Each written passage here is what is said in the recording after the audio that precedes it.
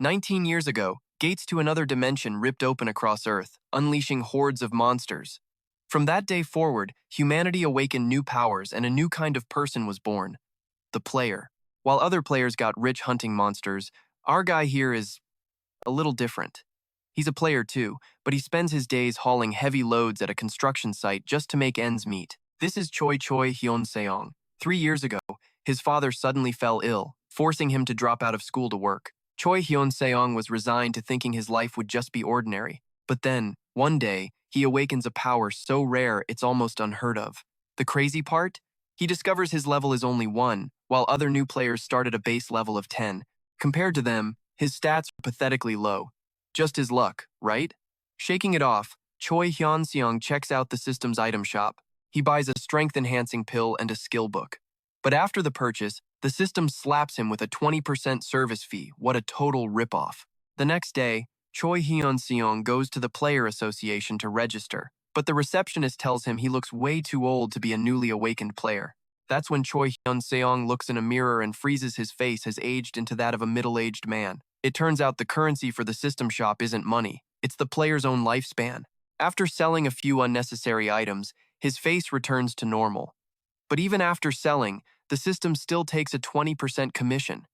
The frustration is real. But here's the part Choi Hyeon-seong doesn't know, and trust me, this changes everything. The items he sold were bought by people from other dimensions. In another world, a girl sits in a lakeside pavilion.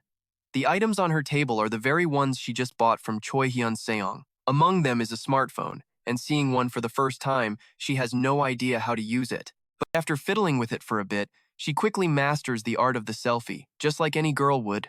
Meanwhile, in the Castle of Shadows, a demon queen has also bought a few of Choi Hyeon-seong's items. Right now, she's staring intently at a game console, amazed it works without any magic. And after some trial and error, she's hooked, playing games all day long.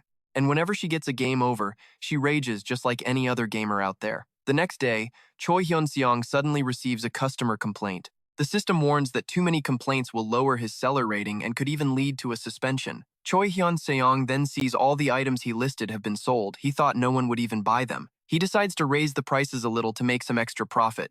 But before he can even celebrate, another complaint rolls in. Out of the 20 items he sold, 14 have received complaints. As a result, Choi Hyeon-seong's shop is suspended for 3 days. He discovers one customer complained because the phone she bought stopped working after just 6 hours. But the phone wasn't broken, the battery was just dead, and she didn't know how to charge it. It turns out all the complaints are because his customers are clueless. If he can't resolve all these issues within a week, Choi Hyeon-seong's shop will be suspended for 3 whole months. From these complaints, he finally realizes his customers aren't from Earth. They must be from another world where technology is still primitive. If that's the case, selling modern science and tech could be an incredibly profitable business. Choi Hyeon-seong's plan is to buy cheap goods from online stores and resell them on the system for a huge markup. The only problem? He's completely broke. So, during his suspension, it's back to the construction site. I mean, what else can he do for money right now? You've probably never seen an awakened player with worse luck. 3 days later, Choi Hyeon-seong's suspension is finally lifted, and he's overjoyed. He can finally get back to auctioning items on the system. Just as he's getting excited about bringing money home to his mom, another complaint pops up. He just reopened for business and he's already dealing with problem customers. This time, all 20 items he sold before have been reported by buyers. And yep, you guessed it, it's because they don't know how to use them. So for the 4 days of his second suspension, Choi Hyeon-seong is back to hauling crates just to get by. In his spare time, he researches the problem orders. He teaches the customers who don't know how to use the items and sends a pair of batteries to those whose devices ran out of power. By the 5th day, Choi Hyeon-seong has successfully resolved the issues for 6 of his past orders. Today, he decides to complete his official player registration. To get a player ID, he has to attend a 3-week training course at the training center, also known as the Player Academy. If you don't pass the final test, you don't get an ID card. Just because you've awakened doesn't mean you can survive in a dungeon. Among all the trainees in his class, Choi Hyeon-seong is the top performer, even earning high praise from the examiner. But of course, a few jealous guys just think he's trying to act tough. Choi Hyeon-seong just laughs it off, not even bothering with people who are always envious of others. 3 weeks later, the training course at the Player Academy is over. Choi Hyeon-seong now has his official ID card, issued by the Korean Player Association. All he wants is to make money fast to pay for his father's medical bills. That evening, Choi Hyeon-seong goes to buy gear to prepare for his first dungeon dive. Everything here is expensive. Just renting a mid-tier set of armor and a sword costs him over 700,000 won. On top of that, there's a dungeon entry fee of 200,000 won per hour. The location Choi Hyeon-seong chooses is the rabbit dungeon. This time, he's going to try hunting horned rabbits alone. The dungeon manager thinks his plan is incredibly reckless. It's rare for a player to go solo. They almost always hunt in parties. One small mistake could cost you your life or leave you crippled forever. Finding a reliable team minimizes risk and makes hunting more efficient. That kid is going into the dungeon alone? He needs a near-death experience to learn his lesson. Soon, Choi Hyeon-seong enters the Horned Rabbit dungeon, where a party of players is already fighting. They seem like rookies, still clumsy with their skills and teamwork. And even though the Horned Rabbit isn't high level, it's extremely ferocious. It takes the group nearly 10 minutes just to take down one of them. Choi Hyeon-seong feels his stats are good enough to go solo, so he activates his invisibility skill to explore the dungeon. Deeper inside, members of the Xiaoyu Guild are also hunting horned rabbits. The short-haired girl is named Suhee, and the one with long hair is Jisoo. With them are a guy and another girl, all of them highly confident in their abilities. Suhai receives a quest to hunt the horned rabbit king. She figures it's no big deal, assuming the king is just another ordinary monster. On their way, the group spots someone walking alone. It's Choi Hyeon-seong. Jisoo assumes he must have gotten separated from his team, but Suhee doesn't think so. She notices there isn't a single scratch on Choi Hyeon-seong. Plus, the armor he's wearing is clearly a rental set. Based on these clues, Suhee correctly deduces that Choi Hyeon-seong is a brand new player. He's figured out an easy way to hunt horned rabbits without being detected, use his invisibility skill, then sneak up from behind for a critical strike. Players gain experience and items by hunting higher-level monsters. However, you and I both know the system has rules. If a player hunts a monster that is 20 levels lower than them, they get absolutely no experience points, and the drop rate for energy stones also plummets. Alright, stick with me here, because this system is wild. After farming a ton of evidence rabbits, Hyun-seong gets 5 energy stones. He checks his status and still level 1. He just figures he hasn't grinded enough yet. But 5 hours later, after taking down a massive number of rabbits, Hyun-seong's level is still stuck at 1. Something is seriously wrong here. By the time Hyun-seong takes down a grand total of 300 rabbits, all he gets is a measly title. His level hasn't budged. Little does he know, his one-shot kill method has caught the attention of Suhai. If he'd done it once or twice, she'd have called it luck. But this was different. He managed to one-shot every single monster, even when he was completely swarmed. I have to make him reveal his skills. With that, Suhai and Jisoo walk right up to Hyun-seong. They introduce themselves as dungeon protectors and ask for his level, if he's willing to share. To avoid the awkward questions about being level 1, he refuses to answer. So Suhee reveals they're from the Xiaoyu Guild, a massive guild backed by the SEAU Corporation, a household name in Korea. If you show me your status window, I'll personally help you get into the SEAU Guild. If I show them, he thinks, they'll question how a level 1 has such insane stats and skills. So Hyun-seong turns her down flat, saying he has no intention of joining any guild. Still, Suhai hands him a business card. Call this number if you change your mind. Afterwards, Hyun-seong grabs a taxi and heads straight for the Blood Fox dungeon.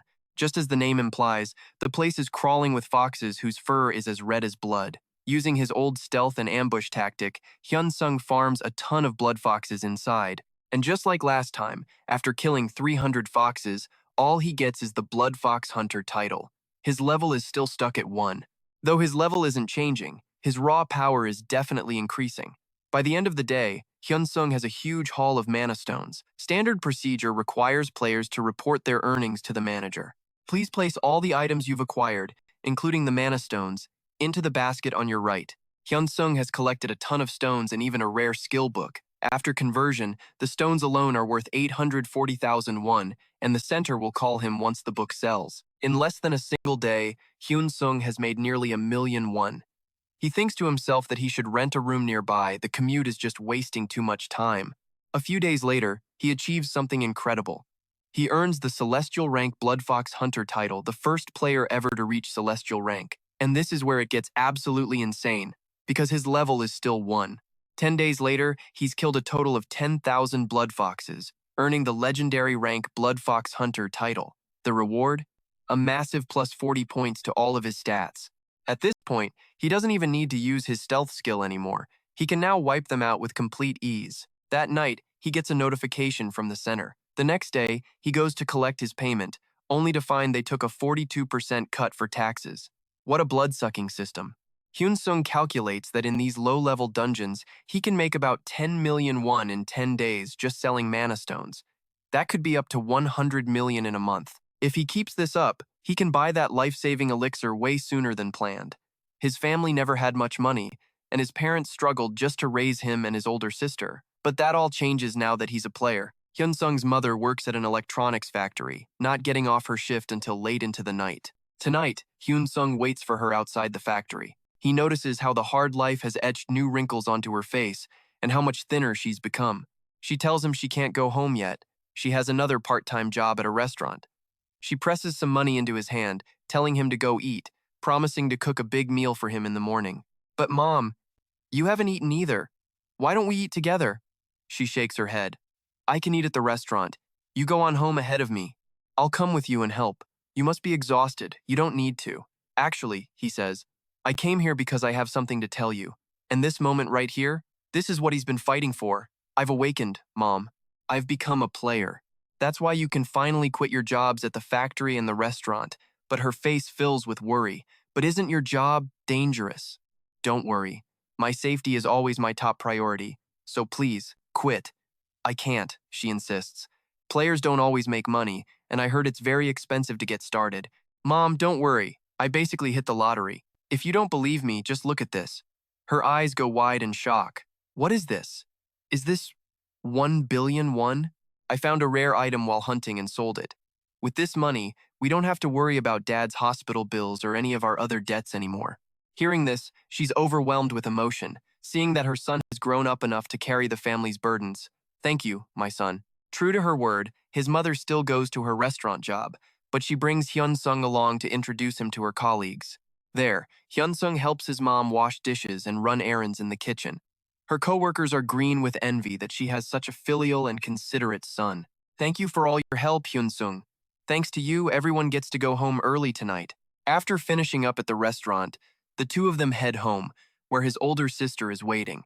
Hyun-seong tells her the truth as well, that he's awakened as a player and has earned a massive amount of money.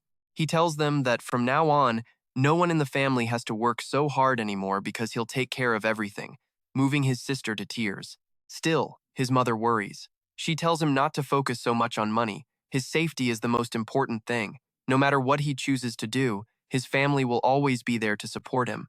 In the following days, Hyun-seong grows bored of farming weak monsters like rabbits and foxes. He decides to enter a new dungeon filled with bats, which swarm in huge colonies and are considered a nightmare for new players. Without the help of a guild or a high-level player, it's usually impossible to farm here. As Hyun-seong steps inside, he looks up to see the ceiling is completely covered in blood-sucking bats. The first thing he does is activate his shield, then uses his own blood to lure them in. Smelling the blood, the entire cave of bats instantly goes into a frenzy, swarming right for him. Completely unafraid, Hyun-seong quickly casts his fireball skill and hurls it straight into the approaching horde.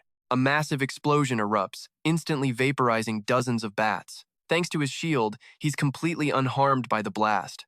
And yeah, you're seeing that right, his fireball skill is maybe just a little too powerful. He continues using this method to farm the bats. Once his kill count hits 300, he earns the rare rank Vampire Bat Hunter title. He also gets a bonus reward, a vampire sword that restores HP and mana by draining enemies. It may just be a single weapon, but it's as valuable as 2 skills combined.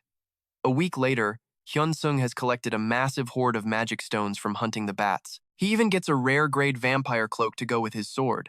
But for today, Hyun-seong decides to skip the dungeon and finally take a well-deserved day off. He tells his mom he wants to buy a house, which immediately makes her worry. She asks if it's really okay to spend so much money at once, especially with everything else he has to deal with. Don't worry, Mom, I won't get myself into too much trouble. With that, Choi Hyeon-seong buys a high-end apartment in the city center, spanning over 100 square meters. It comes fully furnished with all the modern comforts, ready to move in. To celebrate, Choi Hyeon-seong's mom cooks a simple but delicious housewarming meal for the family. The next day, while clearing a dungeon, Choi Hyeon-seong bumps into Soo-hee again. She introduces herself as the vice captain of Team 1 from the Koyu Guild and asks for a moment of his time. Let's cut over to the Seiyu Guild Choi Hyeon-seong for a second. This is where it gets interesting. He's looking at the number of mana stones sold, thinking, it seems he farmed at least 10,000 of these all by himself. Could he have some kind of special skill? His subordinate agrees that it's the most logical reason. It has to be a skill that bypasses the level 20 limit. The master orders, we have to keep this under wraps at all costs. I'll have someone watch him. If anyone else learns about him, report to me immediately. He then asks his subordinate if she leaked any information to other guilds. She confirms that no one in his faction knows, not even Ri-shu. Meanwhile, Choi Hyeon-seong is asking Soo-hee how she knew his name and found him, when suddenly, another man appears. A pleasure to meet you, Choi Hyeon-seong. If it's not too much trouble, could we speak somewhere more private? But Choi Hyeon-seong couldn't care less and just says he doesn't want to talk. The man insists, warning Choi Hyeon-seong that he'll regret it if he refuses. Allow me to introduce myself. I'm Go Jin-sung, recruitment team captain for the Seiyu Guild. Why do you want to see me? Go Jin-sung smiles. To recruit you, of course. We were once one of the top 3 guilds in all of Korea. Choi Hyeon-seong replies, I have no intention of joining. But out of curiosity, what's the salary? The captain says they'll evaluate his stats and skills after he joins. However, we can guarantee a minimum contract of 10 billion won with an annual salary of 1 billion won. Choi Hyeon-seong is shocked. That's an insane offer for a new player who hasn't even shown his skills yet. He immediately suspects this has to be about the mana stones he sold. There's no way the Seiyu Guild would target an individual's mana stones, right? Choi Hyeon-seong feels something is off about this Jin-sung guy. When the man asks to see his status window, Choi Hyeon-seong has heard enough and flatly rejects the recruitment offer. The next day, he decides to try a new dungeon. The monsters inside are red mane dogs, level 15 to 20. But deep within the dungeon, a level 71 player and his friend are hunting. Their opponent? A massive, 3-headed hound that just devoured his partner. The beast is lightning fast before the player can even react. It bites off his arm. In that moment, he realizes this creature is on another level of dangerous. He tries to escape the dungeon, but it's already too late. Elsewhere, Choi Hyeon-seong is casually fighting a pack of red mane dogs. With his sword's blood-sucking skill, he's constantly healing and restoring mana with every kill. On top of his fireball skill, Choi Hyeon-seong has also acquired a new skill, Magic Arrow, which can snipe targets from a distance with perfect accuracy. After killing 300 dogs, he even gets the Red Mane Dog Hunter title. Thanks to the mana siphoning ability of his sword, Choi Hyeon-seong never feels tired while grinding through the monsters. Heading deeper, Choi Hyeon-seong spots a party of players fighting the dogs. Their teamwork is flawless, and they're making short work of the pack. And then it happens. Out of nowhere, a colossal claw descends from above and wipes them all out in an instant. Witnessing such a bloody scene for the first time leaves Choi Hyeon-seong stunned. The monster that just slaughtered those players is a giant 3-headed dog, and it's now staring right at him with pure malice. Choi Hyeon-seong immediately activates his stealth skill to get away, but for some reason, it's completely useless against this boss. The dog's claws shred his chest plate. If he hadn't dodged in time, he would have been done for. He instantly summons a fireball and launches it at the beast, but it only manages to blind it for a moment without causing any real damage. The 3-headed dog is just too tough. The beast relentlessly chases him down, and with its insane speed, it closes the distance and lands a heavy blow on his back. Luckily, Choi Hyeon-seong's vampire armor absorbs the impact, saving him from injury. Realizing he's outmatched, he opens the shop and buys an incredibly expensive elixir to boost his stats. He downs it, and all his numbers shoot up. This time, his fireball connects with real power. It engulfs one of the dog's heads, burning away nearly half of its face. However, the 3-headed dog has a ridiculously powerful regeneration skill. Choi Hyeon-seong's attacks can wound it, but they can't finish it. And so, the desperate chase continues through the dungeon. As he runs for his life, Choi Hyeon-seong scrolls through the shop, looking for anything that can counter this monster. He finds it. A rare-grade fire spear with a magic-piercing ability.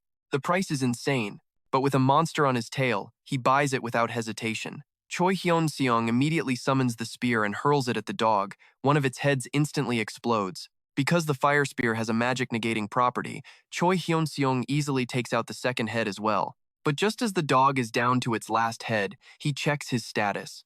His mana is at just 4%. He never expected the weapon to drain his energy so fast. Meanwhile, another group of players discovers the bodies of those killed by the three-headed dog. Seeing the massive footprints, they realize this wasn't a normal monster, but something far more dangerous. One player urges the group to retreat, but another argues they should stay to warn others. The conflicting opinions quickly turn into a heated argument. Back in the fight, the fire spear's effect has worn off, and the dogs' heads are already regenerating. Choi Hyeon-seong has to kill it before they fully grow back. But this beast is smart. It knows the spear is a threat and refuses to face it head-on, trying to buy time for its body to heal. The two severed heads are almost fully restored. With no other choice, Choi Hyeon-seong prepares to unleash his final, ultimate move. If this fails, it's game over. And thankfully, after a desperate struggle, Choi Hyeon-seong manages to destroy the final head of the three-headed dog for good. A notification pops up.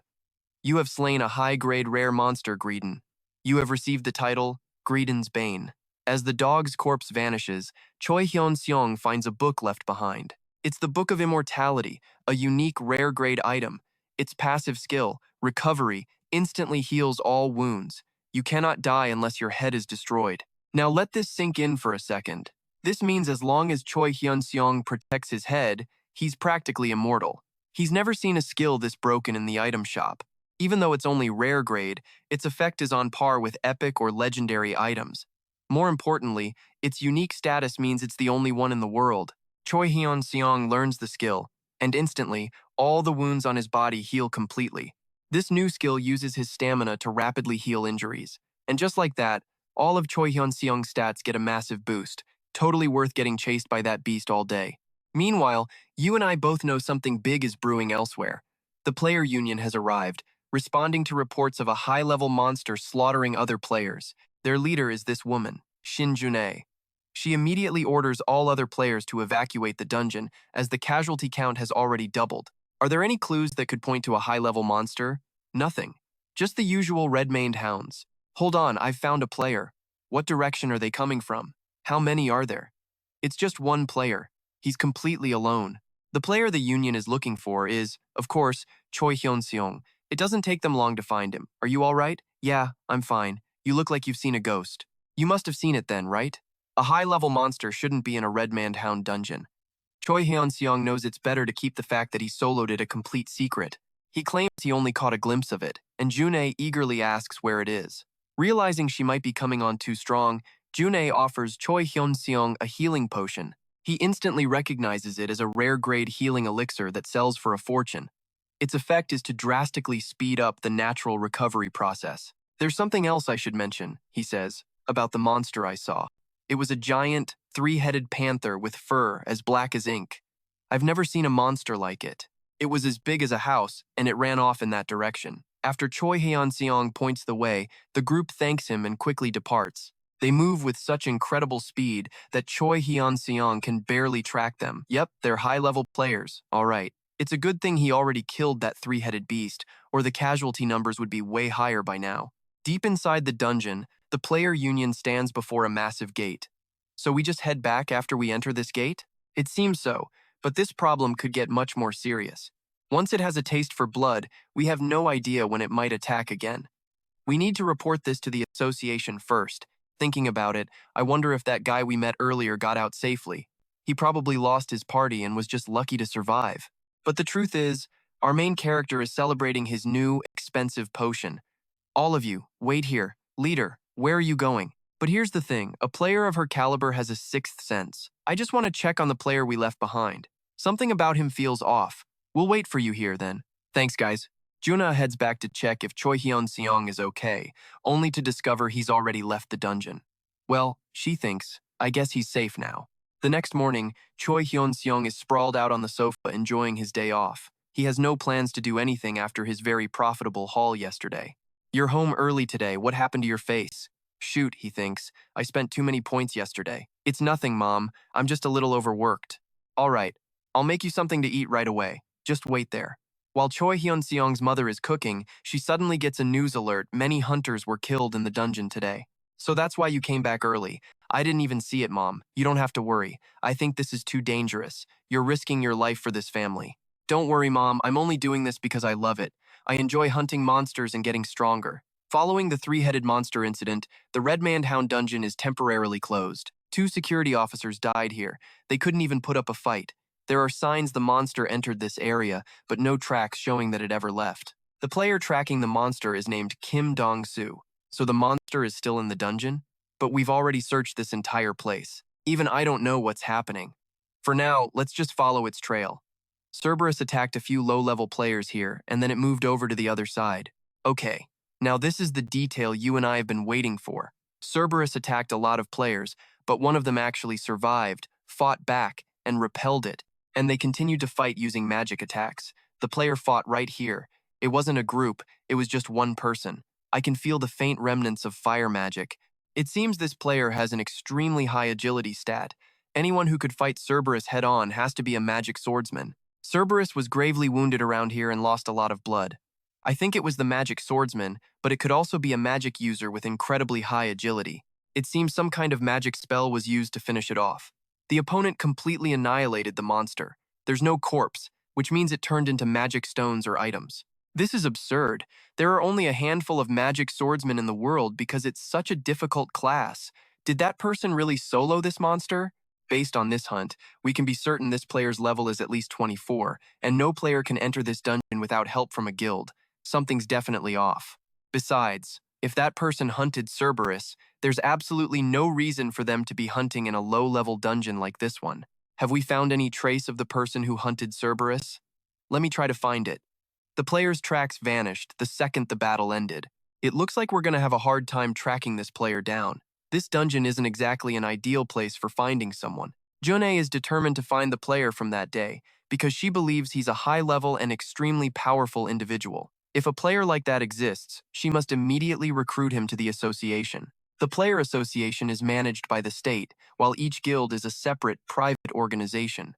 In the chaotic early days, the player association held considerable influence. The number of players in the association was high, and their skills were top tier. But recently, the number of young players joining has been steadily declining while private organizations grow in power. Even useless people with no real knowledge of dungeons began to influence players, offering them a small salary under the guise of being patriots. Meanwhile, the guilds are the complete opposite of the association. They offer players huge signing bonuses from sponsors and businesses. Because of that change, the guilds are expanding every day. At this moment, Choi Hyeon-seong is resting in a hotel near the dungeon. He currently has way too many magic stones and wants to hide them to avoid unwanted attention. He can't bring himself to trust anyone from the players' guild he met earlier.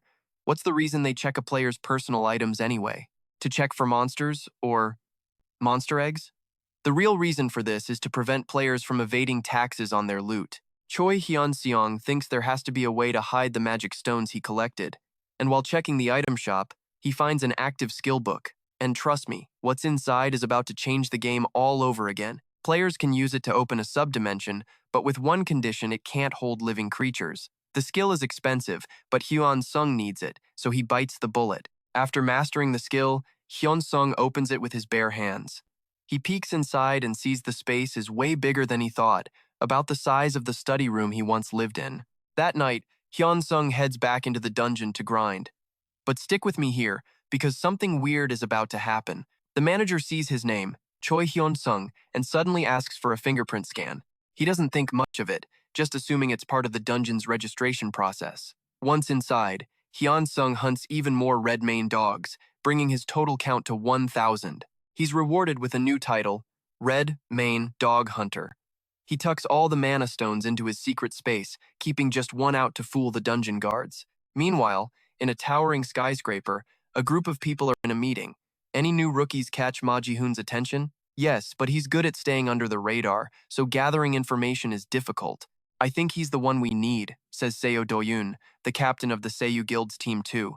Then tell me about this, replies the Seiyu Guild Choi Hyeon-seong Jung Sung-gu. He can enter a dungeon meant for levels 15 to 20 after only 2 months. And he hunts alone? Exactly, but that's not even the most important part. I think the player named Choi Hyeon-seong broke the level 20 law. I'm not sure, but it's highly likely. I also heard Team 1 tried to recruit him with a massive sum.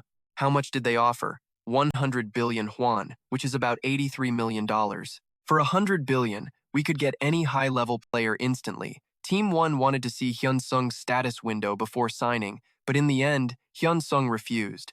Ma Ji-hoon has always been indecisive, and here's where the real drama starts. Because of that stupid mistake, they've missed out on countless talented rookies. This time, our Team 2 will not make the same error. Let's approach Choi Hyeon-seong directly and give him 1 billion won the moment he signs. Do we really have to pay that much? We'll earn it all back once he's locked into that contract anyway. A few days later, Hyun-seong is still grinding away in the dungeon. Thanks to his secret space, he breezes past the dungeon's management, who have no idea how many mana stones he's truly collecting. Monsters usually drop mana stones, but sometimes they drop skill books. Among the loot, Hyun-seong finds a book that looks interesting.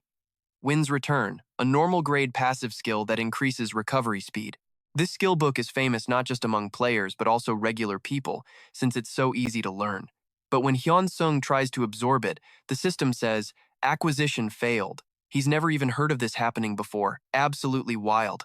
It turns out Hyun-seong couldn't learn Wind's Return because his immortality skill absorbed it to enhance itself. But by how much? He'll have to run a test to find out. So Hyun-seong uses his sword to cut his fingertip.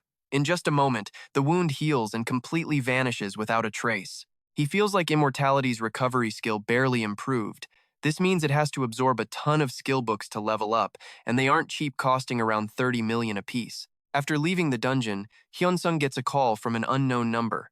He decides to answer and find out who is on the other end of the line. Hello, Mr. Choi Hyeon-seong.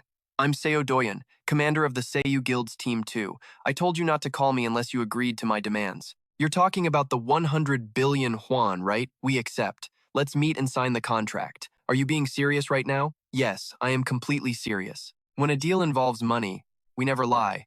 I'm in the middle of a hunt, so it's a bit inconvenient. Can you send the contract to me first? Of course. I'll send it right away. Then I'll contact you after I've reviewed it. Hyun-seong hangs up and immediately receives the contract from the Seiyu Guild. And this is the moment you realize our main character isn't just powerful, he's smart. He takes it to a lawyer's office to verify it. The lawyer evaluates it as a very good contract. The benefits are also quite nice, but there are a few clauses that could be abused if the other party has bad intentions. If you tarnish the guild's reputation, the contract can be terminated. This part is based solely on the guildmaster's judgment, which is a bit unreasonable. Furthermore, the contract can be terminated if the player has poor skills, which is a similar issue. I don't know what the signing bonus is, but the penalty fee is quite high. If you do anything that violates the contract or terminate it unilaterally, you'll have to compensate them 10 times the amount you were paid up front. In my opinion, if you ask for a lower penalty and demand they remove the unreasonable clauses, you won't lose anything and can proceed with signing. Just then, someone from Team 1 calls, so Hyun-seong excuses himself to take it outside. Hello, Mr. Choi Hyeon-seong. Regarding the payment, would you agree to 50 billion? That's still not enough. The amount I want is 100 billion, not 50 billion. I know. But please consider the reality of the situation. Even for a guild as large as Seiyu, agreeing to such a sum is still too risky. This 50 billion is a figure I had to fight hard to get approved. I'll reconsider, but before that, can I see the contract? Of course. I'll send it to you immediately. Afterwards, Hyun-seong gives the new contract to his lawyer to check. Was this written by the same guild that sent the last one? Yes. Why do you ask? Because the basic contents of both contracts are identical, only the payment section is different. It has fewer harmful clauses, but for the most part it's the same. Why do you think the same guild sent two different contracts? It seems there's an internal power struggle within the guild to recruit you. The way they sent a completely different contract like this, the factional conflict inside must be quite serious. The lawyer suggests Hyun-seong drag this out for as long as he can to gain the most benefit. Hyun-seong goes home and researches all the information related to the Seiyu Guild. From what he finds, it seems Guild Choi Hyeon-seong Ma Ji-hoon and Vice Choi Hyeon-seong Young-sung-gu absolutely despise each other. Hyun-seong decides to use this to bleed them dry. You and I are about to watch a master manipulator get to work. First, he calls Team 2 to say the other side offered more. Of course, Team 2 initially refuses this ridiculous demand, but after hearing Team 1 also wants to recruit him, they're suddenly willing to pay any price. Team 2 agrees to unconditionally meet whatever Hyun-seong asks, as long as it's a higher price than Team 1's. Then, Hyeon-seong calls Team 1 and does the exact same thing. Finally, he records both calls and sends each one to the opposing side. After sending everything, he throws his phone in the trash and goes completely dark. A month has passed since Hyeon-seong sent those voice messages. The guild Choi Hyeon-seong and Vice Choi Hyeon-seong each have their own factions, causing the guild to be completely split in two. They've been accessing dungeon records to find Hyeon-seong, but no matter how hard they try, they can't find him. Because of this, the two factions started clashing, and sharing information within the guild became a nightmare, and the person who caused all this, Hyeon-seong, has completely vanished. As for our main character, he's currently hunting monsters in a desolate dungeon that very few people even know exists. See, the monsters here are tough, and the drop rate for monster class items is low, so players usually hunt goblins in parties. But Hyeon-seong's stats have long since eclipsed these low-level mobs, so they're no match for him. A few sword swings and a couple of fireballs later, he easily clears them out. But while looting, he suddenly gets a complaint from a customer. The guy bought a ton of his rabbit batteries, and now he's demanding a 50% price cut, or he'll keep filing complaints. So this dude is trying to sabotage his business? And yeah, you and I are about to see how our boy handles his first real hater. On another planet, the person who bought all those batteries, the one spamming bogus complaints, is named Anya. Anya is an awakened from his world who quickly became a powerful player on his home planet. But to get exclusive skills, Anya had to spend a massive amount of points. And no matter how hard he tried to earn them, it was never, ever enough. Anya had been watching Hyeon-seong's shop for a long time. He figured Hyeon-seong was a player who'd spent all his own points to gather special items from his planet. So, he bought up all the rabbit batteries and a few other interesting things. Onya's plan was simple. After buying the items, he'd spam complaints until Hyeon-seong's shop was suspended for 3 months. After 3 months, he'd use the same trick again and again, forcing Hyeon-seong to sell his items at a huge discount because new players are terrified of getting their shops shut down. Onya would then buy Hyeon-seong's items for cheap and resell them at a huge markup. Eventually, he'd replace Hyeon-seong entirely, becoming the exclusive holder of all these unique items. But here's the thing, Hyeon-seong can buy and sell countless batteries every single day. Onya tried to buy out his entire stock with his life savings, but Hyeon-seong's supply was literally infinite. In the end, Onya had to give up because he ran out of cash. A medieval-level thinker trying to outsmart someone from Earth? Hyeon-seong basically laughed in his face. Since his current product sales were steadily rising, he even considered selling used items. Just then, the demoness was browsing Hyeon-seong's shop and noticed he'd just listed a home gaming console, a 32-inch TV and a bunch of games to go with it. She decided to snatch it up immediately to replace her old handheld. Meanwhile, Hyeon-seong gets an unexpected call from his mom. Hyeon-seong, do you know someone named Cheon Dae-young from the Seon-yu Guild? He says he's the leader of Support Team 2. He came to our house. He's right outside the door now. Should I put him on the phone? No, Mom, don't. I'll call him myself. And please, don't open the door for him. I'll explain everything later. This is Choi Hyeon-seong. Hello, Hyeon-seong, I finally managed to reach you. What the hell are you doing? Why are you approaching my mother? You're overreacting. First, calm down. We're concerned about your father's health. This is too big of an issue for you to decide on your own. I just came to tell your mother the truth. I'm the one signing the contract, not my mother. Still, you need to discuss such an important decision with your family, don't you? After sending me a contract like that, you have the nerve to say these things? What's wrong with the contract? What are you worried about? Are you really asking because you don't know? I've already spoken with a lawyer and found a dozen problems with it. Those are just standard clauses, in case you didn't know. If you have the talent we're looking for, you have nothing to worry about. He thinks, it would be great if the contract didn't require me to open my status window, but I doubt the Seon-yu Guild would ever agree to that. If that's all you have to say, I'm hanging up. I'm changing my number after this call, so don't bother calling back. And if you dare go near my mother again, I won't let it slide. How dare he be so rude to me? Team leader, did you find his location yet? I've got it. What are our orders? Tell the Guha-in Guild to make their move. Don't worry, Choi Hyeon-seong, you won't die. I'll just push you into a crisis. And then, eventually, you'll come begging us for help. After ending the call, Hyeon-seong heads right back into a dungeon to farm monsters, completely unaware. He slays a total of 1,000 goblins and earns the title Goblin Slayer. By the time Hyeon-seong leaves the dungeon, night has fallen. He doesn't realize that a group of people is watching him from the shadows. The target is him. Yes, boss. Then let's move out. Make it clean. Hyun-seong doesn't go home. instead heading straight into a goblin dungeon. He activates his stealth skill to slip past the guards at the gate. Then, he uses mana projectiles and fireballs, attacking the goblins from a distance, giving them no chance to react. While collecting his loot, Hyeon-seong senses he's being watched. "Who's there?" he calls out. A group of men step out. "Who the hell are you? And who said you could mess around in our farming spot?"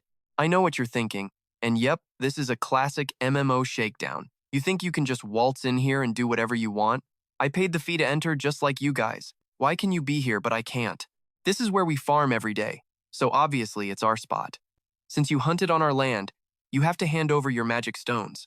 Or better yet, forget the monsters and just leave your gear behind. Hyun-seong can't believe he's running into the exact kind of bullies he's read about online.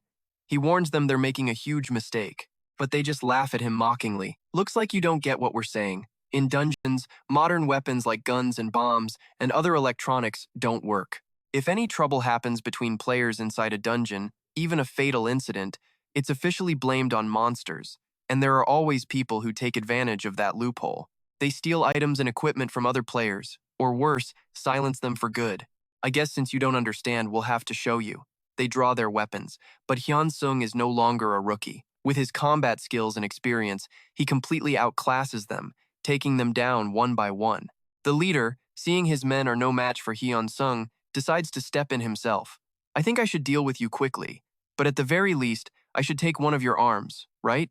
While clashing with the leader, Hyun-seong realizes this guy is strong. His power is on a completely different level from his grunts. Even his speed is insane. If Hyun-seong didn't have a shield to block his attacks, this would be seriously dangerous. He wonders how he got targeted by these guys, but his first priority is to get out of here. When they're not paying attention, Hyun-seong throws a fire spear, creating a massive explosion, and uses the chaos to escape. The leader, his hair completely singed off, is absolutely furious. "You damn rat! How dare you do this to me?" In a blind rage, he frantically chases after Hyun-seong, swinging his sword with deadly intent. The situation is critical. But just in the nick of time, a girl appears. With a single move, she defeats the gang leader. Hyun-seong is stunned. He can't believe how strong she is. "What just happened?" "Hello, Mr. Choi Hyeon-seong. My apologies for the trouble during our last encounter." Hyun-seong finds her face incredibly familiar, like he's seen her somewhere before. And you and I both know this is a huge moment. He quickly remembers she's the girl who asked him about the three-headed dog in the dungeon, the one who gave him that rare-grade recovery potion. Hyun-seong bows, thanking her for the save from the robbers. But she just says, "Actually, I should be the one apologizing. The truth is, I was watching you from the start. I've been following you since you began the mission. These lowlifes, they all have criminal records." Hyun-seong puts it together. "So you were tracking them this whole time for evidence?" "Not them," she says. "I was here to see how good you are. Now, you're going to want to remember this name. I'm Shin Yuna, Chief Inspector of the Player Association. I wasn't here for them. I came to this goblin dungeon to observe you." He's confused. "What do you mean?" She brushes it off. "First, let's get out of this dungeon. We'll talk after." "Okay. But you said these guys have criminal records. So they've done this before?" "That's right," she confirms. "I don't have concrete proof, but similar incidents have happened in other dungeons. They're the main suspects in a series of player disappearances. Officially, they're just missing. But we know the truth, they were murdered. I don't think they were trying to kill me. At least not at first. Why would they do this? That's what we're about to find out." Yuna then strolls over to the leader and jabs him with her spear. The sharp pain jolts him awake, his act shattered. "You should have woken up when I was still being nice. Now tell me, why did you drag Mr. Hyun-seong into this?" He spits back, "What the hell are you talking about? I was just trying to protect my team from some psycho who went berserk. Is it really okay for an association member to assault a high-level player like this? You attacked me while I was unconscious. I'm reporting this to the media and the police." She just scoffs. "How did you know I was from the association? I thought you were unconscious. Are you an idiot? Do you even know where you are?" And here's where she lays down the law. "This is a dungeon. Whatever I do to you in here leaves no evidence. And you really think Mr. Hyun-seong, the man you attacked, is going to report me? If you don't want this dungeon to become a grave for you and your friends, you'll shut up and follow us. I'll only let you live as long as you're useful to me. Are you threatening me? An association member threatening an ordinary player?" She sighs. "You moron. It seems you still don't understand what's happening. Mr. Hyun-seong, could you give us a moment alone?" Yeah, of course. Take all the time you need. And please, she adds, make sure none of them escape. That would be a problem. The leader's tough guy act melts away. Hey, sis, I was just joking. That was a mistake. Let me take it back. Hyeon-seong watches, thinking, what are they really after? Is the SOU guild behind this? A chilling thought hits him. I need to get stronger. In a world like this, you can't even fully trust the player association. He thought becoming a player would solve all his problems. A few minutes later, Yuna finishes her interrogation with the bandit leader. Turns out these scum took money from the SOU guild. Their plan was to eliminate you, then act like they knew nothing. Lucky for you, I caught them red-handed and got the evidence we need. Now, we can finally use this to take down the SOU guild. That same day, the criminal crew was handed over to the police, finally set to answer for all their crimes. The next morning, Hyeon-seong is called into Yuna's office. Sorry, but why did you want to see me? It's about the Cerberus case. But then how did you know I was in the goblin dungeon? I checked the logs at the dungeon gate. Isn't that illegal? He asks. Of course not. The Player Association has the right to view those logs and to intervene when necessary. However, only authorized members are allowed to check them. This was an unofficial investigation, so I just secretly followed you into the dungeon to assess your skills myself. Once again, I'm truly sorry I didn't step in the moment that accident happened. Hyeon-seong cuts to the chase. So you were testing my limits? That's right. After seeing your skills, I'm positive you're the one who killed Cerberus. Am I in trouble for hunting it and keeping quiet about it? Of course not. The reason the association was looking for you is to give you a reward. And besides that, we have an offer for you. A recruitment offer? I don't want to be part of any organization. I figured you'd say that, she smiles. But at least hear the conditions first. As a signing bonus, we'll pay you 100 billion won, same as the SOU Guild's offer. You'll also get countless benefits as an association player, including completely free weapon rentals. And one of those conditions is making my status window public, right? Not quite. We just need you to pass a test, a very simple one. Now, let's pause here. This isn't just any simple test. To perform the skill, I'll first need your consent. Please agree to the truth contract. The skill begins to activate. Now, please get comfortable and answer my questions. Did you really awaken just 3 months ago? Yes. Do you know how to break the level 20 rule? No. I know you're around level 140, so why are you farming in such low-level dungeons? You have a unique skill, don't you? You must answer this question. Is there a reason you're hunting low-level monsters? Yes. Can you transfer your unique skill to other players? No. Did you use your unique skill to bypass the level 20 rule? No. Good. We're finished. Do we need to do this again? I don't think so. I have no more questions, because you can only speak the truth. So you really do have a unique skill? Hyeon-seong asks. Wait, does that mean you have a unique skill too? Of course I do, she says casually, but I can't tell you what it is. He's floored, so he isn't the only one out there with a power like this. Don't look so down, she tells him. A unique skill can only ever be used by one person, and every player who has one is already at the very top of the rankings. His mind reels. Does that mean Shin Yuna is a top ranker? I thought she was just a high-level manager. There's a lot of information about players that never reaches the media. Even as a high ranker, you can't know everything, especially when details on unique skill holders are protected by national security law. Is it okay for you to be telling me this? It's fine, since we're about to be on the same team. Hyeon-seong snaps back. I never said anything about joining. Well, that's where it gets tricky. The moment you admitted you have a unique skill, you lost any other choice. What are you talking about? Don't look so serious. This isn't a simple recruitment to a local branch. This is an exclusive contract with the National Player Association. These are conditions you'd never see in a contract that wasn't at the national level. There are very few mandatory clauses, and the pay for emergency missions is many times higher than average. Trust me, the perks just keep coming. Dispatch allowances, full rights to magic stones, item trading privileges, it's all guaranteed. But then he sees it the one massive, problematic clause, a lifetime contract. Isn't this just a slave contract? He has to ask her. Not all the players in the association have to sign a contract with conditions like this, right? If everyone thought like that, we'd go bankrupt. We set those conditions because of your unique skill, Choi Hyeon-seong. Even when you kill low-level monsters, your skill grows and mana stones drop. That means you can level up infinitely. This is a chance to recruit a player who could become the best in the world. Only an idiot would try to save money right now. In that case, can I suggest a few changes to the contract? Is it about the contract term? Do you have any idea how many people in the world have a unique skill? I don't know the exact number, but according to government data, it's fewer than 80 people. Before you appeared, Choi Hyeon-seong, I was the only person in South Korea with a unique skill. I know the contract term isn't ideal, but we can't let a rare talent like you slip away. And we definitely don't want you falling into the hands of another organization or guild. That's exactly why the contract term is for life. Please, feel free to voice your opinion and tell us what you want. I want to change the term to 1 year, not a lifetime. You know that's impossible. Then lower the deposit. For someone in the top 40, 10 billion is a bit much. A 2-year contract term with a 20 billion won deposit. Now here's the deal. After 2 years, if there are no issues between us, the Players Association will be my top priority for renewal. If you reject this offer, I'm not signing with the association at all. It sounds like you're planning to find a home in another country. It's just that I don't know much about the Players Association yet, and I hate being tied down. But you can see the contract has far more benefits than obligations. Hundreds of billions paid in advance, of course. It's hard to even imagine that much money. But I can't let myself be blinded by a huge payout and trade away my entire future. What I need right now is a stable place to belong. I can't make that decision myself. I need to report to my superiors. Can you wait a moment? Of course, take your time. We agree to your proposal, but with a few conditions.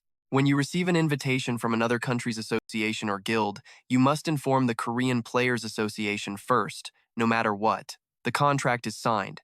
It's a pleasure to work with you. Same here. First, let's get you some new gear. All your current equipment is rented, right? They really do have everything here. Every piece of equipment and item imaginable.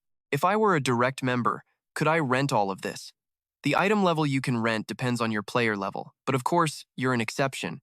I'll explain how the association works while your equipment is being prepared. Let's check which team Choi Hyeon-seong has been assigned to. You've been assigned to the inspection team. Their job is to handle accidents inside dungeons and resolve disputes between players. I think I can handle low-level dungeons, but I'm not so sure about mid-tier ones. Okay, I know what you're thinking, but don't worry. At your current level, Choi Hyeon-seong, I'll still have to approve you for missions. Just tell me the dungeon location every time you go hunting, and I'll register the mission at the nearest office.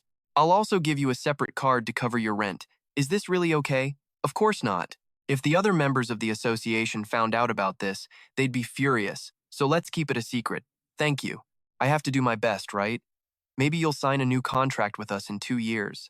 It seems my work here is done. The insurance is handled, so just treat this car as your own. All right, I'll see you later then. The more I think about it, 2 years feels way too short. You seem disappointed that it wasn't a lifetime contract. Of course I'm disappointed. I should have gotten him at any cost. You just wanted to exploit him. No, I didn't. The president of the Korean Players Association. Even in your case, we paid you a pitiful salary just because it was the first lifetime contract. Isn't that what you did in the beginning? If I hadn't said anything, you wouldn't have even considered improving the contract terms. I should have just gotten a short-term contract like Choi Hyeon-seong. Yours was the first case we ever encountered. If it wasn't for you, we wouldn't have known anything about unique skills. Then you should have treated me better. We promised Choi Hyeon-seong so much in this contract based on your feedback. If you hadn't interfered, we would have signed him to a lifetime deal for 100 billion won. If you did that, the information would have leaked, and he would have been targeted by other powers. Are you threatening me? You're the one who said you'd tell the other guilds. When did I say that? I just said there was a high chance I would. Honestly, if you hadn't objected, we would have locked Choi Hyeon-seong into a lifetime contract at any price. You're such a scumbag. Am I doing this for myself? This is for our country. Transfer successful to mom's account. 1 billion won. With this, I won't have to worry about dad's hospital bills or living expenses for the next 10 years. For now, I can only buy one of each recovery-related book because I need to nurture immortality. Let's see how much it needs to eat to grow. Wow, a lot sold. The game console and notebook seem to be the best sellers. Makeup and perfume also sold, and surprisingly, the watches sold well too. This is the best way to show my filial piety. Second-hand electronics store. Welcome. How are the portable batteries coming along? Everything is ready, sir. The batteries are also fully charged. Excellent. Next time, can you prepare the same amount, also fully charged? Of course, sir. Please rest assured, exchange points have been discounted through direct payment. If you need any more products, please contact us. Use up everything, just leave about 3 points. The lowest grade divine elixirs cost around 5 million points each, while higher grades are 10 million. To get all my stats to 200, I'll need approximately 5 billion points. The remaining 5 billion points will all be invested into the Book of Immortality. Hello? Choi Hyeon-seong, it's Shin Yua. I've secured the evidence and filed a report with the police against the CEO of the SEU Guild. They've all been arrested. Although the Xiaoyu Guild has some connections with the prosecutor's office, they won't be able to bounce back this time. You could say the prosecutor's office was very cooperative. Is it because of the faction conflict? Yes. Guild Choi Hyeon-seong Ma Ji-hun didn't stand in our way. He even gave me data, like he wanted me to take them down as quickly as possible. What happened to Young Sung-gu? The arrest list hasn't been released, but he won't be free for long. The charges of murder and robbery have been confirmed. You should turn on the TV to see the details. A murder case involving a major guild. The guild leader, Jung Sung-gu, has been expelled from the XX Guild. He is currently being arrested by the police and the Players Association. And there you have it. You and I both know his arrest was inevitable. Even the people in Jung Sung-gu's faction turned their backs on him. You always reap what you sow. Thanks for handling this. No problem at all, and I apologize for not getting to it sooner. Let me treat you to a meal sometime as thanks. Oh, almost forgot. I need to check my skills. This is the last scroll. I'm using all my contract money to buy one. The passive skill, Unique Rare Grade Scroll of Immortality, has now evolved into the Unique Corpse Grade. It finally leveled up. You won't die even if your heart and head are completely destroyed at the same time. All wounds will be restored, and the skill can continue to evolve. If it costs this much just to reach Corpse Grade, I can't imagine what it'll take to get to Legendary. The next day, Choi Hyeon-seong arrives at the inspection team to start his new job. Today's your first day, right? It's a pleasure to meet you. I'm Xiao Tachun. Hello, my name is Choi Hyeon-seong. You can just wait here. Someone will come to guide you soon. If you're planning to enter a dungeon below level 100, you can go with Suzang. Her name is Lee Suzang. She's 25 this year. She's also around the level 100 mark, just like you, Choi Hyeon-seong. Suzang, you should introduce yourself. Don't be so rude. He looks younger than me, so just talk casually. If I happen to offend you, I'm sorry. This girl really doesn't seem to like me. I'm sorry. This kid isn't usually like this. It's fine, but I'm not younger than you, Miss Suzang. In fact, you could even call me Big Brother. I'm 27 this year. Oh, I see. You look much younger than your age. I get told that a lot too. My apologies, Mr. Choi Hyun-seong. Oh, no, it's totally fine. If you get called out, you can go with her. I'd pair you with someone else, but she's the only one available for level 100 and below. If she's below level 100, then my stats have already surpassed a level 200 player. I'd be perfectly fine even going in alone. This is your spot. If you don't have a mission, you can relax, read a book, or do whatever you want. I must have slept a little too much, maybe 4 hours or so. You can't tell from the outside, but it looks like they really invested a lot in this place. Should I just sign up for the night shift and sleep here? Let's move. Please, come with me. Now, pay attention. This is where the action kicks in. We've received a report that a monster has appeared way above the dungeon's level. But are just the two of us handling this mission? Just the two of us is enough. Inside the level 60 Horned Lizard dungeon, a level 70 to 80 monster has appeared a werewolf. We don't have any casualties yet, but that's only for now. We usually get reports from dungeons around level 50. Players who get their first job after hitting level 50 become security staff for low-level areas, but dungeons from level 50 and up usually don't have security personnel. The problem is, players have gotten used to being protected. So in a situation where something happens and there's no security, they completely lose their ability to handle it themselves. Why do you look so happy? We get paid extra if we get called out. We have to do the mission anyway, so getting more money is always better. Choi Hyeon-seong and Suzang then arrived at the Horned Lizard dungeon. Suzang begins to activate her special skill.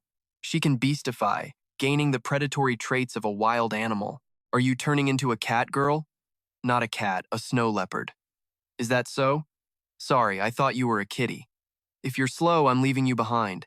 She's incredibly fast, running on all fours. A snow leopard's sense of smell is extremely sharp, and it wasn't long before Suzang found the werewolf's location. Unbelievably, with a single strike, she took the werewolf's life.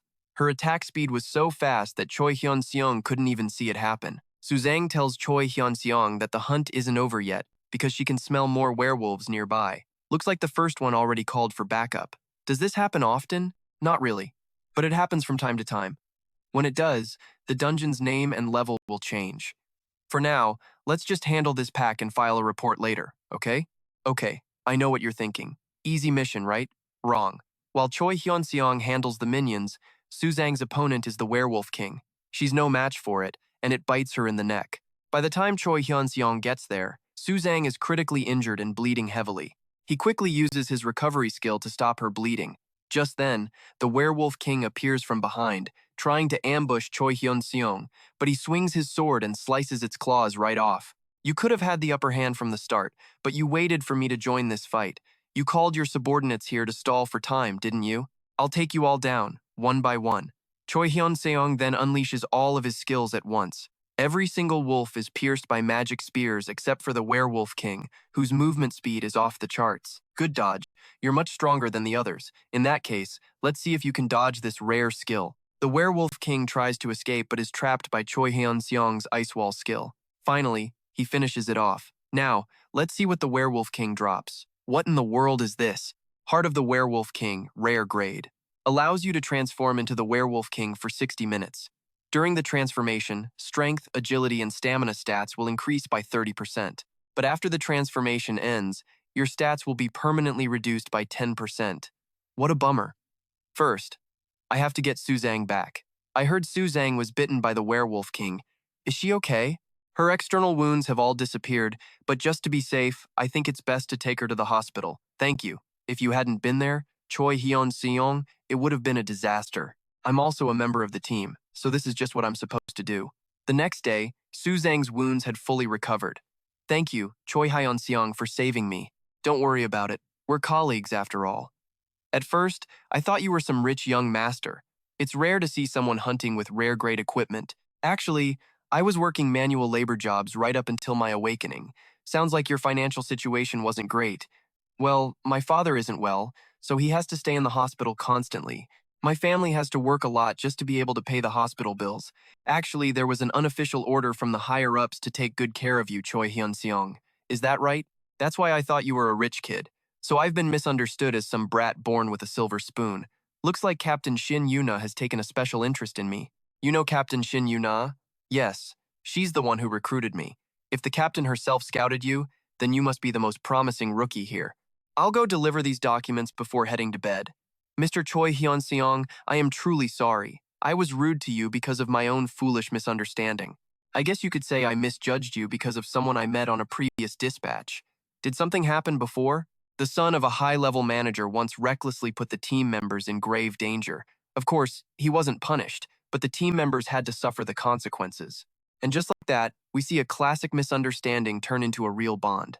Choi Hyun-seong seems hesitant to start the conversation, worried he might be intruding by asking about her skill.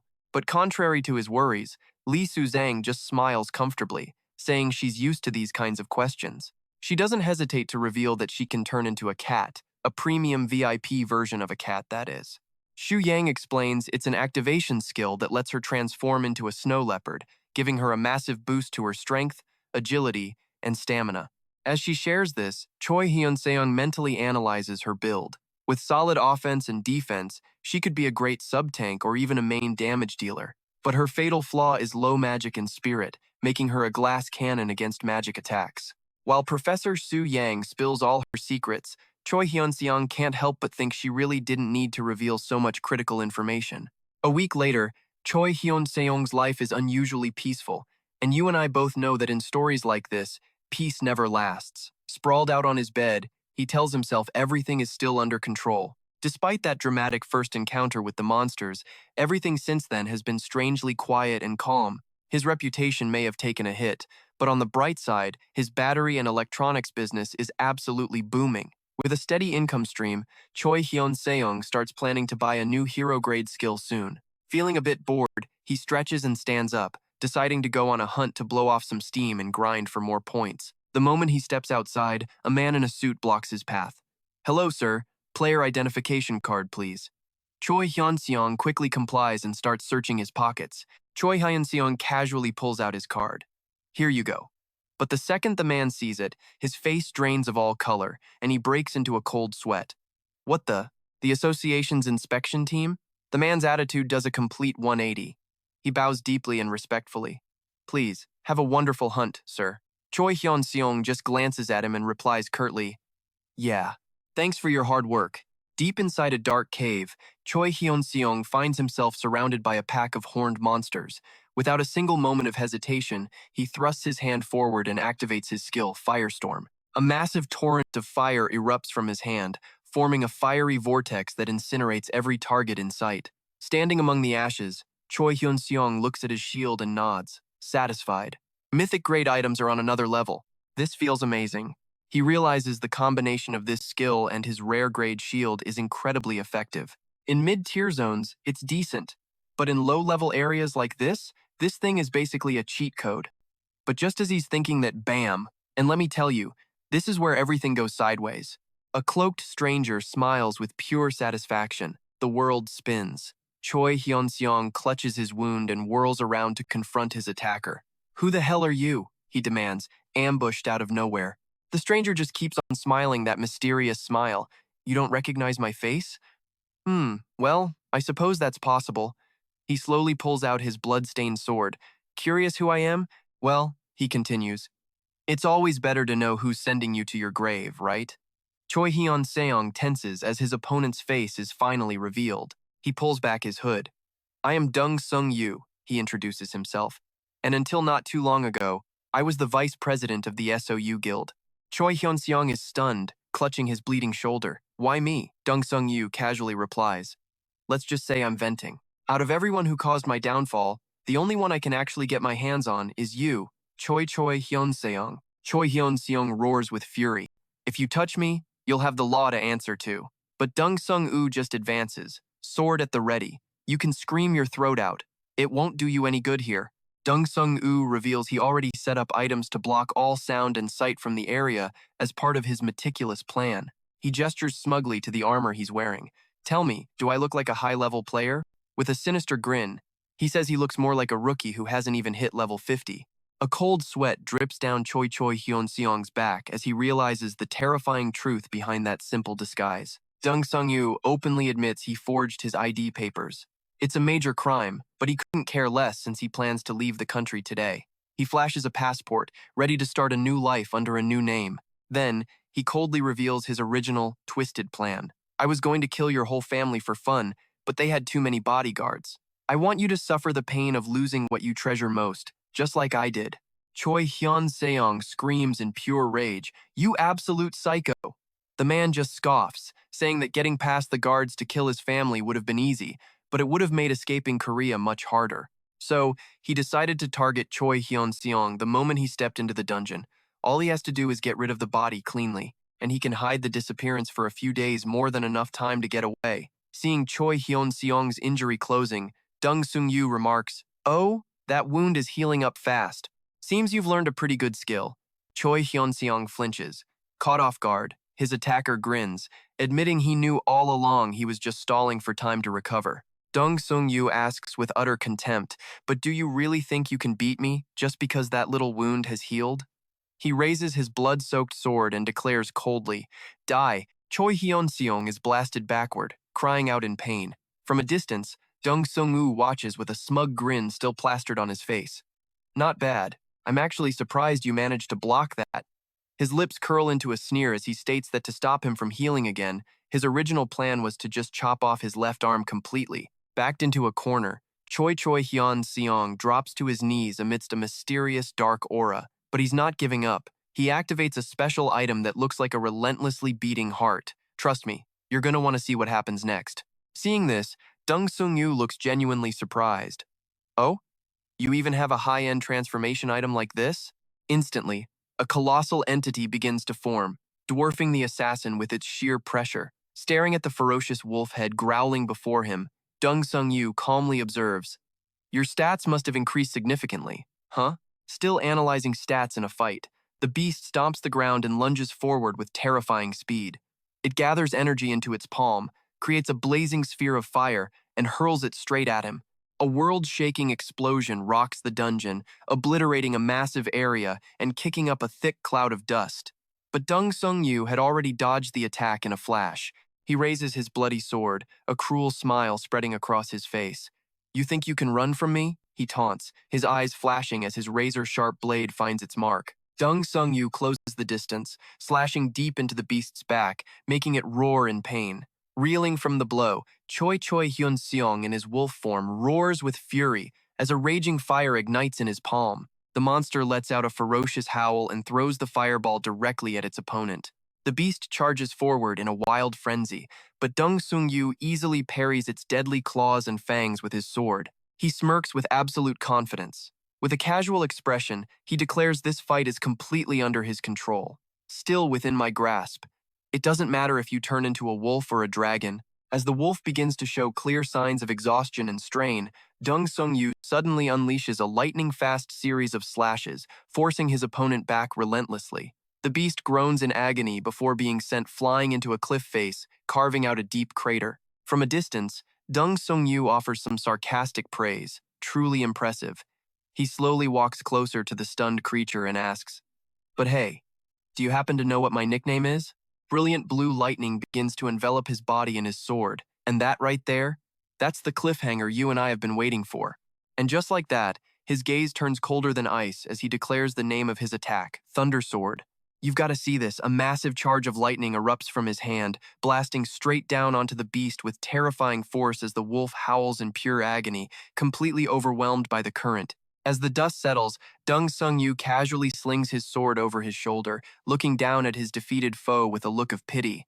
What a waste, he sighs, staring down at his opponent. If you had just listened to me back then, you could have been put to good use. Looking at the powerful creature fading away, he mutters that with this kind of strength, it was worth the effort.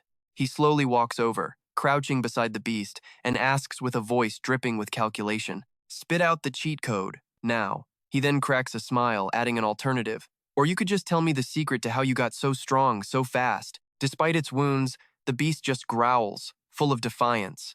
"Stop your nonsense." Dong Sung-yu immediately points the tip of his blade right at its eye, threateningly, "Start talking, and I'll let you live." The only reply he gets is pure contempt. "You really think I'd believe a word you say?" He rests the sword back on his shoulder, casually admitting that even he finds it hard to believe. However, he makes another, more terrifying offer. "But I can give you a peaceful death. I'm being honest this time. You can believe that." His eyes turn stone cold, then he suddenly thrusts his sword forward, making the beast scream in absolute agony. He carves wound after wound into its body, turning the scene into a bloody nightmare. "A fast healing factor just means I get to torture you for longer," he explains coldly. The victim feels every ounce of pain, while the torturer feels zero pressure, especially a beginner like him. The bone-deep pain begins to break Choi Hyeon-seong's will. He starts thinking maybe he should just give up the existence of his unique skill to make it stop.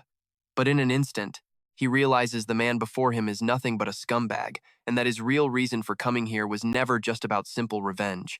The beast musters its remaining strength and roars with defiance, "Just kill me. I will never say a single word." He grabs the beast's head, stating coldly that his opponent would rather die than do anything that might benefit him. Dong Sung-woo then announces, "I also need time to deal with the body. So, just as you wished, I'll send you off cleanly, right here and now." He swings his glowing sword down for the final blow, and right here, believe me, this is where the entire fight gets flipped on its head. Thinking it's over, he turns his back, muttering, "Time to collect the other pieces." Suddenly, a monstrous black hand plunges right through his chest from behind. He chokes out in shock. "Huh?" Staring at the bloody hand buried deep in his chest, he can't believe what he's seeing. "What the hell is this?" Dong Sung-yu collapses to the ground, completely defenseless against the fatal sneak attack. The beast rises again, its presence now overwhelmingly powerful. Meanwhile, Dong Sung-yu is dying in a pool of his own blood, glaring at his enemy with pure hatred. Wait, this isn't how the script was supposed to go. He fades away as the monster's silhouette stands tall in the distance. Dong Sung-yu finally breathes his last, a gaping hole torn through his chest, as Choi Hyeon-seong slowly returns to his human form.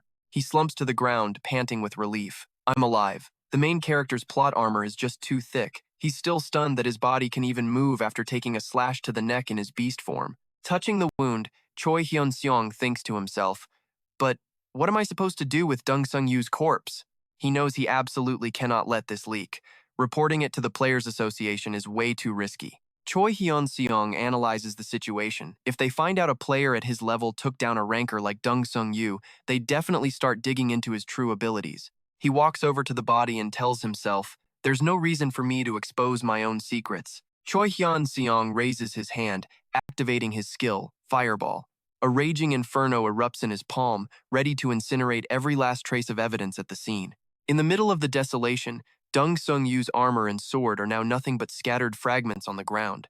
His body dissolves into ash, leaving behind a hauntingly complete silence. As Choi Hyeon-seong stands there observing the smoldering pile, he suddenly notices a strange blue light glowing from within the ashes. He lets out a gasp of surprise. Huh?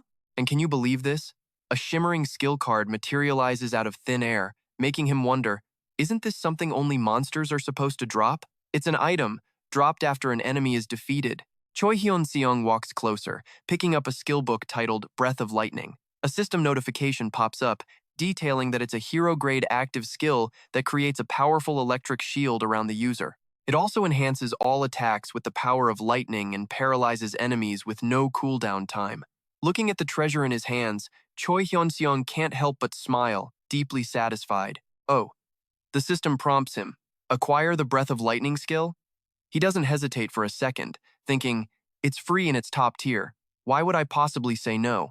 The moment his finger touches the panel, a brilliant blue electric current explodes and engulfs his entire body. Choi Hyeon-seong powerfully shouts its name, Breath of Lightning! To test out his new power, he activates Magic Arrow. A radiant orb of energy gathers, crackling with arcs of lightning. The second he fires it, it causes a world-shaking explosion, completely annihilating a huge area in a blinding flash of blue light. Choi Hyeon-seong stares blankly at his hands, still sparking, and whispers, isn't this just a little too amazing? He realizes the class of his skills has now entered a completely different dimension. Curious about his own progress, he opens his status window to check. There it is, Choi Hyeon-seong's name, listed as level 1, but possessing strength stats, as well as agility and magic stats all soaring past the 200 mark, along with the new title, The Rebel. The system confirms he single-handedly defeated a player over 100 levels higher, congratulating the level 1 superhuman on taking down a 200-year-old geezer. His reward is an upgrade for his first Rebel title to a higher tier. Choi Hyeon-seong is shocked to see the system applies this rule to players too.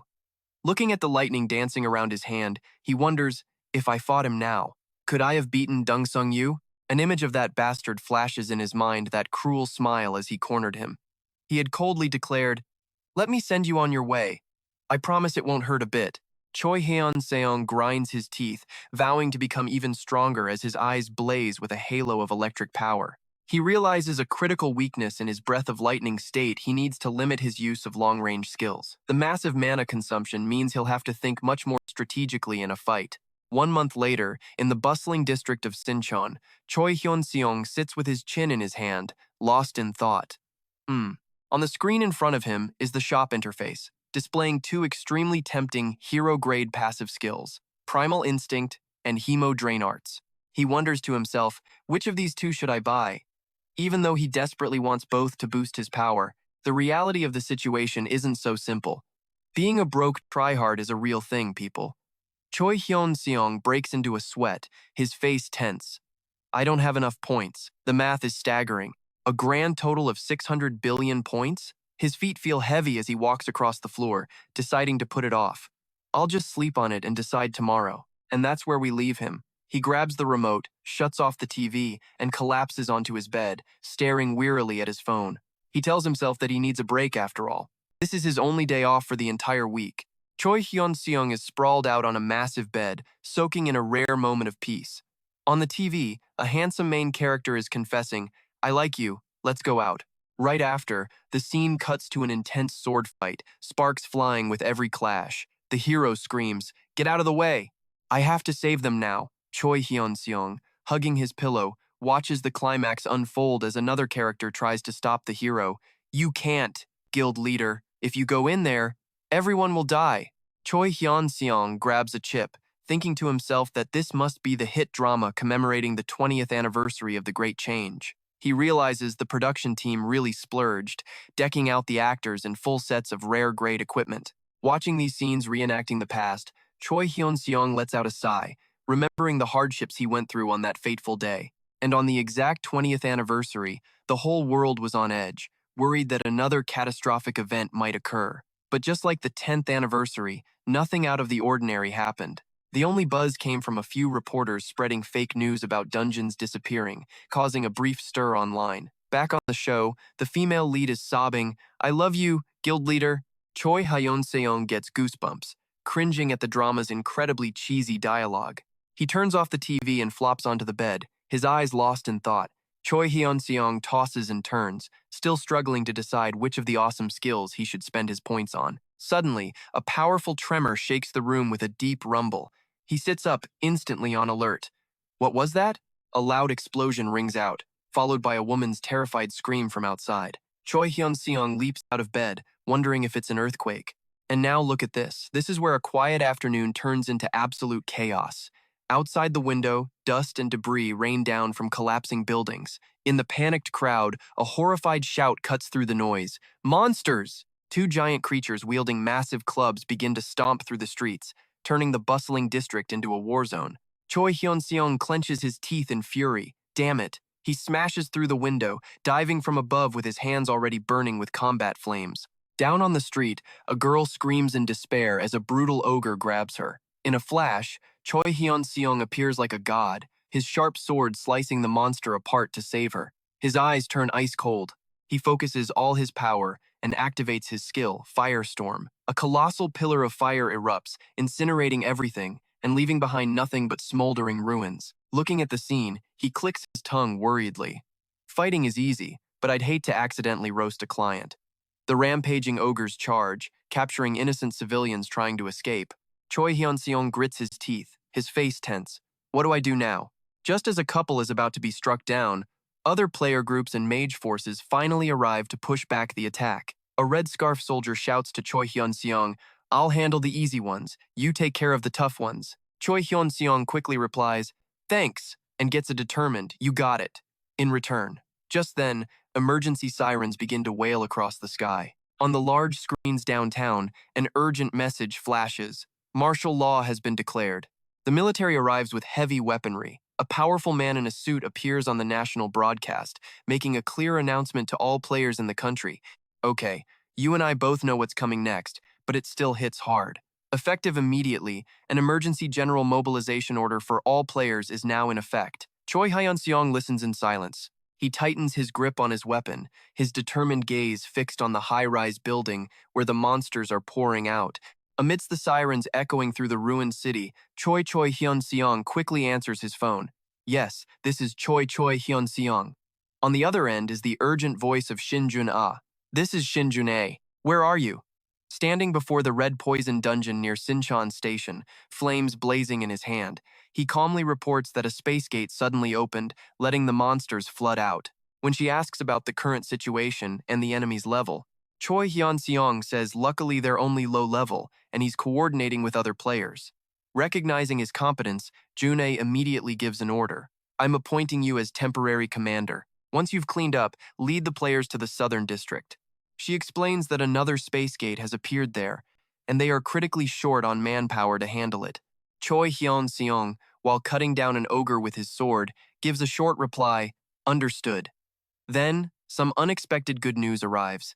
Your family is fine, Juna says, so feel free to tear up the streets. She tells him they were safely evacuated to a shelter with other residents, letting him fight without worry. Choi Hyun-seong smiles, relieved, and replies, "Thank you for your concern." However, seeing the scale of the attack getting more complex, Choi Hyun-seong knows he needs more power and can't hesitate any longer. He tells himself, there's no more time to hesitate. He immediately opens the shop interface and decides to spend nearly 30 billion points on a hero-grade passive skill book called Absorption of Blood. This is an insanely powerful skill that converts mana to the dark attribute, increases attack power, and, most importantly, allows him to recover health and mana by absorbing the blood of his enemies. As soon as the system confirms the skill acquisition, a new surge of power flows through his body. Choi Hyun-seong smirks confidently. Good. I need to clean this up fast and get moving. With a snap of Choi Hyun-seong's fingers, he activates his fire skill. A massive fire pillar erupts in the middle of the street, incinerating the monsters amidst their horrific screams. Standing before the sea of roaring flames, Choi Hyun-seong calmly surveys the cleared area and prepares for his next move. All right, let's begin. He raises his voice. All right, everyone, gather around and listen up. In the chaotic streets, other hunters stop what they're doing to heed his call. Watching the crowd converging, Choi Hyeon-seong thinks to himself, leading this bunch into battle is going to be a real headache. He quickly assigns tasks to the hunter group. We'll leave a small number of people here, the rest will immediately head to the Namyong area. Since the Sinchon area was mostly cleared, he only asks those staying behind to guard the entrance to the space gate very carefully. Just then, an orange-haired hunter raises his hand. I have a question. How many space gates have appeared in total? Choi Hyeon-seong answers bluntly, here's the official news. The entire country is turning into one giant dungeon. This information sends waves of shock and anxiety through the crowd.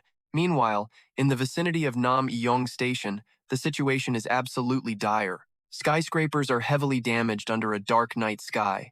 Vicious monsters pour out, attacking civilians, and the scene is filled with terrified screams. Innocent people are being severely injured by the monster's claws, with no way to fight back. The beasts roar ferociously, charging forward relentlessly. Amidst the rubble, an old hunter with a large axe is locked in a life-or-death struggle. Though heavily wounded and breathing raggedly, he still musters his strength for a decisive blow against his foe. The soldier pants heavily. Ha! He looks at the horrific scene and curses bitterly. Damn it. In the distance, the lizardmen are still brandishing their weapons, ready to execute any survivors. Two female hunters nearby are trembling, and one sighs in despair. Ha! When on earth will the reinforcements get here? Waiting for backup feels like an eternity. And just then, a massive blast of fire rips through the space. The monsters scream in agony as they're completely incinerated by the flames, and a voice rings out. Are you two okay? And just like that, you and I see Choi Hyeon-seong and his team arrive right on time. He boldly announces, we're here as reinforcements. Witnessing his arrival, the exhausted players all cheer with joy. Reinforcements are here. The orange-haired hunter scans the area and remarks, this situation is pretty serious. Because there are no dungeons in the area, the number of players available to fight here is critically low. Looking down at the lizardmen gathering below, Choi Hyeon-seong gives a cold command. Let's begin. With his team's nod, he focuses his power, and a blazing aura surrounds them just as the monsters roar and charge. Choi Hyeon-seong exclaims in surprise, oh? I thought this was a boss. Turns out it's just a gatekeeper? A huge monster with grayish-green skin, wielding a spear and shield, slowly approaches him. Sensing the threat, Choi Hyeon-seong thinks to himself, I need to deal with this quickly. He immediately summons blazing energy into his hand, forming a sword of light. The two charge at each other, creating a massive impact as Choi Hyeon-seong's blade slams into the shield. Using the recoil, he quickly dodges behind it, looking for an opening.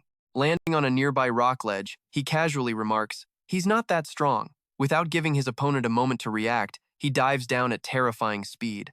In the blink of an eye, the lizardman's head is separated from its neck.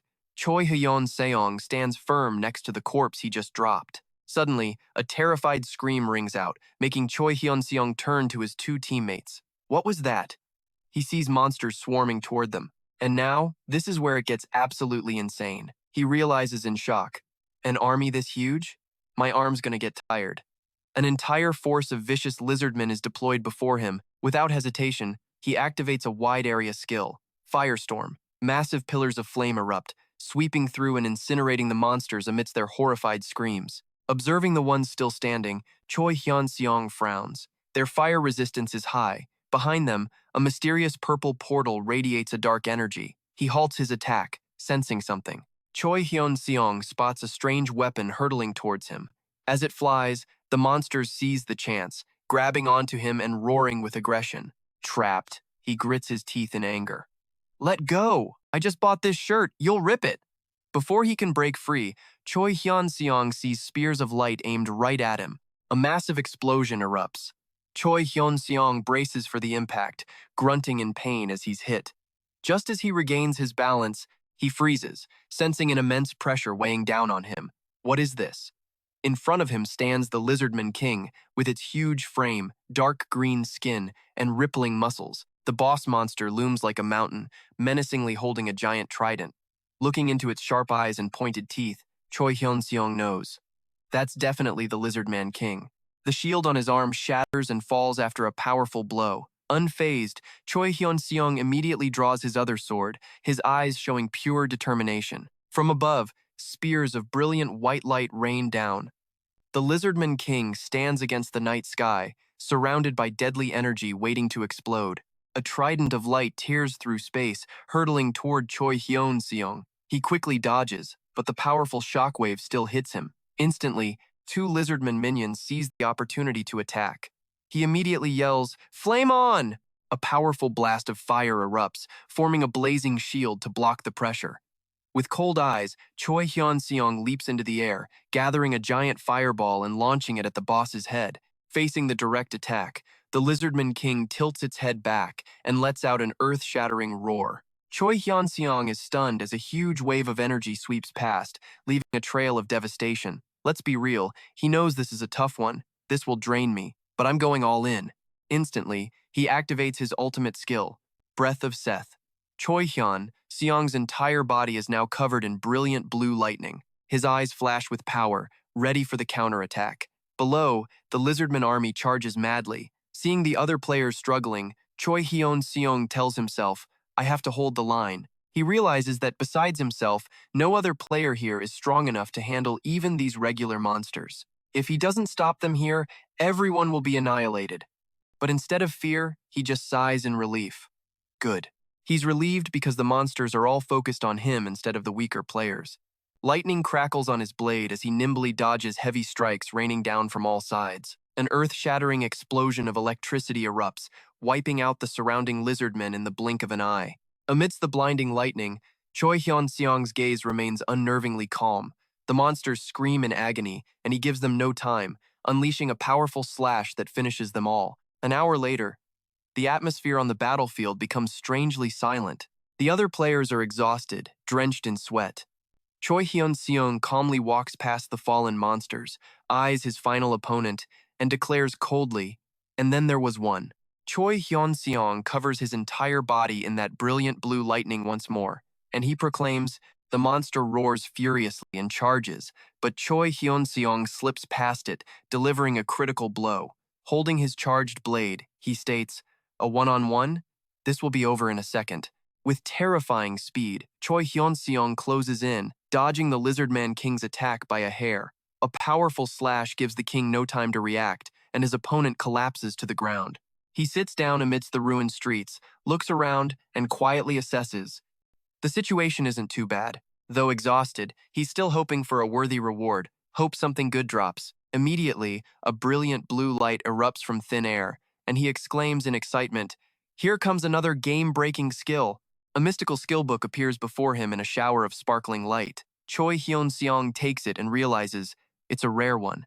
The system displays it's the skill book Cold Breath of the White Lizardman King, letting him use mana for a powerful ice attack. Without hesitation, he decides, learn. After getting the new skill, he rests with the other survivors in the ravaged city. He can feel his stamina and mana already returning. Suddenly, sharp, dark energy blasts fly in from the distance. He becomes alert as a strange sound echoes from right above his head. And trust me, the fight is far from over. All right, stick with me on this one. The barrel of his machine gun is still smoking after a relentless barrage, as soldiers report the situation is clear. Sector South Y has been completely wiped clean. A faint smile spreads across his face as Hyun-seong stands silently, gazing at the shattered husks of buildings while fighter jets thunder across the sky. He tells himself this mission is probably over. 3 days later, the world is shrouded in an oppressive, gloomy atmosphere. Thanks to the second great change, the entire global economy has been paralyzed. Things once taken for granted, electricity, oil, gas, food, and clean water have suddenly become critically scarce. In Korea, the government ordered an evacuation from smaller towns to megacities to establish defensive lines, a move meant to minimize the area they needed to protect and reduce casualties. However, this plan had a devastating side effect. The logistics and distribution systems completely collapsed. With food and water shortages, industrial production ground to a halt. Their defenses might be strong, but their stomachs are empty. Standing in a desolate park, Hyun-seong checks his system interface and realizes his customers bought him out completely. There's not a single emergency kit left to sell. He stares at the virtual screen, his face etched with worry. With no new supplies, his business can't continue. His eyes narrow, calculating. At this rate, it's going to be damn hard to get stronger using his accumulated points. A voice from a nearby loudspeaker jolts him into action, urging him to get moving. With grim determination, Hyun-seong sets a new goal: survive this second great change as fast as possible. Crackling blue electricity begins to gather, enveloping his entire body, signaling the start of a new and treacherous journey. A military helicopter circles over a city engulfed in smoke and flames. Inside, a voice announces they've arrived at the scene.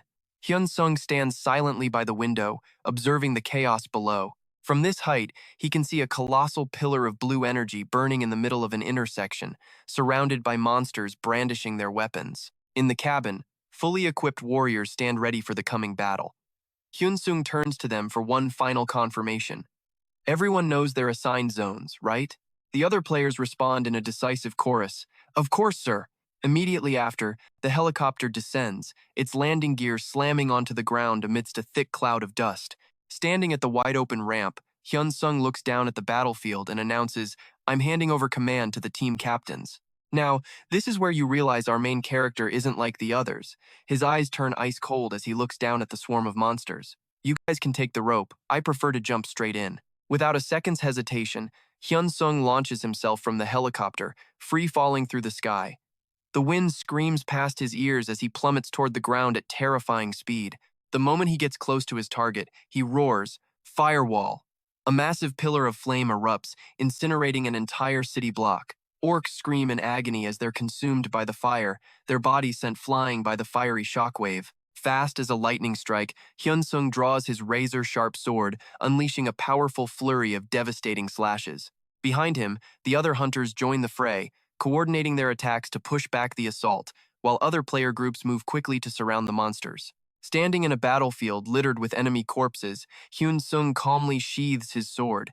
He scans the area and mutters, "Trash cleared." Just then, a piercing shriek rips through the air as a gigantic foot smashes down onto the road. A ferocious troll with glowing red eyes lets out a threatening roar from within the dust cloud. Okay, I know what you're thinking, big troll. Big fight, right? But instead of charging, the monsters all turn and flee for their lives, leaving a stunned Hyun-seong to mutter, "Huh?" He squints, watching the retreating trolls, and notices something is very, very wrong. The monster's face is a mask of pure terror, sweat pouring down as if it's running from death itself. What's going on? He wonders aloud. These notoriously aggressive trolls are running after a single attack? Though puzzled, he makes a split-second decision. They're not getting away. Hyun-seong instantly activates a skill, Breath of Lightning, and brilliant blue sparks envelop his body in a flash. But he doesn't stop there. Fire Spear!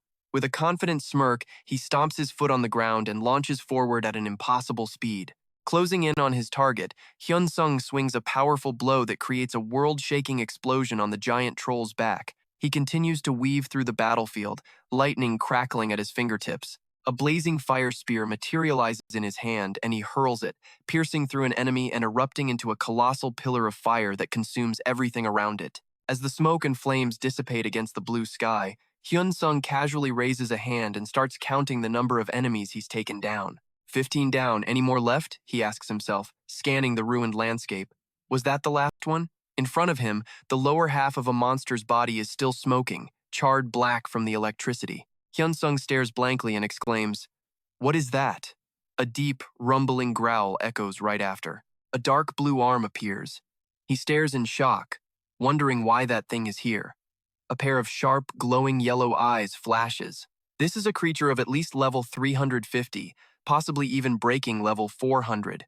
It throws its head back and lets out an earth-shattering roar that makes the very space around it tremble. A colossal monster with rippling muscles materializes in the middle of the city. Hyun-seong breaks into a cold sweat, his eyes wide with disbelief. That's the highest level monster out there right now. Before him stands a hero-rank monster known as the Blue Drake. Standing before this gargantuan beast, Choi Hyeon-seong looks incredibly small and utterly alone. Meanwhile, at the operations center, a female staff member types frantically, a worried expression on her face. "I hope it ends at this level," she mutters. Her internal analysis is grim. Out of about 100,000 players in Korea, the number of high-level players who've completed their fourth job change is pitifully small. The other staff members are also anxiously watching the monitors.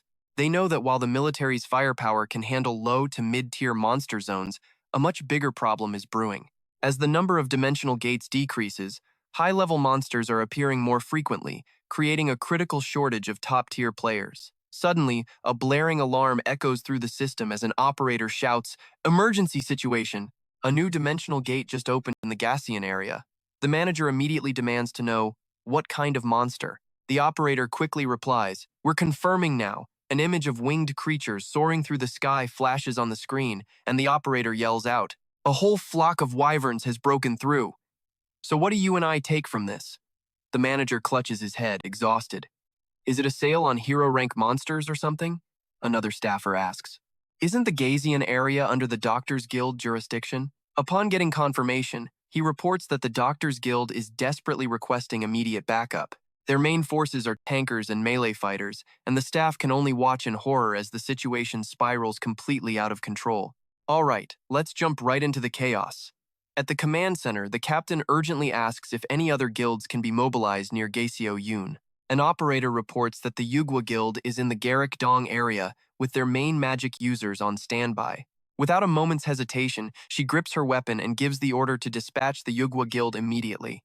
Just then, alarms blare again. A new gate has opened in Dongdaemun, and things are getting even worse over in Busan. Ogres are pouring out of a gate there. Another panicked operator rushes to the captain's side. "Captain, we have a report a blue dragon has appeared at the gate in Osan City, Gyeonggi Province." Hearing this, her face pales. Isn't that where Choi Hyeon-seong is on his mission? The operator confirms it. The first person to report the blue dragon was Choi Hyeon-seong, and he's been spamming requests for backup to the center. The captain's eyes turn ice cold as she stares at the report. Standing in the heart of command, she makes a sudden, decisive call. This is a lost cause. Pull everyone out to save their lives. She orders her subordinate to immediately broadcast an evacuation order to all players on site. After getting confirmation from her staff, the captain silently watches the situation unfold, her face grim and thoughtful. Choi Hyeon-seong is running for his life, breathing hard with a mix of desperation and panic. Sweat streams down his face as a cold announcement crackles through his comms. As of this moment, all operations in Osan City are terminated. Hyeon-seong shouts in disbelief, "What?" And at that exact moment, an entire building is thrown into the air like a toy. Amidst the city's chaos, the emergency evacuation order continues, telling all players to leave the area as fast as possible. Hyeon-seong yells furiously into his radio as he runs, "No! But we can't just retreat from this." And don't blink, because behind him, a skyscraper collapses in a massive cloud of dust. A deep, monstrous roar echoes, revealing the terrifying face of the blue dragon, its eyes burning gold. Hyeon-seong drops to the asphalt, a determined smirk on his face despite the overwhelming odds. A massive stomp from the blue dragon's foot slams down right near him. Dodging inside a building, Hyeon-seong stands frozen, staring through the glass. In front of him, a colossal wall of dark blue scales blocks out the entire sky. He clicks his tongue. Being this handsome is a crime. Even a dragon won't leave me alone. But as he's lost in thought, his breath hitches. Something is wrong. Right outside the window, the blue dragon's massive head slowly appears, staring inside with murderous intent. Hyeon-seong can only laugh bitterly. Haha, damn it. The beast is pressed right against the glass, signaling an unavoidable showdown. Above, huge chunks of buildings continue to rain down. A large building crashes down with terrifying force, crushing a yellow taxi and turning the street into a wasteland. The blue dragon lets out a threatening roar. Hyeon-seong immediately unleashes his skill, Firestorm. A world-shaking explosion engulfs his opponent. The fierce flames swallow the dragon, but it just stands there, unfazed. Hyeon-seong quickly leaps from the skyscraper. Sweat pours down his tense face as he gulps nervously and lands on the street. The blue dragon is already right behind him, making him yell in shock. Too close! He tries to gather his magic, but massive ice pillars suddenly erupt from the ground, destroying everything around him. Hyeon-seong stares at the scene in confusion. Huh? A heavy blow comes crashing down, forcing him into a last-second dodge as he drops to his knees. Watching the monster relentlessly chase him, he can't help but wonder why it's only after him. His eyes harden with sheer determination. Is fighting the only way out? Instantly, he activates Breath of Lightning. Brilliant blue electricity covers his body as the blue dragon roars. Hyeon-seong grips his short sword and declares, "Let's give this a shot." He seizes the opportunity, darting forward like a flash of lightning and forcing the blue dragon to look up. But something strange happens that leaves him stunned. What is this? Before he can process it, a powerful impact sends him flying. And trust me, you can feel this next hit. Ugh! He grunts in pain as he's launched into the air. While in freefall, his eyes widen in shock. Huh? A powerful tail whip from the blue dragon had sent him rocketing away at terrifying speed. Caught off guard, Hyeon-seong grinds his teeth. You bastard. The blue dragon's cold eyes track his every move. Amidst the rubble, debris explodes across the street from the powerful impact. Hyeon-seong realizes the opponent's defense is just too strong. Its scales are too hard. He stands there, stunned before the monster's colossal frame.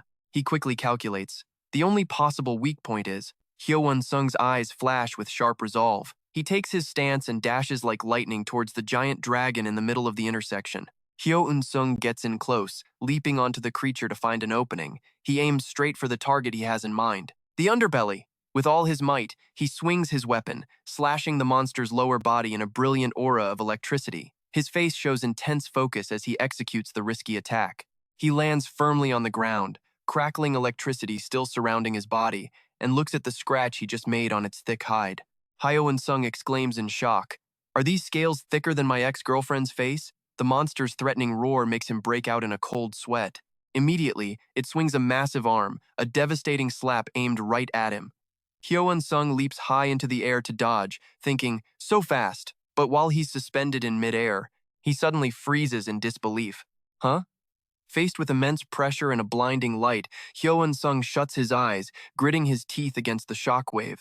The dragon stands tall amidst the wreckage as explosions tear up the ground beneath it. Hyeon-seong lies broken on a rooftop, his body giving out as he faces certain death. Seeing the blue dragon's giant shadow loom over him, he can only grit his teeth and curse bitterly. You bastard! The monster doesn't hesitate for a second. It opens its massive, blood-red maw and swallows him whole into the deep darkness. Waking up in a cramped space thick with the smell of blood, Hyeon-seong realizes he's in the monster's throat. In this near-death moment, images of his sick father and his family waiting at home flash through his mind. He tells himself, I can't die like this. If I die, what will happen to them? With what little strength he has left, he tries to hold on, gripping his weapon tightly. Feeling his body being pulled deeper towards the stomach, he resolves, a dragon's stomach isn't a place you get a round-trip ticket for. Hyeon-seong musters all his strength, stabbing his blade deep into the monster's soft flesh to anchor himself. But in his desperation, he suddenly freezes in shock. What is this? He realizes something strange as he's bathed in the blue dragon's blood.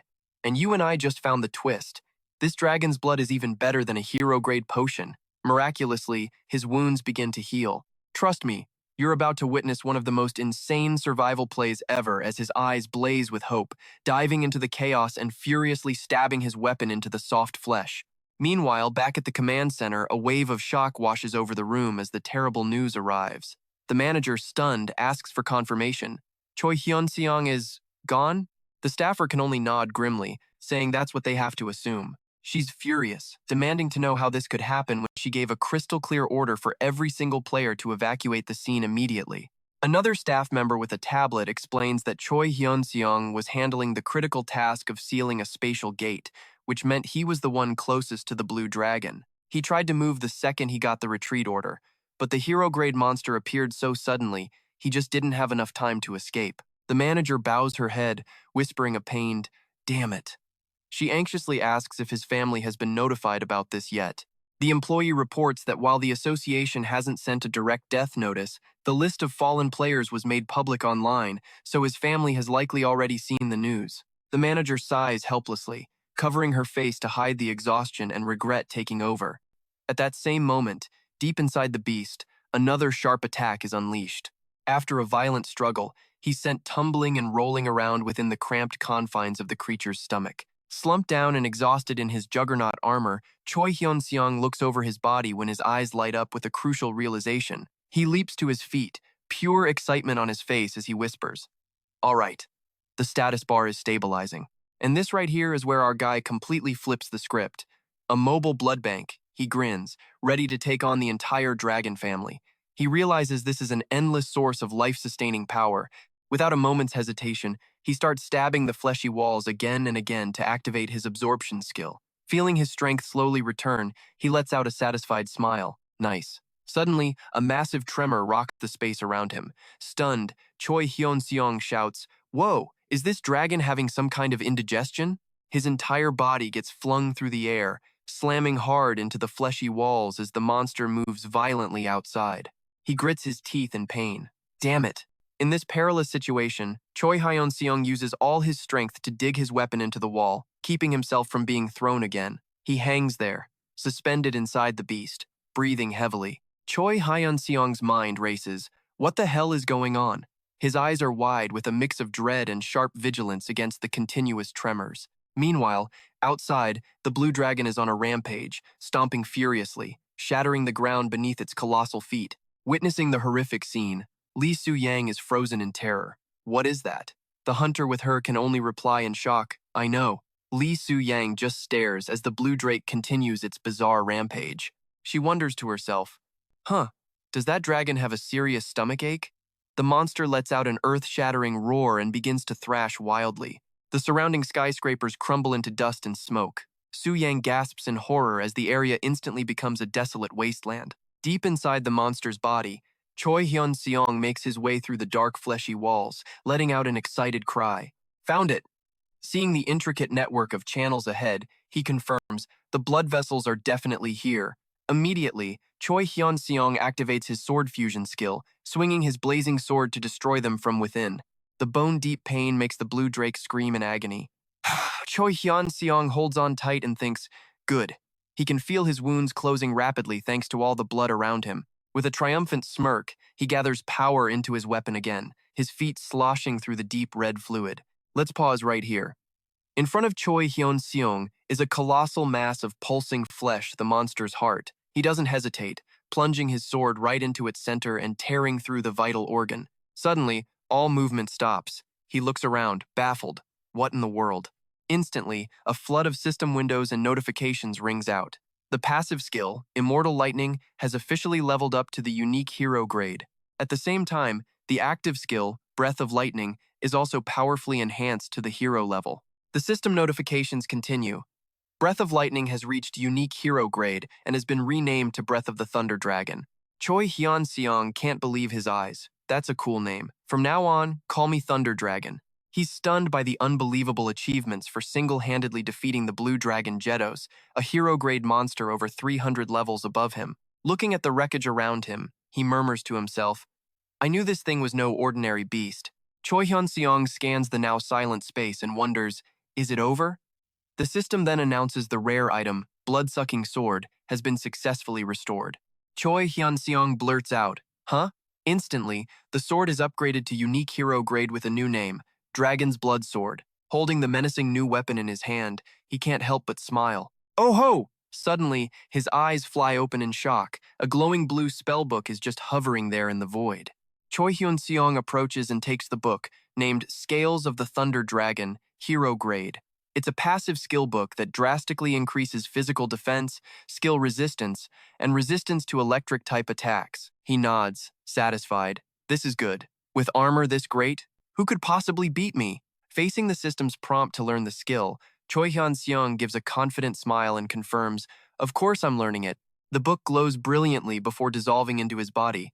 Outside, footsteps crunch on the rubble-strewn street. A girl stares at the scene of total devastation, completely stunned, and breathes out. What in the world happened here? In front of them lies the motionless corpse of the colossal blue drake. A fellow hunter wonders the same thing. Exactly. He recounts how just moments ago, the monster was rampaging all on its own, but then its movements gradually slowed, until it suddenly collapsed and died on the spot. The hunter puts a hand on his chin, guessing, maybe it had some kind of disease? But the girl immediately dismisses that idea. She's never heard of a drake just dying from sickness. Suddenly, his eyes narrow as he looks toward the wreckage, exclaiming, Hey, there's someone over there. The girl, shocked, repeats, What? Right at the spot where the blue drake fell. You and I have been waiting for this moment. A lone figure emerges from the smoke, and the two hunters can only stare, completely frozen in disbelief. Up in the sky, a military helicopter cuts through the clouds. Inside, hunters are checking their gear. One member lets out a sigh of relief. It's finally over. Let's go home and get some sleep. His teammate agrees, saying they've never been through such a dizzyingly busy time. Shin Yuna just grips her weapon tightly. She thinks to herself, he's not the type to go down that easily. Later, at an emergency meeting, Shin Yuna slams her hands on the table and shouts, How dare you demand a contract violation penalty for Choi Hyeon-seong? She leaps to her feet, filled with rage, facing down the high-ranking officials. All right, let's dive right in. The man in the glasses keeps his cool, telling Captain Shinjuna to calm down, even adding cruelly, he's a dead man anyway. But Shinjuna is practically shaking with rage at his heartless words. The official continues, explaining that with the massive damages they've sustained, cutting costs wherever possible is absolutely essential. He narrows his eyes at her and asks, shouldn't we be trying to minimize our expenses as much as we can? Shinjuna glares back with pure contempt and growls, are you trying to steal my friend's money? Do you want a knuckle sandwich? Faced with her fury, his face goes pale as he stammers that she's overreacting. But the pressure from Shinjuna's aura makes the official tremble, sweat pouring down his face in fear. She glares, demanding to know if this is how they handle their business and if she were the one who died, would they be just as cruel? Facing her terrifying threat, the official quickly bows his head, begging, please, please calm down. I'll retract that decision immediately, right now. Back in the present, June still can't believe a player as strong as Choi Hyeon-seong died fighting the Blue Dragon. Suddenly, a subordinate rushes over, frantically reporting some urgent news. The staff member, out of breath, tells June, the Blue Drake has been defeated. This shocking news leaves everyone in the vicinity completely stunned. A golden-haired hunter asks in disbelief if it was a whole raid party, but everyone agrees that no current team is strong enough to pull that off. But here's where it gets absolutely insane. The staffer reveals the player swallowed by the Blue Dragon is actually alive. He attacked it from the inside and took it down. He confirms it was a guild member named Choi Hyeon-seong. Hearing that name, a knowing smirk plays on her lips. At that same moment, in a destroyed city street, Choi Hyun-seong is wearily pouring water over himself to wash off the grime. Looking at his condition, he lets out a soft sigh. But as he moves, he realizes the wounds all over his body seem to have completely vanished. A male hunter standing nearby approaches, offering him a green cloak. Here, take this. You almost gave us a full frontal show. Choi Hyun-seong takes it gratefully. Ah, thank you. After putting on the cloak, he hesitates and asks, hey, could I possibly borrow your phone for a minute? He explains that he really wants to call his family right away. A female hunter next to him quickly pulls out her phone and hands it to him. Of course, take as long as you need. Choi Hyun-seong takes the phone, steps away to a quiet corner, and starts dialing. The moment the other end picks up, he says softly, hello? While the two hunters watch silently from a distance. Mom, Choi Hyeon-seong says into the phone, it's me, Choi Hyeon-seong. On the other end, his mother asks in total shock, is it really you? Is it truly my son, Choi Hyeon-seong? He calmly confirms, yes, it's your son. Choi Hyun-seong explains there must have been some kind of mix-up because he's alive and well and has no idea why his name ended up on the list of casualties. He continues, are you doing okay, Mom? And Dad? In response, all he hears are his mother's choked sobs. Flustered, Choi Hyun-seong tries to reassure her, Mom, don't cry. I just bathed in dragon blood. I'm super healthy. But his mom still can't believe it. She asks one more time, just to be sure her son is truly safe and sound. Choi Hyun-seong nods, affirming, yes, it's true. I've been eating and sleeping very well this whole time. Hearing her son's voice, his mom finally lets it out. You've been through so much. Thank you, my son. I'm so grateful that you're still alive. But then, she suddenly drops a bombshell that makes Choi Hyun-seong's eyes go wide with shock. Actually, yesterday, people from the Players Association came to our house. She tells him that not only did they pay the full death compensation, but the lead representative got on his knees, bowing to the ground to accept blame, and apologized to the family with extreme remorse. Choi Hyun-seong's mother says softly over the phone, it wasn't a mistake, son. You don't have to hide anything from me. Let that sink in. He just fought his way back, only to find out the world had already mourned and paid for his death. In the background, his sister is huddled over, covering her face as she sobs. His mother continues gently, come home, son. Money doesn't matter anymore. And thank you. Thank you for coming back alive. Choi Hyeon-seong stands frozen in the night street. He hangs up, his face a mask of deep thought after that emotional call, then pulls on the green cloak and walks silently through the rubble. Finding a quiet corner to rest, he sits down and lets out a sigh of relief. Immediately, he pulls out his new sword to inspect it. First, let's see how the blood-sucking sword has changed. A system window pops up with information on the dragon's blood sword, a unique hero rank item. Seeing the words item is bound, he wonders aloud. Bound. So the system just locked it to me, huh? However, his attention is quickly drawn to the third option, the ability to grow stronger by continuously absorbing dragon blood. Choi Hyeon-seong smiles, satisfied. Well, at least I won't have to worry about a weapon from now on. Next, he opens the info panel for his Blue Dragon's breath skill, also a unique hero rank. Noticing only one new option was added, he clicks his tongue. Only one new option? That's it? But he quickly reassures himself. Well, at least it can be upgraded. Choi Hyeon-seong moves on to check the titles he earned after that life or death battle. The Limit Breaker title has been upgraded from rare to hero rank, increasing all his stats by 20 points. He nods to himself. Just as I thought. Another notification pops up, showing the title One Who Single-Handedly Defeated the Blue Drake Jitos gives him an additional 4 points in magic power. Suddenly, a strange title appears, leaving him baffled. What's this? Dark Warrior? This warrior is lacking clothes? Choi Hyeon-seong can only let out a dry laugh at the system's sense of humor. Haha, I guess it's a bonus prize. He stares blankly into space for a moment, before the grim reality of his situation sinks in. So, when are they going to bring me some pants? Choi Hyeon-seong sits with his knees hugged to his chest, looking towards a distant figure and sighing to himself. I want to go home. Suddenly, he senses a presence approaching at an incredible speed. Huh? A figure is sprinting towards him through the empty street. Recognizing the person, he exclaims in shock, Miss Sinjuna?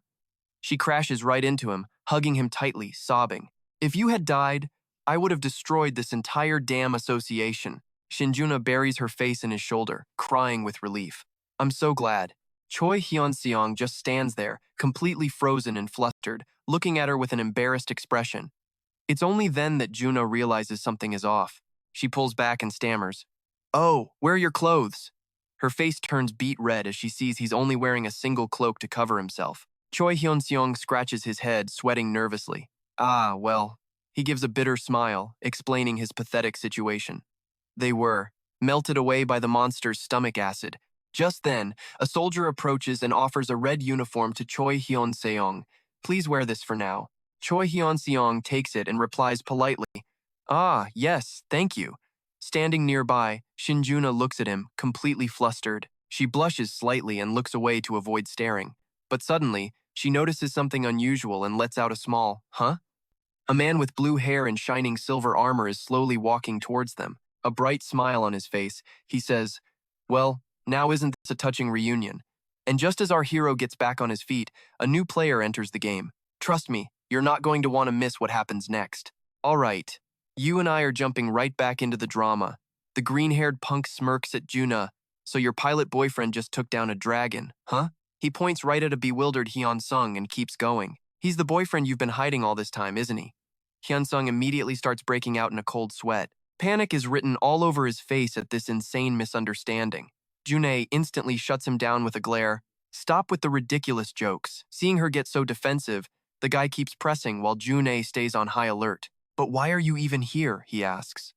The guy explains that since the operation was cancelled, everyone was free to rest, something he'd already announced. Suddenly, the sharp click of high heels echoes on the pavement. Lee Soo-yang, dressed in a striking purple robe, makes her grand entrance and fires back. After seeing that, how could I possibly just go home? She walks closer, her eyes filled with curiosity. I just had to see for myself. Soo-yang's gaze locks onto Hyeon-seong, and she blurts out without hesitation. Wow, he is 100% my type. She slides right up to him, reaching out to touch Hyeon-seong, and says boldly, Hi there, I'm your future girlfriend. Instantly, Juna shoots forward and grabs Soo-yang's wrist hard. He just barely escaped death's door, she growls, absolutely furious. So please, stop messing around. But Soo-yang just keeps that calm smile and replies, Oh, but I'm not joking at all. She stares right into Juna's eyes, asking slyly, But why are you getting so fired up, Miss Juna? Soo-yang smirks, full of insinuation. Don't tell me. But before she can finish, Juna cuts her off, declaring firmly, Mr. Hyeon-seong needs to rest right now. She looks over at him, her voice full of concern. And we need to get you to a hospital to check for any issues. Her gaze then turns ice cold as she scans the crowd gathering around them.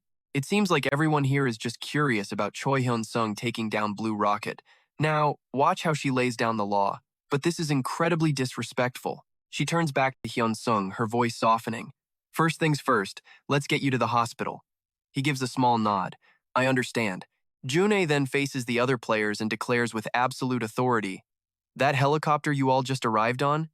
I'm commandeering it to get Hyeon-seong to a hospital. Before anyone can even process it, she grabs his hand and the two of them are gone.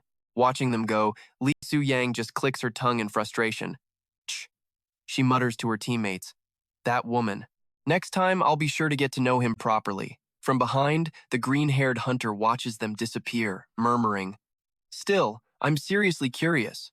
How in the world did he take down a blue rocket all by himself? His companion adds, and seeing how much June cares about him, he's clearly no ordinary player. He lets out a knowing smile and thinks to himself, guess I'll just have to ask him later. Meanwhile, though the second Great Change hit South Korea hard, the damage was far lighter than what other nations suffered. Choi Hyeon-seong walks through the city streets, seeing with his own eyes how the country is slowly rebuilding after averting total disaster. Destroyed infrastructure is being repaired and rebuilt at a rapid pace. In research labs, scientists are already analyzing monster corpses and newly found magic stones to push technology forward. And while society is still a bit on edge, things are slowly but surely getting back to normal. So after all that chaos, what's our boy up to? Dressed in a sharp suit, complete with a mask and sunglasses to hide his identity, Choi Hyun-seong arrives at a massive warehouse. Looking at the towering stacks of goods, he remarks, they've got a lot of stock here. The store manager, his face absolutely beaming, happily reports that they were lucky enough to escape the disaster completely unscathed. He excitedly explains their top priority after the power grid came back was charging every backup battery they had. Hyun-seong peers at the equipment through his sunglasses and, without a moment's hesitation, makes his move. I'll buy all of it. The manager is completely stunned and ecstatic. He immediately bows low, thanking his new VIP customer with the utmost respect. In front of the system interface in the bustling city, Hyun-seong starts plotting his next business move.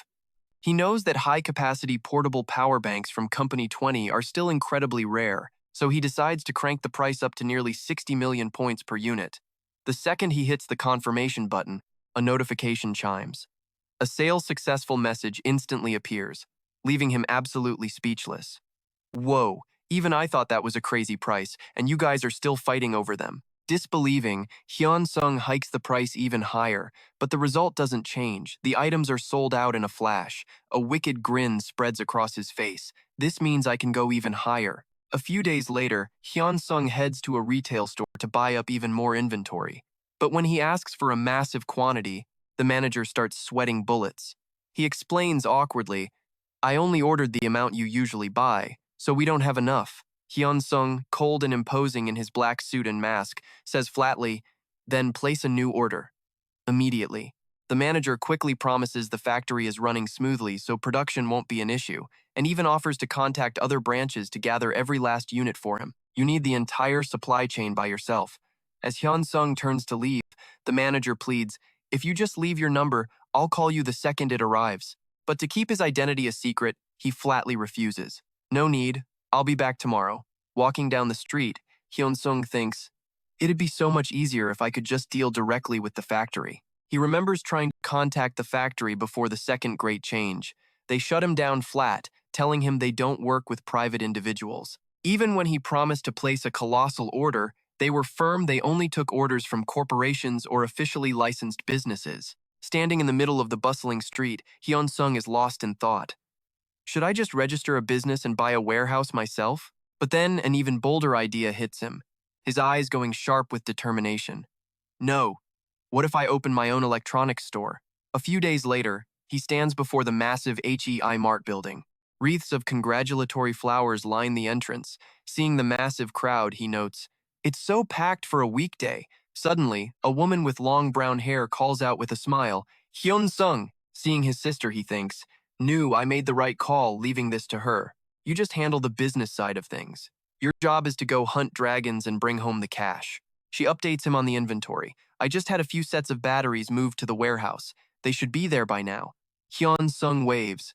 Great, I'll go check on them now. When she asks if she should order anything else, he answers a little awkwardly. That really depends on the timing. As he turns to leave, she grabs his arm. Hey, stay for lunch. Mom's on her way. Hyun-seong grins. My treat. Bring out the most expensive dish for mom and sis. His sister, the manager, beams. You got it. Alone in his private warehouse, Hyun-seong stares at the system interface. He looks over the sales list and lets out a quiet sigh. Looks like this is almost over. The rate of consumption on the virtual market has slowed to a crawl. Sales have almost ground to a complete halt. And you and I both know this is just the calm before another storm. But he quickly regains his composure, and why wouldn't he? After a week of absolutely insane sales, the items his disciple brought back have earned him a massive amount of points, enough to set his bigger plans in motion. He walks over to the sofa, sinks into it, and thinks, what's all this money for? Stick with me here. It's time to power up. Choi Hyeon-seong dives deep into the list of high-end items and skills. He's weighing his options, trying to decide what to buy. First, a quick review of his current arsenal. As of right now, he possesses a total of 5 hero-rank skills, and he pulls up the details on his unique one. Right away, he spots a major weakness in his skill set. His only active skill is the Breath of the Thunder Dragon. He realizes he's only got a single offensive-type skill. Even worse, it's a damage over time ability, meant for long, drawn-out fights. Remembering the brutal battles against hordes of monsters, he knows he desperately needs an active skill he can unleash at will. Or, at the very least, a spatial movement ability to escape life-or-death situations. Alone in the warehouse, Choi Hyeon-seong's eyes are glued to the system screen, searching for the absolute perfect choice. He decides to get both types of skills, adding them to his cart without even checking the price, a true boss move. Besides, active skills are usually a bit more affordable than the passive ones. His finger scrolls rapidly through the item list, past elf warrior swords and dwarf hammers. Choi Hyeon-seong stops short, seeing the insane prices for space-warping skills, some costing nearly 700 million points. He clicks his tongue, recalling that anything related to alternate dimensions has always been ridiculously expensive. He notices that only hero-rank skills can actually teleport living beings, though they come with a ton of harsh restrictions. The system even lets him read reviews from previous buyers, a feature Choi Hyeon-seong finds incredibly useful. After carefully weighing his options, he lands on a skill book titled Flash a Hero Rank Ability. This skill allows the user to teleport to any location within their line of sight, though the mana cost increases with distance, and it won't work in areas with unstable mana flow. You get what you pay for, he thinks, swiping to purchase. Now watch this. Even with a staggering price of 40 billion points, he doesn't hesitate for a second. The system asks for final confirmation, warning that the item is non-refundable. The moment he hits agree, a mystical blue light erupts, engulfing his entire body as Choi Hyeon-seong gets to his feet. He can feel the new power coursing through him, merging with his body. He walks through the silent warehouse. Time for a little test run, he thinks, deciding to try out the new skill immediately. He whispers, Flash. Instantly, his body teleports to another location. He decides he'll test the longer-range jumps later and casually strolls back to his room, still scrolling through the system menu, hunting for even more power. He's already browsed through fire, wind, ice, and thunder skills, but nothing has really caught his eye. Just as he's about to give up, his eyes light up. He's found it. A hero-rank skill book named Dark Thunder. It's an extremely powerful dark element attack that consumes both the user's stamina and mana to unleash devastatingly cruel strikes on its target. Even with a price tag of nearly 30 billion points, Choi Hyeon-seong is totally captivated. This looks pretty good. After reading the reviews, it's 3 times stronger than a normal skill, but causes severe exhaustion, he's confident. His massive stamina pool can easily make up for the mana drain. Without a shred of hesitation, he makes his choice. Buy. When this whale wants something, he gets it. But as the system confirms the transaction and he tries to learn the skill, a failure notice pops up. Of course, he mutters. But then, I know what you're thinking, but check this out. His unique hero skill, Breath of the Thunder Dragon, suddenly activates and absorbs Dark Thunder, triggering a massive power-up. Choi Hyeon-seong breathes a sigh of relief. Even though it's a dark element skill, it fused perfectly with his existing power. Now, the protective shield that used to activate automatically and drain his mana can be controlled at will. He walks with a new sense of purpose. Time to go test this in the dungeon. Deep inside the dark forest, a swarm of demon bats flaps chaotically across the night sky. They open their gaping mouths full of razor-sharp teeth and let out a vicious roar.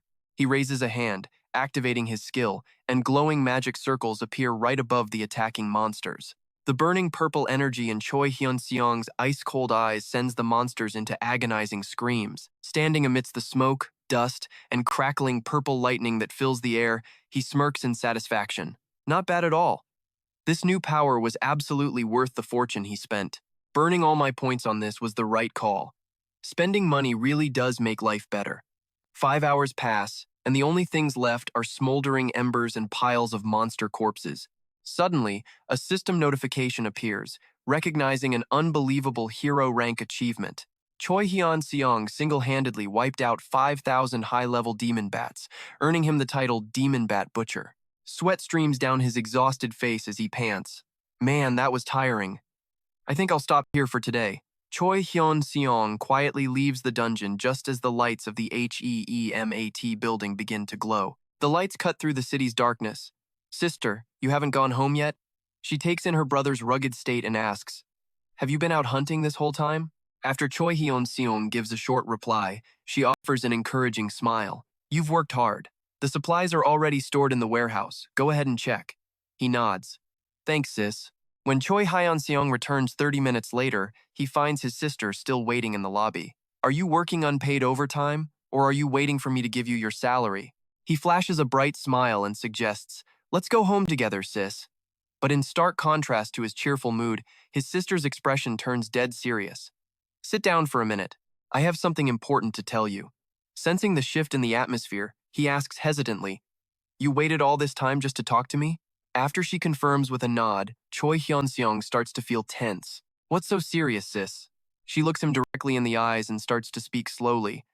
It's about everything that happened during the time you were officially declared dead.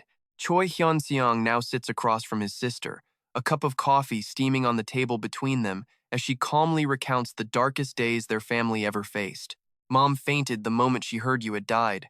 When she woke up, she cried for days on end. Choi Hyeon-seong lowers his head, his face filled with guilt, but his sister stresses. The real trouble started after that. On the table sits a heavy stack of documents, bills for damaged rental equipment, and a penalty notice for breach of contract. Seeing the completely absurd numbers, Choi Hyeon-seong is floored. What? His sister continues with a look of helplessness. I complained dozens of times, but the only answer I ever got was that there were no legal issues. Those bastards coldly pressured their family. They only ever said one thing, just file to renounce the inheritance. Even when she sought professional help, it was a total dead end. I talked to a lawyer, but they said there was no other choice but to give up our inheritance rights. But the cruelty didn't stop there. They also demanded the immediate return of the house rented in his name. Choi Hyeon-seong grinds his teeth, his fists clenched in fury at their greed. You and I are about to hear the worst part. They even tried to claim the living expenses you sent home were an illegal gift and demanded we pay it all back. They even filed a request for the return of your mandatory inheritance. His eyes blaze with fury, but his sister quickly calms him down, assuring him that everything has been sorted out. Choi Hyeon-seong is stunned to hear the truth. A woman named Shin Juna came in person, even getting on her knees to apologize. She claimed it was just an error in processing the work, but his sister is highly suspicious, thinking it was no random mistake. Their mother told her not to say a word, but seeing her brother stable, she reveals everything, believing he needs to know. Choi Hyeon-seong looks at her with gratitude, thanking her for telling him. A moment later, his gaze turns ice cold as he stares at the shining player association building against the blue sky. That association is about to have a very eventful night. Arriving at the association's front desk, Choi Hyeon-seong speaks up.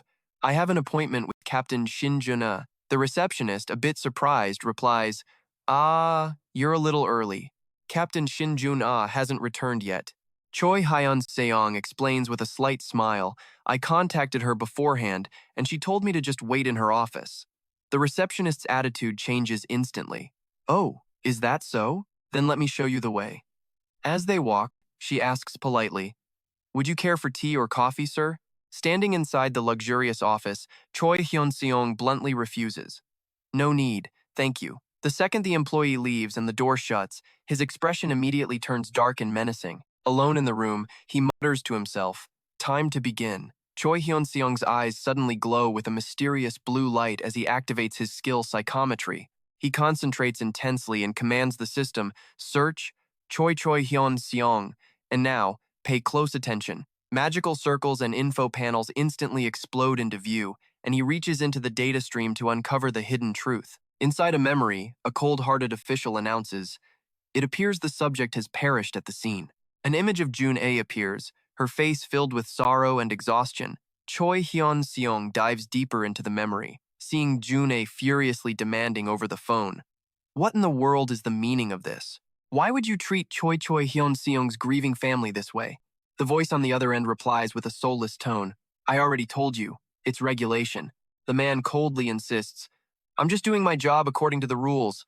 The classic excuse of a parasite. Shin Juna grits her teeth in fury, yelling through the phone for him to immediately retract the cruel order. However, the person on the other end casually retorts that this is his duty, and Juna has no right to interfere. She screams, is this how you treat a player who sacrificed his life for our country? But he just keeps hiding behind the excuse of regulations. Furious, Juna slams her hand on the desk and roars. If I died, would you do this to my family too? If this order isn't canceled, I will also leave the association. The official on the line just smirks, threatening her with breach of contract. Shin June fires back, questioning if such an abnormal slave-like contract would even be recognized internationally. Instantly, an old man with a wrinkled face appears on the other end of the line. He growls, trying to fight a mountain with a pebble. Are we? I am the law. I am the sky. He sighs that she's being too emotional before coldly hanging up. Staring at the phone after her call with Minister Lee Hong-gu ended, Juna just sits at her desk, looking completely exhausted and defeated. Having witnessed the entire event through his psychometry skill, Choi Hyun-seong grinds his teeth in rage. Filthy trash. Looking at June's silhouette, he feels a wave of gratitude for how she stood up to protect his family. She's truly a person worth thanking. He now knows exactly who's behind all of this. Choi Hyeon-seong takes out his phone to check the information on Lee Hong-gu, the Minister of the Spatial Management Bureau. His eyes turn sharp and fill with murderous intent as he stares at the old man's profile. You and I both know what's coming next. He growls, Old man, you're dead. The sound of heels clicks as Shin Juna enters the room and asks apologetically, Have you been waiting long? He quickly hides his killing intent, replying with a bright smile that he just got there. Juna asks why he suddenly came to see her without notice. Choi Hyun-seong's expression turns dead serious. He stands up, looks her straight in the eyes, and makes a firm declaration. I think we should cancel this contract. The unexpected statement leaves Juna stunned, sweat dripping down her face as she tries to understand what's happening. Choi Hyun-seong looks directly at Shin June and confirms, I already know everything Minister Lee Hong-gu tried to do. Hearing this, Shin June bows her head in embarrassment. About that. I apologize on his behalf, but Choi Hyun-seong quickly waves his hand. No, Captain Shin Juna, you don't need to apologize. After all, you're the reason everything was resolved in the end. He gives her a warm smile that leaves Juna speechless. Choi Hyun-seong continues, If anything, I should be the one saying thank you. Seeing his attitude soften, Juna pleads, Then please, let me go back and straighten out my superiors. Choi Hyun-seong nods in agreement. Of course, that's the right thing to do. However, I have a request instead. Juna nervously clasps her hands. Please, just say it. Choi Hyeon-seong declares loud and clear, I want a direct apology from Minister Lee Hong-gu, a statement that makes Juna gasp in shock. What? At that exact moment, in the minister's office, a fist slams onto a desk with a loud crack. Lee Hong-gu roars with rage. That insolent little brat. Does he think having a unique skill makes him so great that he can act like this? The old fool actually questions his subordinates. Did I do anything wrong? This guy really needs a mirror. A henchman quickly chimes in. It seems he's just young and doesn't understand how the world works, sir. The other adds, the minister was only performing his duties according to legal procedure. We must immediately file a protest. Lee Hong-gu loosens his tie, seething. Damn it. Yes, that's right. I was just trying to do my job according to the law, so why should I have to apologize to some punk kid? He slams his hand on the desk again in pure frustration. In the end, I didn't even do anything to him. The subordinate standing nearby adds some flattery. Exactly, sir. The minister was so magnanimous, yet he's ungrateful and dares to act so presumptuously. He needs to be taught a lesson. Lee Hong-gu's lips curl into a sinister smirk. Yes, he should. But how do we teach him that lesson? When his subordinate hesitates, the minister's anxiety shows. This has already reached the press. What are we going to do? A heavy silence fills the room, making him snap. You useless fools! You have no solutions. You just stand there and babble. The two henchmen can only bow their heads in fear.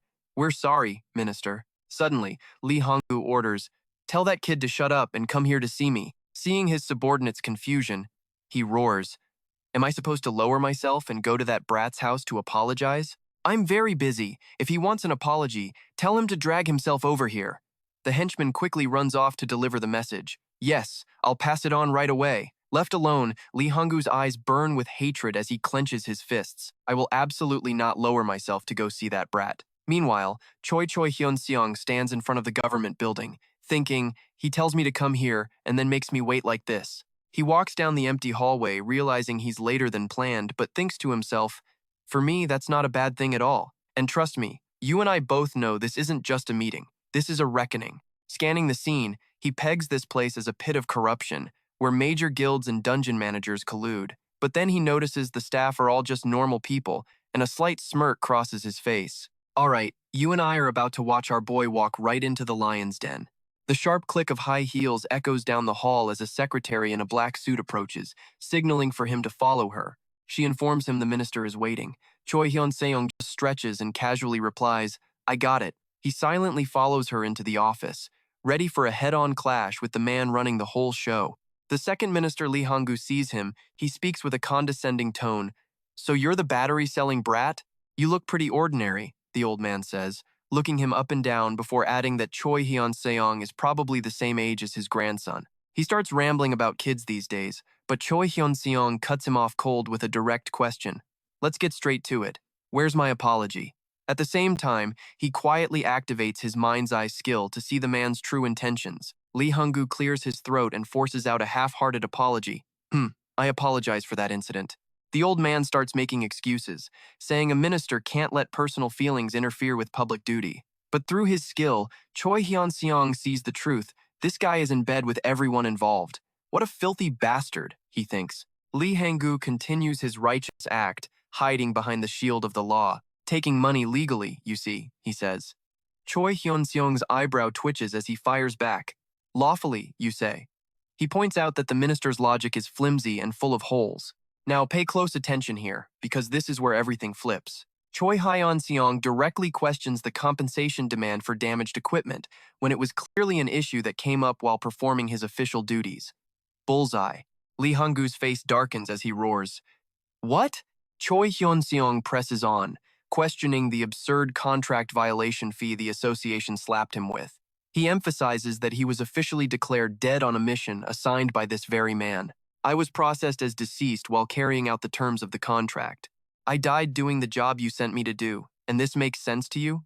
Choi Hyeon-seong roars in the old man's face. What the hell is rattling around in your head that you can make such a ridiculous argument? Lee Hong-goo slams the table and shoots to his feet, his face twisted in fury as he screams. Do you have any idea who I am, talking to me like that? Choi Hyeon-seong calmly shoots back. Weren't you the one who started with the rude remarks, Mr. Minister? He mutters with contempt. How can someone be so ignorant? The comment drives Lee Hong-goo insane. The old man's eyes bulge as he yells, You bastard, what did you just say? He frantically boasts about his position as minister and his past as an assemblyman, trying to intimidate him. He calls Choi Hyeon-seong an ungrateful kid who doesn't know his place, the typical rant of a washed-up fossil. Choi Hyeon-seong just casually cleans out his ear, which only makes the old man even more furious. He silently curses Choi Hyeon-seong as uneducated trash who got lucky with an awakening and now dares to insult his high status. However, when Choi Hyeon-seong turns back with eyes as sharp and cold as blades, the old man freezes. Choi Hyeon-seong drops a deadly question. Wanna live or wanna die?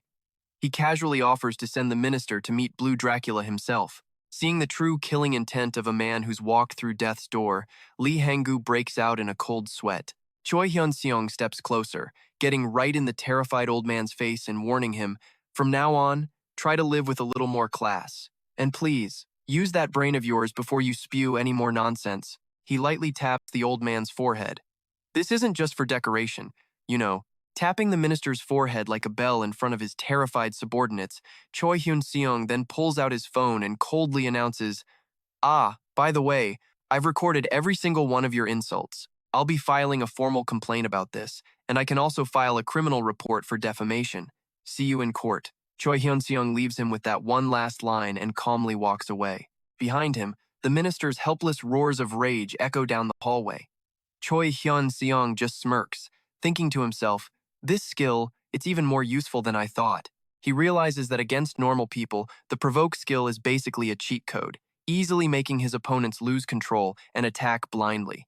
And just like that, the fuse is lit. A few days later, you and I see the media storm absolutely explode. News of the slush fund scandal and fraudulent transactions spreads like wildfire across the internet, igniting an unprecedented wave of public fury. It started with individual players, but soon small and medium-sized guilds began taking to the streets, protesting and even going on strike to demand justice. While the entire world descends into chaos, Choi Hyeon-seong is just chilling in his apartment.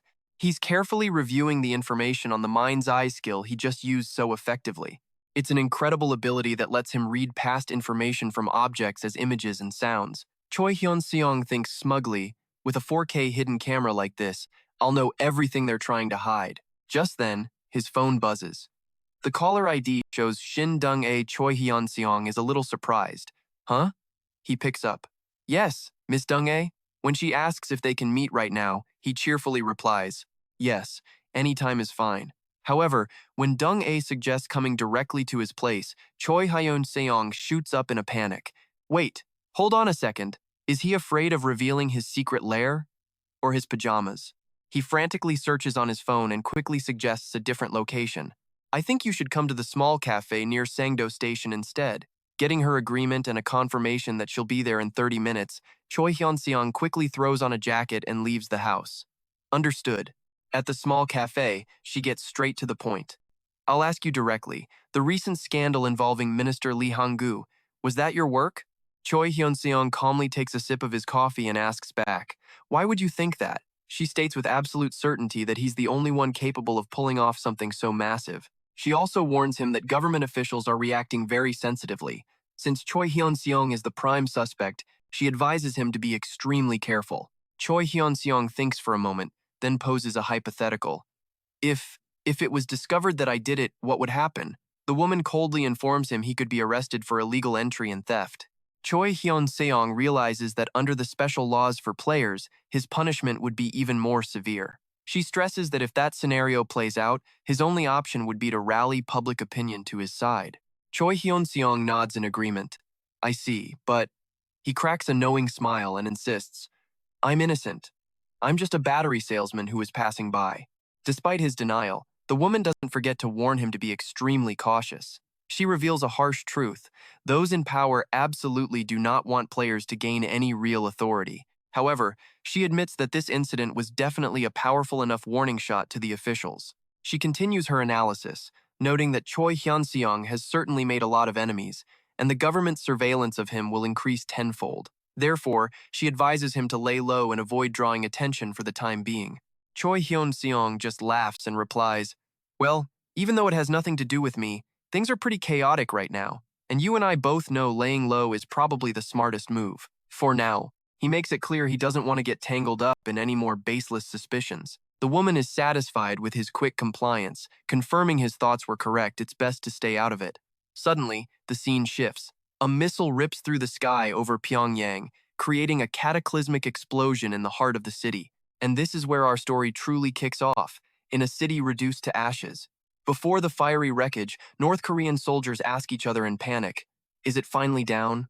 But the answer they get is pure despair. A missile is nothing but a toy to this giant monster. From within the rubble, an ancient creature with tough scales begins to reveal itself. A soldier standing nearby looks up in horror as a strange fluid drips onto his face, and he screams in agony as his body begins to melt away. The entire city is consumed by a chain reaction of explosions, with even modern fighter jets being ripped apart in the fiery sky. Below the ruins of skyscrapers, the monster Imugi stands tall as a symbol of utter destruction, and with that, we flash back to the present. The peaceful mood is shattered when the girl looks at her phone with a tense expression. An emergency notification for a general mobilization of high-ranked players flashes on the screen. Choi Hyeon-seong immediately stands up. I'll go with you. Whether to protect her or to hunt monsters, they quickly leave the cafe. Inside their speeding car, the woman anxiously reports, the Jindo Dog 1 alert has been issued. She quickly puts the phone to her ear and says, let me contact the main headquarters first. The headlines on Naver News are world-shaking. Written in stark red letters, Pyongyang has vanished. The North Korean government has completely collapsed. The woman passes the phone to Choi Hyeon-seong, telling him there's a new update. Hyeon-seong reads every word intently. Pyongyang gone, government collapsed, and an unmeasurable level Imugi monster is likely moving south. Sweat drips down his face as he thinks to himself, if I could sell this thing's core, I'd probably make a few trillion points. At the Player Association headquarters, an official grimly announces to the entire hall, as you've seen on the news, the current situation is far more serious. Pyongyang has been completely destroyed and the North Korean leadership has collapsed. He explains that since North Korea's top-tier players and Air Force were all killed fighting the Imugi, the gates in that region are now unstable, unleashing a tidal wave of monsters. Lee Soo-yeon and her colleagues listen in grim silence as the spokesperson continues. Just then, a red-haired man steps onto the stage and declares, "That's enough of the situation report. Pay attention now," because he looks down at the nation's finest hunters and says, "I'll now explain why I've gathered you high rankers. Your mission is to prepare to face the Imugi on the front lines and stop the monster horde pouring in from the north." Hyeon-seong is stunned, thinking to himself, the front lines? 10 days later, in Paju, Gyeonggi province, a ferocious horde of monsters is on a full-scale invasion. When is this endless fighting going to be over? I just want to go home for my mom's cooking. One hunter complains, completely exhausted. His comrade replies grimly, I don't know. Our losses are already too great. Watching from a distance, Choi Hyeon-seong can only think one thing. This is terrifying. On the other side of the field, Lee Soo-yeon has become a beast, furiously cutting down enemies alongside other warriors in the chaos. Tucked away in a warehouse, Hyun-seong wonders to himself, how much longer do I have to stay here? A rich guy who sells cores, forced to act like a sniper. Although he has a sister here who can resupply him with necessities, he can't help but feel a little awkward having to be so secretive about it. At the same time, on the Chinese side of the Yalu River, an intense battle is raging. A horde of monsters swarms across a massive bridge amidst earth-shattering explosions, while heavy machine guns constantly fire, mowing down the creatures. A gigantic foot slams down, shaking the very ground. From the water, a colossal red dragon emerges with a menacing look, just as a fireball slams into it, exploding on impact. The beast throws its head back and roars in fury. Watching from afar, a silver-haired female warrior coldly scoffs. How annoying. Okay, I know what you're thinking, and yes, this woman is an absolute legend. Behind her, a group of mages and warriors stand ready, channeling their magic to prepare for an all-out assault. A series of explosions rains down, causing the dragon to scream in agony. But facing the giant creature, the silver-haired warrior remains terrifyingly calm. Her eyes are sharp, focused intensely on her target. Without a shred of hesitation, she leaps into the air, unleashing a powerful spear strike that tears right through the monster's thick scales. Even a two-headed dragon goes down in one hit from her. Lee Soo-yeon walks silently through the tense atmosphere. Her eyes sharpen when she notices a soldier running frantically towards her to make a report. She asks calmly, "What is it?" The soldier stammers, "Ma'am, the thing is, they say the Imugi is heading this way at incredible speed." Hearing the grim news, Soo-yeon barely raises an eyebrow. Is that so? In her mind, she's already running calculations on the unmeasurable level monster, the one that flattened Pyongyang in the blink of an eye. Her hands tighten on her weapon as the soldier continues his report. Although the dispatched experts failed to determine the Imugi's level, they did succeed in classifying its rank. Soo-yeon presses him. So what rank is it? The entire area seems to go silent before the shocking answer. This rank basically means if you can't win, you're better off just reincarnating. But contrary to the horror spreading among the others, Soo-yeon just smirks. In the sky, fighter jets roar, tearing through space alongside the deafening boom of anti-aircraft fire. Soo-yeon moves forward, calculating that if this hunt is successful, a first kill achievement will surely be created. Achievements like that always grant massive stat bonuses, and she is determined to seize this opportunity at any cost. In total, 181 fighter jets and about 3,000 high-level players, all of whom have completed their fourth-class advancement, have been deployed to the border region. A formidable army stands ready to face the threat. The Imugi lets out an earth-shattering roar, signaling the start of a life-or-death battle. Soo-yeon shouts the order, "Everyone, advance! Let's turn this overgrown lizard into dinner." Immediately, the mages unleash a series of support skills like Victory, Speed, and Burning Will, massively boosting the entire army's power. The Great War erupts with countless magic attacks slamming down on the colossal serpent's body. The Imugi roars in rage, then suddenly throws its head back and unleashes a piercing shriek. The system immediately displays an emergency warning. Everyone has been hit by the psychic fear skill, causing complete paralysis for 10 seconds. What? A player cries out in despair. Taking advantage of the moment its opponents are frozen solid, the serpent whips its giant tail, sweeping away everything in its path. The other players can only grit their teeth and watch as their comrades are sent flying, heavily wounded. The Imugi roars madly, gathering a blazing purple energy before unleashing a breath of destruction. Watching on his phone, Hyeon-seong whispers, "This is insane." The shocking news report about the disaster at the Chinese border reveals that thousands of jets and tens of thousands of soldiers were annihilated during their own Imugi hunt. Most of them died without a chance to fight back, caught by powerful status effect attacks. Hyeon-seong mutters to himself, "If I hadn't bought that psychic antivirus software, I'd probably be Ash by now." And that little detail, trust me, it's about to become the most important thing in this entire story. He immediately opens the shop and changes his mind. The original plan was to buy the Wild Instinct skill, but now he's switching to mental resistance. Hyeon-seong is all in. He finds a hero-grade passive skill, the best of the best. It's called Indomitable Spirit, and it provides a massive boost against mental attacks. But the price tag is nearly 30 billion points, making Hyeon-seong hesitate. A hero-grade skill with only 2 attributes? Still, the user reviews are absolutely glowing. You and I know you gotta read the reviews before dropping 30 billion. The moment he confirms the purchase, a bright light engulfs his body as he absorbs the new power.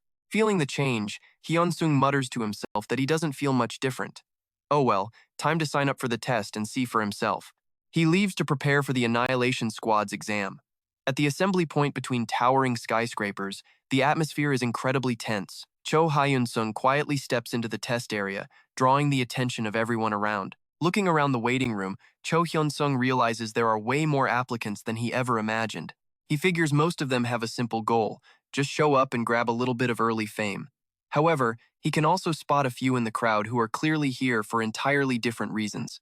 Hyeon-seong sits on a waiting bench, observing the other players and realizing the pass rate for this test is shockingly low. When the staff calls Choi Hyeon-seong, he quickly answers and heads to the counter. After his identity is confirmed, the staffer smiles, hands back his ID, and points the way.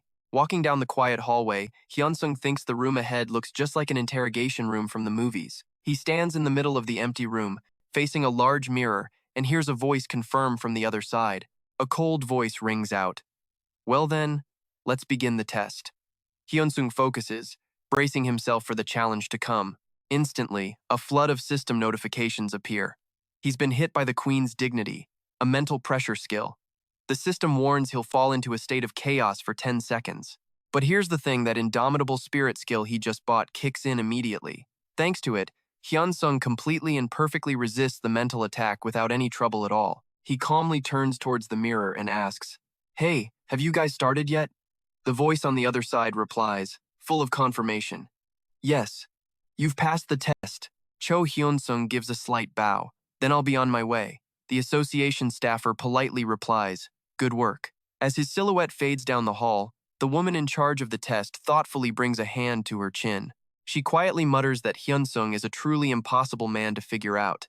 Then, she quickly regains her focus and calls for the next participant to enter.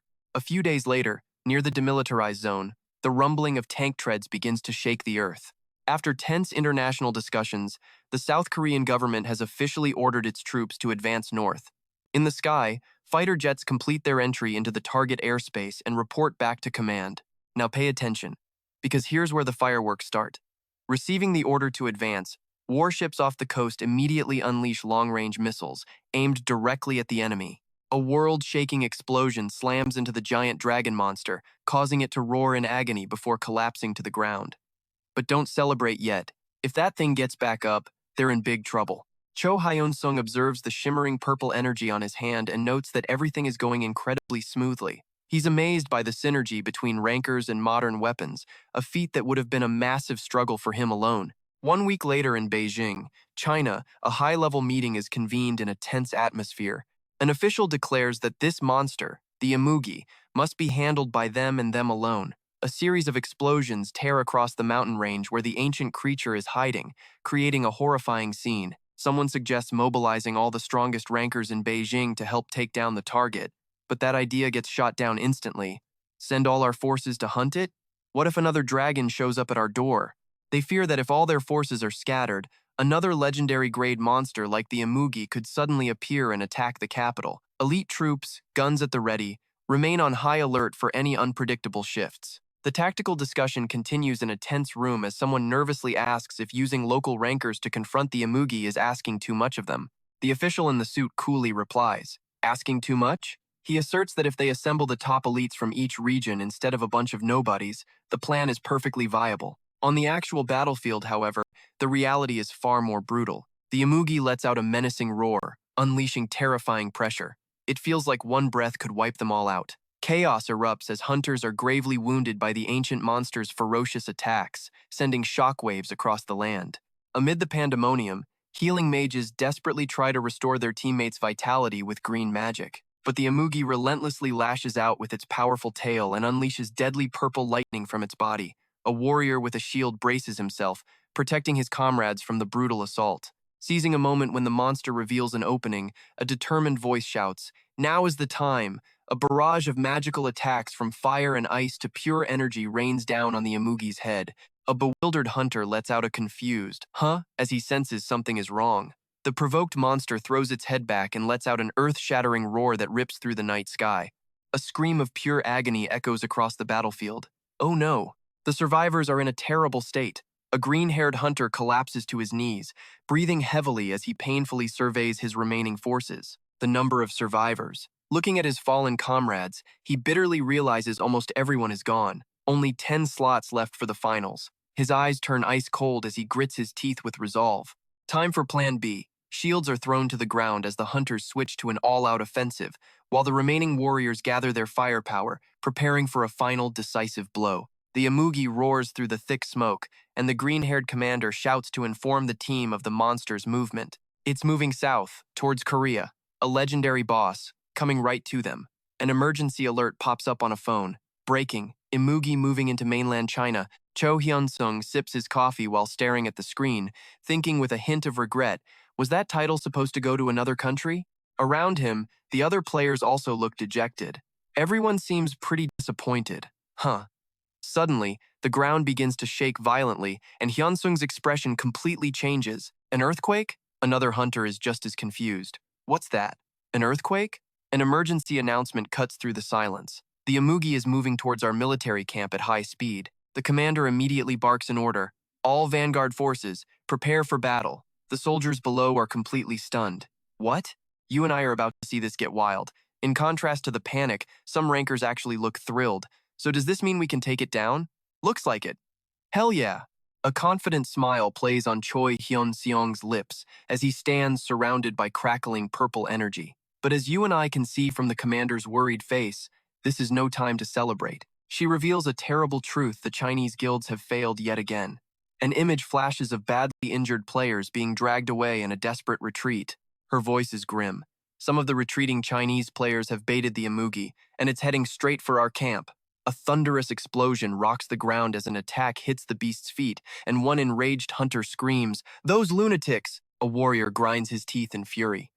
Those bastards tried to solo it, failed, and now they're dumping their mess on us? The bitterness is thick in his voice. The other players can't hide their rage at this cowardly act. No matter how you slice it, this is a criminal offense. They're deliberately luring a monster into another country. Another hunter spits out, absolute trash.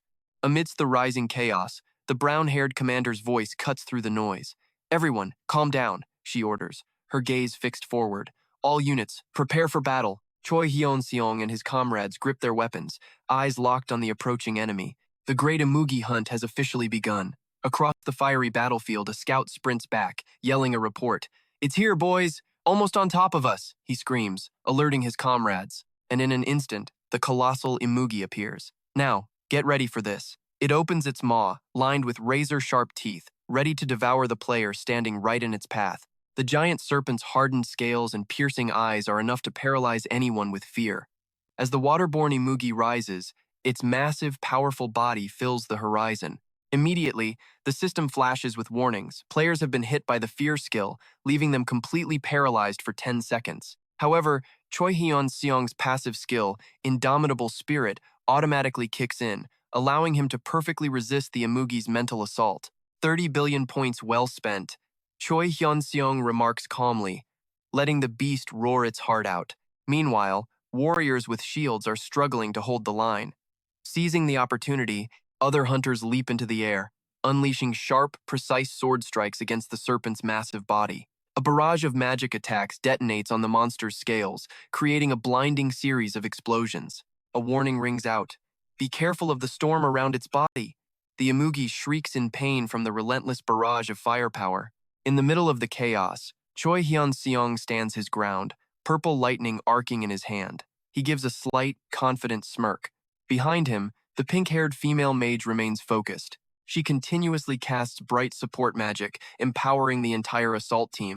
On the blazing battlefield, melee fighters and tanks dash forward with unbelievable speed, looking as if they're flying through the air. Witnessing the sheer power of his teammates, Choi Hyeon-seong can only watch from a distance and marvel to himself. The melee fighters and tanks are practically flying across the battlefield, he thinks, sighing in frustration. He hates being classified as a long-range attacker, unable to join the charge on the front lines. Suddenly, a massive impact sends violent tremors through the ground. A heavily armored warrior is thrown backward, clutching his chest in pain with a grunt. Immediately, healing mages rush to his side, anxiously asking, "Are you okay?" Watching from afar, Choi Hyeon-seong determines that a direct confrontation is out of the question for him right now. If I can't beat it head-on, I'll just wait for it to bleed and suck up some stats. And here's where our guy gets creative. He plans to wait for the right moment to absorb the spilled blood on the ground to increase his own power. Meanwhile, the colossal monster's overwhelming pressure makes Choi Hyeon-seong admit that its power is on a completely different level than anything he's ever faced before. He tells himself the only way to close the gap is to grind achievements like a madman. Choi Hyeon-seong opens his personal status window, which shows he's still level 1, but already possesses 142 different titles. His current goal is to accumulate a staggering 1 trillion points to increase his stats without relying on expensive divine items. While items like the River Destroyer remain locked, about 30 minutes later, the Great Battle enters its most brutal phase. The relentless attacks have left the monster heavily wounded. Choi Hyeon-seong starts to feel more confident. "Not as hard as I thought," he mutters, but just as the words leave his mouth, disaster strikes. He stands beside a teammate, a ball of purple energy gathering in his hand, but he suddenly freezes, on high alert. A close-up shows the serpent's sharp fangs, a terrifying threat. Realizing what's happening, a player screams, "Watch out, everyone! It's about to breathe fire and roast us all." Right after, the Imugi throws its head back and lets out an earth-shattering roar. It opens its glowing red mouth and begins to gather an insane amount of fire energy. A breath of absolute destruction erupts, wiping out everything in its path and blasting back the warriors trying to close in. Facing the monster's devastating power, the female mage grits her teeth, hastily summoning a defensive barrier. The immense energy crashes down, and the hexagonal shield begins to crack violently. A hunter yells out, "Only one layer has been broken."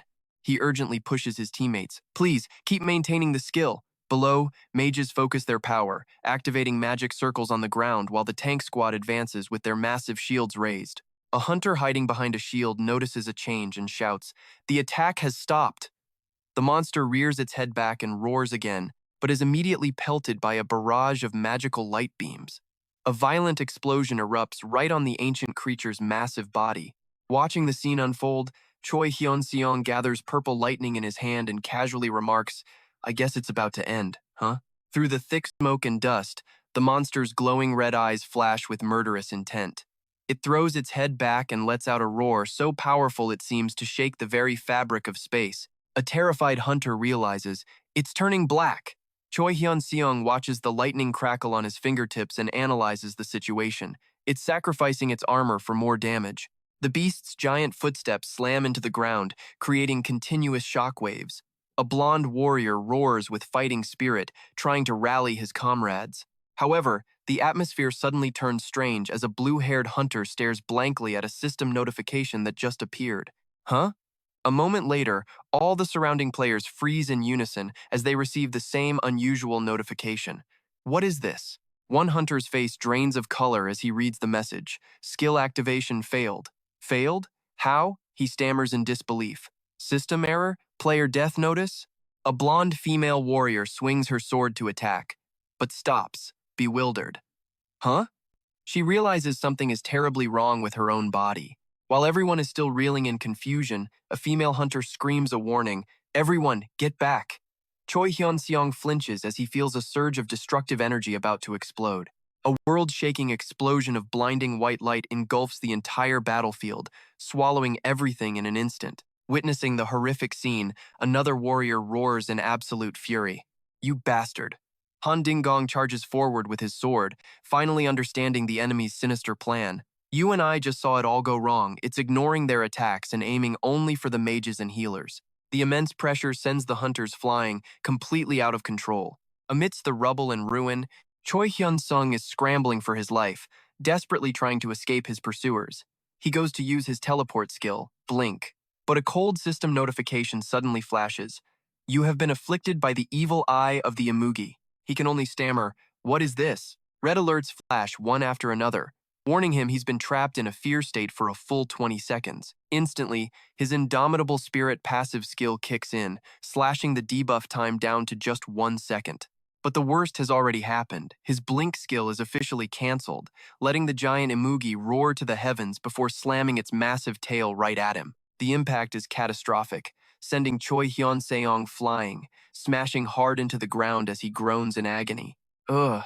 He struggles to his feet, hands clawing at the cold, chaotic earth. Staring up at the colossal beast, he makes a grim assessment, his face tense. It's huge, and fast as lightning.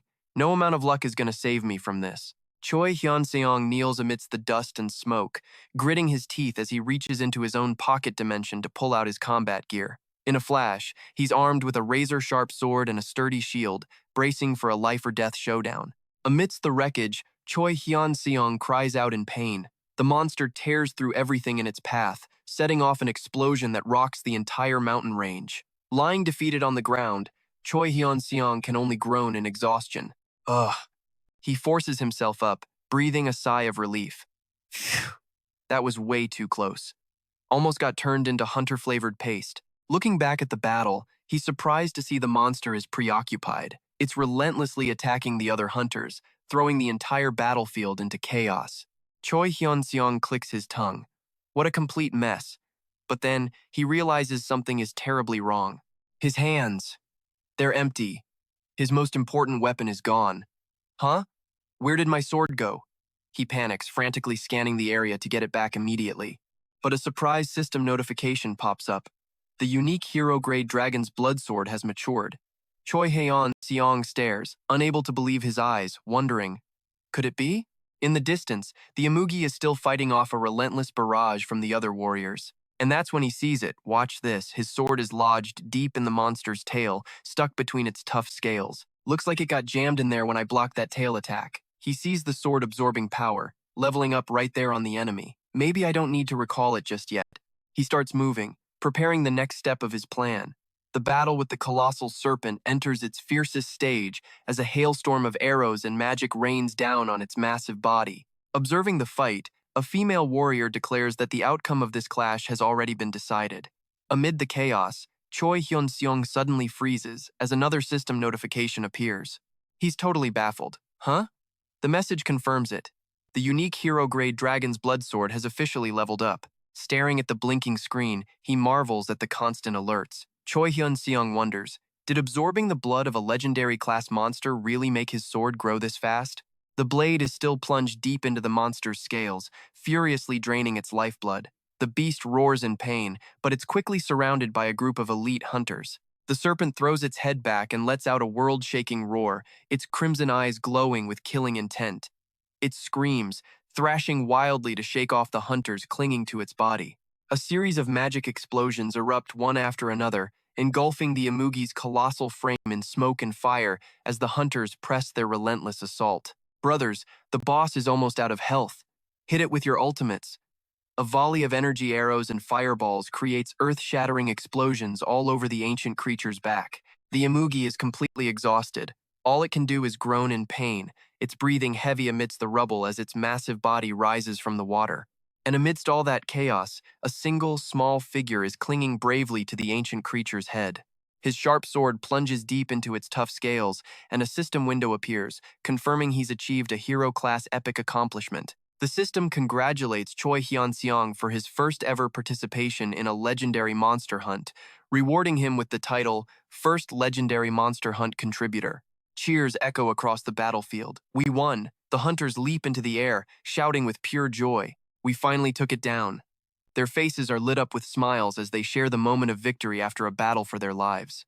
The colossal serpent's body begins to crash to the ground in a cloud of dust and smoke. The crowd of hunters stands frozen, watching in absolute awe at the last remains of the ancient creature.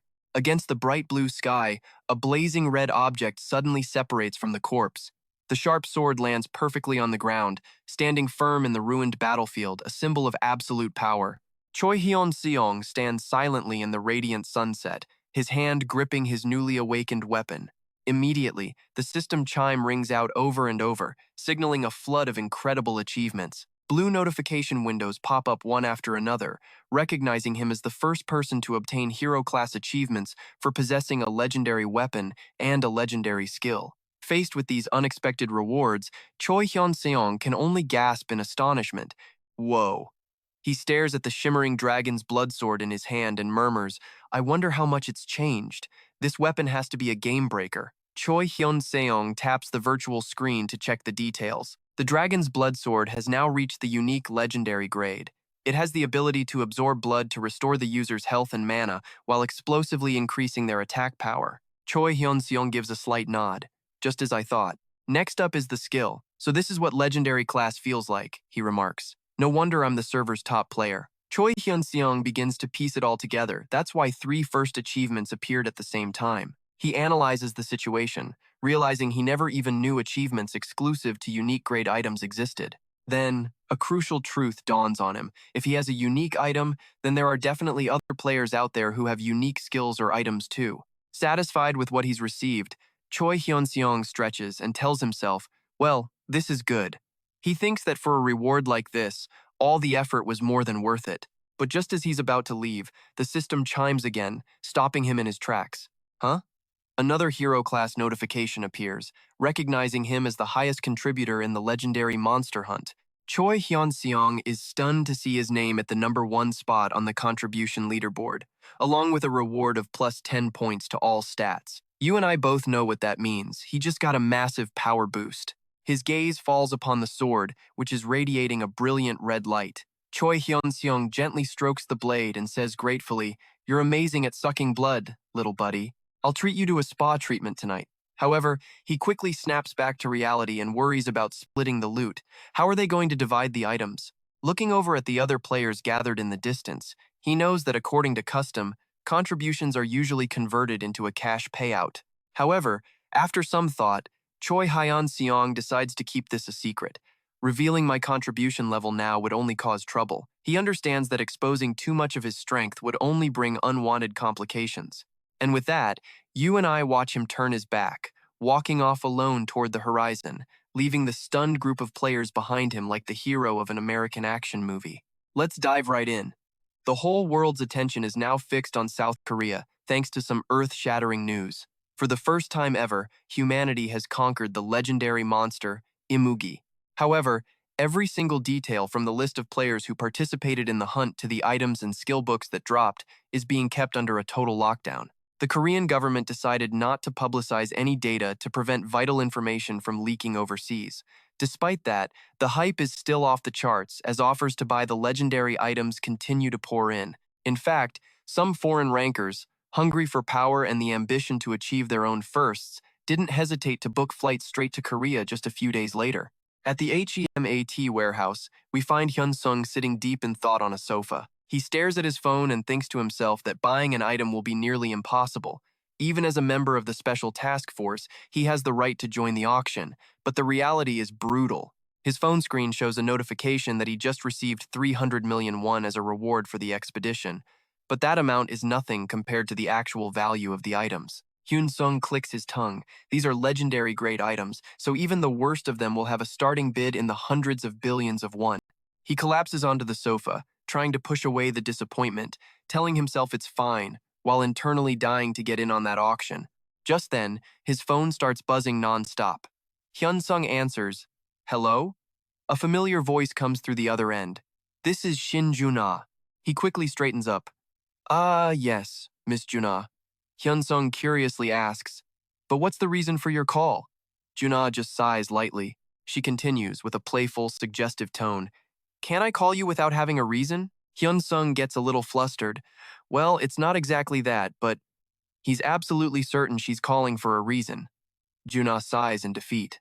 I guess I shouldn't have said anything. You're right. Her tone turns serious. All right, I can't win against you. I have a sweet deal for you. Interested? Hyun-sung focuses intently. What is it? Shin Junah asks with a smile in her voice. Are you interested in the legendary grade items?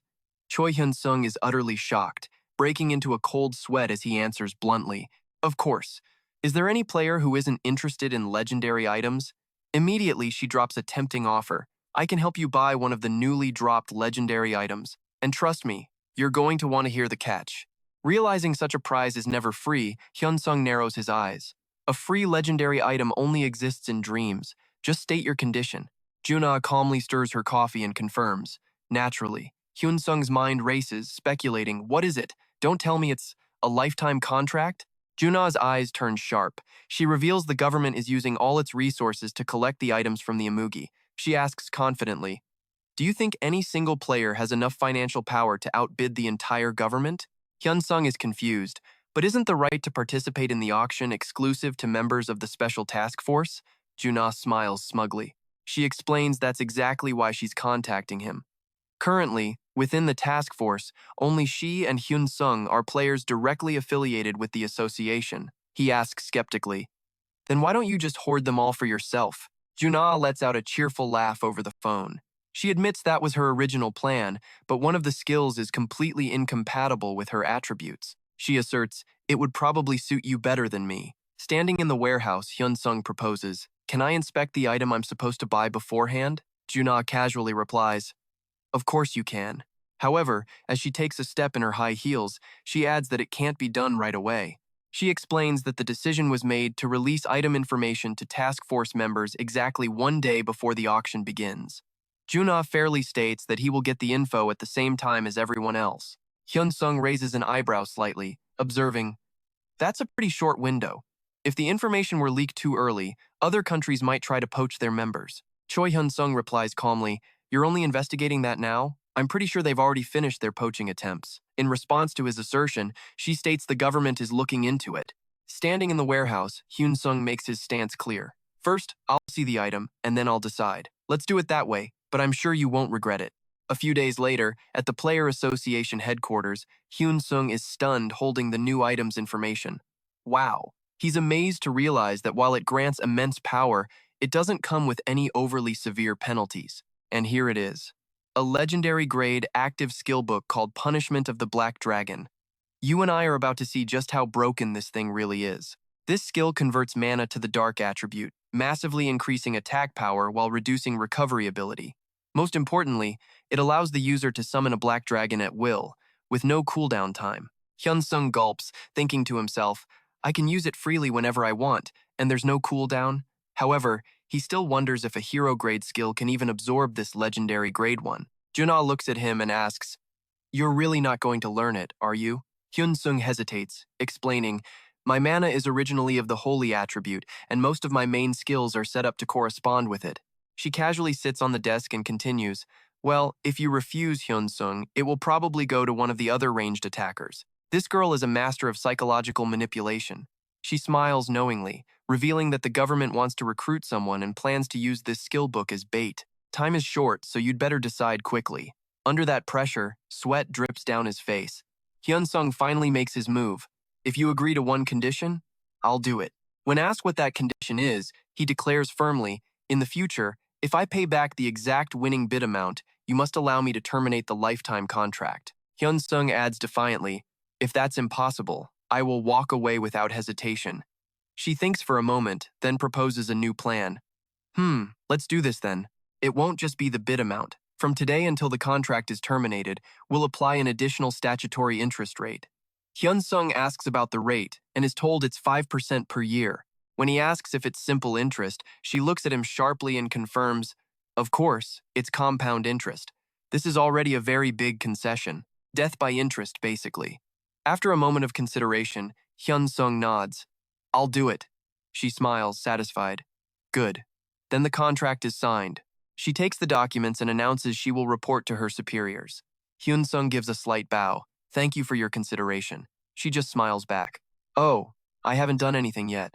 Well, I'll be on my way. Hyun-seong silently watches her walk away, then quickly pulls out his phone to make another call.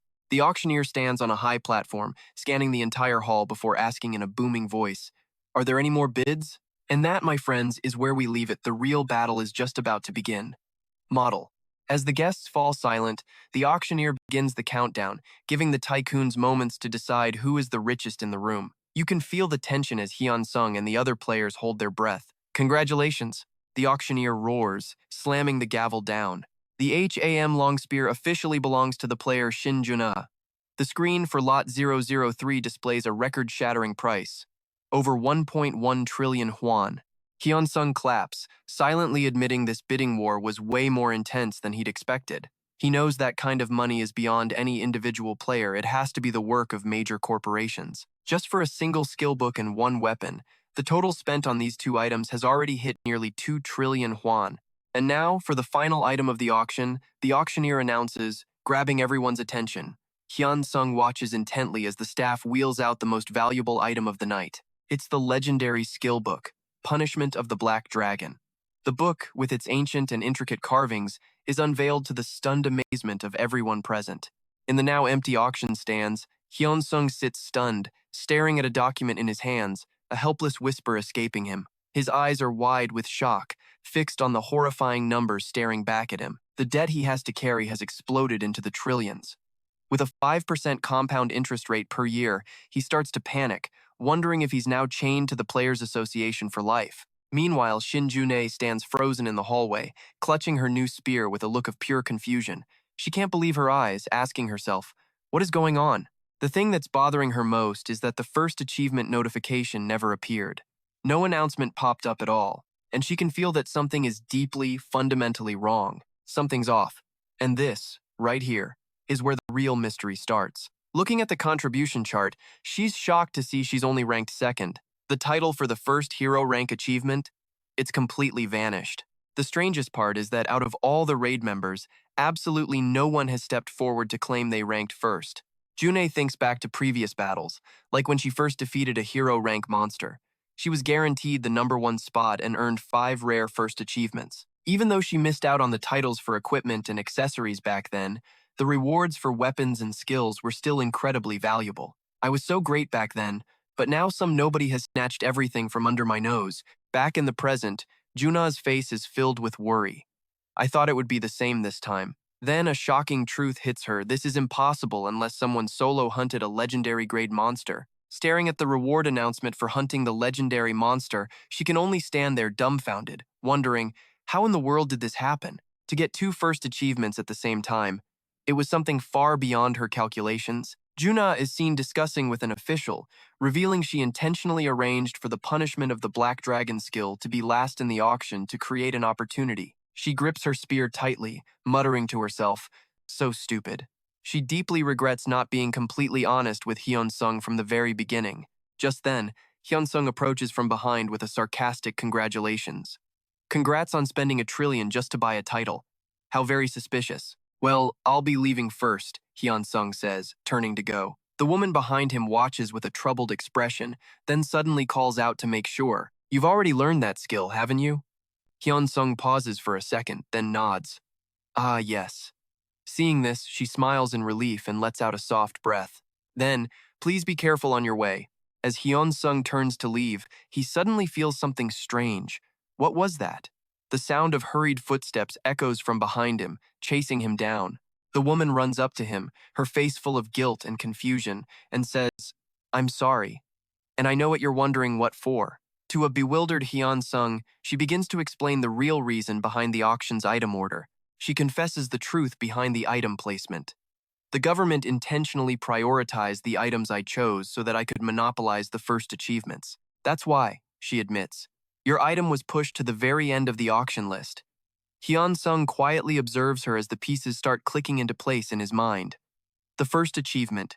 Remembering the system notifications he received for the legendary weapon and skill, He finally understands the real reason. Ah, so that's what this was all about. The system wasn't wrong, the government was. Hyun-sung calmly analyzes the situation. It makes sense for the government to favor someone like her who already held first achievements to solidify their position. He figures they must believe she still holds those titles. Seeing the woman still bowing her head in shame, Hyun-sung replies casually, "Well, things like that can happen." He gives a relaxed smile, scratching his head to reassure her. "I completely understand the government's position, and yours," he says firmly, "so you don't need to feel guilty or apologize to me." Hyun-sung's forgiving words leave June completely stunned. Her eyes widen as she looks at him, deeply moved, a faint blush creeping onto her cheeks at the kindness of the man before her. Hyun-sung gives a slight nod to Shin June. "Well then, I'll be on my way." Watching his back as he quietly leaves the room, June stands frozen in the silence, thinking to herself, a man who is strong but has no desire for fame. That's too cool. The guilt of having her superiors inadvertently pressure such an upright person like him gnaws at her conscience. June stands silently, staring at the exit, making a firm promise to herself. From now on, I will never, ever act like that again. Back at his place, Hyun-sung takes off his coat, thinking about the woman's confession. She really is an upright person. The thought that June felt so guilty she had to chase him down to apologize for supposedly stealing his achievement makes him feel a mix of amusement and guilt. He tells himself she really didn't have to explain everything and could have just let it go. A conflicted look crosses his face as he realizes he's the one who secretly reaped all the best rewards from the Imugi, while she's beating herself up over it. Hyun-sung sits cross-legged on his bed, activates his virtual space, and takes out the gleaming legendary skill book. Looking at the precious item in his hand, he wonders to himself, should I try learning this? His eyes light up with curiosity as he theorizes about how the skills might interact. Will it fuse with my current power, or will it exist as a separate skill? The moment he commands the system to acquire the punishment of the Black Dragon skill book, a system window pops up. Direct acquisition has failed, and trust me, you are not ready for this. The unique hero skill Breath of the Thunder Dragon and the legendary skill Punishment of the Black Dragon are now fusing. In a flash, a new entity of power is born, called Breath of the Black Thunder Dragon. Unique legendary rank. Hyun-sung is stunned as he realizes what just happened. This wasn't a simple absorption, it was a high-level fusion. But it doesn't stop there. Another hero rank achievement notification appears, recognizing him as the first player in the world to possess a unique legendary skill. Looking at his new status window, he thinks, just as I predicted, this is insane because it's so strong.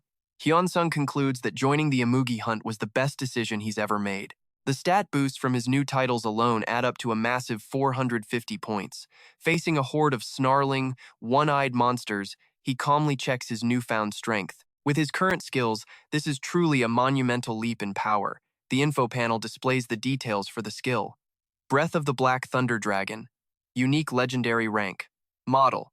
Alright, you're about to see a skill that is an absolute game changer. It converts mana to the dark attribute, supercharging attack power while gutting recovery. It infuses every move with the power of lightning, capable of paralyzing enemies on the spot.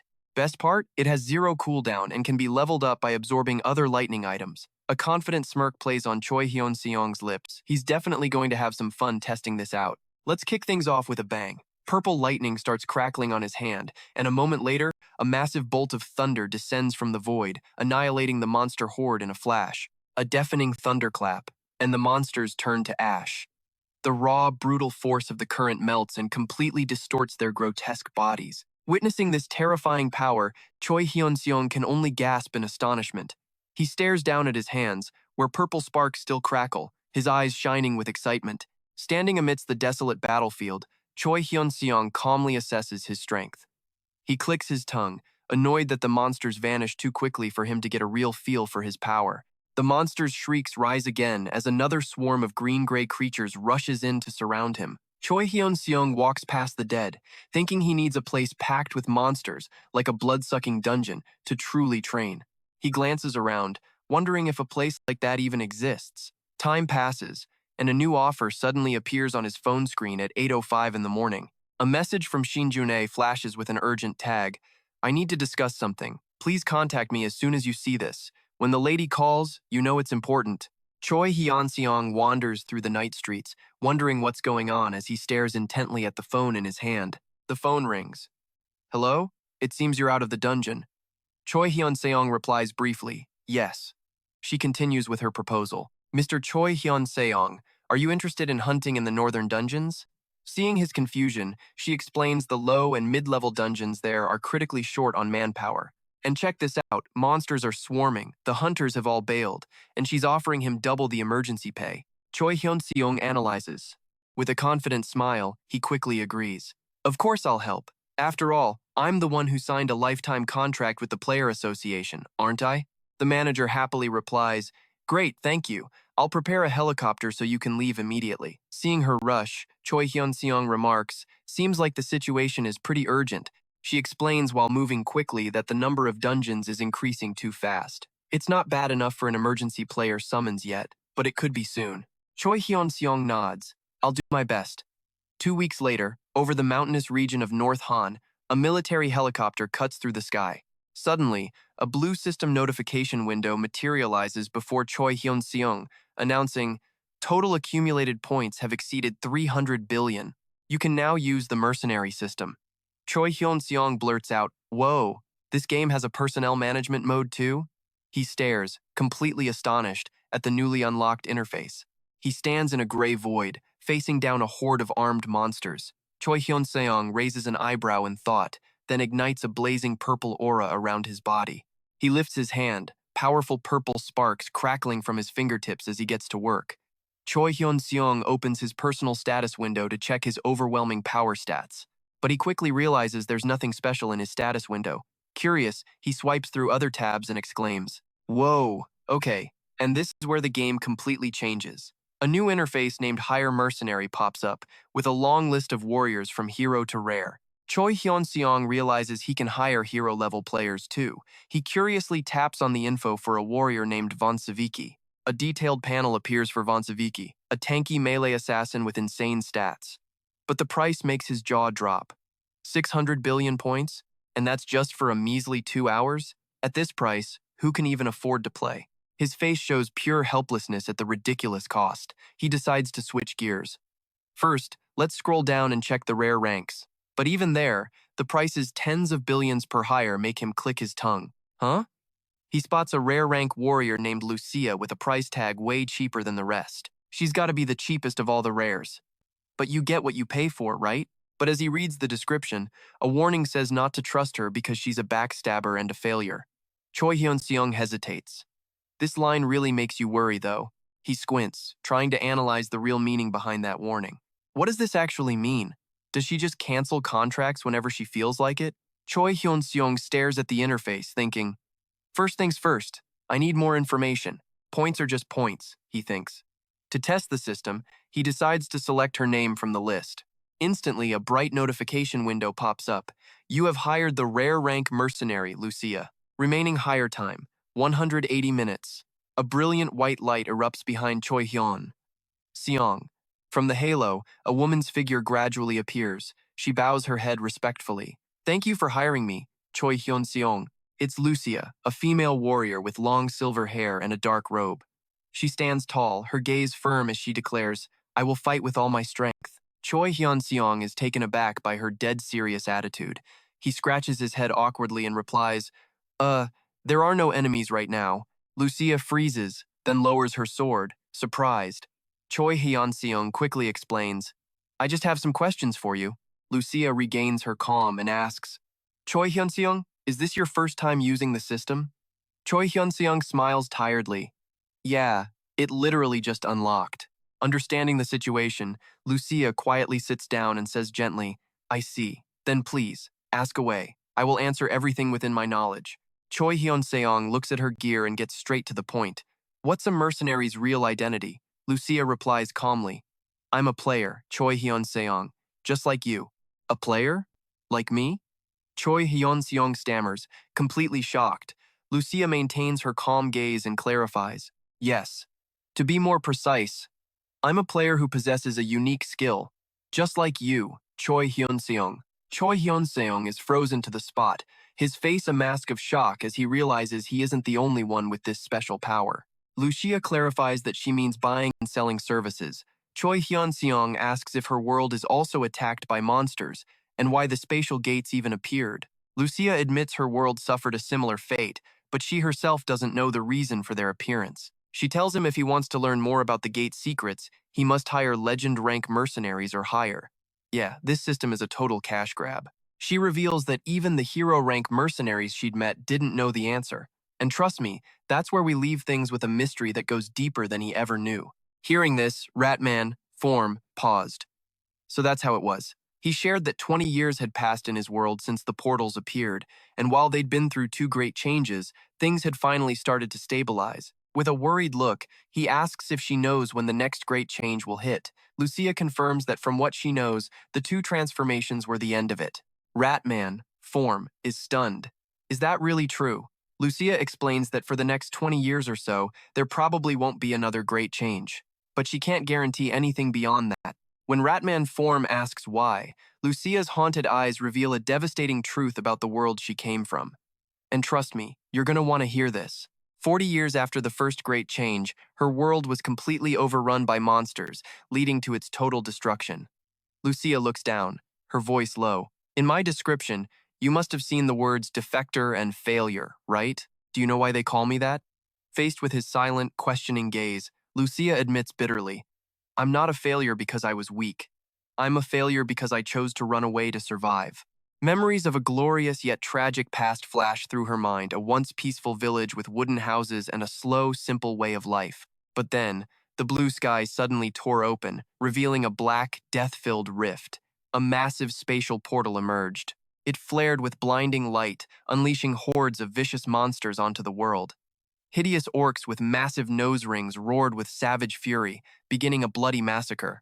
The people screamed in despair, fleeing from the monster's claws. In the midst of the chaos, a lone warrior on horseback charged in, cutting down beasts like something out of an action movie. But despite her best efforts, the power of this heavyweight monster was beyond imagination. Lucia is slammed to the ground, desperately using her sword to block a crushing blow from its spiked club. Just as death was imminent and she had no strength left to resist, a strange green energy surrounded her body, pulling her away from her collapsing world. Back in the present, a thoughtful Choi Ratman Form remarks, so that's why you became a one-star player. Lucia gives a small nod, confirming the harsh reality. She explains that all her hard-earned progress was wiped clean, making her the poorest hunter in the guild. She stands silently in the gray void, continuing to tell Ratman Form her humiliating story. Lucia bows her head slightly, her eyes filled with sorrow. But I soon came to regret that decision. She recounts how, from that moment on, she had to hunt maniacally to accumulate points, painstakingly saving every bit by selling skill books and magic stones just to stay alive. After 16 long years of struggle, just as a flicker of hope appeared, the second great change struck. Now, pay close attention, because Lucia reveals that this time, no one was strong enough to stop the rise of the legendary class monsters that were appearing more and more frequently. A colossal monster covered in glowing green crystals lets out a ferocious roar that shakes the very fabric of space. Lucia, clad in warrior armor with a sword and shield, grits her teeth in frustration. Damn it. She explains that a powerful magic field had been deployed, rendering all spatial teleportation skills and items completely useless. Facing the enemy's relentless assault, Lucia had no choice but to use the emergency escape item she always carried with her, her only chance at survival. Lucia pulls out a glowing blue cube and activates it. I used the dimensional teleportation item. She knew the probability of becoming lost between dimensions was extremely high, but it was the only choice she had in that life or death situation. The cube spun in the void, emitting a mysterious energy. However, cruel fate intervened, and Lucia failed to reach another dimension as she had planned. She admits with bitterness, I became a lost soul, adrift between the dimensions. Lucia was trapped in an infinite space, caught between the cracks of the universe. Her eyes show the exhaustion of wandering alone in a dark space, a place with no life or light. Let that sink in for a second, trapped in a silent void, with nothing but the dripping sound of water in an empty expanse. Lucia says that in her most desperate moment, she was incredibly lucky to discover the mercenary support system. She shows Choi Ratman Form that if he goes into his unique skills and selects the sales tab, a support window will appear. Instantly, a mercenary control panel pops up with Lucia's information rare rank, minimum hire time of 1 hour, for a fee of 1 million points. Ratman Form quickly navigates his own virtual screen and presses the mercenary support button. 1 million points for loyalty. What a deal. On his screen, his own registration panel appears with a similar minimum price. He can't help but exclaim in surprise. Oh! Lucia continues her story, saying she registered in the system and waited, but no one ever showed any interest. She even lowered her fee to the absolute minimum once, getting on her knees to beg a potential master to let her live in their world. But in the end, she was met only with a cold rejection. Ratman, Form, looks at the calculations and does some quick mental math. If she's a mercenary rank, he realizes the price is insanely expensive. 24 million a day, over 700 million a month. Lucia continues, saying that one day, someone made her a cruel and twisted offer. With a sinister smile, he demanded, "Work for me. Give me 24 million points every day, and I'll take care of the rest." Ratman, Form, interrupts, shocked. "You can transfer points to other people?" Lucia explains that transferring points to regular players or civilians is impossible. However, for people who possess the same type of unique skill, that rule is completely different. She steps closer, confirming that trading points between them is entirely possible. The two stand facing each other in the silent space, and Lucia extends her hand for a handshake to seal the deal. Instantly, a transaction notice appears with a staggering sum of over 10 billion exchangeable points. Choi Ratman, Form, stares at the system screen and exclaims, intrigued, "That's incredible." He curiously asks if they could exploit this by trading back and forth between players.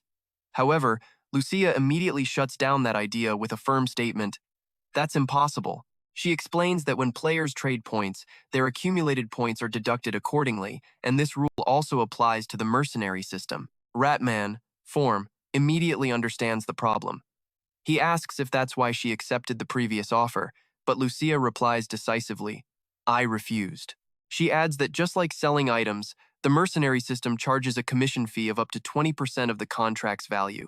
Choi Hyeon-seong lets out a soft gasp as he grasps the massive point deficit.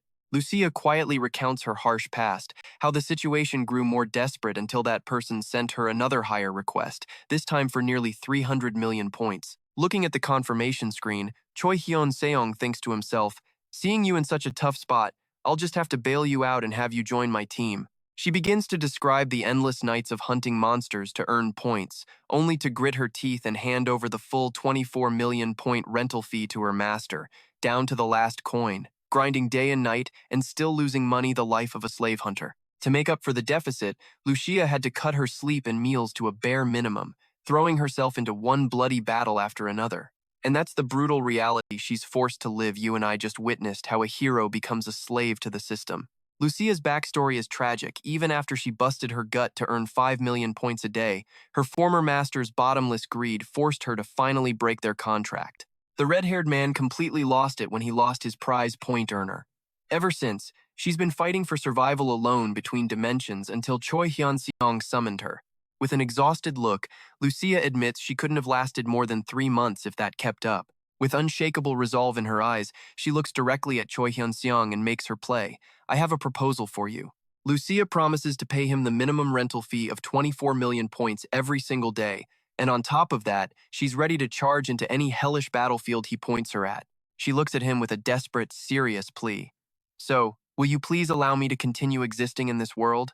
Choi Hyeon-seong looks her over, then says, "Can you give me some time to think?" Lucia smiles and agrees. Of course. She gently reminds him that her rental time is almost up, and she has to return soon. In a flash of light, Lucia vanishes, leaving Choi Hyeon-seong standing in stunned silence. Brooding in the dark cave, he thinks to himself, "I got seriously lucky. But now what do I do? Using the mercenary system, it just makes sense." His mind made up, Choi Hyun-seong touches the system screen to summon Lucia right back. The moment she appears, she says, "Hiring me again shows you've made a wise decision." Choi Hyeon-seong coolly replies, "I have. But first, there's something I need to confirm." Lucia gets it instantly. "It seems you're curious about my true strength." He gets straight to the point. "Can I see your status window?" After a brief pause, Lucia agrees. "If it's just my level in stats, I can show you."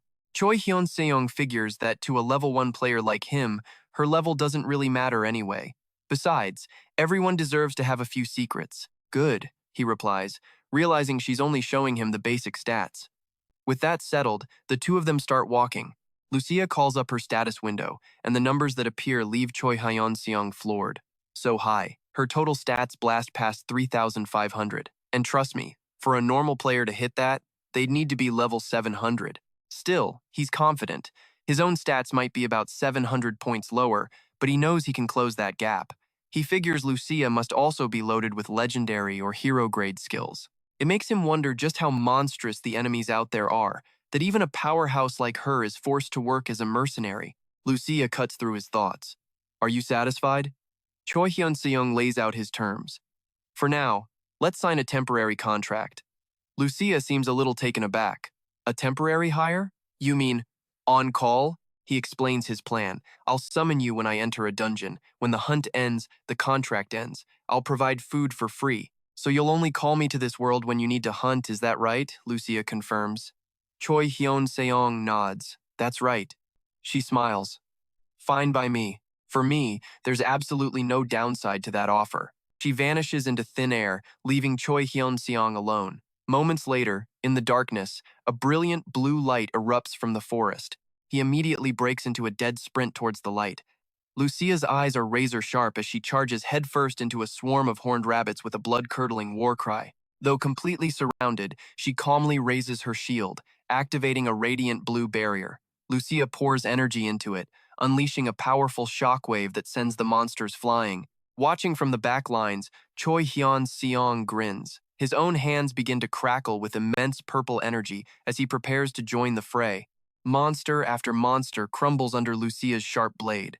Watching her ferocious fighting style, Choi Hyun-seong thinks, her style is the complete opposite of mine. He feels a rush of excitement, and yeah, you and I can both tell this combination is going to be epic.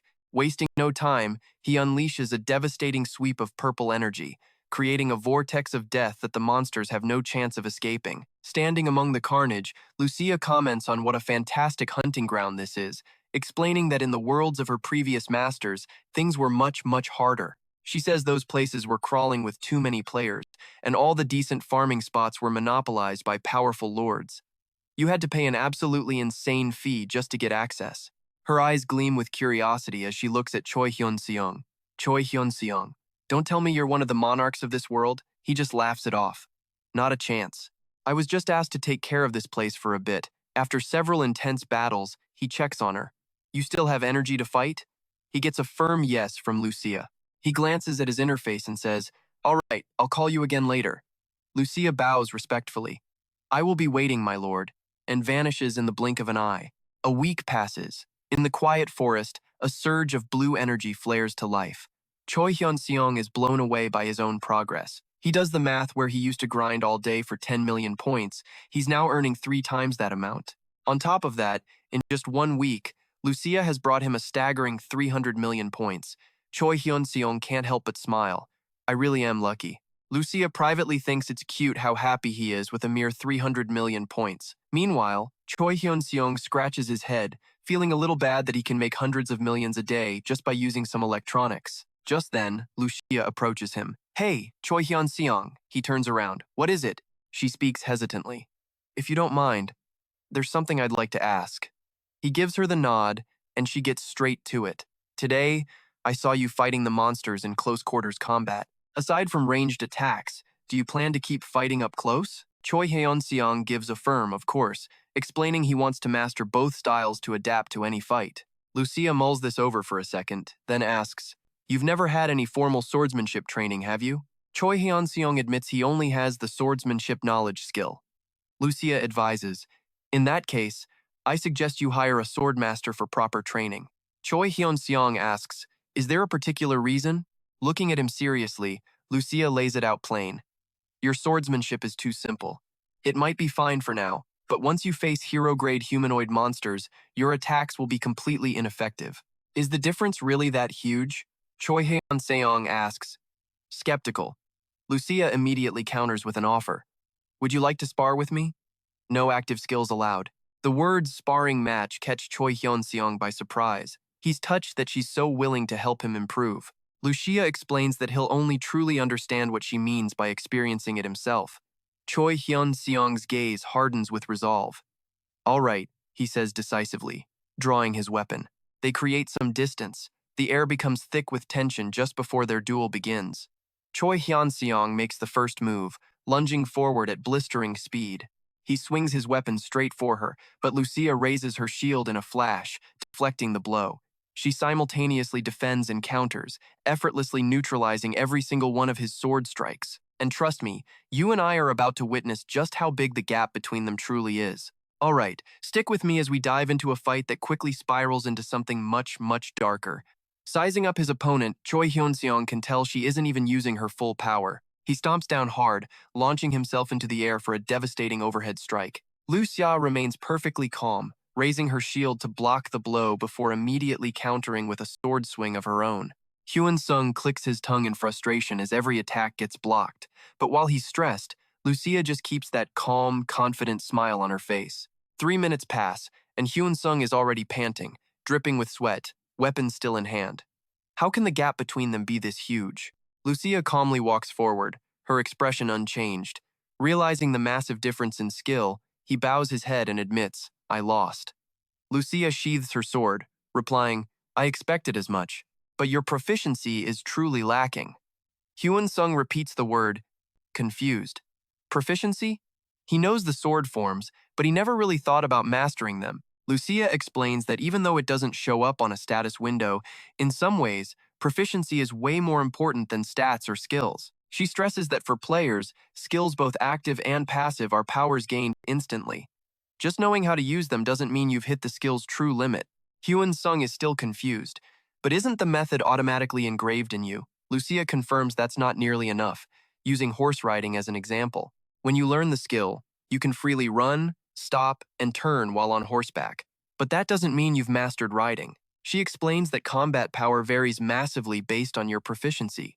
Just because two people learn the same skill, it doesn't mean they can unleash the same amount of power. Hyeon-seong's eyes widen as it finally clicks. Seeing his expression, Lucia knows he gets it. She continues, explaining this isn't just for passive skills like swordsmanship. Even with his main lightning skills, the damage difference based on proficiency would be enormous. Hyeon-seong's mind immediately goes to playing video games. And here's the part you and I need to really get. Even with the same character stats, the way he plays versus a pro gamer is night and day. That's proficiency. He tells himself that even though it isn't recorded on his status window, it's an ability with a massive impact in real combat. He looks at Lucia and hesitantly asks, "Could you help me raise my proficiency?" Lucia beams, her smile radiant. "If you want me to, I'll help you anytime." He never expected this girl to be so enthusiastic about teaching him. A few months later, thanks to the hard work of high-rank hunters in the northern region, the monster wave threat has started to stabilize. But beneath that calm surface, dissatisfaction among those same hunters is boiling over. The hunters dispatched from major guilds are starting to complain. Whenever they're ordered into low-level dungeons, they either strike or demand to go back south. This whole situation throws the burden of clearing low-level dungeons squarely onto the shoulders of the hunters from the association. After a while, even the association hunters can't take it anymore and start complaining. Sure, they get double combat pay, but the losses are just too great.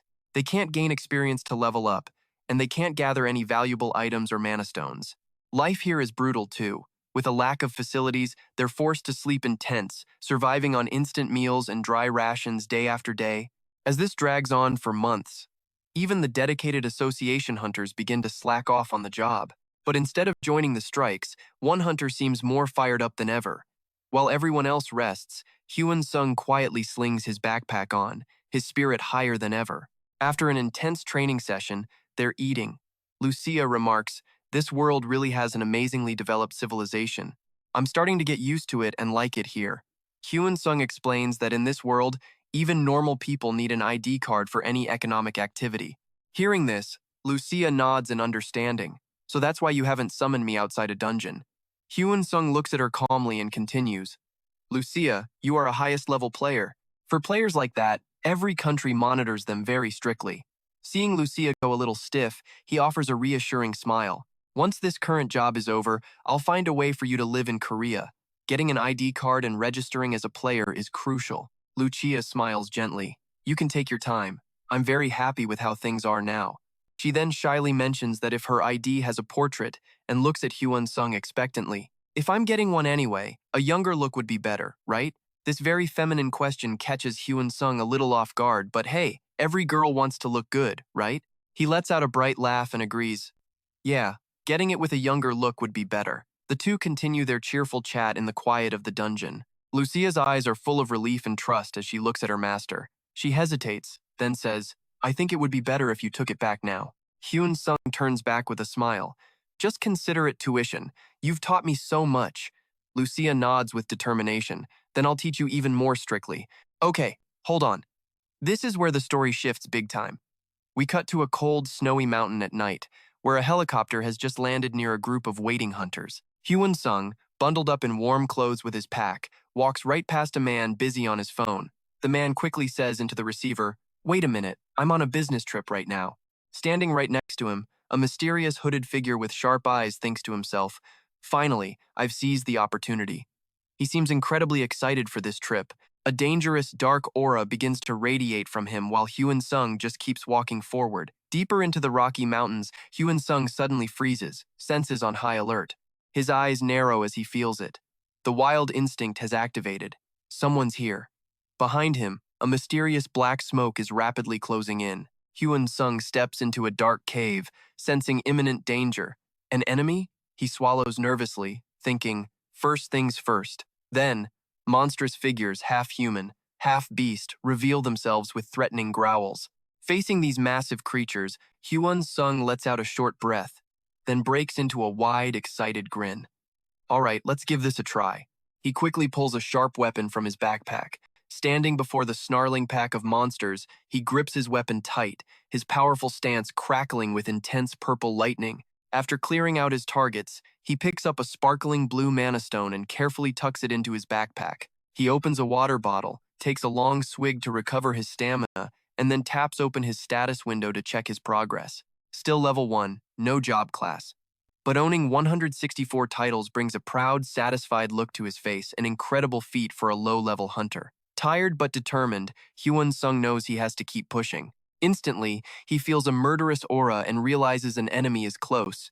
A huge monster roars and charges, but Hyun-seong is faster, cutting it down in a single flash of his blade.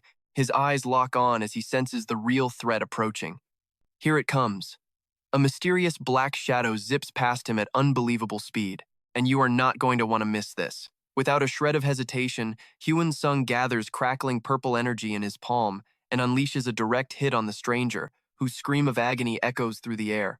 Looking at this new foe, Choi Hyeon-seong instantly identifies him as an assassin-class player, one who won't stop until the job is done. He braces himself, his weapon glowing with energy, ready to face the killer emerging from the black cloak. The two clash in a fiery explosion mid-air. After landing, Choi Hyeon-seong is stunned as his opponent moves like a phantom, a wisp of black smoke. So fast, he thinks, his eyes widening in disbelief. He immediately spins around. The assassin grits his teeth in shock. Huh? How did he know? He can't believe his movements were tracked so easily. Even though he has the advantage in raw power, Choi Hyeon-seong knows this won't be easy. I'm definitely stronger, but he's just too fast. Suddenly, the assassin appears right behind him, making Choi Hyeon-seong flinch. He's got a movement skill, too. Before he can react, a thick cloud of green smoke from the enemy's bomb engulfs him. Not just that, this guy is using biological weapons. The system flashes a warning. You have been poisoned. Body functions will be paralyzed for 10 seconds. But in that critical moment, his passive skill, Book of the Immortal, automatically activates, cleansing the poison in a flash.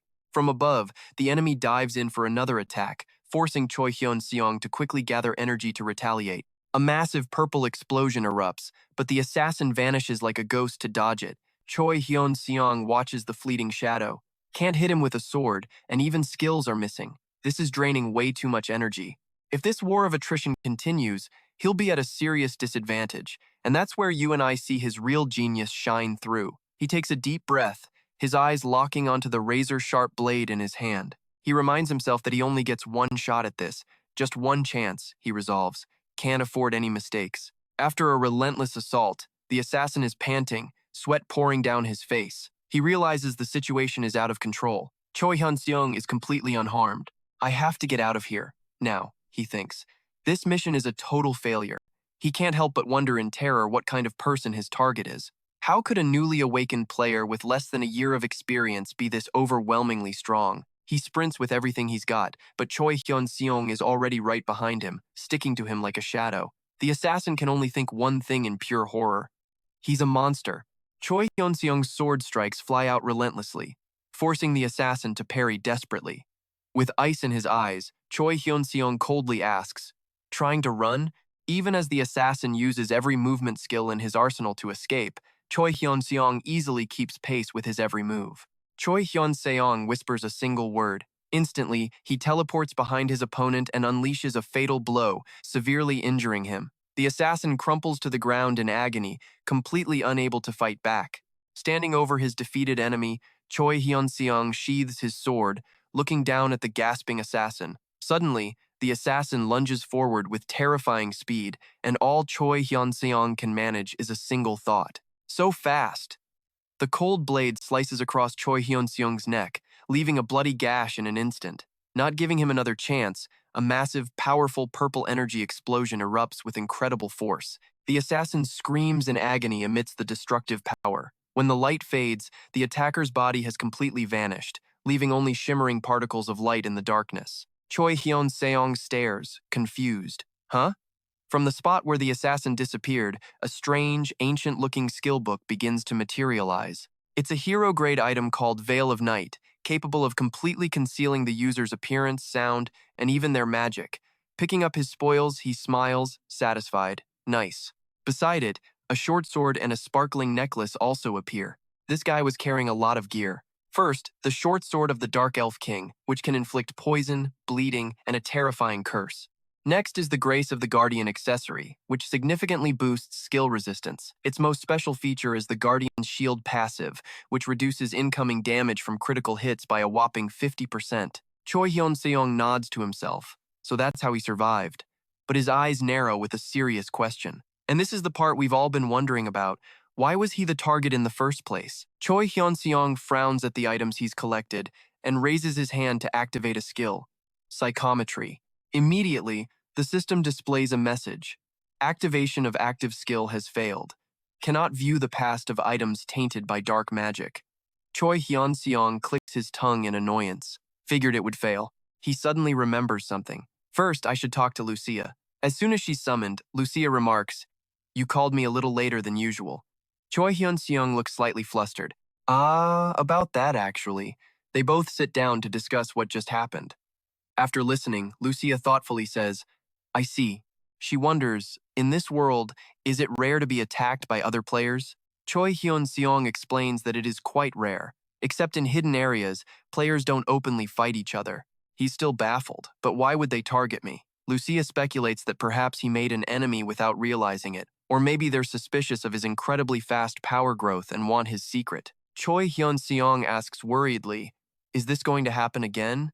Lucia's expression turns serious. If that person belonged to some kind of organization, then the chances of you being targeted again are very high. She explains that according to this world's rules, if they can't attack in public, they'll definitely choose a time when he's inside a dungeon. That way, his death can be officially ruled as a natural occurrence. Because of this, she warns Choi Hyeon-seong to be extremely careful when he goes hunting. Lucia kindly advises, "If you encounter a difficult enemy, summon me immediately. If you have enough points, you could also hire other mercenaries."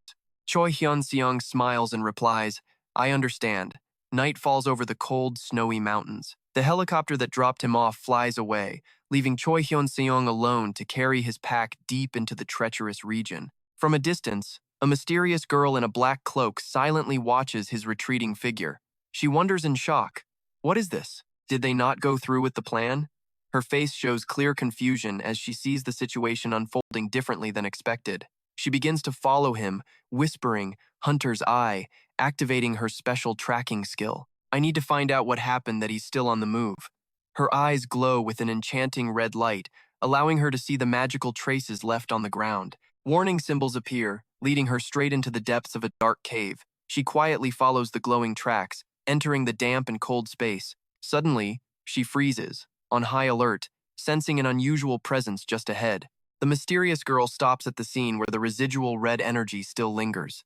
She kneels, touching her hand to the ground, and whispers, "This should be enough." Instantly, she activates the skill Memory of the Earth. From the ground, gray, phantom-like figures begin to rise, replaying the entire battle. She silently watches the apparitions simulate every move made by Choi Hyeon-seong and the assassin. Suddenly, her eyes narrow in utter disbelief, and what she sees stops her cold. Before her, the reenactment shows the assassin using all his strength to run for his life. She wonders aloud, is he running away? Why on earth would he need to run? But watch closely now, because that shock twists into pure horror as she sees the memory of Choi Hyeon-seong deliver a final blow that completely obliterates his opponent. Her eyes fly open, her face a mask of disbelief as she whispers the name Takahashi. She struggles to swallow, trying to accept the brutal truth. He's dead. Meanwhile, in Tokyo, Japan, inside a luxurious high-rise building, a man in a sharp suit is deep in thought. So the chance that Deng Shungu was telling the truth is high? His subordinate stands opposite him, reporting respectfully. Yes, sir. According to the report from Makaneko, Choi Hyeon-seong killed Takahashi. The man continues his line of thinking. In that case, it's highly likely that Choi Hyeon-seong also killed Deng Shungu. His subordinate confirms, I believe that's almost a certainty, sir. The man's expression grows tense. A newly awakened player, not even past the 1-year mark, ignoring the level 20 rule and defeating a ranker level expert? And he did it twice. Twice now, his forces have suffered a crushing defeat against some unknown player. This is Tanaka, Japan's Minister of Spatial Management. Tanaka mutters to himself, plotting. Breaking the level 20 rule is just the beginning. The subordinate adds, we estimate the probability that he possesses a unique skill is over 99%. Tanaka nods grimly. No wonder the Korean Players Association was so eager to sign a contract with him. He taps his fingers on the desk, a dangerous glint in his eyes. What kind of unique skill could possibly allow for such rapid growth? If that's the case, it would be better to just take it from him. The subordinate looks up. Confused, sir? Tanaka brushes it off casually. It's nothing, then immediately changes the subject. Okay, pay attention, because this is the decision that changes everything. Tanaka asks, instead, how many secret agents can we mobilize right now? When the answer is 5, he gives the order without hesitation. Deploy all of them to the back-try area. The subordinate still looks hesitant. Tanaka's voice drops to a growl. Did you not hear what I said? The subordinate flinches and bows his head. No, sir. I'll carry out the order immediately. But he still has one question. Is the objective the same as before, sir? Tanaka confirms calmly. The same. But add one more thing. If you determine the mission cannot succeed, then give the order to kill Choi Hyeon-seong at any cost. So if they can't recruit him, they'll eliminate him. The subordinate bows deeply. Understood, sir, and quickly leaves the room. Alone in his lavish office, Tanaka scoffs with contempt. Choi Hyeon-seong doesn't trust the Korean government. What a fool. He straightens his tie, his face a mask of smug calculation.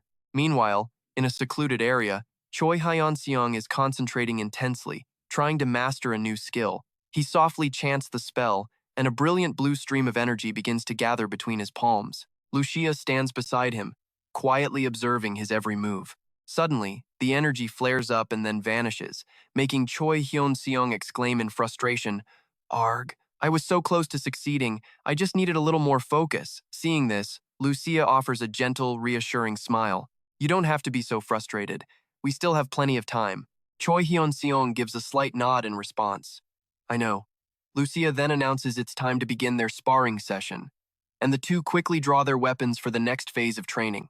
Choi Hyeon-seong grips his weapon, his eyes filled with determination. Lucia is also in a ready stance, sword and shield in hand. Choi Hyeon-seong takes the initiative. I'll go first. Lucia gives a slight nod of agreement. Instantly, Choi Hyeon-seong lunges forward, attacking with a series of powerful sword strikes. But Lucia remains perfectly composed, using her sturdy shield to block every single blow. The clash of steel echoes through the air. Choi Hyeon-seong puts all his strength into his attacks, but he can't even make a dent in her defense. After being parried, Choi Hyeon-seong grits his teeth and stumbles back. He quickly plants a hand on the ground to steady himself before getting back into a fighting stance. His eyes are locked on Lucia, searching for even the smallest opening. In stark contrast to his tension, Lucia stands firm, radiating an aura of absolute authority. Her own eyes carefully track her master's every movement. Choi Hyeon-seong charges in again, but every swing of his sword is effortlessly nullified by her shield. He clicks his tongue in frustration. Still not giving up, Choi Hyeon-seong stomps his foot and launches himself toward Lucia, sword held high. Lucia calmly raises her shield to block, her sharp eyes tracking his every move. Despite his all-out assault, Lucia stands as immovable as a fortress wall, causing him to grit his teeth in sheer frustration. After a fiery exchange, Choi Hyun-seong backs away to create some distance. The two stand facing each other in the dim light, the atmosphere slowly cooling down after the intense workout. Lucia gently lowers her weapon and speaks. "That's enough for now. It's time for us to move to the next dungeon." Choi Hyun-seong is still catching his breath, and you can see the exhaustion and doubt on his face.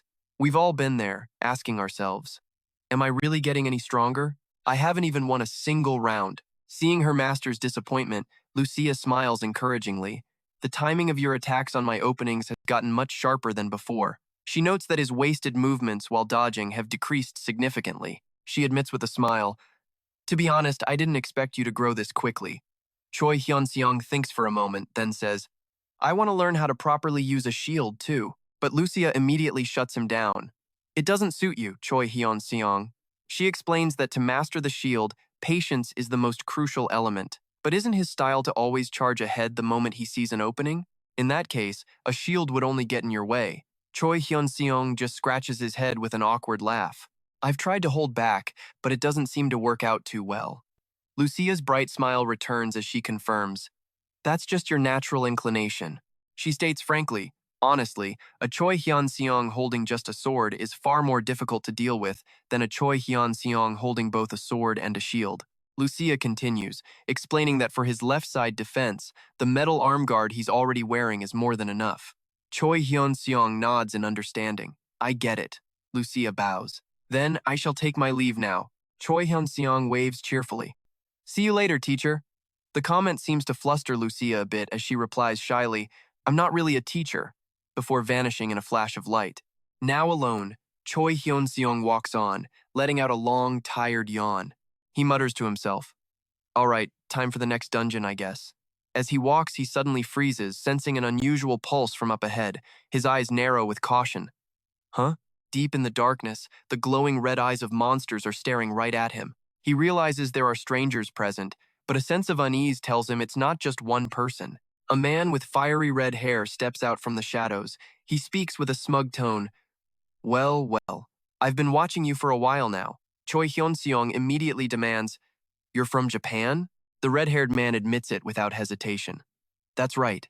He flashes an arrogant smirk and makes a threatening offer. "It would be best for you to give up resisting and just come with me quietly." Choi Hyun-seong remains perfectly calm. He asks back, "Why do you want to take me?" The stranger replies coldly, "I'm not obligated to tell you that." He forces the choice on him, right here, right now. Make your decision. Will you resist, or will you surrender? And that, my friends, leaves our hero in one hell of a dangerous position. And just like that, he realizes the assassin has a partner. If they attack from both sides at the same time, handling it alone is going to be an absolute nightmare. For a split second, Choi Hyun-seong wonders, can I do this alone? Should I call Lucia? But he immediately shuts the thought down. No, not yet. His hand tightens on his sword time to see how this plays out. All right, let's jump straight into the action where Choi Hyun-seong draws his weapon ready for the showdown. The red-haired man smirks. "Oh? You plan to resist?" He slowly unsheathes his katana, his voice dangerously soft. I tried to be reasonable. Not giving his opponent a second more, Choi Hyeon-seong channels his energy and lunges forward, activating his dragon's breath skill. A massive torrent of violet energy erupts, blasting towards his foe. Choi Hyun-seong's eyes flash as he scans his surroundings, on high alert. Suddenly, the red-haired man teleports directly behind him. Choi Hyun-seong instantly recognizes it a spatial movement skill. In the distance, the magic explosion from his previous attack finally detonates, lighting up the sky. After a brief clash, Choi Hyun-seong grits his teeth as the enemy closes in, forcing him into a direct confrontation. He gathers magic in his palm, nimbly dodging a deadly downward slash. Choi Hyun-seong's eyes are wide open, focusing with everything he has on his opponent's every move.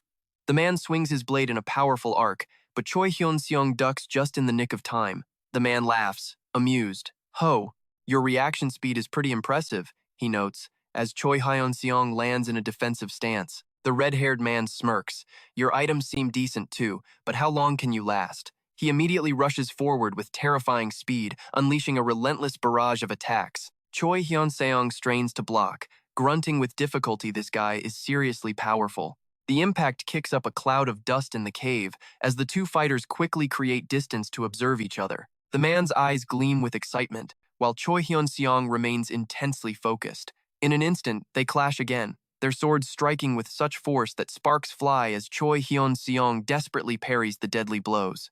Realizing he's at a disadvantage, Choi Hyeon-seong gathers crackling violet energy in his palm and unleashes a powerful sweeping attack. The blast creates a massive magical explosion to push the enemy back, but to his shock, Choi Hyeon-seong stumbles what? The man vanished from sight and reappeared right behind him, katana raised. Without a moment's hesitation, Choi Hyeon-seong spins, unleashing purple lightning from his hand to counter. A blinding explosion of magic erupts between them. Witnessing this incredible display of reflexes, the figures who were secretly watching from afar begin to comment. Does he have some kind of wild instinct skill? Has that kid really only been awakened for a year? Did I hear that information correctly? That guy. He was level 1 just a year ago. How on earth did he do it? Another man in the group calmly replies, I don't know.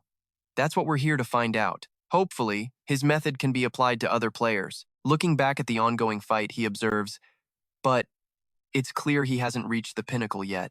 Look, he's struggling against Sasaki over there. The woman with them asks, then why did Takahashi lose to someone like him? The man explains, it was a matter of attribute matchups. You'd probably have a hard time too. She snaps back.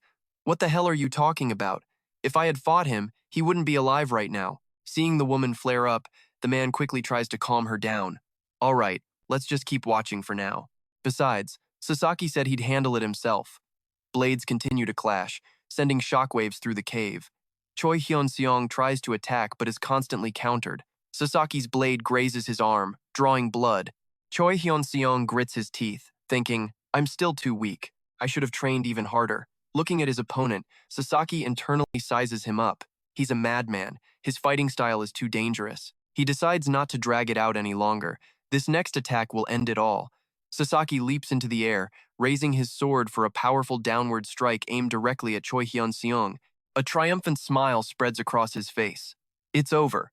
But just as Choi Hyeon-seong's eyes widen in terror, with the blade just inches away, it seems like the end. Or is it? I'm going to die. At this critical moment, a system notification suddenly appears. Hero-grade passive skill Survival Instinct has been activated. In a brilliant flash of steel, Sasaki's head is already tumbling to the ground. Choi Hyeon-seong gasps for breath, looking at his fallen enemy and thinking, it's finished. But then, from a mysterious black smoke, a voice rings out in shock. Ha! I can't believe Sasaki was killed. A woman with ice-cold eyes slowly emerges. She looks on with contempt. How ridiculous. Choi Hyeon-seong freezes, realizing he wasn't fighting just one enemy. Immediately, a silver-haired man appears beside her and remarks, this proves the kid's strength is nothing to scoff at. He continues, noting that Choi Hyeon-seong still has trump cards he hasn't shown. Behind them, 3 more mysterious figures in wide-brimmed hats advance, surrounding him. Choi Hyeon-seong swallows nervously, a worried thought crossing his mind. Do they know my skill's activation time is short? Are they just going to swarm me? Now, I know what you're thinking. Game over, right? Well, the strangers glare at him menacingly, but as he's completely surrounded, Choi Hyeon-seong cracks a mysterious smile. He quickly taps the system screen, performing a secret action.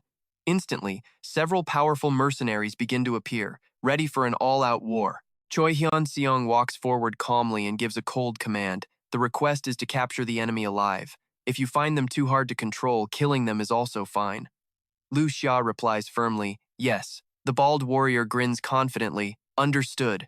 The man in the fur coat adds, as you command. The numbers are no longer in their favor. The battle erupts with a massive impact that shatters boulders.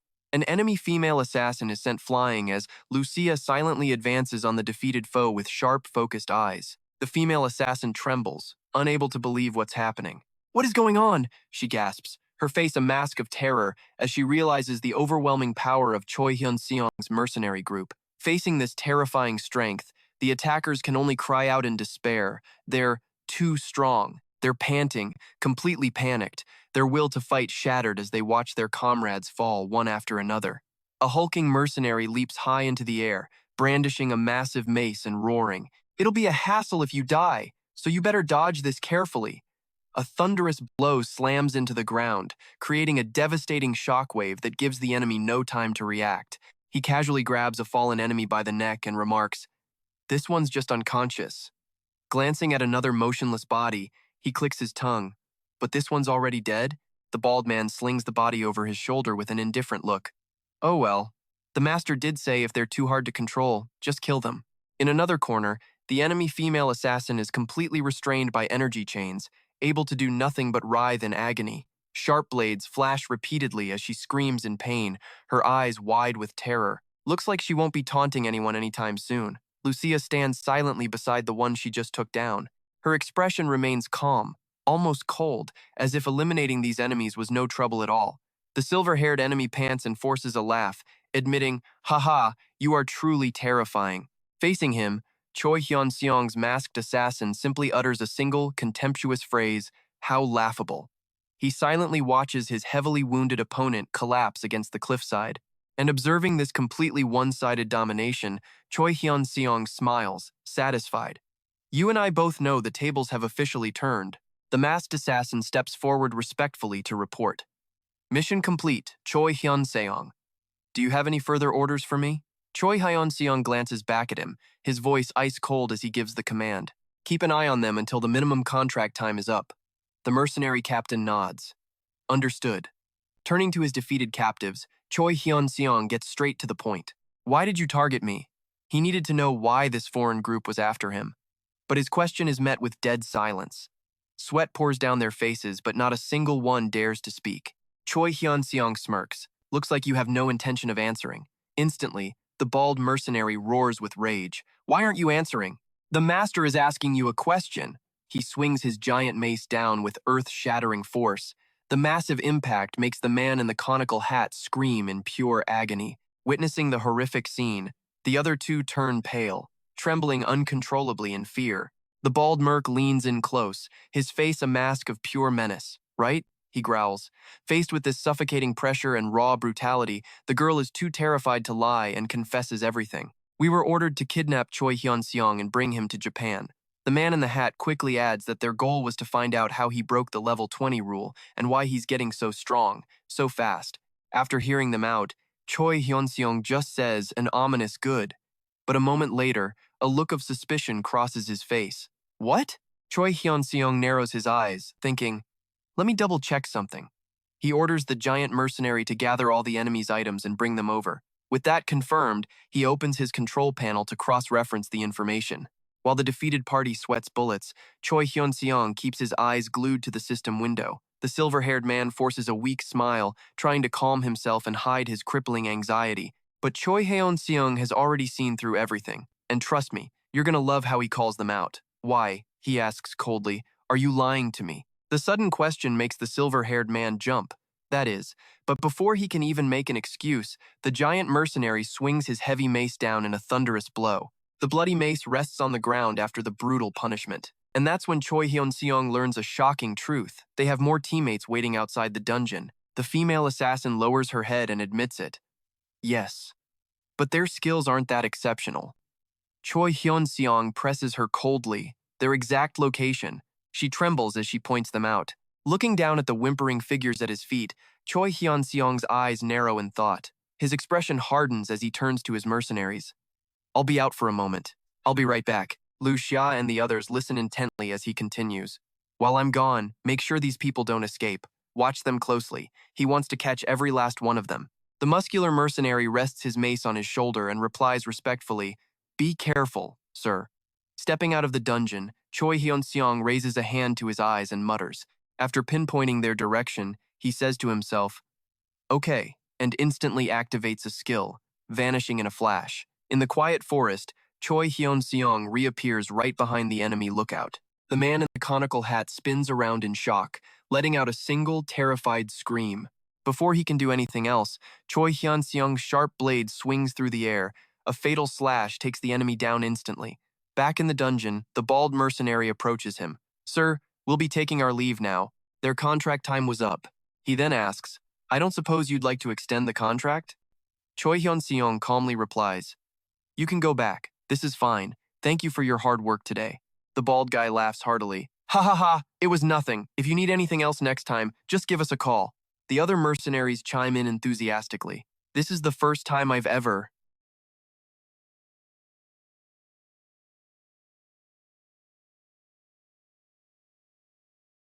Now that's what I call an easy job. I'm always down for missions like this. The man in the fur coat waves, saying, "Be sure to call me next time." With that, the mercenary group vanishes in a flash of white light. Hyeon-sung watches them disappear, pondering his next move. Hmm, what's the play here? He glances at Lucia, who's already in a defensive stance with her shield. And this is where we see just how fast things can escalate. As he calculates his next move, a blast of fire rips right past his face. Lucia reacts instantly, shield up, ready to protect her master from any surprise. The gray-haired man gasps in shock, seeing Hyeon-sung still ready to fight. He and his partner immediately turn tail and try to escape. Hyeon-sung observes them carefully, thinking, he recovered that fast? Focusing his power, purple lightning crackles around his clenched fist. In an instant, a massive explosion of purple energy erupts, engulfing the two fleeing assassins. Refusing to go down, the gray-haired man and the female assassin unleash a powerful counterattack. A pillar of raging fire shoots up from the ground, aiming straight for him, but Lucia is faster. She dashes forward, raises her colossal shield, and activates a solid blue protective barrier, completely shielding Hyeon-sung from the blast. With a deadly look in her eyes, Lucia swings her sword in a single, decisive arc. Their second chance to escape? Completely gone. Suddenly, Hyeon-sung hears the sound of rushing footsteps. On high alert, he glances into the darkness, teleports instantly, and activates his Veil of Night skill. The two newcomers cry out in terror as their target abruptly vanishes. A massive explosion of purple energy erupts right where they stand. They scream in agony amidst the high-voltage currents, and after the devastating attack, Hyeon-sung calmly walks through the dust. He surveys the scene. Now it's just him and Lucia. Hyeon-sung stands stoically amidst floating motes of light, his gaze cold and overwhelming.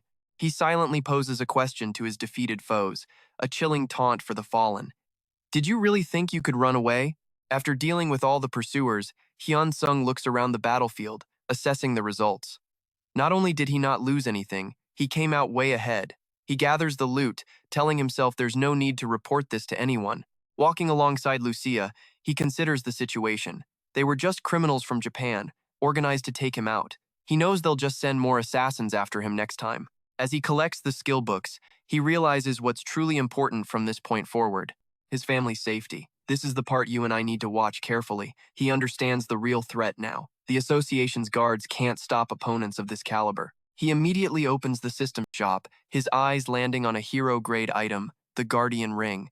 This item is capable of absorbing all damage for the wearer until its limit is exceeded, at which point it disappears. Looking at the enormous price on the screen, Hyeon-sung winces. 10 billion for just one? What a ripoff. But for his family's safety, he doesn't hesitate for a second and decides to buy 3 of them. He continues scrolling through the list of other items, looking for more useful tools. His eyes stop, intrigued. Huh? A rare item called the communication bracelet appears. It lets wearers sense each other's psychological state through colors: blue for calm, purple for chaos, and black when it senses death. Hyeon-sung nods, satisfied. This is good.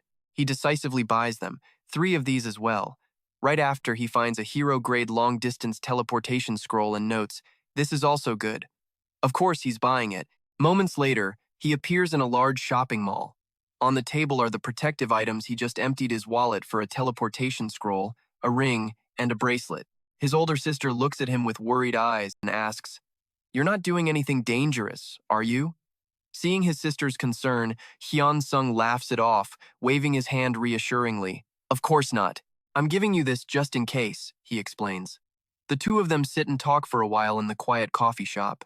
His next destination is a high-rise apartment building in the late afternoon. Entering the apartment, he finds his mother with a sad, worried expression. Hyeon-sung gently approaches her, placing a comforting hand on her shoulder. As dusk falls, Hyeon-sung arrives at the city hospital. He quietly pushes open the door to a private room where his father lies unconscious in a coma, surrounded by medical equipment. Standing silently for a long moment, he gently takes his father's frail hand and slips the newly bought protective ring onto his finger. Hyun-seong's eyes show a mix of determination and sorrow as he looks at his deteriorating father. The bracelet on his father's wrist suddenly glows with a red warning light. He whispers softly, "Don't worry, Dad. I will definitely cure you." The light on the bracelet slowly shifts to a stable purple hue. After reassuring his father, Hyun-seong gives him one last determined look. A week later, in a luxurious skyscraper in Japan, the atmosphere is incredibly tense. Okay, let's see what the fallout from this is. Tanaka sits deep in thought, his face calculating. It's been a week since the last report was cut off. What is going on? The subordinate standing before him is sweating bullets, stammering out his report. It seems the operation has failed. Tanaka slams his fist down. Do you think that makes any sense? He presses on suspiciously. What about the possibility of betrayal? The subordinate bows his head cautiously. The chance is low, but not zero. Tanaka demands to know if there are any other secret agents they can mobilize, but the answer is disappointing. At the moment, there is no one left, sir. Just then, the door bursts open urgently. Tanaka growls, "What is it?" The subordinate who just ran in announces frantically, "We have a huge problem, sir. We've failed in our initial response to the dimensional gate in Fukuoka City. Disaster after disaster hits, leaving Tanaka stunned, unable to believe his ears. That's the area defended by the Yamato Guild. How could they fail?" The subordinate confirms with grim certainty. "Yes, sir. The Yamato Guild Choi Hyeon-seong is dead, and all members who participated in the operation have been completely wiped out." Tanaka, absolutely floored, asks, "Is that true? What was the rank of the monsters that appeared?" The subordinate hastily reports, "They have been confirmed as hero rank. It's a humanoid monster called the Harpy race, but we still haven't confirmed their exact level. This is a completely new type of monster, appearing for the first time with a fiercely aggressive look. They possess large wings on their backs, giving them extremely high mobility. They can fly freely and completely dominate the sky." With the situation hanging by a thread, Tanaka grits his teeth and gives the order, "Mobilize all player personnel in the surrounding areas immediately." His subordinates reply in unison and quickly deploy for the mission. In Fukuoka, Japan, the scene is a total catastrophe, with countless injured people lying scattered across the streets. The military, armed with heavy weapons, quickly moves into the city center to provide aid. Witnessing the horrific scene, one enraged soldier yells into his radio, "Those damn bastards!" Swarms of monsters gather on the tall buildings, roaring menacingly. Without a moment's hesitation, the commander gives the order. "All units, fire!" A continuous barrage of bullets streaks towards the sky. The harpies swerve through the air, dodging the rain of bullets, ready to dive down and retaliate. A female mage channels power into her palms and yells, "Now's the time." She takes careful aim, launching a series of blazing fireballs, creating a chain of explosions among the monsters in the sky. The harpies swerve wildly to avoid the assault, but one isn't fast enough and gets pierced by a blast of purple energy. Let's dive right into the chaos as dust and smoke choke the city streets, a tide of monstrous bird folk swarming down, their fangs bared in a terrifying roar right in the middle of the road. A squad of soldiers grips their rifles, staring up at the enemy with pure tension etched on their faces. A young soldier, sweating bullets, swallows hard, paralyzed by the absolute horror before him. In the sky, swarms of these birdfolk gather into a thick, black cloud, blotting out the sun and casting a shadow over the entire city. Soldiers just keep firing skyward, but the birdfolk are unfazed. Behind the lines, mages focus their energy, gathering mana for a massive spell as a commander bellows out orders. "Maintain the formation." Just then, a heaven-shaking explosion lights up the entire sky. He shouts encouragement, "If we can just hold them like this, we'll win." The close-quarters combat is absolutely brutal. Smoke and fire pour from the city's skyscrapers. The birdfolk roar, gathering in packs with weapons drawn, ready to tear through everything in their path. Right in the thick of it, a rank A hunter shouts, "What the? Look, the monsters are all taking flight." His teammate next to him asks in disbelief, "Are they running away?" But as they trace their flight path, a hunter's face goes pale. No, that direction is. His eyes widen in sheer terror as he screams a warning. "They're moving to the next city! Stop them!" The birdfolk swarm over the buildings, heading straight for the nearby residential area, ignoring the panicked soldiers left behind. The birdfolk invasion officially enters its most catastrophic phase. From helicopters, machine guns spit fire into the frenzied horde charging forward. The monsters shriek in agony, using their razor-sharp claws to attack the choppers head-on. And just like that, a helicopter explodes in midair from the relentless assault. Smoke and flames engulf the streets as the monsters rampage. Witnessing the chaos, one hunter yells, "What is going on?" His comrade grits his teeth and barks an order. "Fall back, now." On top of the skyscrapers, the monsters stand shoulder to shoulder, weapons raised, a terrifying sight. The second they spot a human, they dive down to attack. Suddenly, a massive blast of green energy erupts in the middle of the street, sending the birdfolk flying and screaming in pain. A red-haired hunter roars in fury. "You bastards!" His eyes burn with killing intent as he yells with grim resolve, "I'll wipe every last one of you out." Instantly, a colossal pillar of fire erupts from the ground, incinerating everything. Amidst the thick smoke and flames, the hunter stands firm, shield and sword in hand, ready to charge back into the fight. He launches himself into the air, weaving through the burning embers to reach his enemy. Below, the monsters start to fall into disarray. At the same time, another hunter joins the fray, his blade a blur of sharp, deadly strikes that wound his enemies before they can even react. The brown-haired hunter laughs arrogantly. "Ha ha ha!" He points his sword at the horde and declares, "You'll regret ever starting this mess. But why waste time with threats, right?" His sharp gaze locks onto a single birdman circling high above the city. From above, the monster with cold blue eyes silently watches its prey. Then, without warning, it dives at terrifying speed, striking and severely wounding a female hunter. She can only let out a pained gasp. Seeing his comrade fall, the brown-haired hunter roars in rage, "You son of a..." Instantly, he's swarmed by the vicious birdfolk. Vicious stabs come from all directions, forcing him to desperately block with his shield. He tries to fight back, but their numbers are overwhelming, and he's quickly losing ground, his strength fading. A massive birdman, crackling with electricity, appears with an aura of command. "Okay, you and I are probably looking at one of their leaders right here." It unleashes a horrifying energy blast, swallowing the entire hunter squad in a blinding flash of light. In a skyscraper not far away, a voice cries out in shock after receiving a report on the battle. "What? Wiped out?" Tanaka bows his head, his face tense, unable to believe the report he just received. How is this even possible? He bellows in outrage, thinking of all the rankers and high-level players mobilized for this operation. His subordinate explains shakily that the birdfolk used a trick, a fake retreat to lure their forces into a trap. Tanaka still can't accept it, demanding to know how such a powerful force could have been completely annihilated. Tanaka's eyes fill with disappointment. Are the players of Great Japan really this weak? The subordinate stammers, explaining that their supposed leader was just too agile and intelligent. Tanaka snaps back that no matter what, they're just hero-grade monsters. How could they possibly lose? To prove how serious it is, the subordinate quickly places a tablet on the desk. "I brought the video footage from the scene." He respectfully offers it to Tanaka. "Please, see for yourself, sir."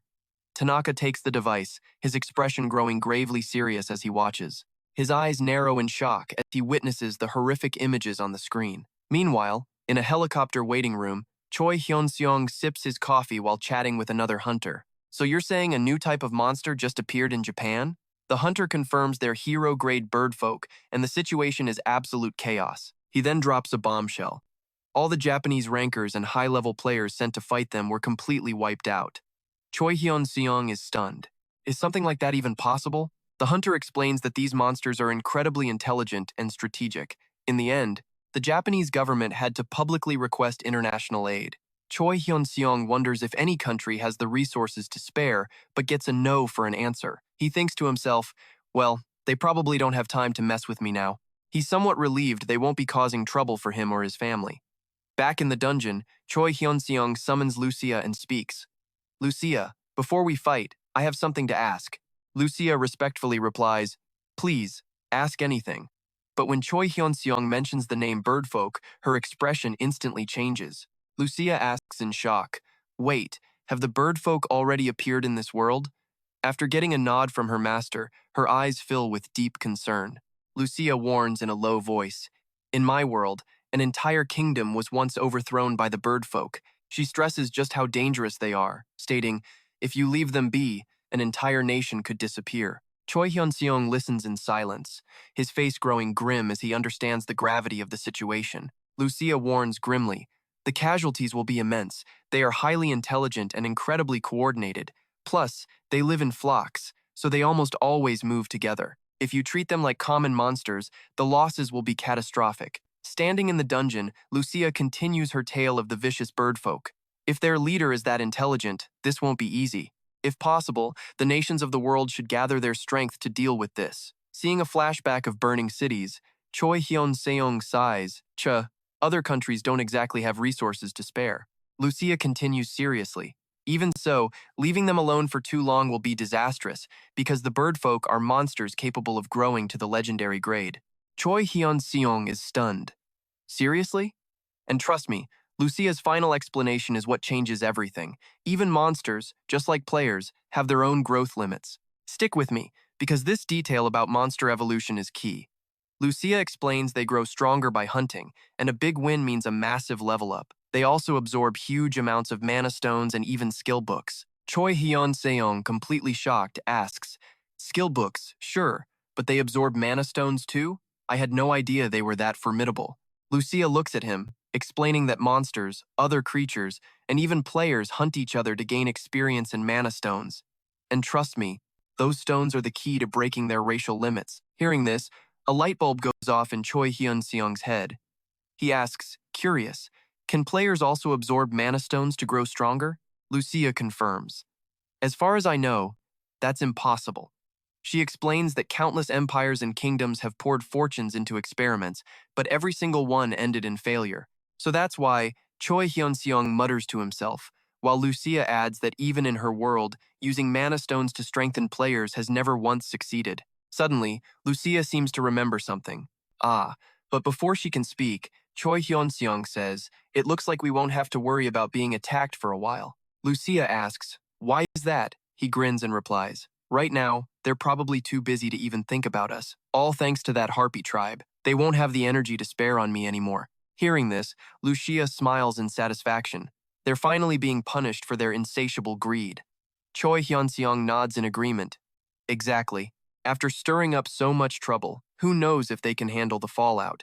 3 months pass, and the Japanese government is still completely helpless against the Harpies.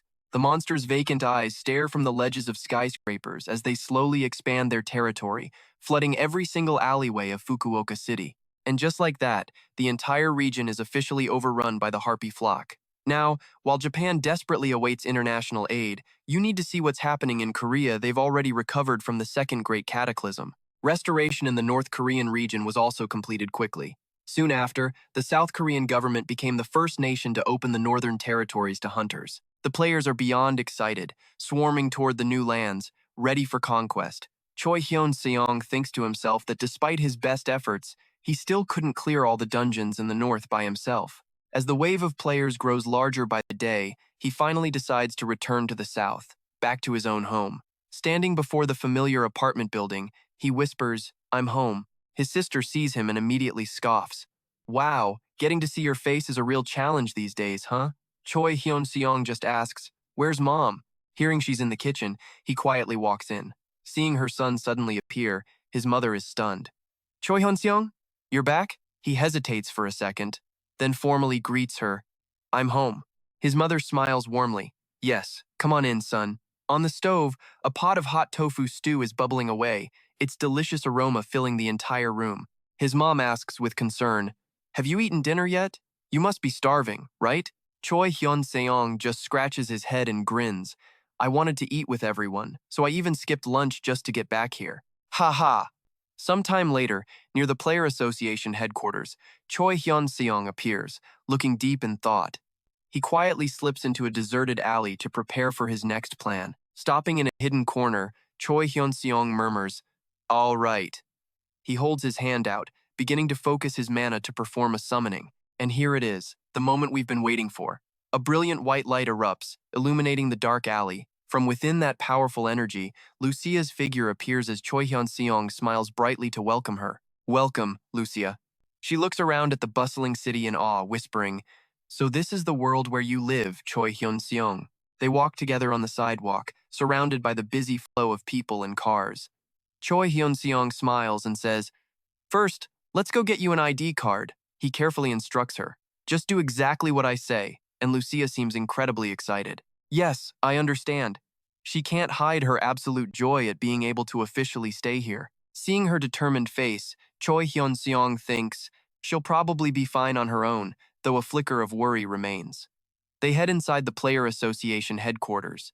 For someone like Lucia, with absolutely no record of existing in this world, the only way to get an official identity is through the association. Right now, Korea and many other countries are offering massive incentives to attract and keep players. One of those perks is citizenship.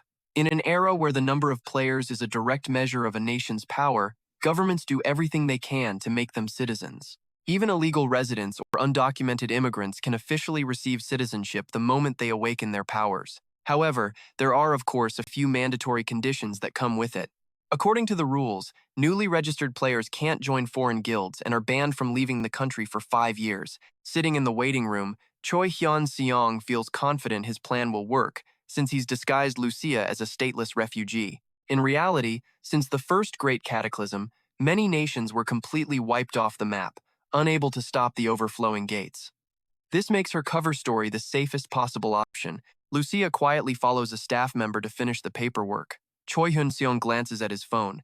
It's 8:05 p.m. Hearing his name, he looks up to see Lucia walking toward him. He immediately asks, "How did it go?" Lucia beams, holding up her brand new ID card for him to see. "I got my ID card." Choi Hyun-seong lets out a laugh of relief. "Thank goodness," he adds. "For now, you should go stay in the association's residential area." Lucia looks at him with complete trust and nods. "I understand." Choi Hyun-seong looks her right in the eye and continues, "And I have a proposal for you, Lucia." She asks curiously, "What kind of proposal?" Choi Hyun-seong's eyes are calculating but also sincere. He smiles and says, "I want to make a deal that benefits both of us. Helping someone out for a minute and already asking for something in return. Heh." At a coffee shop, the waiter quickly brings their order. "Here are your drinks." Choi Hyun-seong takes his and hands one to Lucia, smiling as he asks, "What do you think? Do you like it?" Lucia takes a sip of her iced coffee, her face lighting up with satisfaction. "It's cool and delicious." Choi Hyun-seong replies happily, "I'm so glad you like it." While walking down the street, Lucia suddenly asks, "About that deal you mentioned, are you planning to use my unique skill to sell more items?" Choi Hyeon-seong doesn't hesitate to confirm. "That's right, and I'll give you a 10% commission." Lucia's eyes go wide at the incredibly generous offer. "I think that's an amazing deal for me." Choi Hyun-seong looks at her sincerely and explains, "It benefits me too, so don't turn down my kindness, okay?" He then reflects on the time that's passed. "We've been together for half a year now, haven't we?" His gaze deepens as he looks at her. "Until we find a way for you to return to your world, I want us to stay together." But he's not done. He continues, "And if it's possible, I also want to help you drive the monsters out of your world, Lucia." Hearing those heartfelt words, Lucia's eyes well up with tears. Seeing her fall silent and cover her face, Choi Hyun-seong asks with concern, "Lucia, are you okay?" She replies, her voice thick with emotion, "You've given me a kindness too great for me to ever bear, and you and I just witnessed a promise that changes absolutely everything." In the middle of the bustling street, Lucia's emotional expression makes everyone around them start whispering and staring. Choi Hyun-seong is startled when, out of nowhere, Lucia drops to one knee and declares loudly for all to hear. And yeah, what she says next changes everything. "During my time in this world, I will serve you, Choi Hyun-seong, as my one true master with absolute loyalty. My sword will be the blade that strikes down your enemies, and my body will be the shield that protects you." Lucia emphasizes that this is a knight's oath of honor, something that not even death itself could ever break.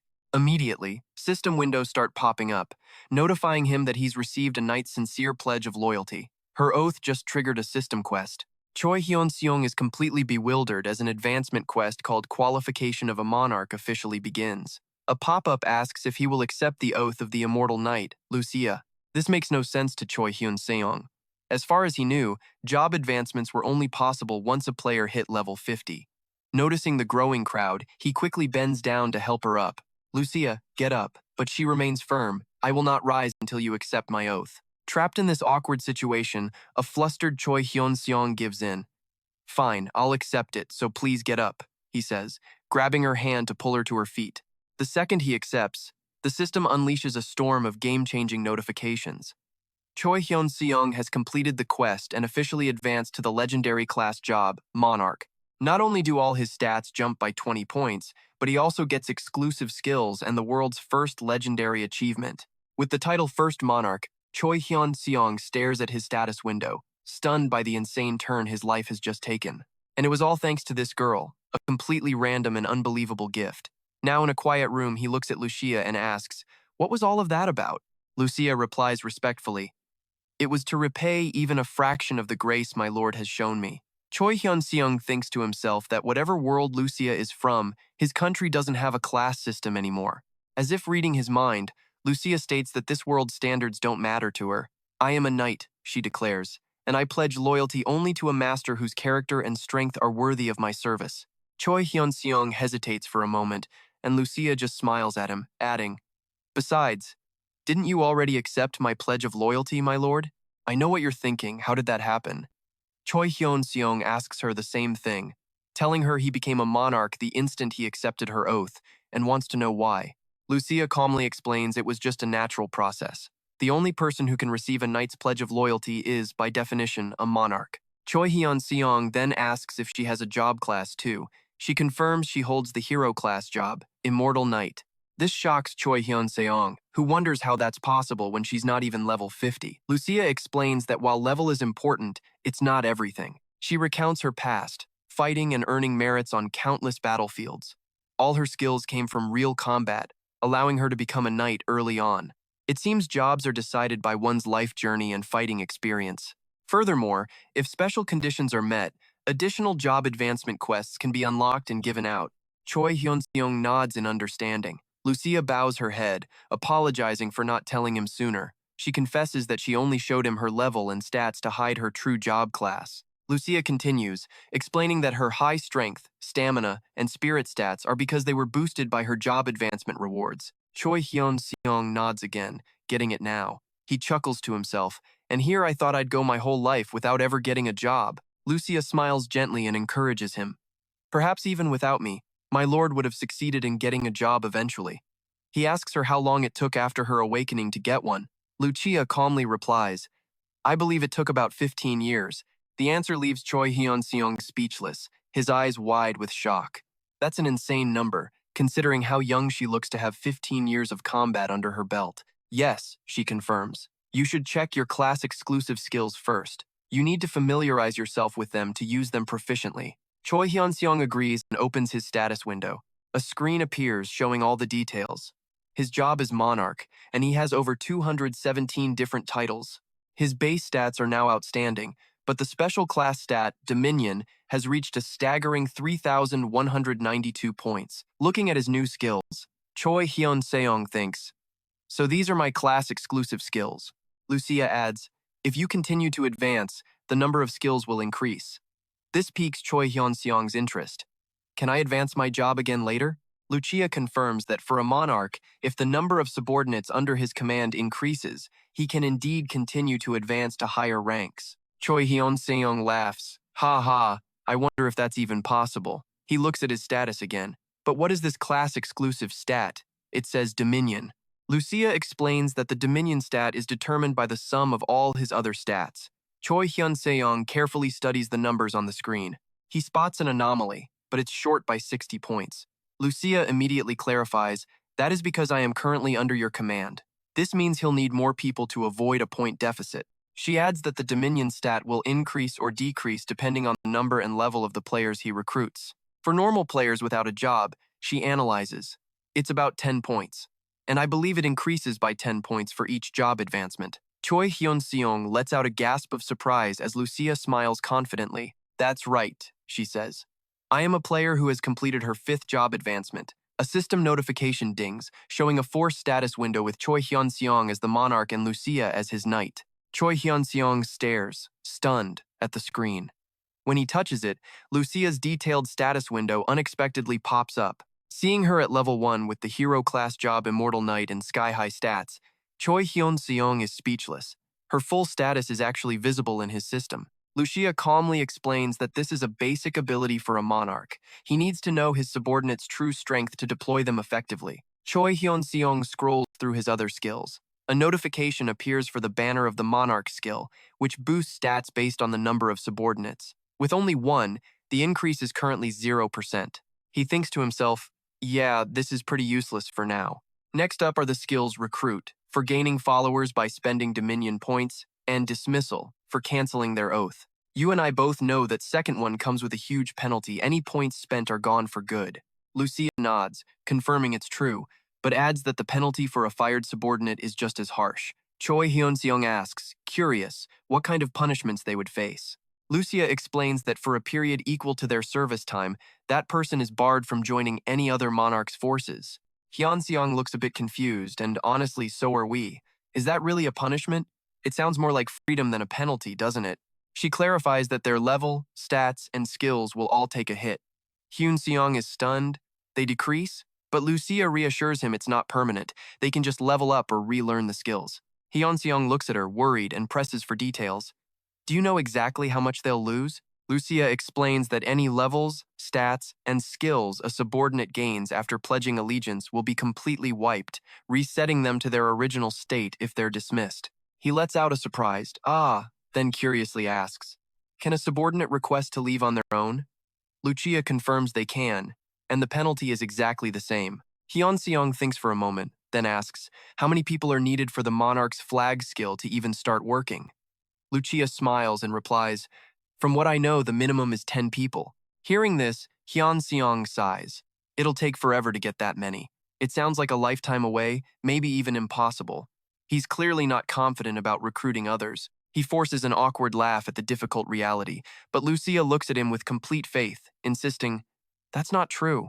My lord isn't meant for just 10 people, she says. You have the qualifications to lead hundreds, even thousands of knights. Hyeon-seong falls silent, visibly moved by her immense expectations. Meanwhile, elsewhere, monsters are running rampant.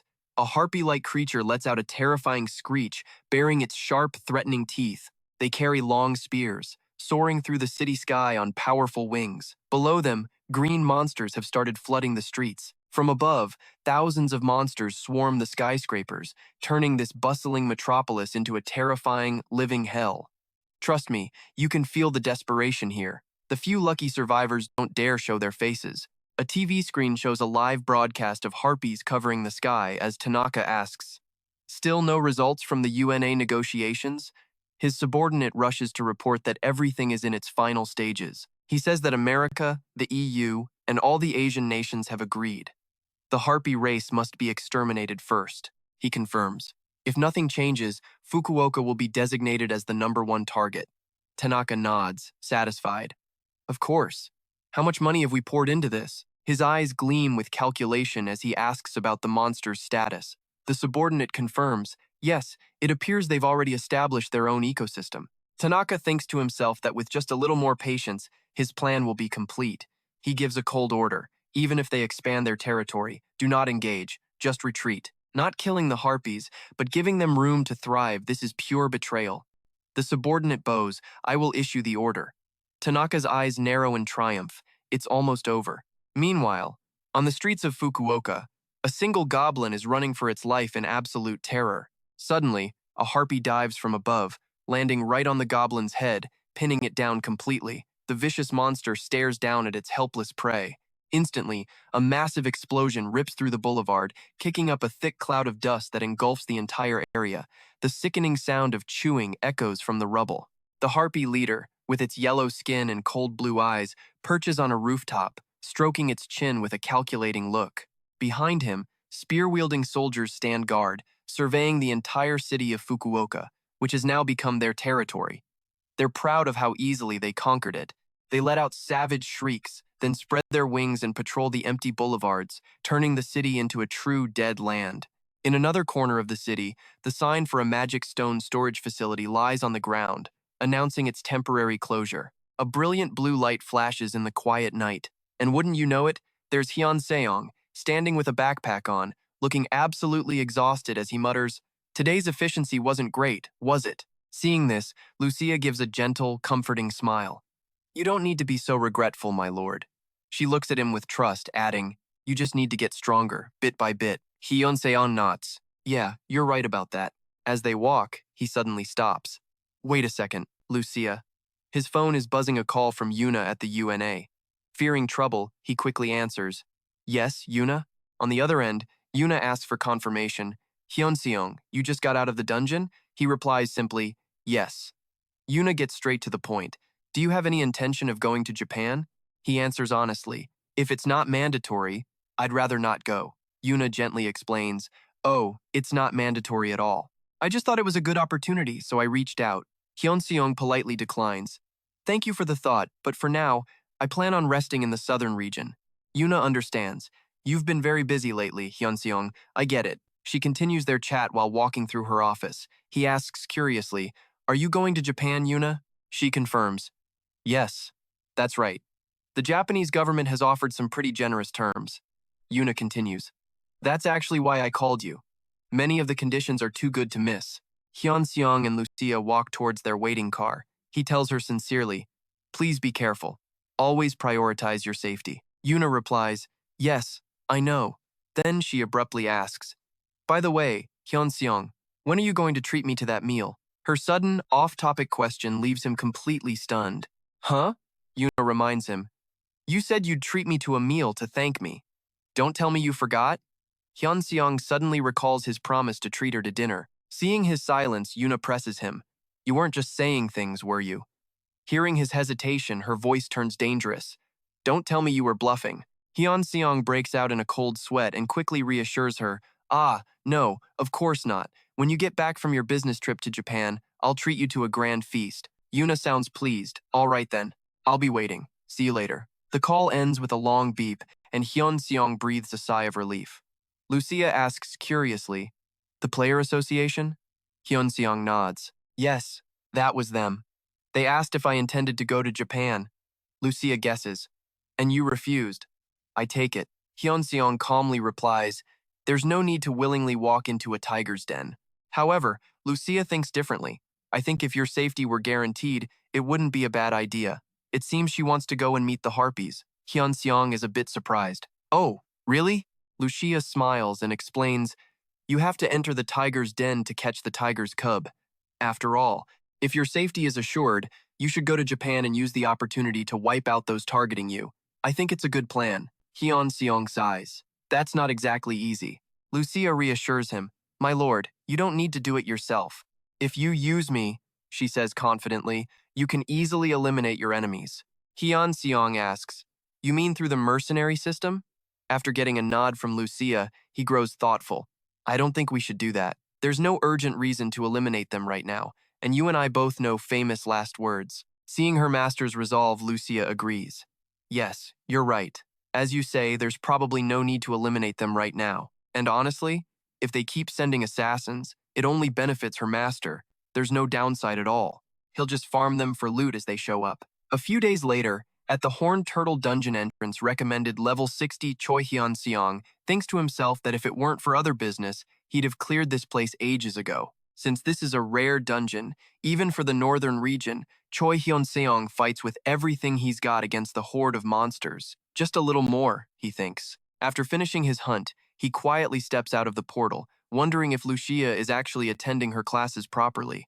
Decked out in new combat gear and holding a brilliant sword, Choi Hyeon-seong easily finishes off another horned turtle monster in a flash. Standing in the quiet cave, he clicks his tongue, noting that searching for these things takes longer than actually hunting them. They're hiding really well. While walking, Choi Hyun-seong suddenly stops dead in his tracks, shocked. In front of him, a young man is being crushed and brutally attacked by giant tentacles. From a distance, Choi Hyun-seong squints, observing the struggling group of strangers. He wonders to himself, with no protective gear, what the hell are they even doing here? He can tell this group is nowhere near strong enough to be in this place. On the other side, a hunter with a spear anxiously asks how much longer the healing will take. A girl in a robe quickly replies, probably another 3 minutes. The injured guy cries out in despair. What are we supposed to do now? The female mage, still healing, worriedly announces her mana is already less than half. Hearing this, the brown-haired party leader sighs in frustration. Ha, this useless guy. He wonders angrily why that tank refuses to allocate his stat points. Another member chimes in dismissively. He's an idiot, we just have to deal with it. Still, another reminds them that at least he changed his class, otherwise they couldn't even hunt here at all. After bickering, they turn to reassuring themselves, saying they should just consider themselves lucky to have gotten this far. The leader's face hardens as he declares this is the absolute limit. He decides that for the next dungeon, he's definitely finding a new tank to replace him. Suddenly, the freshly healed tank jumps to his feet, resolute. No, I'm going hunting too. The leader gives him a cold stare, reminding him he should be grateful they've brought him this far, and flatly states, you can't come any further. Ignoring the dismissal, the tank just repeats his demand. I'm going hunting too. The leader loses all patience and screams, I told you, you can't, you idiot. If you want to hunt with us, then allocate your stat points. But the tank just stubbornly insists, I'm going hunting too.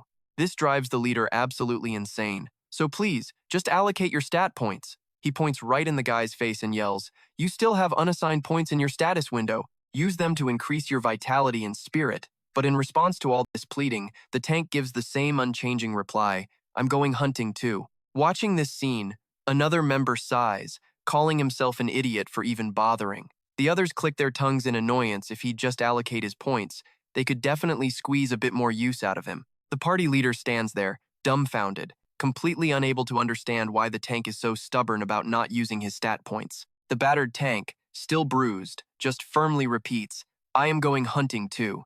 The leader finally gives in with a click of his tongue. Fine, let's go. Watching from afar, Choi Hyeon-seong squints, realizing the tank isn't even wearing any protective gear. He scoffs, thinking, did they strip him to save money on repairs? Seeing how they abuse their own teammate, he spits out one word in disgust, trash. Right after that, Choi Hyeon-seong silently approaches the group and whispers, dispel concealment. The fight with the horned turtle monster is pure chaos. As the hunters struggle to block its dangerous attacks, the party leader lets out a confused, huh? As he realizes a powerful intervention has come from out of nowhere. Choi Hyun-seong's eyes are ice cold. He clenches his fist, unleashing a massive burst of energy. A giant purple explosion rains down, instantly obliterating the monster as the entire party stares in disbelief. The party leader is shocked. What the hell was that? He looks around furiously and screams, who dares to steal my kill? Through the dust, Choi Hyun-seong's silent advance makes the battered tank break out in a cold sweat, feeling the immense pressure. The leader loses it completely, screaming, hey, you crazy bastard, how dare you steal our monster? Choi Hyun-seong turns to look at him with killer eyes and growls back, what? Crazy bastard?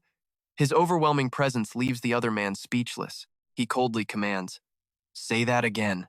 Cornered, the party leader starts stuttering, his voice trembling with fear.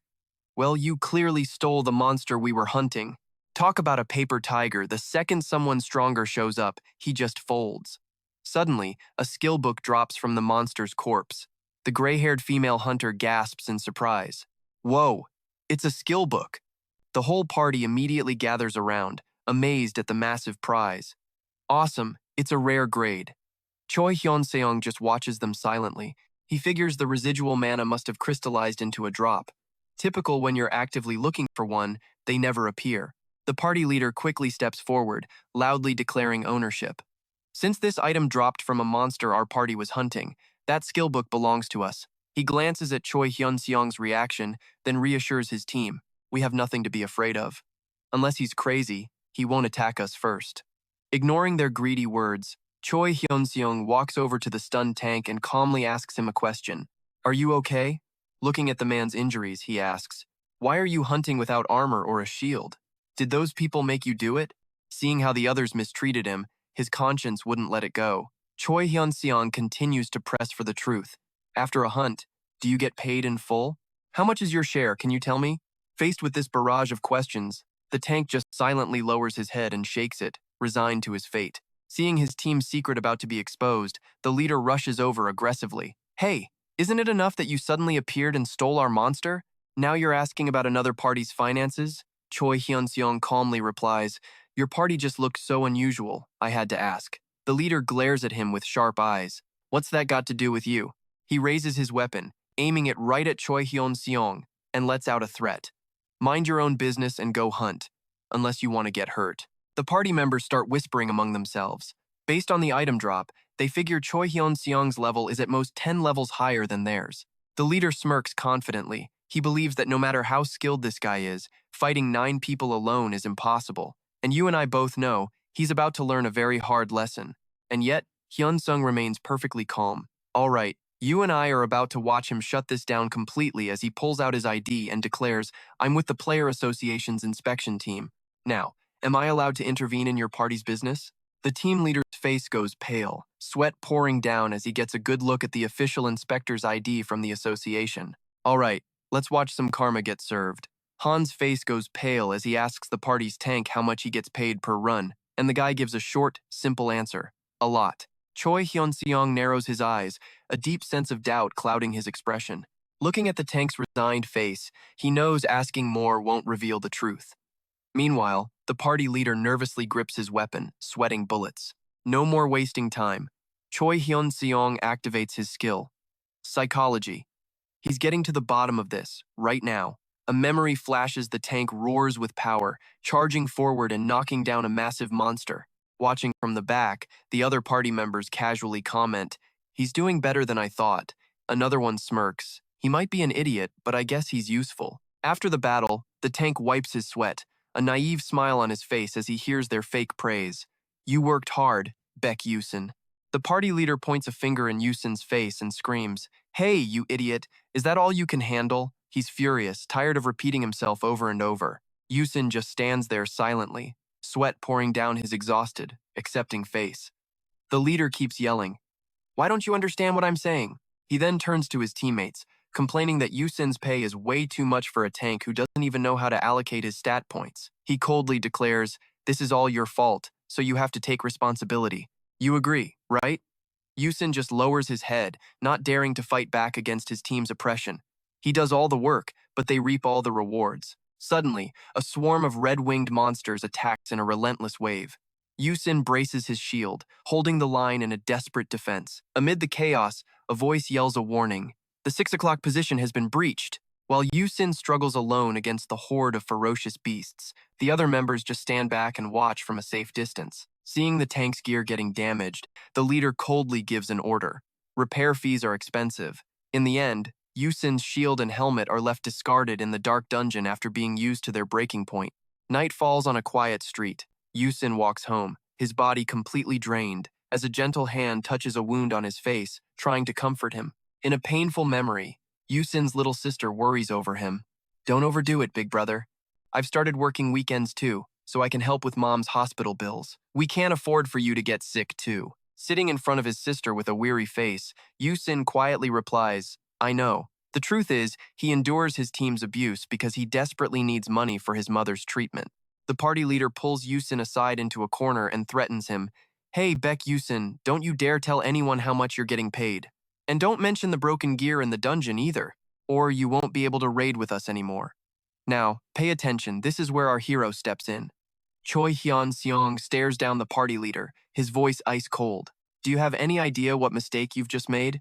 I'm sure you know. The leader's face drains of color, sweat beading on his forehead, but he still tries to shout back, Don't talk nonsense. What did we do wrong? The other party members quickly chime in. That's right, we're taking good care of him. Not only do they deny everything, the leader points at Yusin, forcing him to speak up. Tell him yourself. We treated you well, didn't we? We've never treated you badly or cheated you out of your pay, right? The leader looks at Choi Hyeon-seong smugly before turning to his team. See? The man himself says it's fine, so you should mind your own business. Choi Hyeon-seong coolly replies, What if I can't do that? His words send the leader into a rage. Can't? What are you going to do about it? But Choi Hyeon-seong remains perfectly calm as he gives an order. Everyone, step outside immediately to be investigated.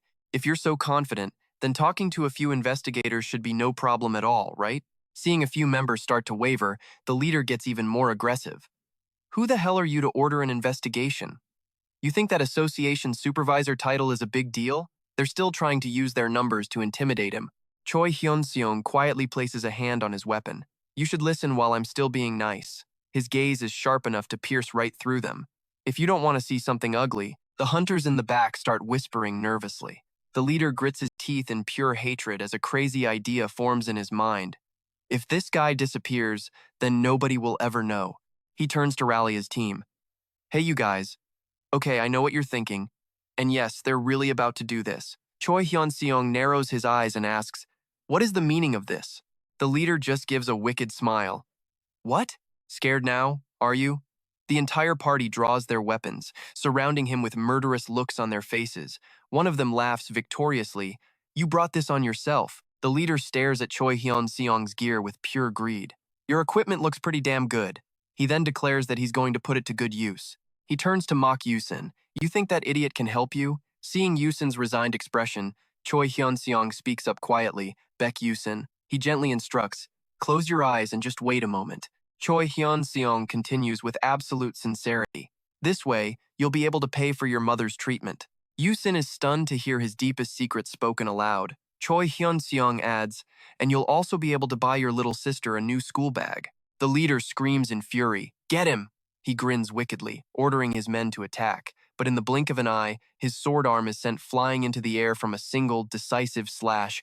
Choi Hyeon-seong's speed was so overwhelming, the man didn't even realize his arm was gone. Moments later, another one of his goons has both his arms disabled, letting out a horrific scream. My arms! Witnessing this brutal scene, the remaining party members go pale, completely frozen in fear by their opponent's absolute power. Choi Hyeon-seong walks towards the party leader and asks coldly, what's wrong? Aren't you going to charge? Terrified and suffocating under the pressure, the man drops his weapon and scrambles to his knees to beg for his life. I'll accept the investigation. He grovels at Choi Hyeon-seong's feet in a pathetic, cowardly display. The entire group is utterly defeated, no longer daring to make a sound. Police lights flash in the night. The greedy party leader, now a pathetic mess with a wounded face, is escorted away with his cronies. From a distance, Choi Hyeon-seong and Baek Yusin watch it all unfold before heading to the city hospital together. In a hospital room, Yusin's mother is still receiving treatment, with his younger sister diligently watching over her. Standing in the hallway, Yusin says with heartfelt sincerity, thank you. I will definitely repay this debt. Choi Hyeon-seong just smiles and replies, you don't have to do that. But Yusin insists, no, I absolutely will. Hearing that, Choi Hyeon-seong thinks for a moment, then makes a proposal. Could you let me see your status window? Yusin nods in agreement. A screen appears. Baek Yusin, level 64, class, common shield soldier. And that's when Choi Hyeon-seong freezes. You and I are about to see this kid's true potential, a whopping 340 stat points, completely unassigned. He exclaims in pure shock. Huh? Standing beside him, Lucia can't help but be impressed too. Incredible, that's a truly respectable number for such a young man.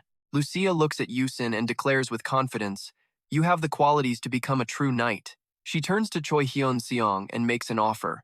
If you entrust him to me, I will train him into an outstanding knight, not just an ordinary soldier. With the pleasantries over, Knight Lucia continues her analysis, noting his initial stats were impressive and his class skills were excellent. Especially his undying body skill, it's so incredible, it's practically on par with a hero-grade skill. Lucia looks at Uksun and states that with the right training, he could absolutely reach the ranker level. Hearing the word ranker, Uksun's eyes light up with pure shock and excitement.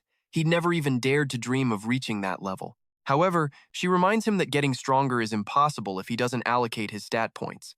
Lucia then asks him directly, do you want to become a ranker? Uksun immediately answers, yes. Lucia smiles and makes her proposal, then become the Lord's man.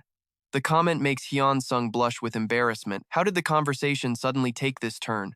Lucia calmly explains that this arrangement is mutually beneficial for both of them. She breaks it down. Uksun gets to grow as a player, and her lord gets a trustworthy ally without any risk of his secrets being exposed. Seeing their expectant faces, Hyeon-seong thinks to himself, why not give it a shot? Uksun looks at him with determination. I want to become a ranker. For a poor kid like him, this is a once-in-a-lifetime chance.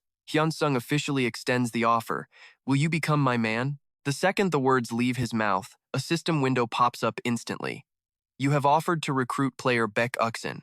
With a firm yes from Uksun, the system confirms player Baek Uksun has accepted the recruitment offer. Another notification announces the process has cost Hyeon-seong 20 leadership points. Standing proudly before Hyeon-seong, Uksun is now officially his subordinate. Hyeon-seong decides to invest heavily in his new recruit, saying, first, let's raise your basic stats. He pulls out a red elixir and tells Uksun, just pop this in your mouth. Uksun takes it gratefully, thanks him, and immediately swallows it. Feeling a powerful energy surge through his body, Uksun can't help but let out a gasp of amazement. And Hyeon-seong's not done, he hands over 2 thick skill books, telling him, learn these, too. Now this is how you spoil a new subordinate. Looking at Uxin's status screen, with 340 unallocated potential points, Hyeon-seong does some quick math on his investment, realizing it's already worth about 7 billion points. He starts discussing their leveling strategy. Instead of party hunting, solo hunting is probably better, right? Uxin agrees without hesitation. Yes, I think that would be better. Lucia also offers her professional advice, noting that his level is still low. You can easily earn a few achievements that way. Hyeon-seong nods in agreement and adds, if you're going to get them anyway, you should focus on raising your stats first. Before they start, Lucia gives a knowing smile. Before I take you to the hunting zone, I need to test your skills. Looks like she's eager to train this new disciple herself. The group teleports to the vampire bat dungeon, recommended for levels 10 to 15. Lucia immediately lunges forward, testing Uxin's abilities. The powerful clash of sword against shield sends out forceful shockwaves, forcing Uxin to brace himself against the knight's powerful strikes. Lucia quickly points out a flaw in his technique. Your footing is wrong. Sweat drips down Uxin's face as he tries to focus and keep up with her speed. Holding her position, Lucia instructs him sternly, look closely at my footing and try attacking again. Realizing his mistake, Uxin readjusts his stance, tightens his grip on his shield, and replies, ah, I see. The intense training match unfolds in the dungeon's gloomy space. 2 hours later, their weapons and shields are lying on the ground. Uxin is panting from exhaustion while Lucia looks completely satisfied, saying, excellent. Teaching you is actually quite fun. Your body memorizes the movements very quickly. Hyeon-seong smiles from the sidelines. Haha, is that so? Lucia confirms with certainty. Just a little more and he'll be ready for real combat. She continues her analysis. The second class change isn't far off either. I will train you so you can become a knight, not just a soldier. Seeing how fast Uxin is progressing, Hyeon-seong asks doubtfully, is it really that easy to do? Lucia explains that since class changes are based on one's combat style, it's entirely possible with proper training. She turns and calls out, Mr. Baek Uxin. With a bright smile, Lucia urges him on, you've rested enough. Your stamina should be somewhat recovered, right? Get up, Uxin wearily replies. Ah, I know. His face still showing clear signs of exhaustion. Now let's pause here, because at that exact moment in Japan, a mysterious figure in a white cloak walks silently through the city's ruins. The sound of footsteps echoes through the desolate space as the figure approaches their waiting comrades. A birdman monster is savagely devouring its prey. From behind, a warrior in silver armor watches silently, murder in his eyes. He suddenly rushes forward, swinging his sword straight at the enemy. The monster lets out a terrifying scream. A confident smile appears on the warrior's face as the monster roars in pain. Instantly, a series of massive explosions erupt, blasting 7 monsters into the air. A report comes in confirming the raid was a massive success. From a rooftop, other hunters silently watch the fiery battlefield below. According to the data, out of a total of 1,500 birdmen, the hunter forces eliminated about 400 in the first wave. Suddenly, a metallic birdman with glowing blue eyes appears, radiating a suffocating pressure. It soars into the air, gathering a massive amount of electrical energy before letting out a sky-shattering roar. Just as the authorities predicted, the monster horde begins to frantically rally around this metallic individual. Having lost so many in the initial assault, the spear-wielding birdman soldiers get ready for a large-scale counterattack. At the command center, the entire battle is being streamed live on dozens of screens. The bald, imposing military commander stares intently at the monitor, his eyes filled with determination. He gives a cold command. Proceed according to plan. Heavy missiles rain down from the sky, setting off earth-shattering explosions that flatten entire skyscrapers. Amid the desolate ruins, the birdmen roar ferociously, raising their spears to face the storm of human firepower. The more they are attacked, the more bloodthirsty they become. The hunters don't hold back either, focusing their mana into their fists to launch powerful long-range attacks. The monsters shriek in agony as they're wiped out by magical explosions, painting the sky with fiery streaks. But from below the ground, a giant hand with razor-sharp claws suddenly emerges. The gold-skinned birdman leader with cold blue eyes lets out a ferocious roar. Instantly, rows upon rows of monsters spread their wings and take flight, forming a thick black cloud that covers the sky. Though the army continues to unleash volleys of missiles, the leader remains terrifyingly calm. His eyes flash with an eerie electric light, causing all the missiles to be disabled and explode in mid-air before even reaching their targets. Witnessing this impossible sight, the hunters below are stunned. What? You and I just saw that. The missiles had no effect? The power of these birdmen is absolutely terrifying. Back at the command center, the atmosphere descends into complete chaos. In a panic, an officer screams into his comms. Reclassify Gold Eagle to legendary status. Immediately. But the sound of failure echoes back. All units, retreat from the perimeter. The operation is a total loss. The commander grits his teeth, his face tense as sweat drips from his chin. He can't believe their most powerful flame attack was so easily countered by the beast. He slams his fist on the table, painfully admitting defeat. The operation has failed. The order is given. The Allied forces will begin a full retreat, effective immediately. 3 weeks flash by since that earth-shattering event.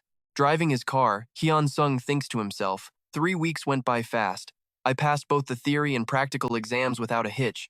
His eyes show clear relief. Now I can finally move around freely without having to sneak into dungeons anymore. Hyeon-seong strides forward, recalling the turbulent year that had just passed. Just then, a strange man is seen tailing Lucia, trying to recruit her. Just join our guild. I promise to give you my full support. But Lucia shows zero hesitation. The recruiter refuses to give up, yelling, Hey, you're really turning down an offer this good? You're going to regret this later, Lucia turns back, her gaze sharp as she stares him down. Even if I do regret it, that's my regret to have, not yours, right? She says firmly. Please move. Seeing Hyeon-seong approach, she asks, What's wrong? Lucia drops her aggressive guard, calmly replying, It's nothing, sir. Let's go, she says, and the two begin to walk away. But the red-haired man in the suit grabs Lucia's arm, growling. Hey, did you not understand what I said? He clings to her like glue, refusing to let go. Instantly, Hyeon-seong intervenes, grabbing the man's wrist and demanding, What the hell do you think you're doing? She already said she's not interested. The other guy glares back, furious. And who are you to butt in? Without another word, Hyeon-seong puts his strength into it, bending the man's wrist back until he shrieks in pain. Ah! Ignoring the writhing man, he turns to Lucia. Lucia, who is this person? She replies calmly. He said he's a recruiter for the Jinhan Guild. Hyeon-seong thinks for a moment, then asks quietly, Have you done anything to stand out recently? Lucia confirms. No, sir. I've maintained my performance at a completely average level. This makes Hyeon-seong wonder why he's so desperate to recruit her. Seeing himself being ignored, the red-haired guy explodes. You want to die? I know what you're thinking. This guy just won't quit. He snarls, Do you have any idea who I am to be acting like this? Hyeon-seong flashes a sarcastic smile and shoots back. Funny. Do you know who I am? The guy proudly declares, I'm with the Jinhan Guild. What guild are you from? Hyeon-seong, still smiling, casually replies, I'm with the Player Association's inspection team. You're really a recruiter from the Jinhan Guild? Hearing who he's up against, the man's face drains of color as he stammers out a confirmation. Yes. Hyeon-seong's eyes turn cold. He warns him in an icy tone, Stop harassing people who aren't interested. Now get lost. With that, he and Lucia quietly turn and walk away, leaving the recruiter frozen in place. He watches their backs, grinding his teeth in pure frustration. Hyeon-seong just shrugs off the recruiter's empty threats, casually saying, Regret what? Let's go. Lucia quietly responds, Yes. And they leave together, leaving the red-haired man clenching his fists in rage, sweating and muttering curses in helpless fury. He's in a total panic because his superiors ordered him to recruit her at any cost, and now everything is ruined, and he blames Hyeon-seong for interfering. Time passes, and Hyeon-seong appears in a powerful new set of battle armor. Now, this is where the real fun begins. He looks to the sky and says to himself, It all officially starts now. His eyes narrow, focusing on the target ahead. It's a sign for the hero-grade Alligator Man dungeon, with a ridiculously high recommended level of 280 to 320. Lucia is also in new gear, with a fur collar around her neck. She says softly, Let's go in.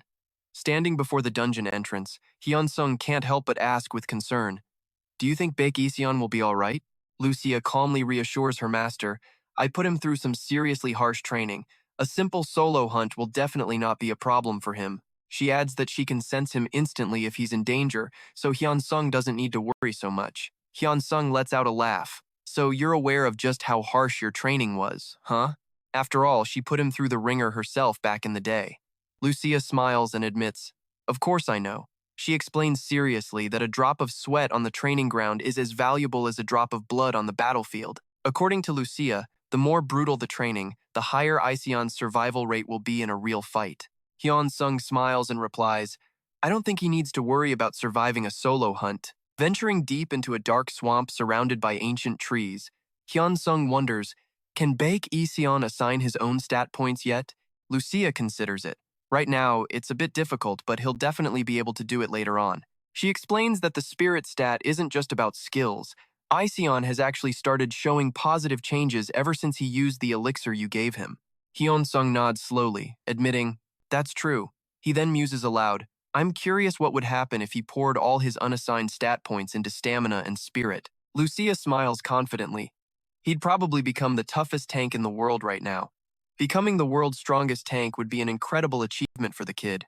Suddenly, Hyeon-seong's eyes narrow. He whispers a warning, enemies ahead. They both stop in the middle of the dark, misty forest.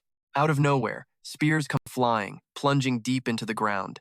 But stick with me, this is where the action kicks off. Hyeon-seong easily sidesteps the deadly barrage. In the swamp water, bubbles begin to rise violently, signaling the enemy's approach. Hyeon-seong leaps into the air to dodge the relentless assault. He grits his teeth. So they want to play rough? A massive purple energy explosion erupts from beneath the water's surface. He lands safely, and just then, Lucia dashes forward, her sturdy shield raised to protect her master. Hyeon-seong lowers his center of gravity, landing in a combat-ready stance. His eyes are sharp, his annoyance clear. What a pain. Purple lightning crackles in his hands. He grips his weapon, ready to strike. Hyeon-seong lunges, catching the weapon and shouting, Gotcha! He decisively plunges his weapon deep into the water. The monster roars in agony, and Hyeon-seong's eyes narrow as alligator men begin to emerge from the swamp. He thinks to himself, this just makes things easier. Instantly, Hyeon-seong dives into the water, his eyes glowing with powerful purple electricity.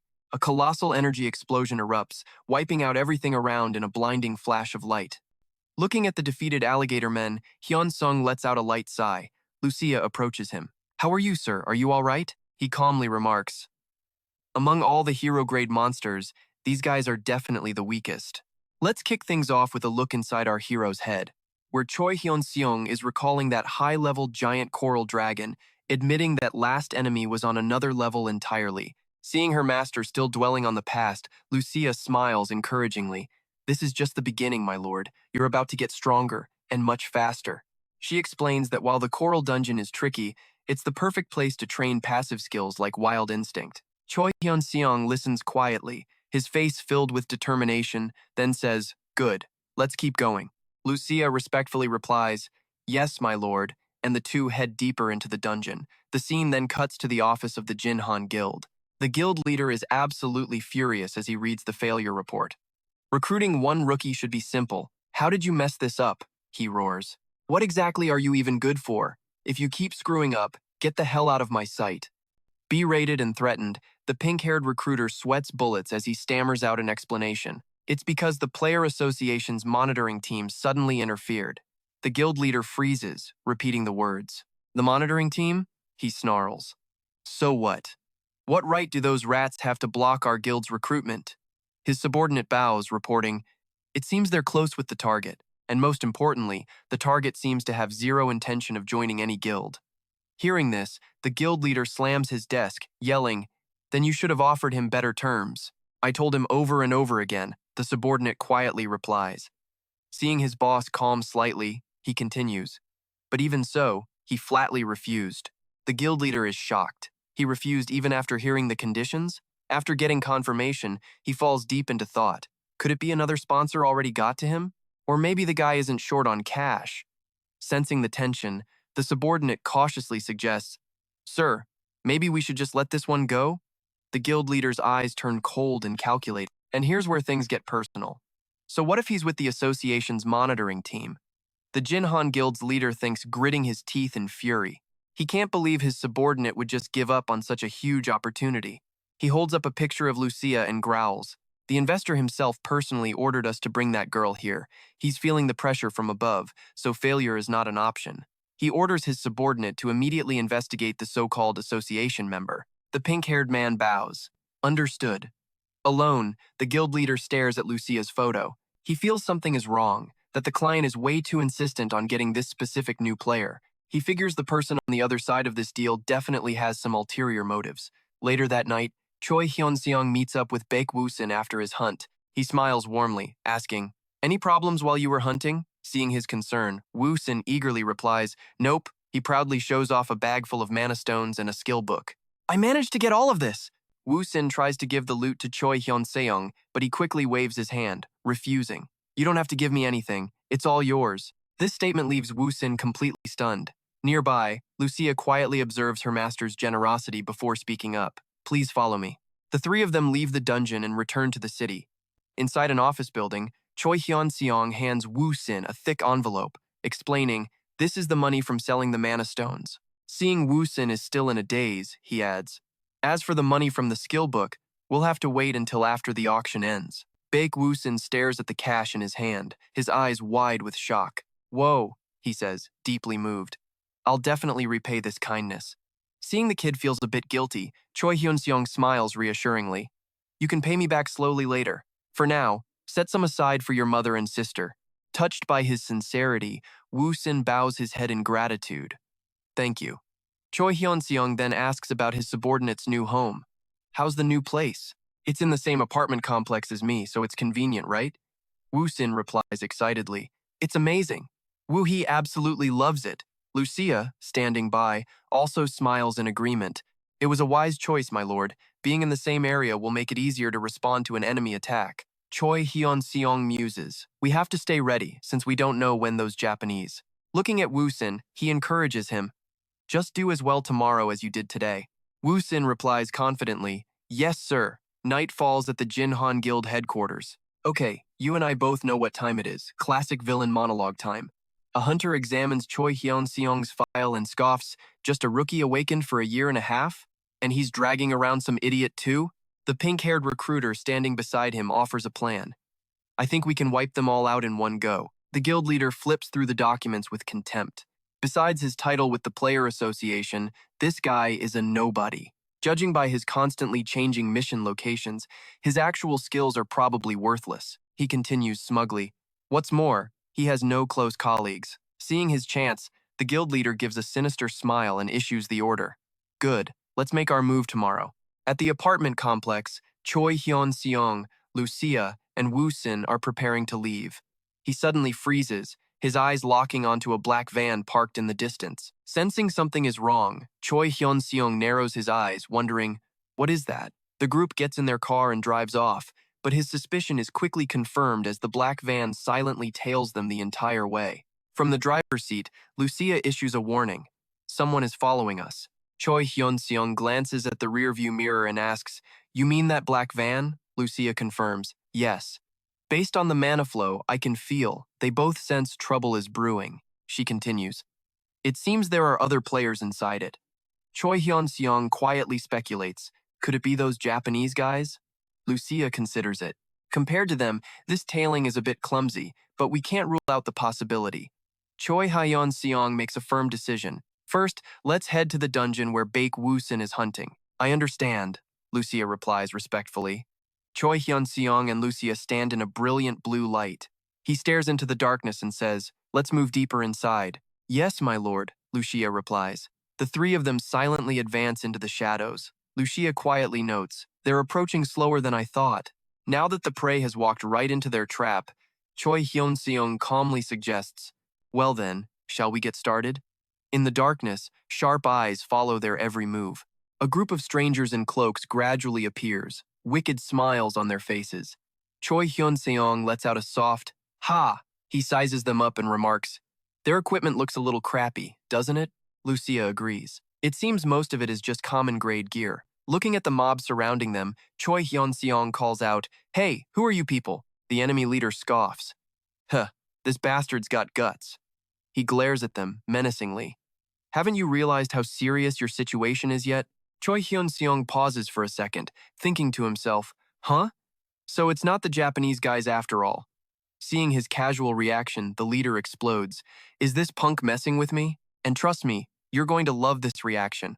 Furious at being mistaken, the enemy leader yells, "Do I look Japanese to you?" Choi Hyeon-seong just asks back, completely unfazed, "Then why are you doing this?" "All right, You and I are jumping right into the action, and someone is seriously pissed off. That question makes the leader furious, veins popping on his forehead. He growls that he planned on taking our guy quietly, but that's off the table now. He whips his sword from its sheath and barks an order to his crew. Two henchmen immediately draw their blades, replying, "Yes, boss." The leader coldly commands them, "Teach that punk a lesson, and shut that mouth of his for good." The lackeys roar in agreement and lunge forward. Facing the incoming assault, Lucia quickly raises her kite shield, getting into a defensive stance to protect her master. Choi Hyeon-seong is still trying to figure out why he's even the target, but then he freezes, stunned, as a massive figure suddenly steps in front of him. It's Baek Yusin, his face a mask of pure murderous intent, ready to confront the enemy. Looks like when our main character is in trouble, he's got two people ready to jump in and protect him. Yusin channels all his strength into one powerful swing, slamming his round shield directly into the attacker's face and sending the guy flying. Witnessing the raw power of her new subordinate, Lucia calmly notes that it seems she doesn't need to worry about Baek Yusin's safety after all. Choi Hyeon-seong quietly observes the impressive display, wondering if maybe Lucia's explanation in the car wasn't clear enough. It looks like Baek Yusin is completely focused on the mission of protecting her and their master. Watching Yusin fight his heart out surrounded by enemies, Lucia just smiles, realizing this is going to be some excellent hands-on combat training. She figures she'll just let him handle it and level up his skills. Choi Hyeon-seong sighs in relief, glad the enemies are low level if they were any stronger. This situation would have been truly dangerous. Lucia immediately accepts the blame, stating that a knight who can't fully grasp their sovereign's orders can't unleash their true power. She sternly tells Yusin that from this moment on, he must follow his master's commands in battle without question. Seeing Lucia's fierce determination to train the new recruit even harder, Choi Hyeon-seong feels a bit awkward, wondering if he said something to set her off. The henchmen are starting to hesitate, clearly intimidated by their opponent's strength. Seeing his men just standing there, the leader furiously curses them for being useless, while another hunter gawks, unable to comprehend Yusin's overwhelming power. Okay, here's where desperation kicks in. Realizing things are going south, the leader grits his teeth, muttering that he has no other choice as he quietly draws his own weapon, preparing to fight himself. His plan is simple. Just capture the two leaders, and this whole thing is over. He's not targeting Yusin. A sinister look crosses his face as he decides to go after the girl who looks like the most valuable prize. He makes his move, lunging at Lucia from behind with a face full of malice, sword raised. But before he can land a blow, she spins around and smashes her shield right into his face, knocking out his front teeth. He collapses to his knees, clutching his bloody mouth with a look of pure, pathetic misery. Looking down at her defeated foe, Lucia coldly remarks, "If you had just stood still, you would have made a great training dummy." The leader can only groan in agony. A classic rookie mistake: never sneak attack someone when you don't know how strong they are. Seeing this, the rest of the goons scream in horror, "What? The boss is down!" They charge forward in a frenzy, hoping to turn the tables. Choi Hyeon-seong, however, maintains a terrifyingly calm expression. Horrific screams echo through the dark cave as Yusin goes all out, mowing down enemies and leaving them too injured to even think about fighting back. Amidst the carnage, Choi Hyeon-seong calmly steps forward and asks one simple, cold question. "Why did you target us?" The surviving hunters are trembling in absolute terror. One of them stammers out, "What in the world is even happening right now? Is that monster really a rookie who just graduated from the player academy? He's having a full-blown crisis of faith. He's level 220, his men are around level 180, and yet they got completely steamrolled." Lucia's eyes narrow with killing intent. She growls, "Did you not hear the words of our sovereign?" Under the suffocating pressure, a hunter bows his head and confesses, "We were just following the orders of our guild Choi Hyeon-seong." The hunter shakily confirms it. "That's right, the guild Choi Hyeon-seong ordered the attack, so we did it." Choi Hyeon-seong silently pulls up information on his system screen. His eyes turn to ice as he reads the words, "player trafficking." He furiously spits. Using a spatial ability for something as vile as this? He glares down at the man kneeling at his feet. Choi Hyeon-seong declares, "If you commit a crime, then you face the punishment." The criminal's eyes widen in terror as he finally pays the price for following the wrong leader. Meanwhile, in a luxurious office, a man with a sharp beard sits tense, reflecting on his time in this position. He stands and begins to pace, his face a mask of cold calculation. "Before I leave, I have to finish that business." On his desk sit photos of Choi Hyeon-seong and Lucia. He hardens his resolve. If I can just get my hands on Choi Hyeon-seong, I can definitely make a comeback. A new target has been added to their list. She's believed to be the first target's partner. Looking at Lucia's photo, one team member comments, "Wow, a real beauty." Another chimes in, "And she's a foreigner too." The speaker continues his briefing. The second target is from a fallen nation and only recently became a Korean citizen. Their orders are clear. Capture both of them, no matter the cost.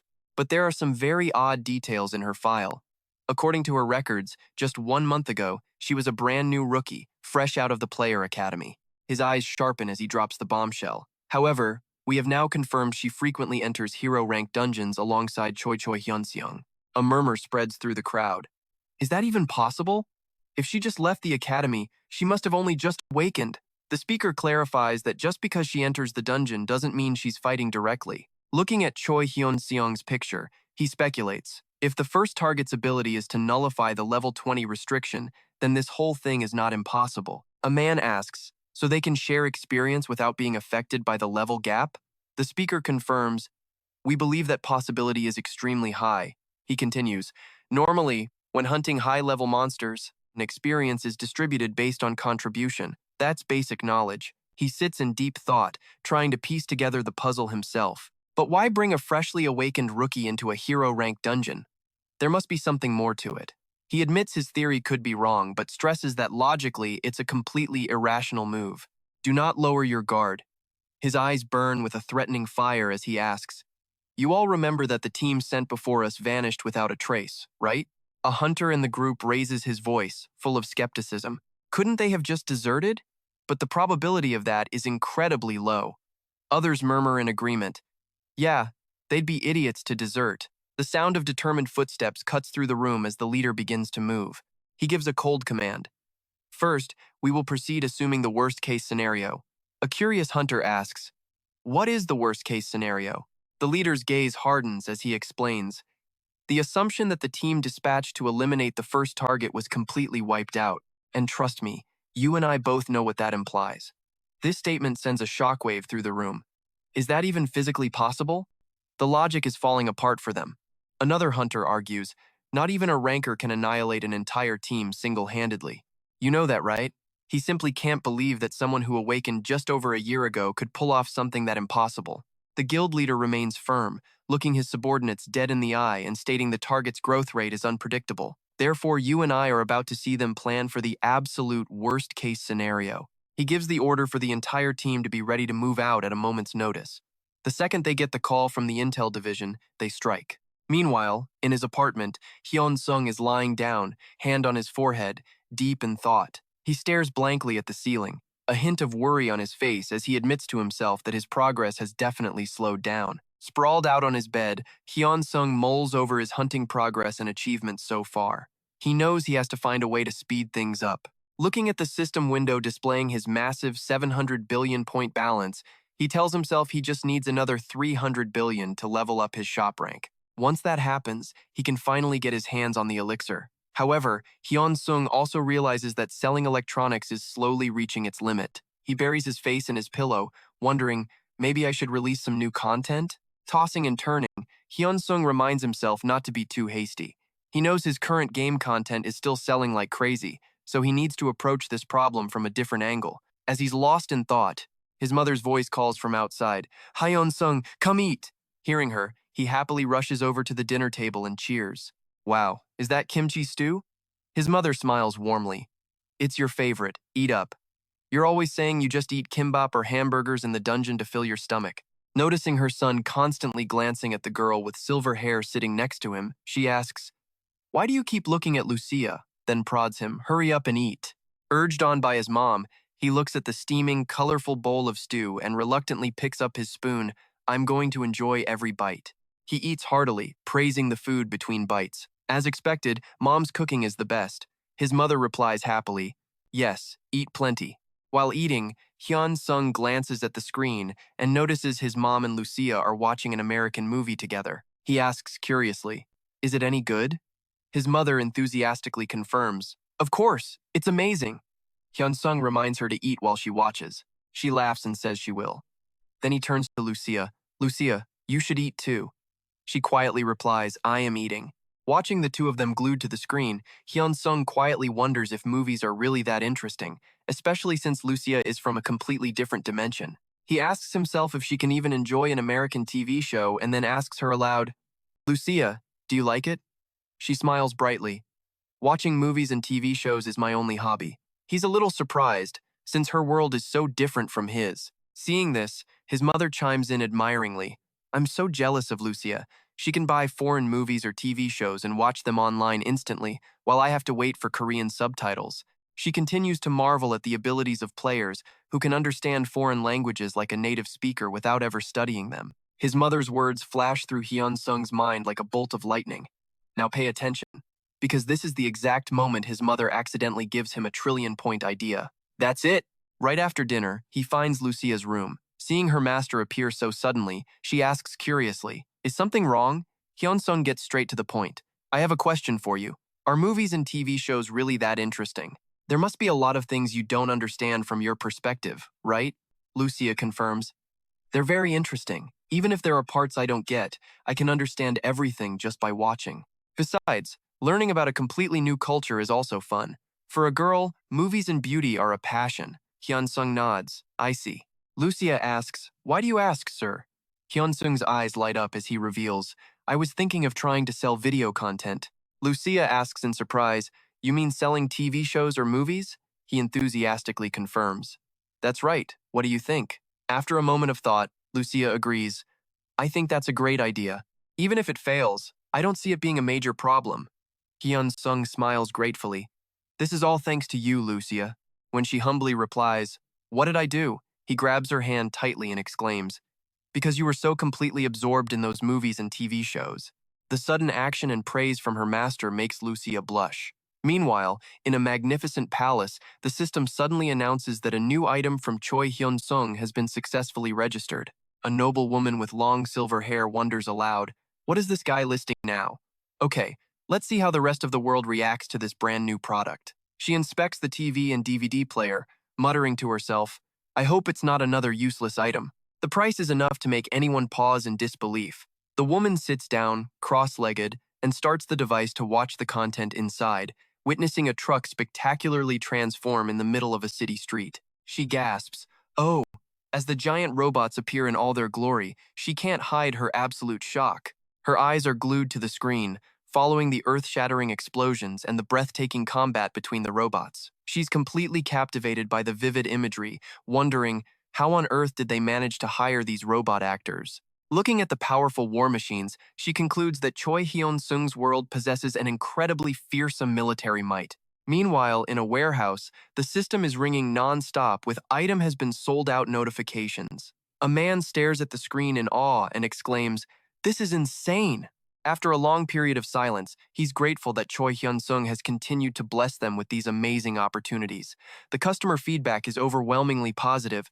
Hyun-seong scrolls through the comments, noticing tons of requests to buy the transforming robots from the movie.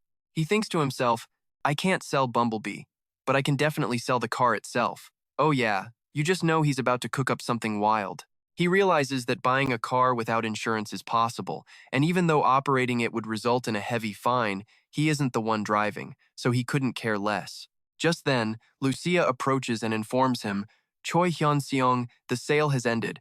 Hyun-seong immediately turns and asks, "Lucia, is there any way for us to sell cars?" He explains that there are many requests to buy the robots from the movie, and while he can't sell actual robots, selling the cars is totally possible. Lucia asks, "But why sell the cars?" Hyun-seong just laughs. "Huh? Because I figure it'll rack up a ton of points." Lucia then offers a surprising suggestion. Instead, why don't we sell transformable models? The idea is both realistic and profitable, like they've just struck a hidden gold mine. Lucia's words are another revelation for Hyun-seong. "Ah," he excitedly grabs her by the shoulders. "Lucia, thank you so much." A few days later, in his warehouse, a system chime rings out triumphantly. His total accumulated points have officially surpassed 1 trillion. Immediately, a promotion notification appears. "You have reached the hero level. You can now purchase legendary grade items." The system announces that his purchase catalog and sales window have been expanded to 1,000 slots. Hyun-seong beams with excitement. "I can finally buy the elixir.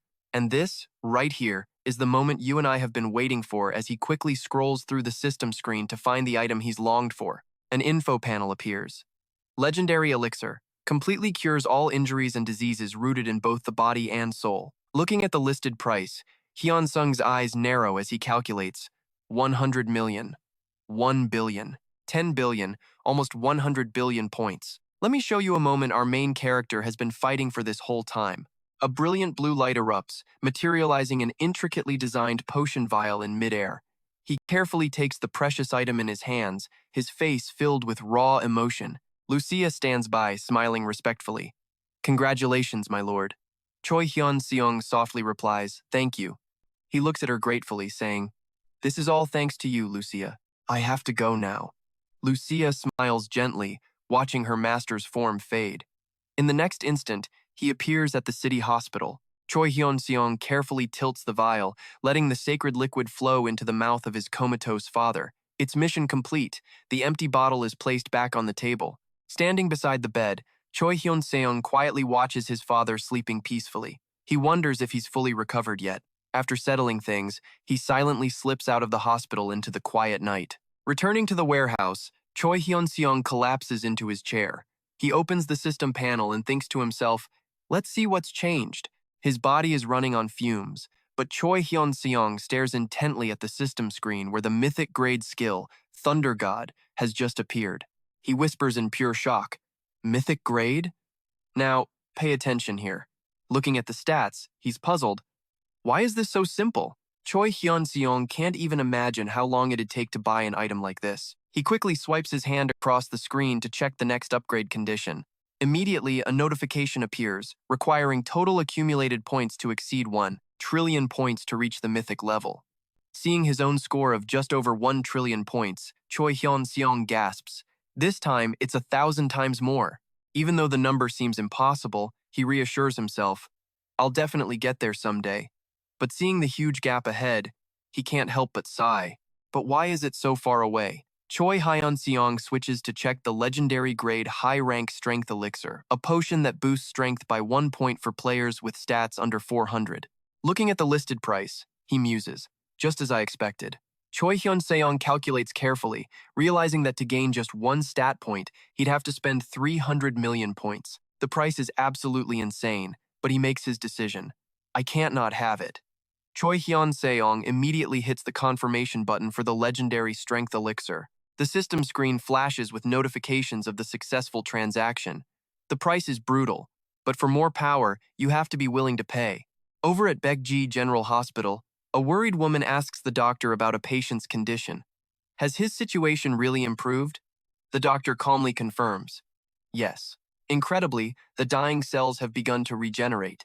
Hearing the good news, the patient's relative is overcome with happiness, bowing repeatedly in gratitude. Thank you, doctor.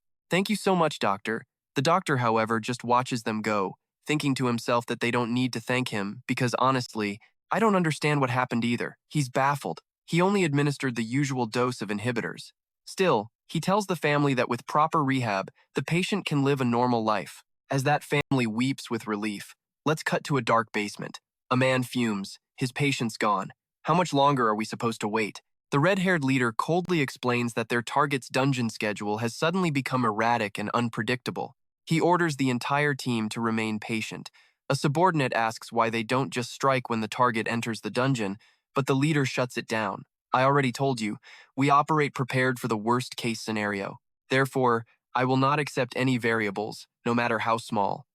This extreme level of detail makes his underlings whisper that his strictness must come from his military background. They continue gossiping about their leader's legendary past, from his time in the army to becoming a famous player. He was once hailed as the hero of Osaka, with an impressive record of slaying monsters. The lackeys can't understand why such a great man works with them, and they're curious about the crime he committed. One of the group whispers the truth he was once accused of assaulting a minor. Just then, a heavy armored fist slams into the ground, unleashing a world-shaking purple magic explosion. Through the dust and smoke, Lucia, with her brilliant golden hair, charges forward bravely with her sword and shield. Choi Hyeon-seong looks at her gear and remarks, legendary equipment really is something else. Lucia smiles and replies, I'm also very pleased with this new gear, Choi Hyeon-seong. Seeing this, Choi Hyeon-seong suggests, maybe you should buy more legendary equipment too. She gently shakes her head, refusing. That's impossible, Choi Hyeon-seong. After buying the legendary strength potion, I don't have enough points left. Suddenly, Choi Hyeon-seong freezes, completely on alert. Huh? Lucia asks worriedly. What's wrong, Choi Hyeon-seong? He answers in a low voice. We're surrounded. Choi Hyun-seong's face is tense. He silently guesses. Could it be those guys from Japan? Looking into the dark cave entrance, he sees countless red dots glowing and figures the odds are very high. There's a lot of enemies. Lucia quickly asks if he can hire more mercenaries, but Choi Hyun-seong is firm. No way. He quickly issues a command. Before they completely surround us, let's thin their numbers first. Choi Hyun-seong looks straight ahead with a determined gaze. Go about 100. In the distance, a group of unfamiliar hunters approaches, weapons drawn. He continues his order. Then, move to the left and wipe every single one of them out for me. Lucia cracks a confident smile and replies sharply, Yes, Choi Hyeon-seong. Choi Hyeon-seong stands facing the enemy in the dark cave. He's completely focused, his eyes glowing as he activates his skill. Flash. Instantly, he vanishes and reappears behind the enemy like a phantom. The green-robed underling can't even react before a sword flashes. Elsewhere, the hooded mage panics and curses. Damn it! He hastily casts Blizzard, and a powerful cold wave erupts, but Choi Hyeon-seong nimbly weaves through the sharp ice shards with terrifying speed. The mage watches in horror as his opponent closes in. Choi Hyeon-seong brings down a devastating slash from above. The subordinate in the green robe groans in pain, raising his golden shield to try and block, roaring in fury. You bastard! However, Lucia is all ready. Just then, a man in a green robe with reddish-brown hair appears and gives a sharp command. Everyone, regroup. Behind him, a formidable army of warriors and knights in gleaming silver armor marches into the area. The soldiers are fully equipped, their eyes determined, ready for a large-scale battle. The red-brown-haired leader grits his teeth in tension, sweat pouring down as he feels a terrifying pressure closing in. From behind them, Choi Hyun-seong silently approaches. The enemy turns back in shock to see Choi Hyun-seong's eyes glowing with murderous intent as black lightning engulfs the entire space. They knew instantly this was bad. A massive purple energy explosion erupts, blasting the Silver Knights away. Agonizing screams fill the air as the black lightning completely engulfs them. Their bodies convulse in pain and despair. You and I just witnessed a massacre. From high above, Lucia descends like a goddess of war, leaving the knights stunned and screaming, What? What is that? The golden-haired warrior appears, a vision in radiant gold armor, her cold blue eyes locked on her targets. A knight braces himself, trying to block a hopeless attack and cursing. Damn it! But from above, Lucia unleashes a powerful magic strike, a brilliant blue energy circle that crushes all resistance below. With a single, brutal slash, she tears through armor, leaving her enemy gravely wounded and collapsing to the ground. Witnessing this horrifying scene, the red-haired leader screams in a panic, Abort the mission, now! At this point, not retreating means certain doom. He frantically orders his remaining forces to scatter and run for their lives. But the rest are swallowed by Choi Hyun-seong's dark lightning, screaming in absolute despair. The leader, running for his life, can only think in horror that everything has gone completely sideways. He glances back, his face a mask of terror, unable to believe it, but ultimately, he can't escape. Choi Hyun-seong clenches his fist, and a violent purple energy erupts from his gauntlets, binding the green-cloaked assassin and making him roar in agony. Once the enemy is completely subdued, Choi Hyun-seong lets out a soft sigh, thinking to himself that he needs more training to control this power with better finesse. The fight was over too quick, a total lightweight match. Lucia silently approaches his side and reports with professional poise. Choi Hyun-seong.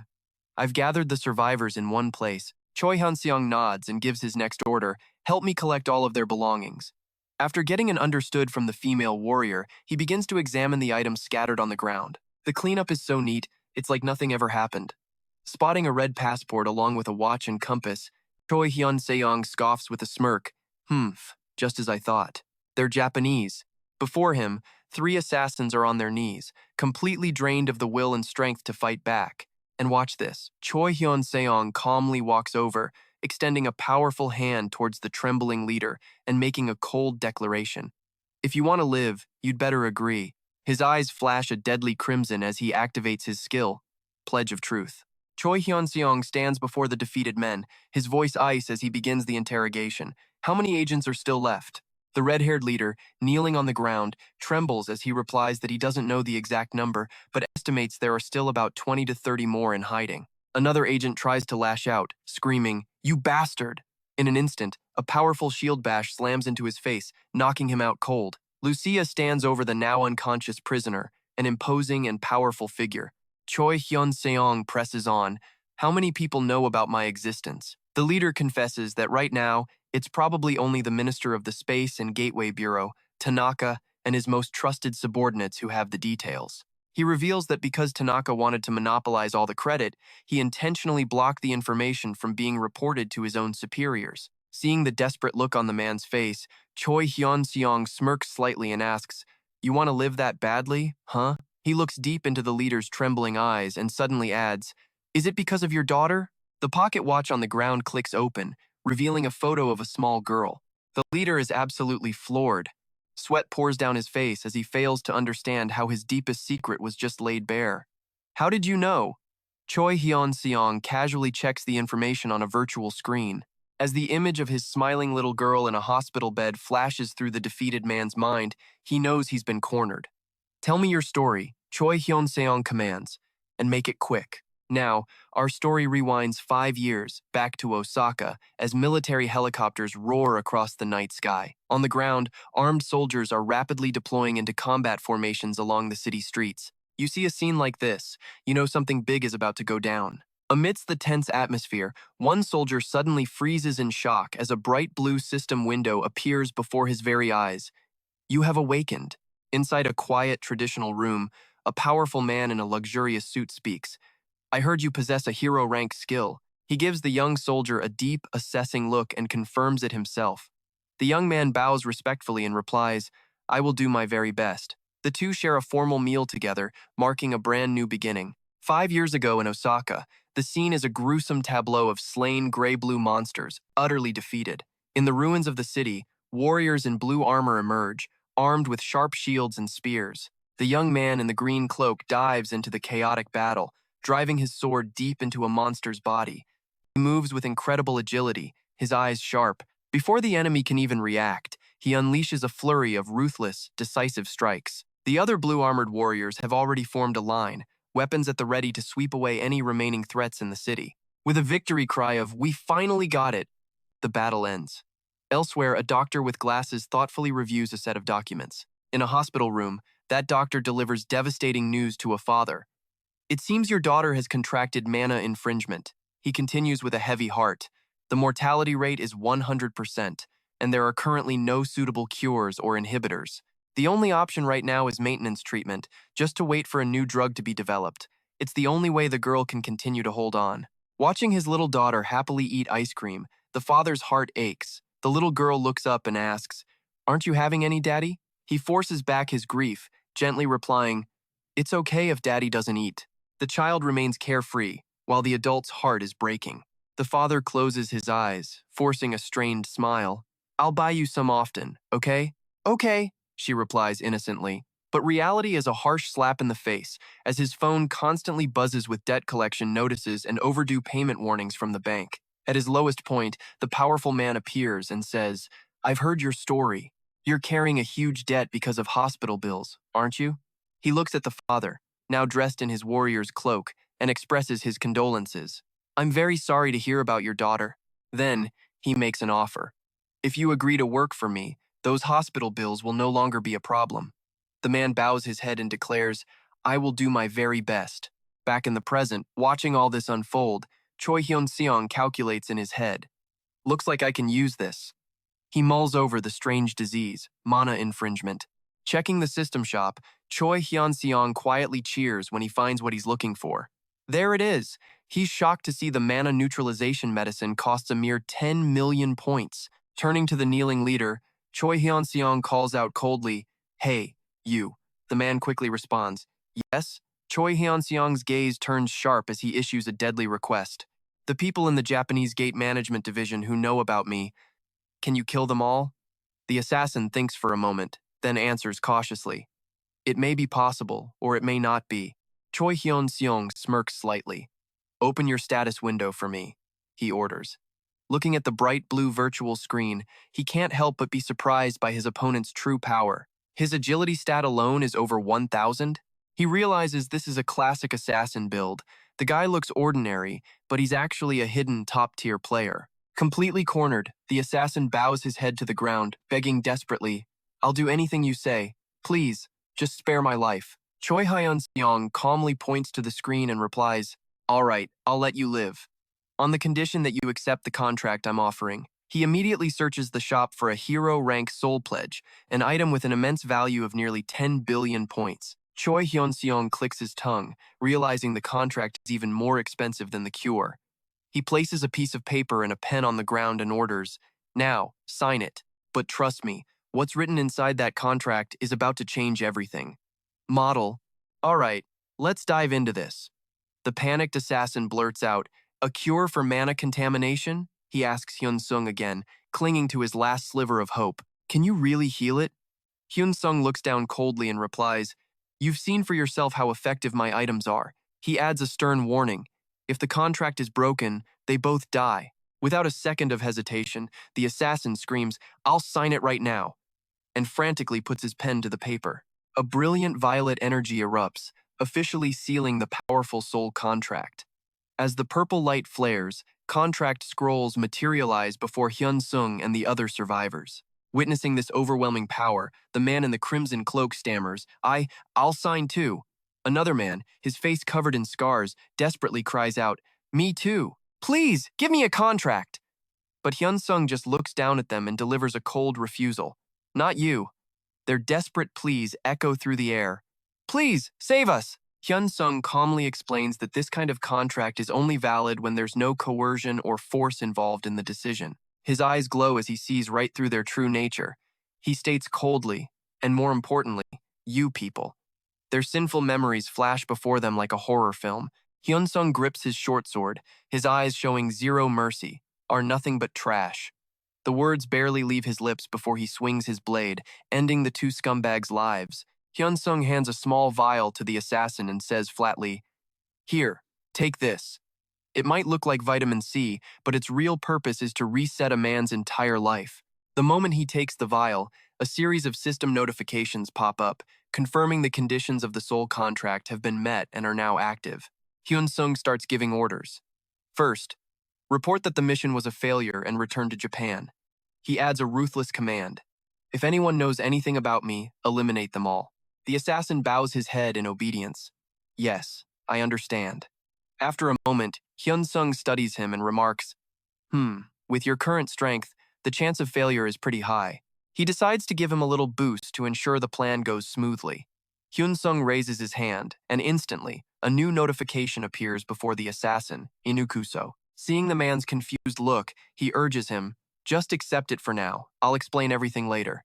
The assassin stares at the system window, his face a mask of confusion and doubt. That night, he walks silently through the streets, making a report on his phone. "The mission was a failure, sir." The person on the other end, shocked, asks why. He calmly explains that the Korean Players Association made a surprise intervention. He confirms he's returning to Japan immediately. When asked about the target's combat abilities, he confirms he has the intel and will report in detail upon his arrival. Standing in a deserted square, he announces he'll hand over all information once he's back. Returning to the secret base, he looks at his subordinate in black and asks a question. "Is everyone gathered?" After getting a confirmation, he presses on. "Did you wipe all traces from the scene?" The subordinate bows, assuring him that every single trace was meticulously erased, leaving nothing behind. Inukuso's eyes narrow with calculation, thinking all that's left is to return home. Without a moment's hesitation, Inukuso unleashes his blade, ruthlessly slaughtering all of his own subordinates. Piercing screams fill the air. A female agent, horrified, can't believe her eyes. "Why? Captain, why are you doing this?" And here's where it gets brutal. The men scream in terror. The captain's gone mad.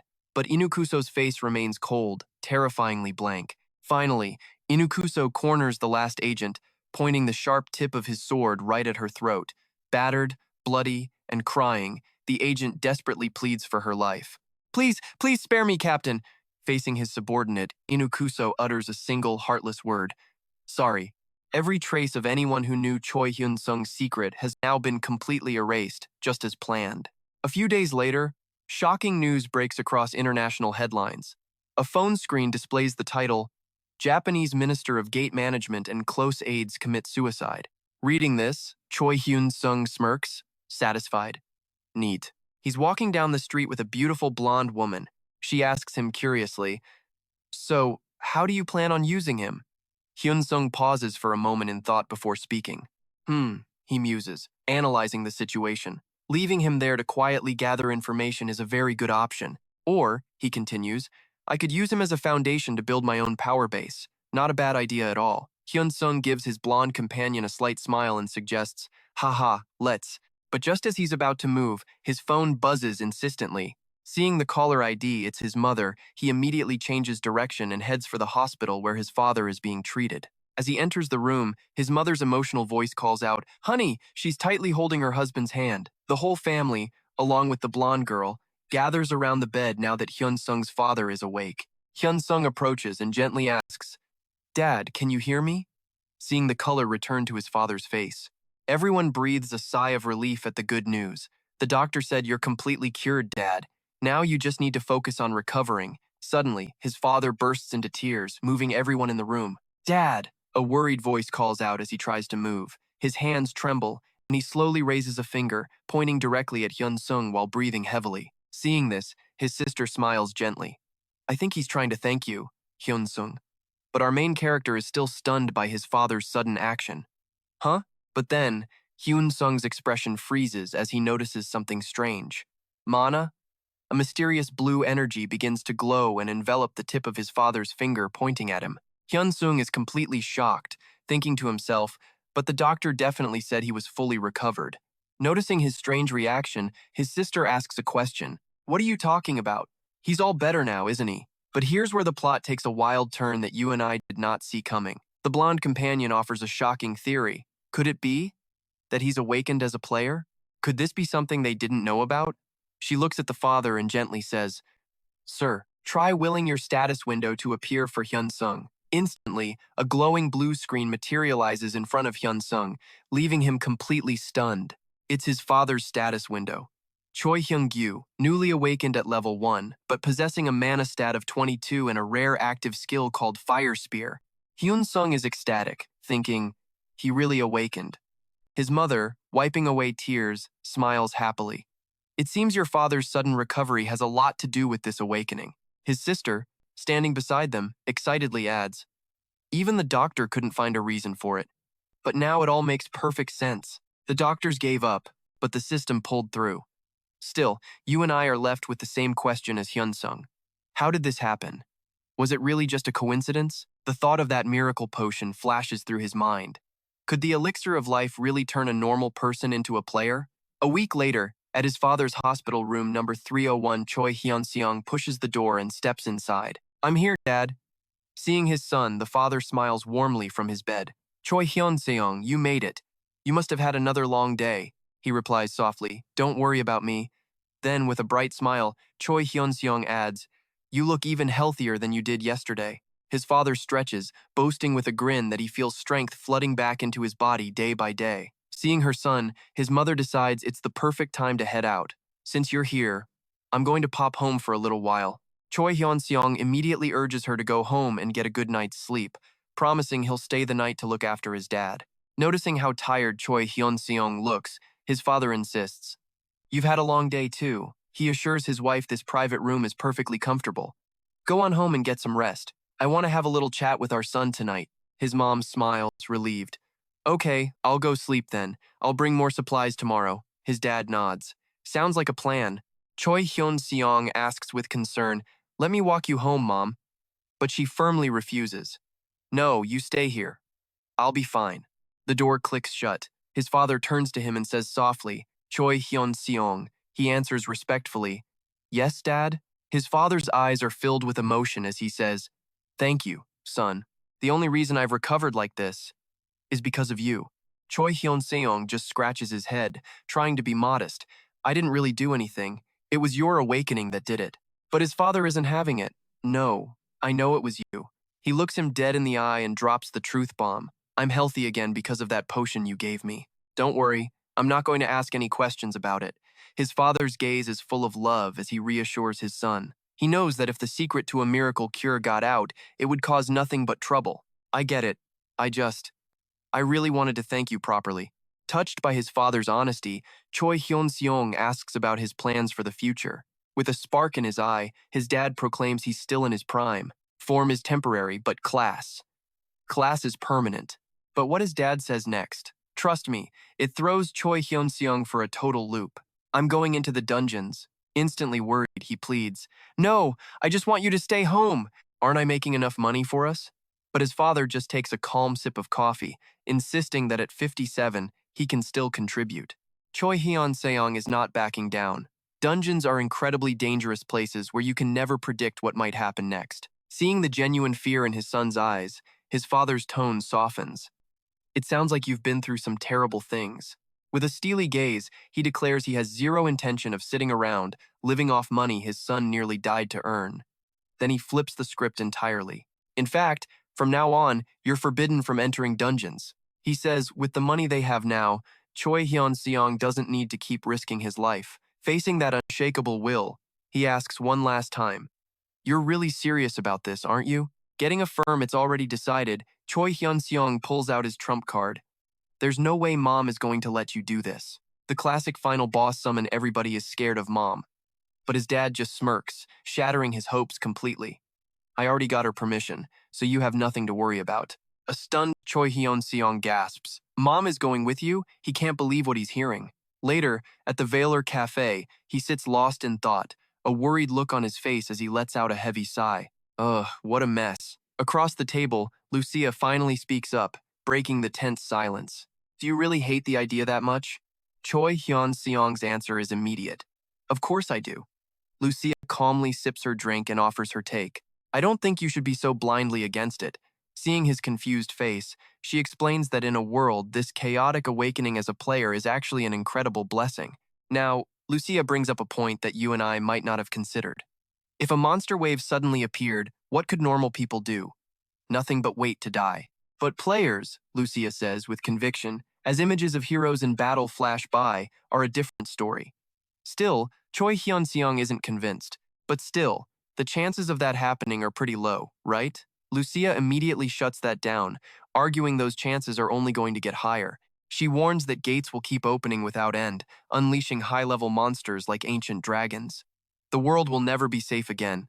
He stares right at her and demands an answer. So what are you saying? That I should just stand by and watch my own father walk into a dungeon? He insists. Those places are death traps.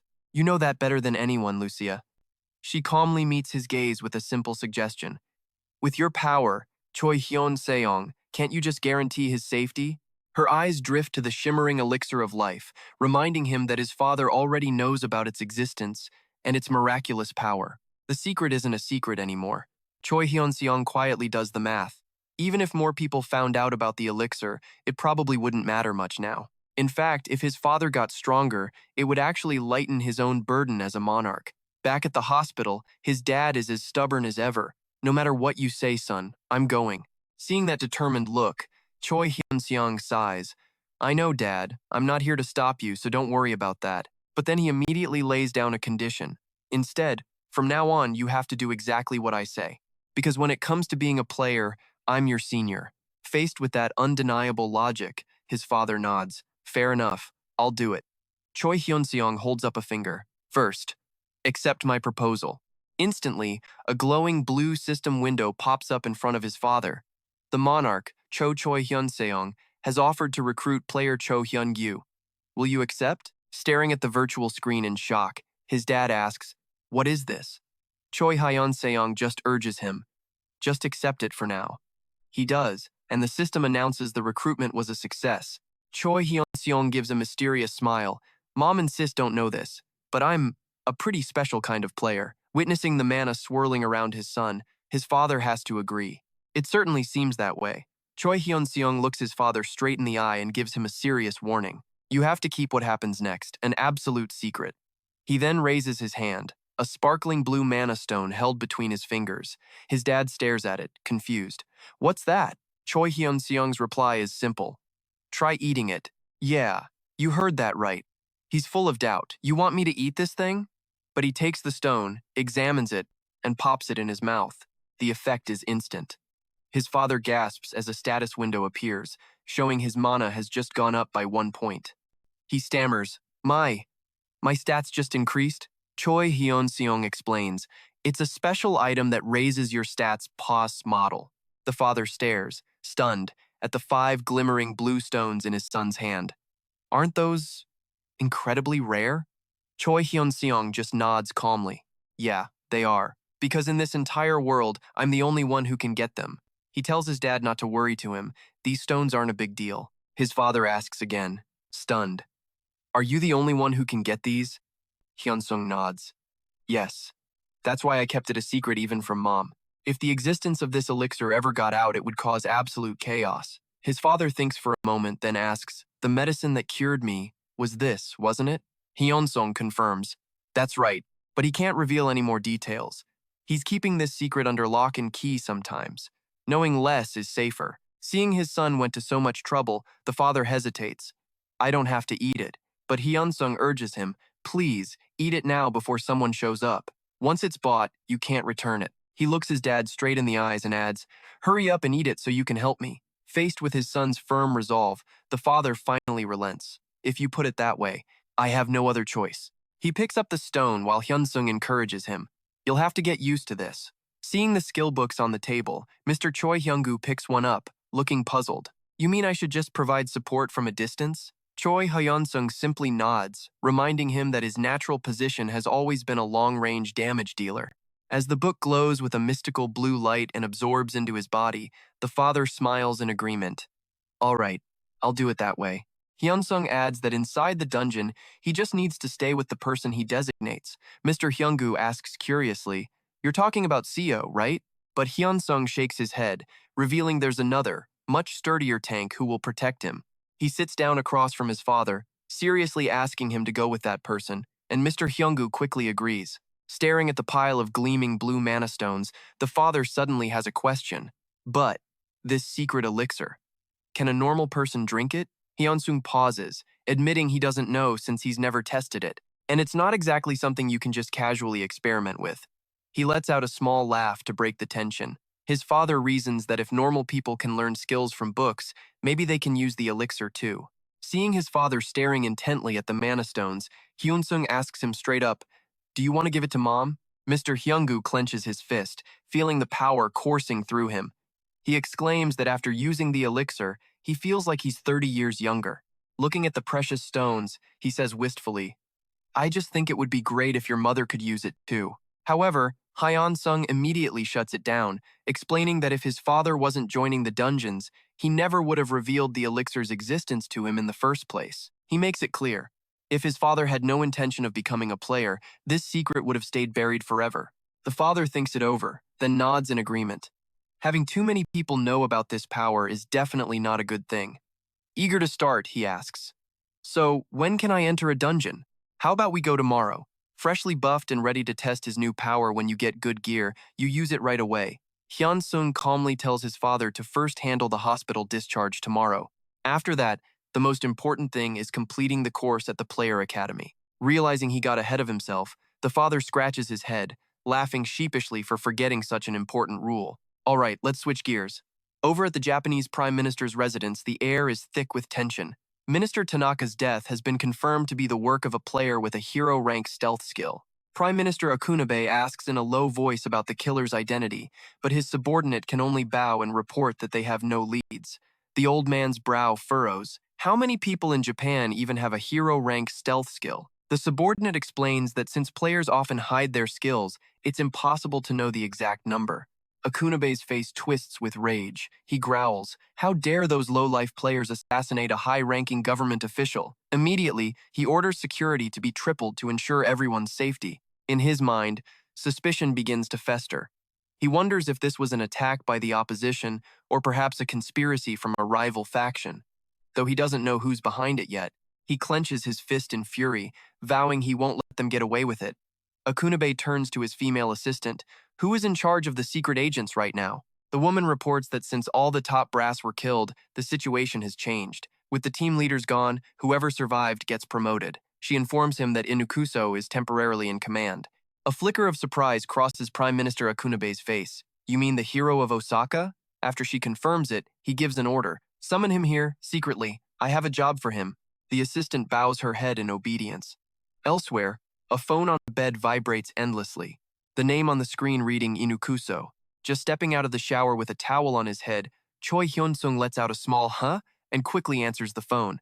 On the other end, Inukuso reports urgently, Choi Hyeon-seong, it's Inukuso. Hyeon-seong calmly asks, what is it? Inukuso replies seriously, I've met with Prime Minister Akunabe. Hyeon-seong's eyes narrow. About what? He pauses by a bookshelf and now watch this, his mind instantly connects the dots. He asks, is it a mission to fabricate embezzlement evidence against the opposition and rival party members? Inukuso immediately confirms. Yes, that's correct. He then reveals an even darker part of the plan. The final step is to stage their suicides to eliminate them completely. Hearing this, Hyeon-seong remarks quietly, it seems you're earning quite a lot of trust. Inukuso asks for his orders. What should I do? Hyeon-seong commands coldly. For now, follow the Prime Minister's orders to solidify his trust. He adds that if possible, Inukuso should try to extend his influence towards the Player Association or the Gate Management Department. I understand, Choi Hyeon-seong. Hyeon-seong suddenly remembers something and asks, oh, how was the trip to America? Is everything okay? Inukuso replies, I have returned safely. His voice filled with gratitude. Inukuso shares the good news. Thanks to the medicine you gave me, Choi Hyeon-seong, my daughter has been diagnosed as fully cured. Hyeon-seong sits on the bed and asks, are you planning to bring your daughter back to Japan? Inukuso firmly denies it. No, sir. He plans to let his daughter and wife continue living in America to ensure their safety.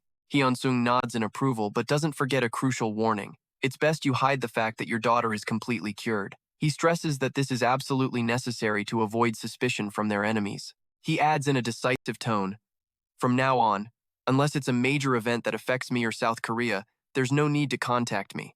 Hyeon-seong emphasizes his agent's autonomy. Make your own judgments and act accordingly. Inukuso respectfully confirms, I will do so. The scene shifts to the Sinchon station area. Trust me, you're going to want to remember this new guy. A man with slicked-back gray hair and a colossal greatsword strapped to his back walks in silence. His target is the Arose dungeon, a place with a recommended level of 45 to 50. He presents his player registration card, which reads Baek Jinyan, to the control staff. After checking it, the man in the vest nods. You can go in. Jinyan gives a short reply. Ah, yes. Thank you for your hard work. He then proceeds deep into the dark cave.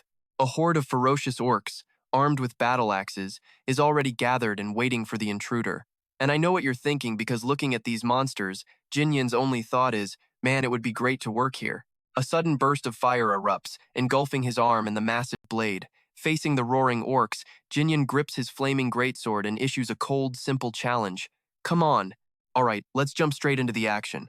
Monsters scream, baring their fangs as they charge with pure killing intent. A hunter in silver armor swiftly dodges a crushing blow from a green orc's club, spinning instantly to unleash a blazing counterattack. His blade carves out a massive pillar of fire. Standing in the ruins, he finally breathes a sigh of relief, looking at the monster corpses scattered everywhere as he plants his sword in the ground and mutters, man, it'd be perfect if they just let me keep doing this working security while farming monsters on the side. But that moment of peace shatters. He senses something's off. And yup, two more massive orcs step out from the shadows. He glances at the purple gate endlessly spawning monsters and just smirks. He gets back into his stance, ready for the next wave, right on time for the respawn. But suddenly, a massive axe tears through the portal, flying straight at him and leaving him completely stunned. He looks down in horror at the fatal wound. What the? A giant orc had run him straight through, and he collapses, completely unable to fight back.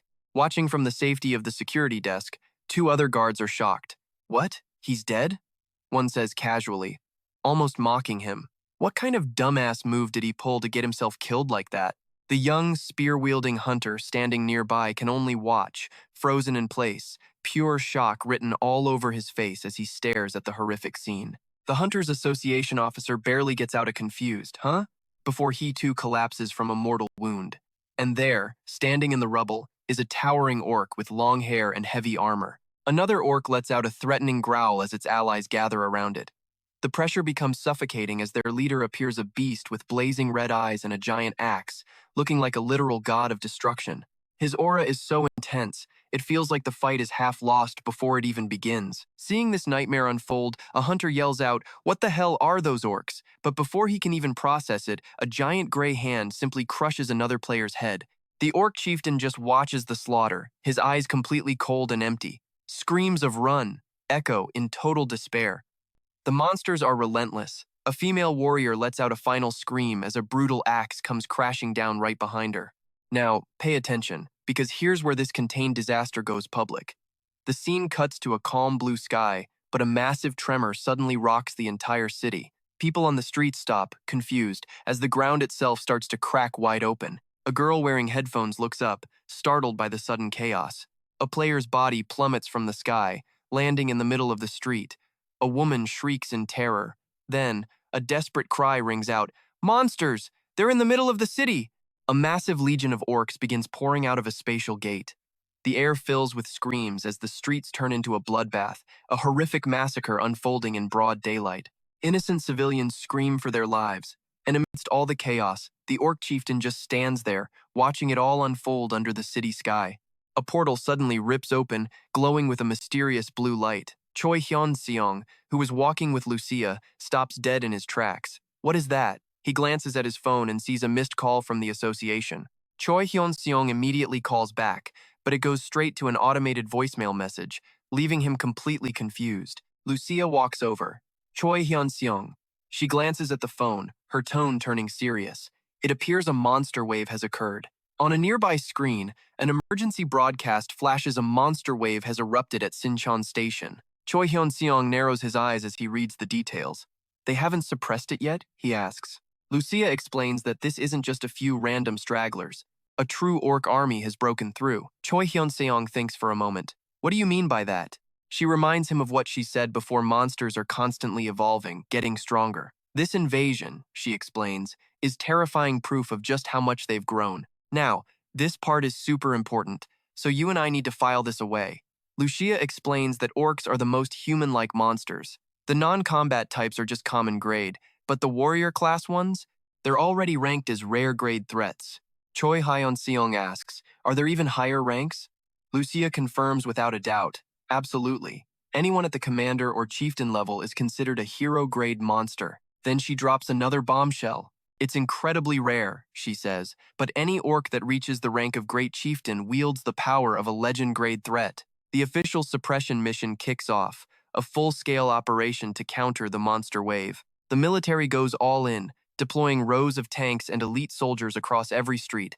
Across from them, orcs covered in strange tattoos glare back with pure menace. The commander's voice crackles over the radio, sharp and clear. "Begin suppression, immediately." A volley of earth-shattering explosions rains down on the monsters, sending them flying and leaving them critically injured. Amidst a storm of bullets, the commander's voice urges them on. "Advance." The infantry and tanks push forward as one, seizing territory and giving the enemy zero room to breathe. A mage in extravagant robes steps forward calmly. He scoffs to himself. Just how strong can a bunch of orcs really be?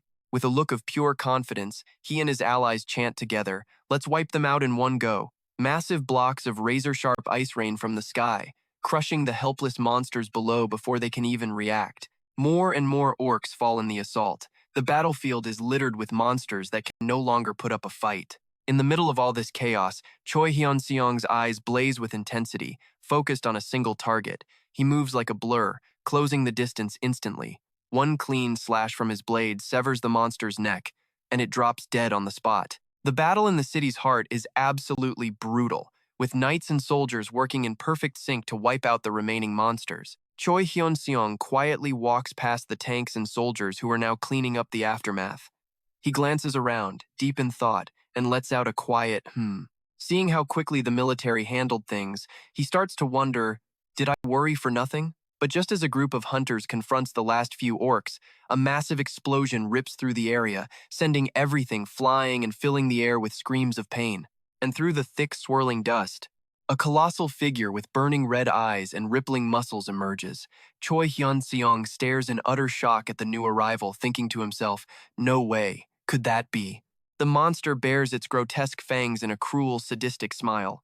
It throws its head back and unleashes a world-shaking roar. The creature is decked out in heavy armor, holds a gigantic weapon, and radiates an oppressive, blood-red battle aura. The sheer force of its roar blasts the nearby hunters backward. All they can manage is a helpless grunt of pain. And trust me, right here is where it all goes wrong. System windows pop up in front of Choi Hyeon-seong, warning him he's been hit by the skill's mental pressure and war cry. He is now paralyzed for 10 seconds. But his indomitable spirit passive skill kicks in just in time, completely blocking the mental assault. Hyun-sung grits his teeth, his expression tense. This is bad. All the other hunters are completely frozen in terror. The monstrous orc appears like a giant phantom, continuing its crazed roar to intimidate everyone on sight. And just like that, the scene becomes a bloodbath as the elite soldiers are slaughtered without mercy. Blood-curdling screams echo through the chaotic space. Let's dive right into the chaos. A young girl with long black hair is trembling, her eyes wide with terror as she watches her comrades fall. Because right behind her, a hulking orc leader appears, all bulging muscles and menacing gold armor. Facing certain death, she can only cry and beg, "Please, someone save me." Witnessing this, a black-haired warrior grits his teeth in absolute rage. That bastard. He knows the odds are impossible, but without a second of hesitation, he charges straight toward the enemy to save her. But the brutal orc giant simply stomps another player under its foot, making the scene even more horrific. It swings a massive club, its face a mask of pure savagery with a mouth full of sharp teeth. Footsteps thunder as the black-haired warrior closes in on the chieftain. The two collide with a massive impact, sending shockwaves through the city streets. Overwhelmed by the monster's power, he grits his teeth, trying to endure. Just as the situation becomes critical, a figure suddenly dives down from above, crackling with brilliant purple lightning. Choi Hyeon-seong appears, full of power, ready to deliver a punishing blow to the giant orc. The monster flashes a wicked grin, revealing a gruesome set of fangs that makes the air feel heavy. Facing this insane pressure, a hunter in black armor grits his teeth, completely powerless. Damn it. Another warrior is stunned, realizing the massive gap in their power. How can these orcs be this strong? He knows the situation is dire, he might actually die here. Suddenly, a world-shaking explosion of purple energy erupts. Witnessing his opponent's absolute power, Hyeon-seong grits his teeth. Damn. The giant orc swings its massive weapon, creating a shockwave that sends Hyeon-seong flying backward. He lands amidst the rubble, his eyes flashing with cautious vigilance. Huh? He senses the danger closing in on his comrades behind him. Now pay attention here. Hyeon-seong immediately gathers crackling purple-black lightning around his hands, preparing for an all-out counterattack. The crazed monsters roar, creating immense mental pressure. A warrior with a shield in front shouts to boost morale, "Hold the line."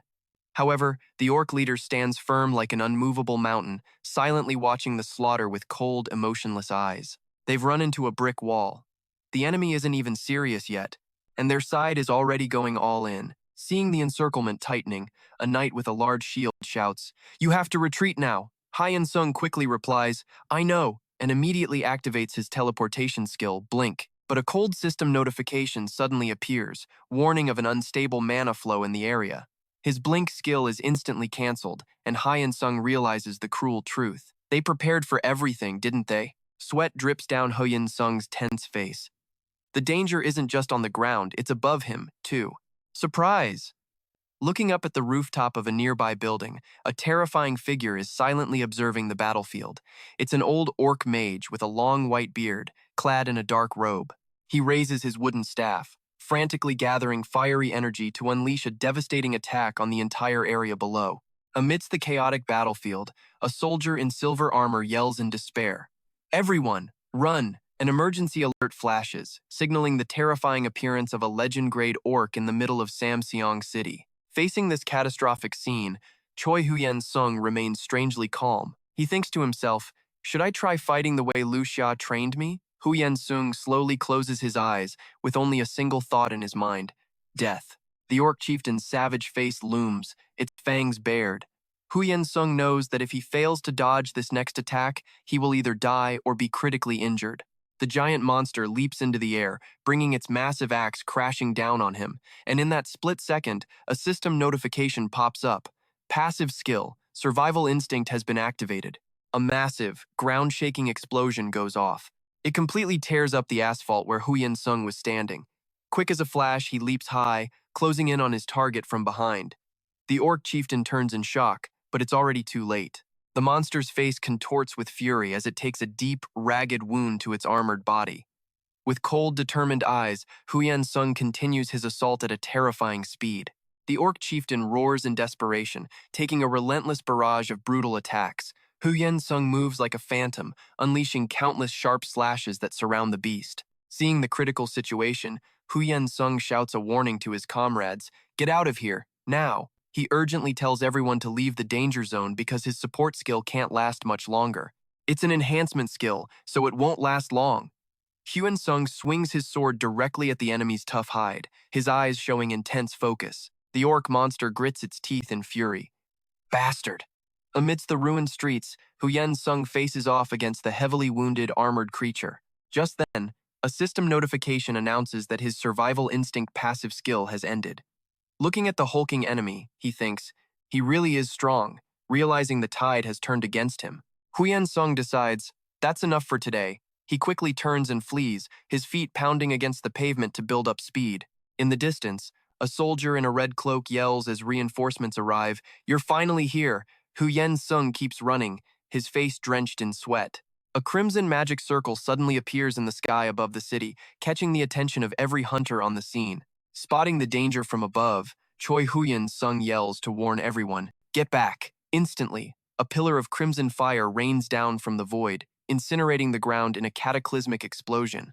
The battle against the second monster wave is raging fiercely near the temporary shelter at Ga Sinchon Station. The area is bathed in a gloomy twilight among the ruined buildings. At the rally point, the battle's survivors are getting their wounds bandaged in a heavy atmosphere. Choi Hyeon-seong sits silently on a wooden bench, tightly gripping a water bottle, his face deep in thought.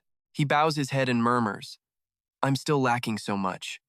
While the crowd of hunters buzzes about the recent fight, the distinct clicking of metal heels on the pavement rings out.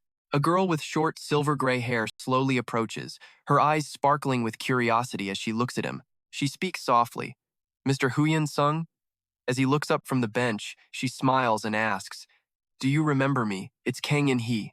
The beautiful warrior stands before him, impossible to miss in the crowd. And trust me, you and I are about to see just how bold she was. Hyun-sung is a bit flustered, his face turning red as he recalls their last encounter. Back then, she had walked right up to him and boldly asked, "Oh my, you're exactly my type. Do you have a girlfriend?" Back in the present, Choi Hyeon-seong calmly replies, "Ah, I do remember." He looks at her and confirms, "You're Kang In-hee, right?" Hearing her name spoken correctly, Kang In-hee lights up with excitement. "Oh my god, you really remember my name? And trust me, you're about to watch our boy's life change forever." Choi Hyeon-seong offers a slight smile, but inwardly he's thinking, how could I not know? He's well aware she's a famous ranker with formidable power. She wasn't just a magic spearman with a unique class, she was a celebrity, appearing on TV and giant city screens, a household name even to normal people. Suddenly, Kang In-hee steps forward, grabs his hand, and says sincerely, "Thank you so much for your help." She looks at him with eyes full of gratitude. "If it hadn't been for your support, Choi Hyeon-seong, something terrible would have definitely happened." Flustered by the sudden intimate gesture, Choi Hyeon-seong turns red, only managing to stammer out a reply. "Ah, yes." Just then, another group of hunters approaches, one of them speaking up to break the awkward atmosphere. "We were on the same subjugation team as you before." A top 10 warrior flashes a bright smile, greeting him warmly. "I don't know if you remember, but it's been a while."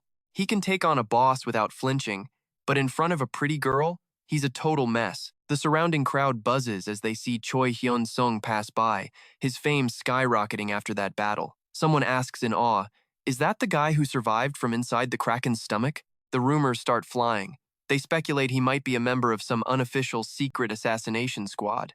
Amidst the scrutinizing gazes of warriors and armored knights, a pair of polished black dress shoes stops right in front of Choi Hyun-seong. A deep, warm voice speaks up. "It's a pleasure to finally meet you, Choi Hyun-seong." And here's where the real game begins. It was Kang Seong-yang, the president of the Korean Players Association, looking powerful with his fiery red hair. They share a formal handshake, and Choi Hyun-seong replies politely, "It's a pleasure to meet you, Mr. President." Right away, President Kang gets to the point. Could you spare me a moment of your time? Without hesitation, Choi Hyeon-seong agrees. As much as you need.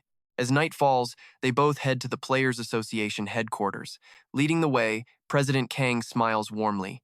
I've received a great many reports about you, Choi Hyeon-seong. Perhaps that's why, even though this is our first time meeting in person, you don't feel like a stranger at all. In stark contrast to that warmth, Choi Hyun-seong remains rather cold, thinking, maybe because I don't know much about you, you still feel like a stranger to me. Noticing his reservation, the president laughs heartily. Well, it's only natural to feel that way when we first meet. Can't we just start building our relationship from now on? After that, they sit down at a tea table in a quiet room to begin their official conversation. Choi Hyun-seong lifts his teacup, his sharp gaze fixed on the man opposite him as he cuts straight to the chase. So, what is it that you needed from me? The president then drops an absolute bombshell. The orc chieftain and the shaman have been identified as legendary grade. Choi Hyeon-seong furrows his brow, confused. Why me? The association president calmly explains that it's because Choi Hyeon-seong had faced the orc chieftain alone for a period of time. He gets straight to the point. I need you to disclose information about the enhancement type skill you used in that battle. It's for the overall plan. Choi Hyeon-seong pauses to think, then coolly replies that he can't reveal the specific details, but he can share the activation, condition, duration, and cooldown time of the skill. President Kang nods in agreement, saying that much is more than enough. Still, Choi Hyun-seong remains suspicious and asks why he's so curious about his power. Taking a sip of tea, President Kang honestly admits that even with the support from player Kim Hana's enhancement skill, he isn't confident he can take down the orc chieftain within the time limit. So, to prepare for the upcoming fight, he decides to provide Choi Hyeon-seong with a special consumable item. A small, dark red item is pushed towards him with a simple message. Go ahead and check it. It's the hero-grade Ogre's True Blood, an item that lets the user borrow a portion of an ogre's energy to increase strength, agility, and stamina by 40% for 30 minutes. But it comes with a heavy penalty, a permanent 10% stat reduction if it's fully consumed. Choi Hyun-seong is stunned. This is a perfectly upgraded version of the Werewolf King's heart he once knew. The same trade-off, but on a completely different level. He looks directly at the president and asks, "Are you telling me you want me to use this to defeat the orc chieftain?" President Kang confirms it. With the combination of Choi Hyun-seong's skill, this item, and support from other rankers, they can absolutely destroy the monster, even if it activates its berserk skill. The association president looks straight at Choi Hyun-seong and declares with absolute certainty, "We will have a 100% chance of victory." He then makes a massive offer. "If you, Choi Hyun-seong, agree to this, I will erase the entire debt you took on to buy that legendary grade skill book." And he doesn't stop there. He adds another promise. "And from the loot we get after the subjugation, I will give you any single item you desire, completely free." Faced with these incredible terms, Choi Hyun-seong smirks. Not bad. His brain switches into profit mode. He quickly calculates that the risky 10% stat reduction could be completely offset with about 36 billion accumulation points. But the association president doesn't know that. So he looks straight at him and makes a counteroffer. "Give me 2 items I desire for free instead of 1. At the same time, Choi Hyun-seong adds another condition. "Furthermore, I want to receive a payment from the sale of the loot that corresponds to my level of contribution." The president is momentarily stunned by the young man's boldness, but after a moment of thought, he agrees. They shake hands officially, sealing the dramatic deal. President Kang Seong-yang says sincerely, "I look forward to working with you." He looks at Choi Hyun-seong with gratitude and adds, "I truly thank you for making such a difficult decision." Seeing that the mood is favorable, Choi Hyun-seong suddenly speaks up again. "Oh right, there's one more thing I'd like to ask of you."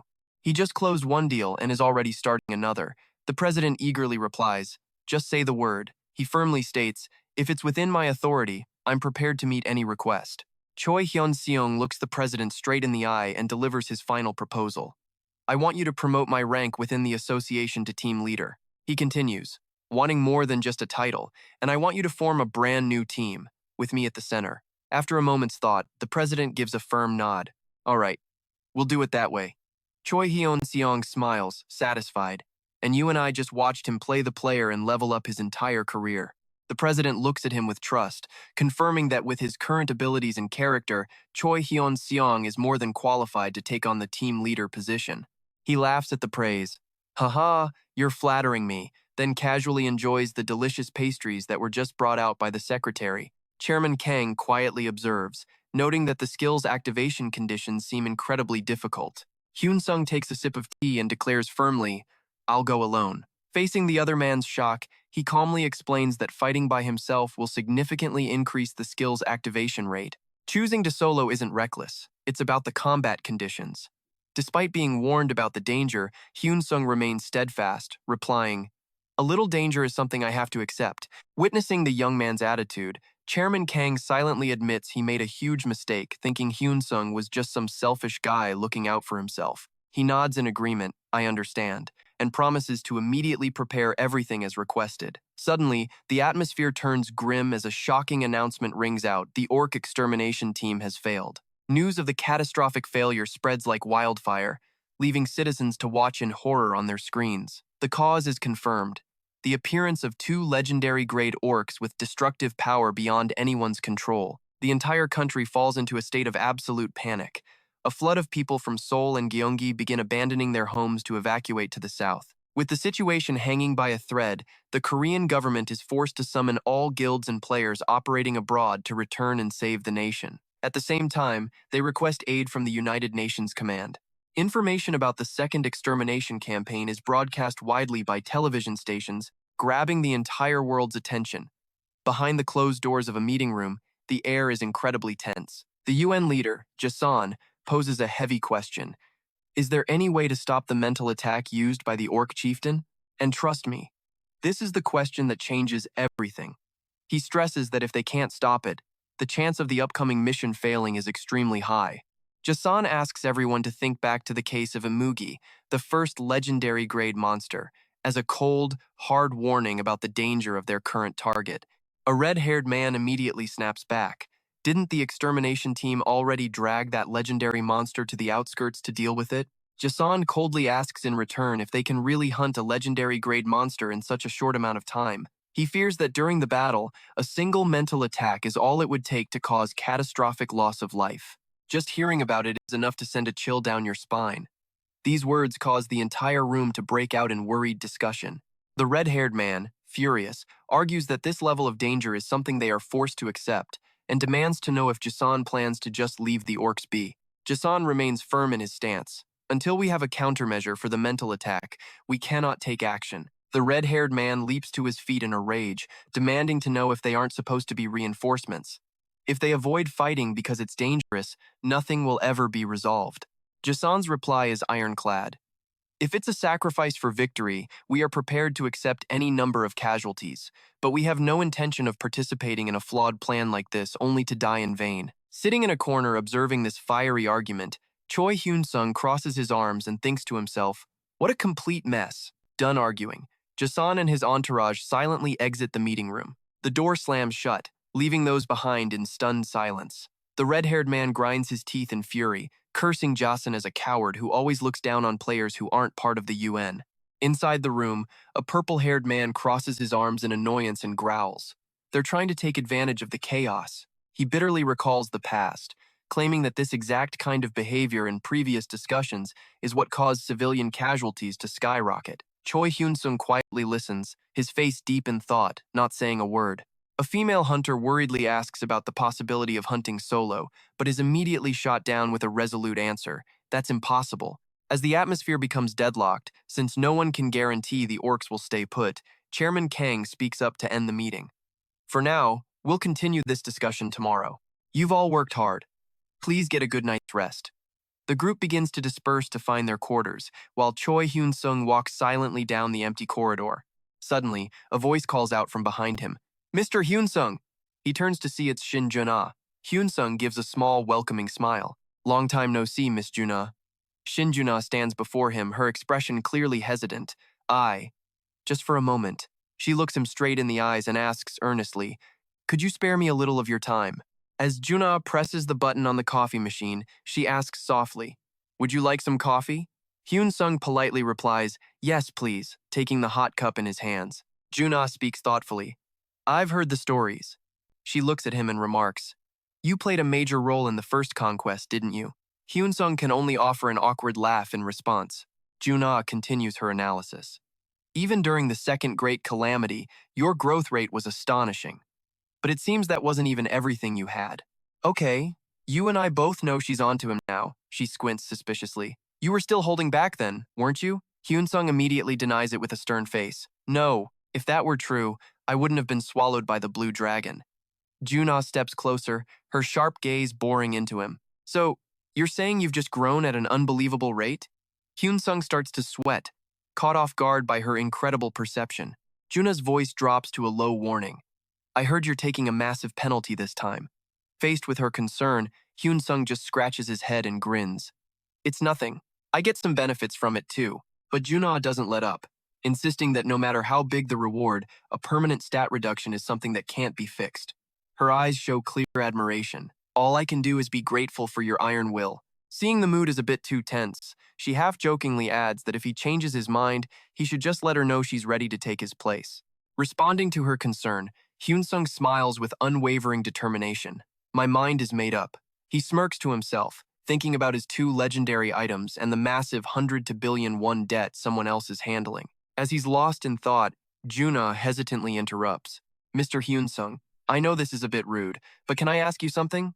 Hyun-sung turns back curiously. What is it? Junah gets straight to the point. I want to know about your contribution in the Imugi raid. The question startles Hyun-sung. Why are you asking that? I had a contribution rank in that raid too. Junah seriously explains that to find the person in first place, she took the time to ask every single person present about their rank. However, the results she got were a big fat 0. Not a single person claimed to have taken the #1 spot. Hyun-sung starts sweating bullets. He asks nervously, so you think I was the one who ranked first in contribution? And under Junah's intense silent pressure, Hyun-sung knows he can't dodge it any longer. Let's be real, you and I knew this was coming. He scratches his head and admits, yeah, it was me.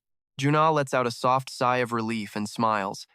Thank you for being honest. She concludes the association made a terrible mistake by giving the smallest reward to the person who contributed the most. She declares the guild leader is in for it this time, and Choi Hyeon-seong happily agrees, saying if she's offering, he certainly won't refuse. Unga can only shake her head and chuckle, admitting she still can't figure him out, even after all this time. Her gaze deepens as she asks in pointed question, You're still hiding something from me, aren't you? Shin Duong-a looks at Choi Hyeon-seong with hope and asks him to promise her one thing. When he replies, go on, she urges him to keep fighting as a member of the Players Association. Choi Hyeon-seong firmly agrees, of course I will. The next morning, he's at a major conference, but can't hide his exhaustion, yawning endlessly. Up on the podium, the red-haired guild Choi Hyeon-seong is giving a booming speech while a silver-haired official sits beside him, looking incredibly stern. Feeling the stuffy atmosphere, he mutters that today seems like it'll be nothing but conferences. Suddenly, a subordinate rushes in with a frantic report, prompting the guild Choi Hyeon-seong to demand answers. Then, the shocking news drops. A group of 7 orcs is heading straight for the horde. Immediately, the guild Choi Hyeon-seong orders a full muster of all personnel, throwing the entire room into a state of emergency. The guild Choi Hyeon-seong turns and asks if the British Union will be providing support in this battle. After getting a nod and a word of thanks from the silver-haired official, he respectfully places a hand on his chest. Right after, the battle plan is rolled out. The Warlord Assassination Team will move with Choi Hyeon-seong. Meanwhile, the Mage Assassination Team will go with Shin Duong-a. Fully equipped, the entire squad rushes to the helipad to deploy. A priestess is busy casting blessings on the warriors, instructing them to board the chopper after receiving the buff. Seeing the radiant energy envelop his armor, Choi Hyun-seong cracks a satisfied smile. This buff is pretty good. However, he can't help but wonder if he'll get any buff skills himself as he stares at an unfamiliar system interface he's never seen before. While everyone else boards, Choi Hyeon-seong thinks how nice it would be to have a few more skills, like survival instinct. Looking at the long list of consumable items, he clicks his tongue, knowing the risk of financial loss is huge. He tells himself this will definitely be another loss for him, but then tries to calm down, thinking he probably won't even need to use it, unless I'm fighting a legendary grade monster alone. Just then, a subordinate reports that everyone is on board. Choi Hyeon-seong gives the order. All right, let's move out. Looking out the window at the army and helicopters swarming the buildings, he gasps, this is insane. Staring down at the horde of orcs, our main character figures that at this rate, their survival instincts will kick in the second they land.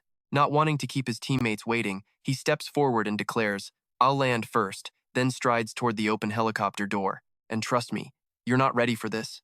He just leaps straight out of the helicopter. Looking at the powerful purple electricity sparking from his hands, he thinks to himself, "Shall we start with this?" Choi Hyeon-seong decides to go all out from the very first strike to completely overwhelm the enemy. A colossal pillar of purple energy descends from the sky like a meteor, engulfing the entire battlefield in a world-shaking explosion. Amidst the desolate scene and thick clouds of dust, Choi Hyun-seong lands gracefully. But suddenly, a deafening roar echoes out. An orc with gray skin and a massively superior build, holding a giant axe, glares at him with pure hatred. Facing this new enemy, Choi Hyeon-seong is absolutely confident, knowing that raw power is the only way to go. The orc chief lets out a sky-shattering roar, revealing rows of razor-sharp teeth. Surrounded by purple energy, Choi Hyeon-seong blitzes through the 7 monsters at incredible speed. This opening move makes it clear this isn't going to be an easy fight. From the other side, the heavily armored orc chieftain roars and swings its colossal axe. Choi Hyeon-seong flips through the air with ease, dodging the enemy's deadly swings. His eyes narrow with intense focus, watching for the slightest opening. The orc chieftain screams in a frenzy and charges straight at him with overwhelming force. And right on cue, the system screen flashes a notification. The passive skill Survival Instinct has been activated. Choi Hyun-seong grits his teeth and thinks, "Now's the time." Purple lightning crackles violently on his blade, gathering destructive power, before a massive energy explosion erupts, swallowing the entire city block in a blinding purple light. The orc chieftain screams in agony amidst the terrifying surge of power. It braces itself against the blast, but is still sent flying by the aftershock. In the middle of the wreckage, Choi Hyun-seong stands silently, observing the scene with a completely calm expression. His eyes gleam with confidence as he cracks a cocky smirk, thinking to himself, "If I do this right, I can end him with my own hands." Before him, the orc chieftain, its face covered in wounds, glares back with pure hatred. Not giving his opponent a moment to rest, it launches into the air, swinging its massive axe down at Choi Hyun-seong's head from behind. Feeling the killing intent approach, Choi Hyun-seong grips his sword, ready for the decisive counterattack. The orc chieftain lets out a world-shaking roar. It brings its giant axe down in a thunderous strike aimed right at him. Bracing against the aftershock, he admits to himself that this opponent is seriously strong. Choi Hyun-seong knows that alone. Even if he risked his life, he could never defeat this monster. Purple lightning burns on his hands as Choi Hyeon-seong begins to gather mana for his next attack. Just then, a barrage of long-range missiles from their support forces rains down, creating terrifying explosions that engulf the orc chieftain. Amidst the smoke, other elite hunters appear, weapons drawn. In the backline, mages focus their power, casting powerful enhancement spells that cover the entire army. Now this is where it gets good. Choi Hyeon-seong smiles confidently. "All right then," he declares. "Let's start round 2. He and the other hunters charge the enemy, officially kicking off the most brutal phase of the orc chieftain raid. Fireballs and lightning bolts rain down from the sky, causing the orc chieftain to roar in pain as it's trapped in a vortex of energy. Seizing the opportunity, Choi Hyun-seong grips his flaming sword and launches himself like a lightning bolt straight at his target. He puts all his strength into another heavy blow, determined to finish this now. The orc chieftain roars ferociously as it clashes head-on with Choi Hyun-seong.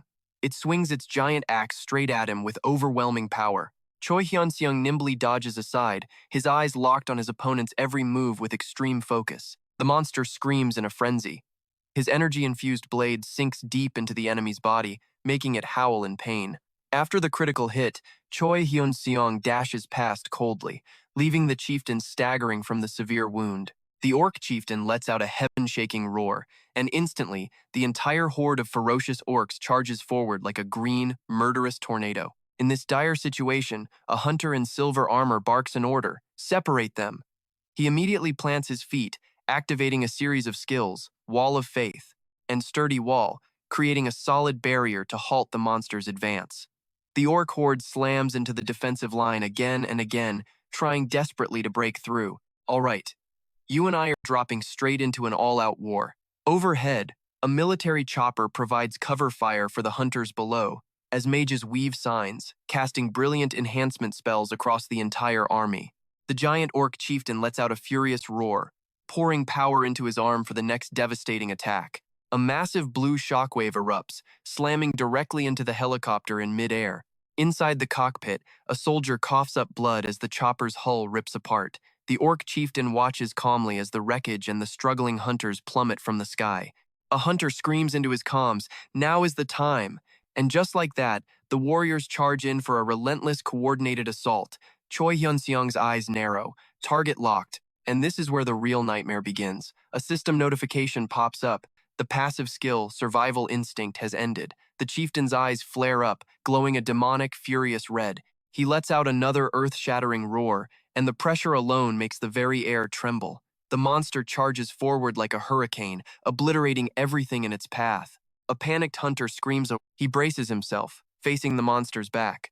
The chieftain spins, unleashing a lightning-fast slash aimed directly at him. The orc chieftain bellows as Choi Hyeon-seong nimbly dodges aside, the missed attack striking the ground in a blinding flash of sparks.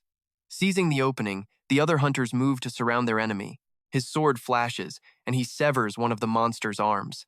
Blood seeps from a wound in his own side, but he just grits his teeth through the pain. Without giving his opponent a moment to recover, he summons all his remaining strength for one final, finishing blow, completely taking down the ferocious orc chieftain. Just then, a burning purple energy begins to gather around the chieftain's motionless body. Choi Hyeon-seong collapses to his knees on the debris-littered street, gasping for air after the brutal deathmatch. Amidst the chaos, desperate shouts erupt. "Retreat! Everyone fall back!" A red-haired knight urgently commands his squad. "Take care of the wounded." Rescue helicopters quickly descend to extract them. The hunters help their seriously injured comrades, racing against time to reach the aircraft. As they scramble to evacuate, someone gathers fire magic and launches an attack into the retreating formation. A hunter in green armor is hit head-on, crying out in agony. A cheap shot when they were already down. On the ground, the horde of orcs silently watches as the helicopters slowly depart from the battlefield. One club-wielding orc roars furiously at the sky, its eyes glowing with a golden, bloodthirsty hatred. A hunter looks back, his face pale with horror at the monster's sheer brutality. Agonized screams echo through the streets as those left behind are mercilessly slaughtered. From the helicopter door, a hunter looks down, his eyes filled with guilt and anguish, before finally stepping inside. A soldier gives a sharp report. All survivors are on board.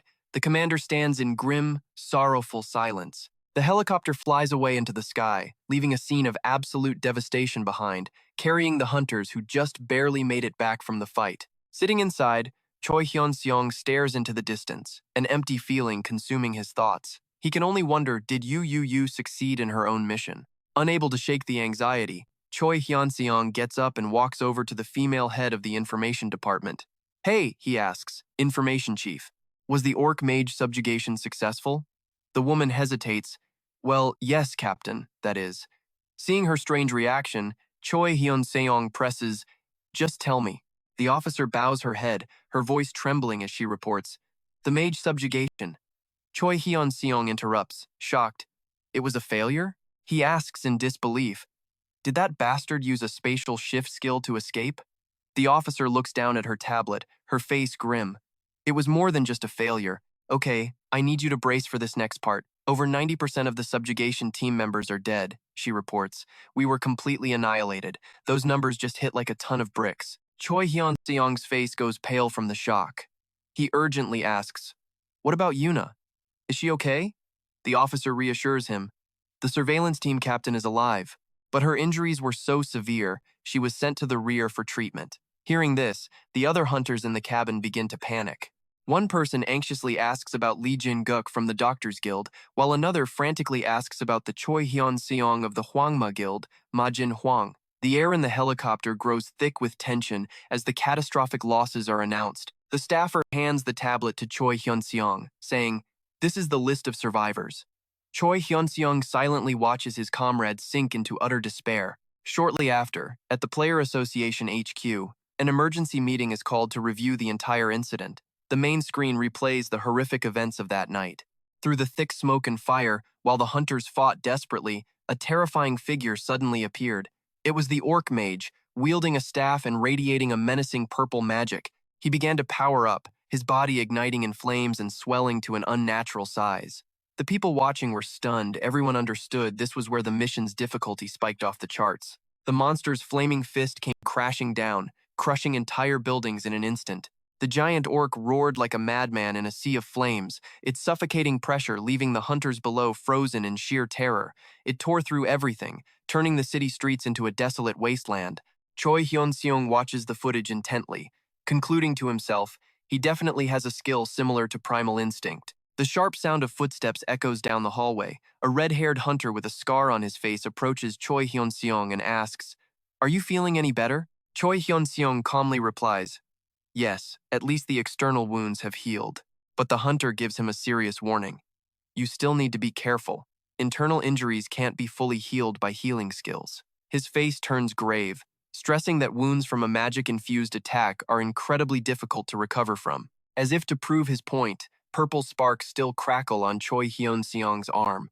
The association president explains that residual mana is blocking the normal energy flow in his body. While minor wounds might disappear quickly, on serious injuries like this, the residual magic will linger for a very long time. Choi Hyeon-seong isn't worried about himself, he's worried about his friend. "What about Yuna?" The president sighs. "Her external wounds are healed, but the internal damage is severe. She'll likely need another week to recover." Choi Hyeon-seong then asks about the current state of the war. The president tells him both sides are still locked in an extremely fierce battle. However, because Choi Hyeon-seong and the assassination team took out the great chieftain, the orcs' morale has plummeted. And what do you and I take from this? Even in a crushing defeat, our hero carved a path to victory. But this war is far from over. Just like that, Choi Hyeon-seong firmly offers, "I'll lend a hand, too." The chairman, shocked, tries to stop him, insisting he just escaped death and needs to rest. But Choi Hyeon-seong is unshakable. "I'm fine. If I'm there to help, won't the sacrifice of our comrades be lessened?" Watching Choi Hyeon-seong's back as he walked away, the chairman realized he'd completely misjudged him. Even after suffering a permanent stat loss, a devastating blow for any hunter, he showed no sign of it, heading straight for the battlefield. Choi Hyun-seong's fighting spirit ignited the others. One hunter stood up and declared, "I'm going too. My mana has recovered enough. I have to get revenge for my fallen comrades." When one person dares to lead, the whole team follows. One by one, the other hunters in the room rise to their feet with new determination. From the young girl to the seasoned veterans, they are all ready to charge into danger once more. Seeing their unity, Choi Hyun-seong calls out, "Chairman." The association chairman looks at his hunters with pride and declares, "Then let's all go together. I'll lead the way myself." The roar of helicopters fills the night sky, heading straight for the fiery battlefield. Without a moment's hesitation, Choi Hyun-seong leaps from the helicopter into the howling wind below. He focuses all his mana into his palm, creating a blazing, powerful orb of purple energy. Now, pay close attention, this is pure devastation. An earth-shattering blast slams down into the monster horde, their screams echoing as the destructive power annihilates everything, wiping out the enemy in an instant. Amidst the desolate ruins, the corpses of monsters lie scattered after his brutal attack. Looking at the shattered armor fragments at his feet, Choi Hyeon-seong notes to himself that hunting hero-rank orcs like this is much better. His arm still glows with red energy, ready for the next wave of attacks. On the other side of the battlefield, a commander roars out an order, "Wipe them all out." Sharp sword strikes slash through the air, finishing off the orcs. Another hunter in a fancy suit roars with fighting spirit, "Show them what we're made of." He gathers blazing fire in his hands, unleashing a suffocating pressure that covers the entire area. The horde of orcs roars and charges forward, but they immediately face a catastrophe from the sky. A giant fireball descends like a meteor, creating a horrific explosion that flattens the ground. The monsters scream in despair as the flames completely incinerate their bodies. The red-haired fire-type ranker continuously casts his magic, creating violent pillars of fire that sweep through the streets. The incredible heat and devastating power leave the orcs with absolutely no way to fight back. They're sent flying and utterly destroyed amidst the burning rubble. Witnessing this spectacle, Choi Hyeon-seong can't help but be amazed, thinking to himself that it was incredible. He quietly observes the hunter's power and assesses it. His destructive force is enough to overwhelm even magic-type rankers. The red-haired ranker maintains a grim expression, his fist clenched with determination amidst a rain of embers. But from the darkness, menacing growls begin to rise again.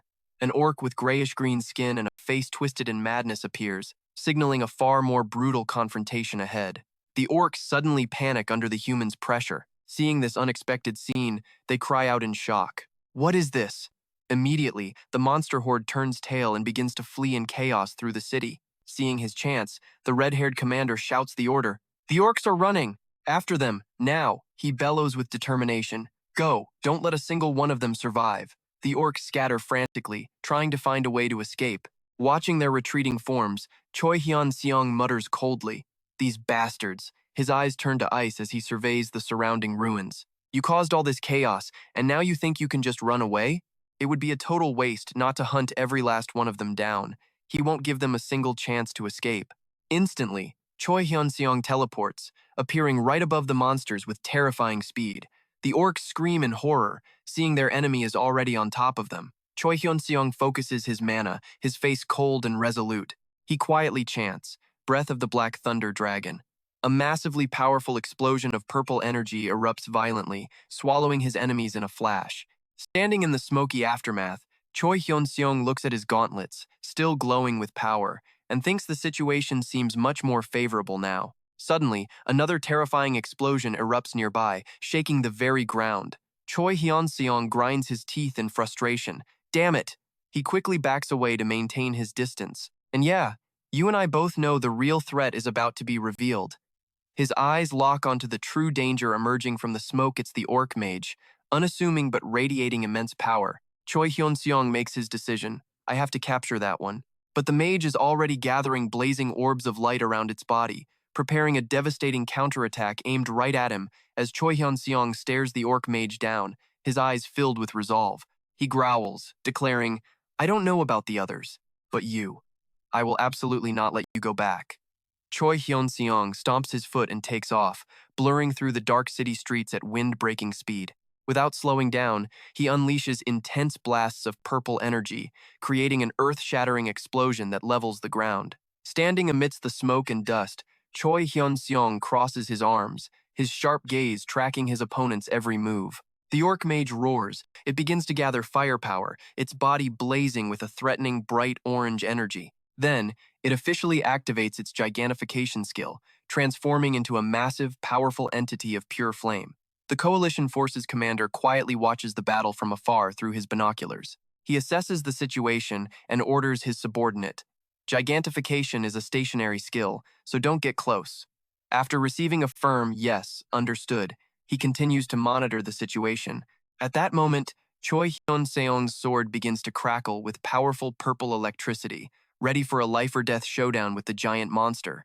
The colossal fire orc slams a 1,000-ton punch into the ground, creating a hellish explosion of fire. Choi Hyeon-seong deftly dodges backward, landing in a defensive stance with his purple-charged sword in hand, gritting his teeth against the intense heat.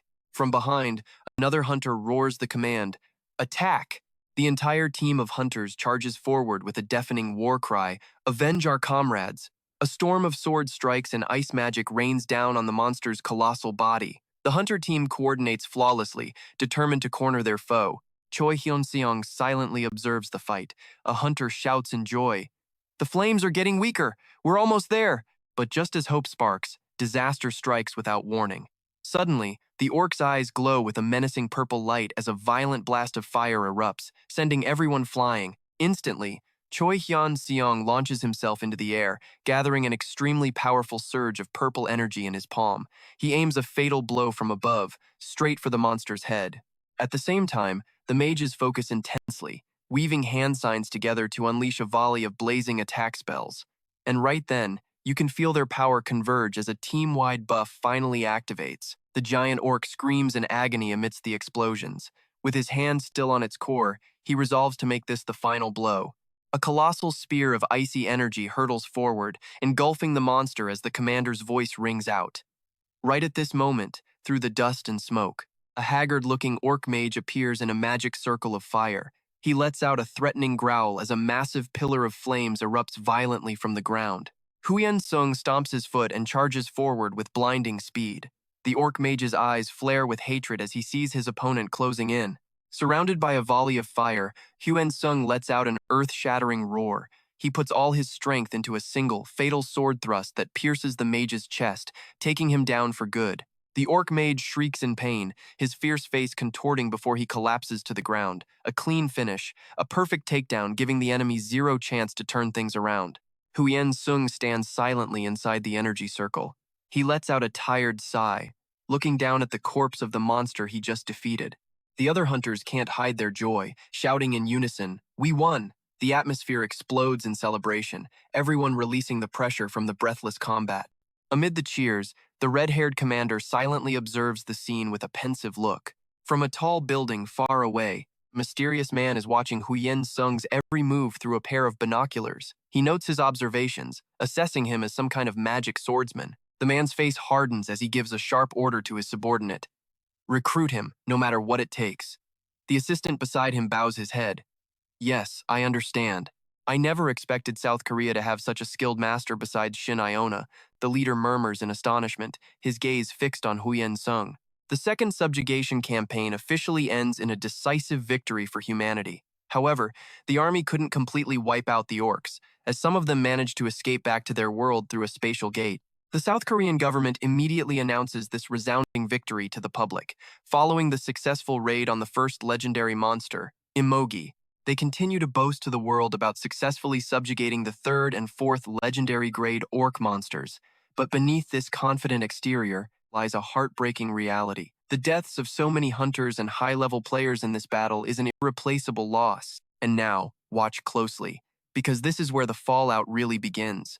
At the Mingguk Hospital Medical Center, Shin Yuna sits quietly on her hospital bed, a thoughtful expression on her face. Hearing a knock, she softly says, "Come in." The door opens and a calm Hyeon-seong walks into the room.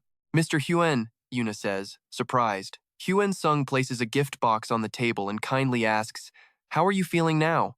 Yuna replies softly, "Thank you. My external wounds have all healed." She adds that as long as she avoids using her magic, her internal injuries should recover in a few days. Seeing the lingering sadness in her eyes, Hyeon-seong comforts her. "Don't blame yourself too much. It's something no one wanted to happen." Yuna looks down, her voice choked with emotion. "No, it was my fault. I need to become stronger." She clenches her fists, her eyes showing a newfound determination to never experience that horrifying pain again. Yuna declares with absolute certainty, "The next time I meet that orc mage, I will make him pay for what he did to my comrades." Seeing her resolve, Hyeon-seong thinks to himself that perhaps he doesn't need to worry about her anymore. After all, Yuna isn't the type to be easily broken or defeated. Yuna looks at him gratefully. "Thank you for avenging my comrades for me." Hyeon-seong humbly replies, "I only did what I had to do. Besides, it wasn't my effort alone." But Yuna insists, "Even so, the truth is you made the biggest contribution. Without you, we probably would have let him escape." She then asks with concern, "What about you? Are you okay? You've been fighting non-stop without any rest." Hyeon-seong smiles reassuringly. "I'm fine." Looking at him, Yuna exclaims with admiration, "You're truly amazing. Even if you get a legendary skill book, the stats you lost can't be restored." Hyeon-seong remains optimistic. "I'll just have to work harder to level up. Please help me out a lot, Yuna." Yuna's gaze softens, and she smiles gently at her comrade. With that kind of unshakable spirit, he'll definitely find a way to grind his way back to the top. Yuna firmly states, "I'll help you with everything I've got." After the raid, a total of 7 legendary grade items dropped from the Orc Chieftain and the Orc Mage. At the auction, these items become the center of attention for all high-level hunters, one of which is the giant axe once wielded by the Orc Chieftain. While one axe was taken by the fleeing orcs, the other was successfully recovered from the battlefield by the hunters. You and I both know this next choice is crucial. Since he was promised 2 free items, Hyeon-seong decides the other gear isn't a good fit, so he calculates that picking these 2 specific skills is the best move. First is the legendary active skill, World Cry, which can stun enemies and boost allies' morale based on the user's spirit stat. Second is the legendary passive skill, Berserk, which automatically activates at low health to greatly increase combat power. A perfect strategic combo, instantly effective in any fight. Soon after, the auction officially begins. The first item is the World Cry skill book, with a staggering starting price of 100 billion won. As the auctioneer rattles off the price, the room immediately erupts. Representatives shout out bids 300 billion, 400 billion. Bidding placards are raised in a frenzy, sending the price soaring to 600 billion, then hitting 650 billion to the astonishment of everyone present. In the auction room, Hyeon-seong notes that all the major guilds have joined the race. The number keeps jumping from 700 billion to 800 billion, then quickly hits 1 trillion. 1 trillion yuan has been bid, the excited auctioneer announces. Immediately, other placards shoot up, pushing the price to 1.2 trillion, and then 1.5 trillion. The atmosphere heats up, with every new bid leaving the entire hall holding its breath. The competition grows fiercer as the number climbs to 1.75 trillion yuan. The crowd starts buzzing, whispering about the unbelievable price. The auctioneer calls out again. The current bid is 1.75 trillion. Is there anyone who wants to go higher? Amid the tense atmosphere, placard number 21 suddenly goes up. And trust me, you are not ready for this. With a confident smile, Hyeon-seong declares, 2 trillion. The entire hall is stunned into silence. 100 billion is on the table, and the room is absolutely stunned by his sheer spending power. Seeing no one else making a move, the auctioneer asks one last time, are there any other bids? If not, I will end the auction here. The other major players can only bow their heads in defeat, unable to match that insane price. Hyeon-seong just smirks, satisfied with his victory. The auctioneer's voice rings out, congratulations! The Nangguo Cry Carapace has been sold to player number 21 for 2 trillion merit. But while one player celebrates, a dark cloud hangs over Japan's Ministry of Internal Affairs. The top officials admit they can't postpone the inevitable any longer. They discuss the Kyosu disaster. Despite initial response errors, the danger of the flying monsters is undeniable. One official worries, we've already lost Kyosu, a city of 15 million people. If we leave them be, they'll definitely swarm Honshu Island next. Looking at their neighbor's success, they note that South Korea managed to stop 2 legend-rank monsters at once. We have to ask for their help, and fast. Everyone agrees other nations will surely be making the same request soon. After a long, heavy silence, the lead official makes the call. I understand. Send an official request to the South Korean government. They're out of options. The game has gotten way too hard. In the middle of the vast meeting room, the final decision is made. Request they dispatch their legend-rank monster extermination task force to assist us. It's an all-or-nothing move, placing all their hope in an outside force. Days later, a headline flashes across a phone screen. Japan officially requests South Korea's legend, rank monster task force for aid. Government considering it favorably. Choi Hyeon-seong stares at the news and mutters, those idiots. They can't even handle their own mess, and now they want to help someone else? Looking at the chaotic reconstruction efforts all around him, he thinks to himself that helping another country right now is just absurd.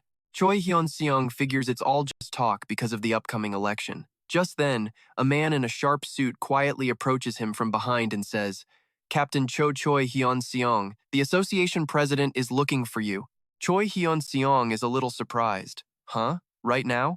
The very next moment, he's standing inside the Player Association headquarters. And let me tell you, inside this plush office with a tray of tempting pastries, the red-haired association president cuts right to the chase. The name of the team you'll be in charge of is the Slaughter Team. Choi Hyeon-seong questions this. Wasn't that supposed to be a temporary unit for legend-rank monsters? Are you planning to make the Slaughter Team permanent? The president casually picks up a pastry and confirms. That's exactly my plan. For now, we'll build and operate the team around you. When a legend-rank monster appears, we'll summon additional members. Choi Hyeon-seong remarks, feels like a combat division that drafts reserves when needed. The president continues. Currently, the only member of the Slaughter Team is you. If you need anyone from the association, just discuss it with their team leaders and recruit them. To be sure, Choi Hyeon-seong asks, can I recruit people who aren't affiliated with the association? The president's answer is swift. Of course. Hearing the sheer scope of his authority is mind-blowing. It's like being handed admin privileges. Choi Hyeon-seong watches the president casually enjoy his pastry and thinks, if the goal is to hunt legend-rank monsters, the recruitment standards will have to be insanely high. I'll leave that entirely up to your discretion, Choi Hyeon-seong. The Slaughter Team wasn't created for short-term results, but for a long-term goal. His eyes turned serious. Even if not right away, just focus on picking out talented individuals who can help hunt legend-rank monsters in the distant future. Choi Hyeon-seong thinks to himself, this is an incredible amount of favoritism. The president just smiles knowingly. When people have too much to lose, they don't just walk away. With his new title as captain of the Slaughter Team under the Korean Player Association, Choi Hyeon-seong starts mapping out his own plans. He decides, first, I'll reveal my Monarch class to the association. Then, I'll focus on recruiting low-level players who haven't completed their first-class change. And you know, this is where you see his genius. High-level players are in high demand everywhere and hard to recruit. Plus, they cost way too much leadership points. His roundabout strategy is a masterclass in team building. Sitting in his new office, Choi Hyeon-seong makes a decision. With Lucia as the core, I'll secretly develop those who already know my secret in the shadows. Publicly, I'll attract as many low-level players as I can and let them grow in the open. By his calculations, the higher these players level up, the less likely they are to betray him, fearing the system's severe penalties. Meanwhile, under the dim streetlights of the city at night, a girl with black hair walks alone, looking completely defeated. She mutters in frustration, "What the hell is money anyway?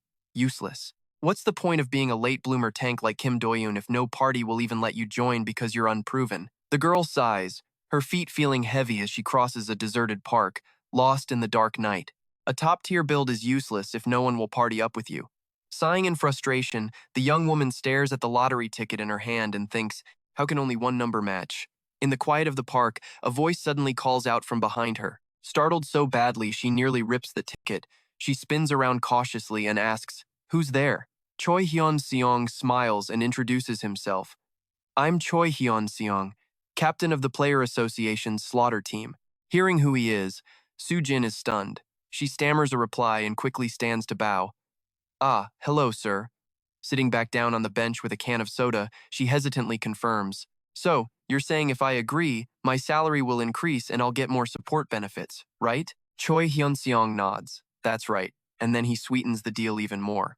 "Additionally, I will personally provide skill books to help you increase your skill resistance." Without a moment's hesitation, Soo-jin blurts out, "I'll do it. I'll definitely do it." Seeing her eagerness, Choi Hyun-seong pauses and reminds her, "But about the penalties I mentioned before." He emphasizes the trade-off. "Not only will your status window be visible to me, but if you ever leave my command, all the levels, stats, and skills you've gained will be completely wiped." But contrary to his concern, Soo-jin is calm. "My status window has been public with the association for a long time now." She takes a sip of her drink and says, "Honestly, besides, I'm in a huge rush right now. I don't have the mental energy to worry about future consequences." Choi Hyeon-seong slowly extends a hand and replies, "I understand." Then it's settled. The system window pops up for Soo-jin. Offer to recruit player Lee Soo-jin. "So I just have to accept this, right?" Choi Hyeon-seong nods. "Yes, that's correct." The moment she hits accept, a system message announces that 10 leadership points have been spent to acquire a fifth subordinate. A new exclusive skill called Monarch's Call is officially created, making Choi Hyeon-seong gasp in surprise. Huh? With just one click, her life just changed forever. He thoughtfully reads the skill description. It allows him to give orders to his subordinates regardless of distance. Meanwhile, Soo-jin is jumping for joy. "Wow! I have a place I belong to now." Choi Hyun-seong calmly replies, "You always did." The words ring out directly inside Soo-jin's mind, stunning her. "Huh?" she asks, startled. "How did you do that?" Choi Hyun-seong smiles and explains, "It's a class-exclusive skill." Soo-jin is in awe. "So, that's it. That's truly amazing." Checking again, he sees the mana cost for this new skill is practically zero. And with that, you and I just witnessed his power scale to a whole new, terrifying level. Choi Hyun-seong pulls out the skill books he promised and hands them over to her. "Here are the skill books I was talking about." Soo-jin accepts them, her eyes filled with pure gratitude. She stands there speechless. So Choi Hyun-seong gives a small wave, but then she bows deeply, saying, "Thank you so much." With a final nod, Choi Hyeon-seong turns to leave. "Well, I'll be on my way. Your new salary starts tomorrow." He sees the tears of happiness in her eyes, thinking to himself that even though they're just common skill books, to her, they're priceless. And it's a stark reminder of just how hard it is to survive as a player. Back in his room, he starts reviewing some important documents. He thinks back on the recruitment process, remembering how he thought some people would surely drop out. But things went smoother than he ever expected, and he feels a wave of relief, knowing he doesn't need to worry about it anymore as he quietly sets the book down. He sinks into a luxurious chair in his private office, kicking his feet up with a calculating smile. He thinks, by now, the news must have reached Chairman Kang Sun-yang. He might look relaxed, but his mind is running 100 different plans. 1 month later, at the Player Association headquarters, Chairman Kang Sun-yang is in absolute shock. The slaughter team has just expanded by 316 new members. What puzzles him the most is that none of these people had any connection whatsoever to Choi Hyeon-seong before this. His subordinate confirms it even after a thorough investigation. Choi Hyeon-seong and these recruits were complete strangers until the day they officially joined his team. Chairman Kang dismisses his subordinate, and alone in his office, he stares at the list with pure suspicion.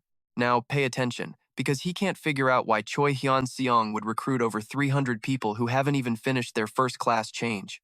Even trying to frame it as some kind of long-term investment, the entire move just seems incredibly inefficient and completely irrational. Flipping through the profiles of players like Lee Soo-jin, Chairman Kang realizes Choi Hyeon-seong hasn't even bothered to meet his new recruits a second time. Meanwhile, deep inside the dungeons, these very same rookies are fighting for their lives, clearing out hordes of monsters with everything they've got. The chairman is certain of one thing. Behind these bizarre moves, Choi Hyeon-seong must have some kind of special, hidden agenda. As the day wraps up, Lucia speaks softly. "You've worked hard, Choi Hyeon-seong." Choi Hyeon-seong smiles back. "You've worked hard too, Lucia." As they're walking down the street, his phone suddenly starts buzzing nonstop in his pocket. He frowns, seeing a strange number on the screen. "Huh? Who's this?" He answers the call. "Hello?" From the other end, a deep voice chimes in. "You doing well?" Choi Hyeon-seong is stunned to hear a voice from his past, and he blurts out, "Sung-ho?" The voice on the other end replies enthusiastically, "Yeah, it's me. Yoon Sung-ho. This is Yoon Sung-ho, his childhood best friend from the same neighborhood. They'd been inseparable since kindergarten, going through elementary school and even college together. Their bond was so tight they considered each other's fathers as their own uncles. And okay, let's pause the master plan for a second. Back on the phone, Sung-ho is already complaining, 'Why did you change your number without telling me, huh?' Choi Hyun-seong just scratches his head, laughing awkwardly. 'I've been a little busy.' Sung-ho scolds him. 'You punk! No matter how busy you are, you could have at least sent a text.' His friend then asks, 'I heard you awakened?' Choi Hyun-seong, surprised, shoots back, 'Wait, you've already met my dad?' While walking through the bustling city streets, Sung-ho explains, 'Yeah, your dad said he was grabbing a drink yesterday, so I asked him for your number.' He then eagerly suggests, 'It's been a while. How about we go for a drink?' Choi Hyun-seong happily agrees. 'Sure, when?' Sung-ho decisively answers, 'Let's meet today.' After hanging up, Lucia asks curiously, 'Was that a friend of yours, sir?' Choi Hyun-seong gives a small nod. 'Yes.' The drinking plan was set in a heartbeat classic best friends. Choi Hyun-seong sighs to himself, realizing, 'I've been so thoughtless, I didn't even think to contact my friends.' Seeing his expression, Lucia kindly advises, 'Choi Hyeon-seong, you also need to rest a little. A string that's pulled too tight will eventually break.' Choi Hyun-seong turns and asks, 'Lucia, are you heading home now?' She nods. 'Yes, I have to go right now to catch the live broadcast of my TV drama.' Choi Hyeon-seong smiles and suggests, 'In that case, take my car.' He hands the car keys to Lucia, saying, 'I can just take a taxi.' But Lucia insists, 'I'll take you to your destination.' Knowing she's anxious to watch her show, Choi Hyun-seong refuses. 'That's completely the opposite direction. If you drive me, you'll miss the live broadcast. Just go home.' Lucia quietly takes the keys and gets into the car. Choi Hyun-seong waves goodbye. 'Well then, I'll be off.' Watching the car disappear into the night, he wonders to himself, are TV dramas really that interesting? Choi Hyun-seong then finds a roadside bar to meet up with his old friend, Sung-ho. The moment he sees him, Sung-ho can't help but gawk. 'Hey, why do you look so good? Broad shoulders, muscular. You're looking sharp, man, a real stud.' Choi Hyun-seong humorously flexes back. This is the power of manual labor. Sung-ho erupts in laughter. 'Ha ha, let's have a shot. My mixing skills are still the best.' They both raise their glasses with a hearty cheer. Choi Hyun-seong downs the shot, savoring the familiar taste after so much time apart, while Sung-ho slams his empty glass on the table, refreshed. 'Ah, that's the stuff.' As Choi Hyun-seong pours another, he asks about his friend. Sung-ho just asks right back, 'How have you been?' Choi Hyun-seong just gives him a cryptic smile. 'You're about to be surprised.' Instantly, Sung-ho pulls out a business card and slaps it on the table. Choi Hyun-seong reads it in amazement. 'Player business team of the Osung Group?' Sung-ho puffs out his chest proudly. 'What do you think? Surprised?' 'Yeah, I'm with Osung now.' Choi Hyeon-seong doesn't reply, instead asking, 'How's office life? Is it okay?' Sung-ho lets out a deep sigh. It's killing me, especially in sales. The base salary is low, so it's exhausting. His friend continues to vent, seriously, in sales, you have to pour your heart and soul into your work. And don't even get me started on those players, he says. They're so arrogant. The ones who've only done their first-class change already act like they're on top of the world. Seeing his friend struggling, Choi Hyeon-seong suggests, I'll talk to my dad. I'll tell him to let you handle his mana stones. Sung-ho's head snaps up. Do that. This industry is full of scammers. I'll get your uncle the best possible deal. Just then, Sung-ho's phone starts ringing. Choi Hyeon-seong asks, Who's that? Sung-ho answers with a frustrated sigh. It's that nagging player I was just telling you about. I'm 100% sure he's calling to tell me to pay for whatever drinks he just downed. With that, he slams his phone face down on the table. Sung-ho mutters, Damn it.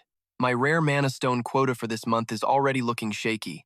Choi Hyeon-seong asks, Oh? You just going to ignore him? Sung-ho says decisively, What else can I do? I'll just say I went to bed early and didn't get the call. I'll contact him tomorrow morning. Choi Hyun-seong agrees. Good call. And tomorrow, don't call that guy back. Just call my dad. But before he can finish, a dark aura suddenly floods the bar's entrance as a huge, bald man in a crimson jacket steps inside. And trust me, you are not ready for who this is. He roars, Hey Yoon Sung-ho, as he stomps over to their table, radiating pure menace. Are you ignoring my calls on purpose? Sung-ho freezes, realizing it's Park Hyung-guk, a notoriously powerful hunter team leader. He stammers out an excuse. No, I didn't hear my phone while we were drinking. But the guy cuts him off cold. I saw everything. You have time to get wasted, but not to answer my calls? Sung-ho quickly bows his head in apology while Hyung-guk starts cracking his knuckles, a clear threat. He growls, Get outside. Right now, you punk. Sensing the dangerous situation, Sung-ho quickly turns to his friend. Sorry, Choi Hyun-seong, I'll pay for this. I'll see you later. Choi Hyun-seong calmly drains his glass, slams it down on the table, and looks up, stopping him. You don't need to go with that punk. Just sit down. And with that one sentence, trust me. The entire mood of the room just snapped. Sung-ho is stunned, while Hyung-guk turns eyes blazing. What did you say? Punk? A sinister dark aura begins to radiate from Hyung-guk's body as he loses control. He steps closer, hissing with killing intent. What did you just say to me? Faced with the raw intimidation of this massive hunter, Choi Hyun-seong remains completely unfazed, looking right back at him with a dead calm expression. Hyung-guk violently grabs Choi Hyun-seong by the collar. Sung-ho rushes to intervene. Team leader, you can't do this, but gets shoved to the ground with a single push. You stay out of this, the bald brute yells. Through it all, Choi Hyun-seong's expression doesn't change as he calls out, Hey! Hyung-guk glares back, What? Who are you calling hey? Choi Hyeon-seong coolly asks back, Are hunters allowed to use force on civilians? Yes or no? The brute bursts out laughing, amused, then lets go of his collar. Of course not, he adds casually, and I never did.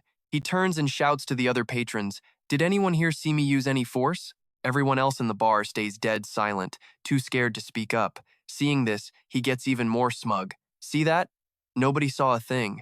Choi Hyun-seong states clearly, I saw it. The brute just smirks. And who do you think is going to believe you? Calling the cops is useless. The testimony of those involved doesn't count. He gloats victoriously. I'm not stupid enough to use force. There are plenty of other ways to deal with trash like you. He then shouts, Hey, Yoon Sung-ho. From the floor, Sung-ho shakily replies, Yes, team leader. The power dynamic seems crystal clear, but the loudest guy in the room isn't always the one in control. The bald hunter coldly announces, From now on, don't expect any more magic stones from me. I'll let every other team leader I know about this. You better be prepared. He then turns, points a finger right in Choi Hyun-seong's face and threatens, And you'd better watch your back at night. His eyes glow with a malicious purple light as he growls, Because you never know when you'll become a cripple, and no one will ever know why. Choi Hyun-seong looks him dead in the eye and asks, Are you threatening to injure me? He then calmly lists off the charges, assault and threatening a civilian, using skills and magic power outside of a dungeon, and now, threatening bodily harm. Seeing the guy's face drain of color, he adds one more thing. This is enough to get your player license revoked. You might even be looking at over 20 years in prison, right? Choi Hyun-seong's eyes gleam with a cold light that makes Hyung-guk shudder. The bald brute stammers, What? Before gritting his teeth and cursing, You cowardly little rat. He then suddenly lunges forward, trying to snatch the phone from Choi Hyeon-seong's hand. But with a casual, almost lazy movement, Choi Hyeon-seong catches the man's massive arm. Hyung-guk is completely shocked. Huh? Choi Hyeon-seong just smirks. Okay, you and I both know this is the moment everything flips. Hyung-guk tries with all his might, but his arm is held in place as if caught in a steel vise. He trembles as he realizes the truth. The fact that I'm a player, does that make a difference? Realizing brute force is useless, the guy's attitude completely changes. He puts on a fake laugh. Ha ha ha, so you're one of us.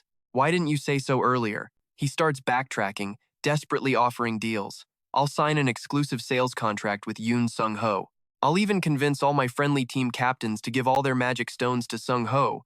Choi Hyeon-seong scoffs internally. A guy about to lose his license and go to jail can promise what, exactly? Sung-ho nervously tries to de-escalate.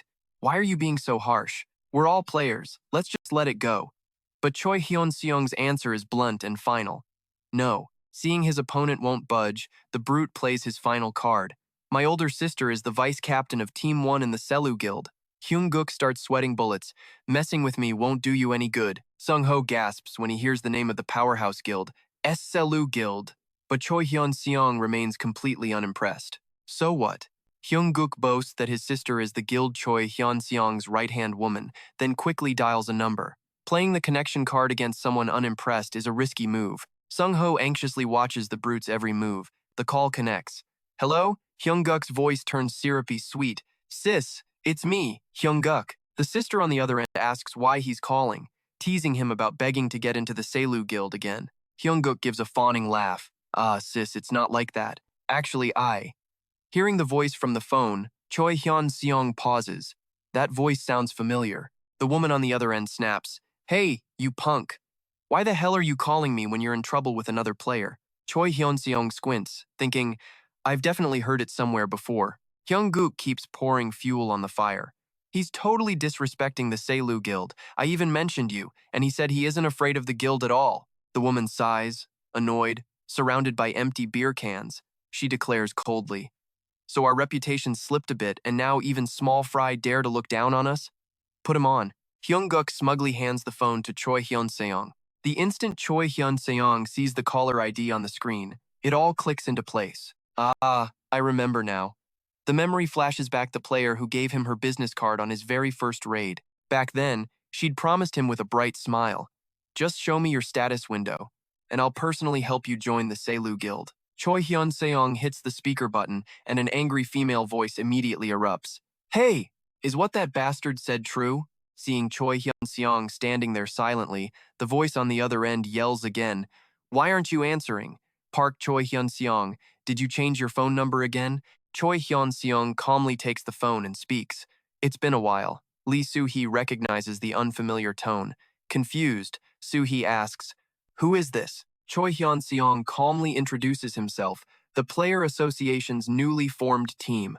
I am the team leader, Choi Hyun-seong. Hearing that name, Lee Soo-hee, sitting in a bar, nearly chokes on her drink. She stammers, What? Park Hyung-guk's face turns deathly pale, sweat pouring down in sheer terror, while Sung-ho just stares in absolute awe at his friend. And yeah, that's the kind of epic reversal you and I live for. Choi Hyeon-seong presses. Miss Lee Soo-hee, are you listening to me? Soo-hee quickly replies, Yes, I'm listening. And that's when Choi Hyeon-seong starts reading off the charges. The person claiming to be your cousin is right in front of me, assaulting and threatening a civilian. His voice turns to ice. He's using skills and mana outside a dungeon, threatening injury, and he's also committed theft. It seems this guy was acting so tough because he was hiding behind the SOU Guild's reputation, and let me tell you, Lee Soo-hee is sweating bullets. Her face is a mask of pure panic with every accusation. Choi Hyeon-seong adds, If the SOU vice captain's cousin is this arrogant, I can only imagine how terrible the other members are. I'm considering suggesting a special inspection of the SOU Guild to the association president. What are your thoughts on that? He has nothing to do with the SOU Guild. That bastard just used my name to trick people. Choi Hyun-seong smirks, his voice laced with venom. Oh, is that so? Then we'll just add defamation to the list of charges, shall we? You'll be filing a lawsuit against Park Hyung-guk for slander, right? Hearing her hesitate, he goes in for the kill. Ah, I see. Blood is thicker than water. You're afraid of being implicated. Soo-hee immediately screams into the phone, I'll sue. First thing tomorrow morning, I'll file the lawsuit. Choi Hyeon-seong casually ends the call. All right then, talk later. He hangs up, leaving Park Hyung-guk frozen on the spot, his face pale with horror as he realizes it's all over.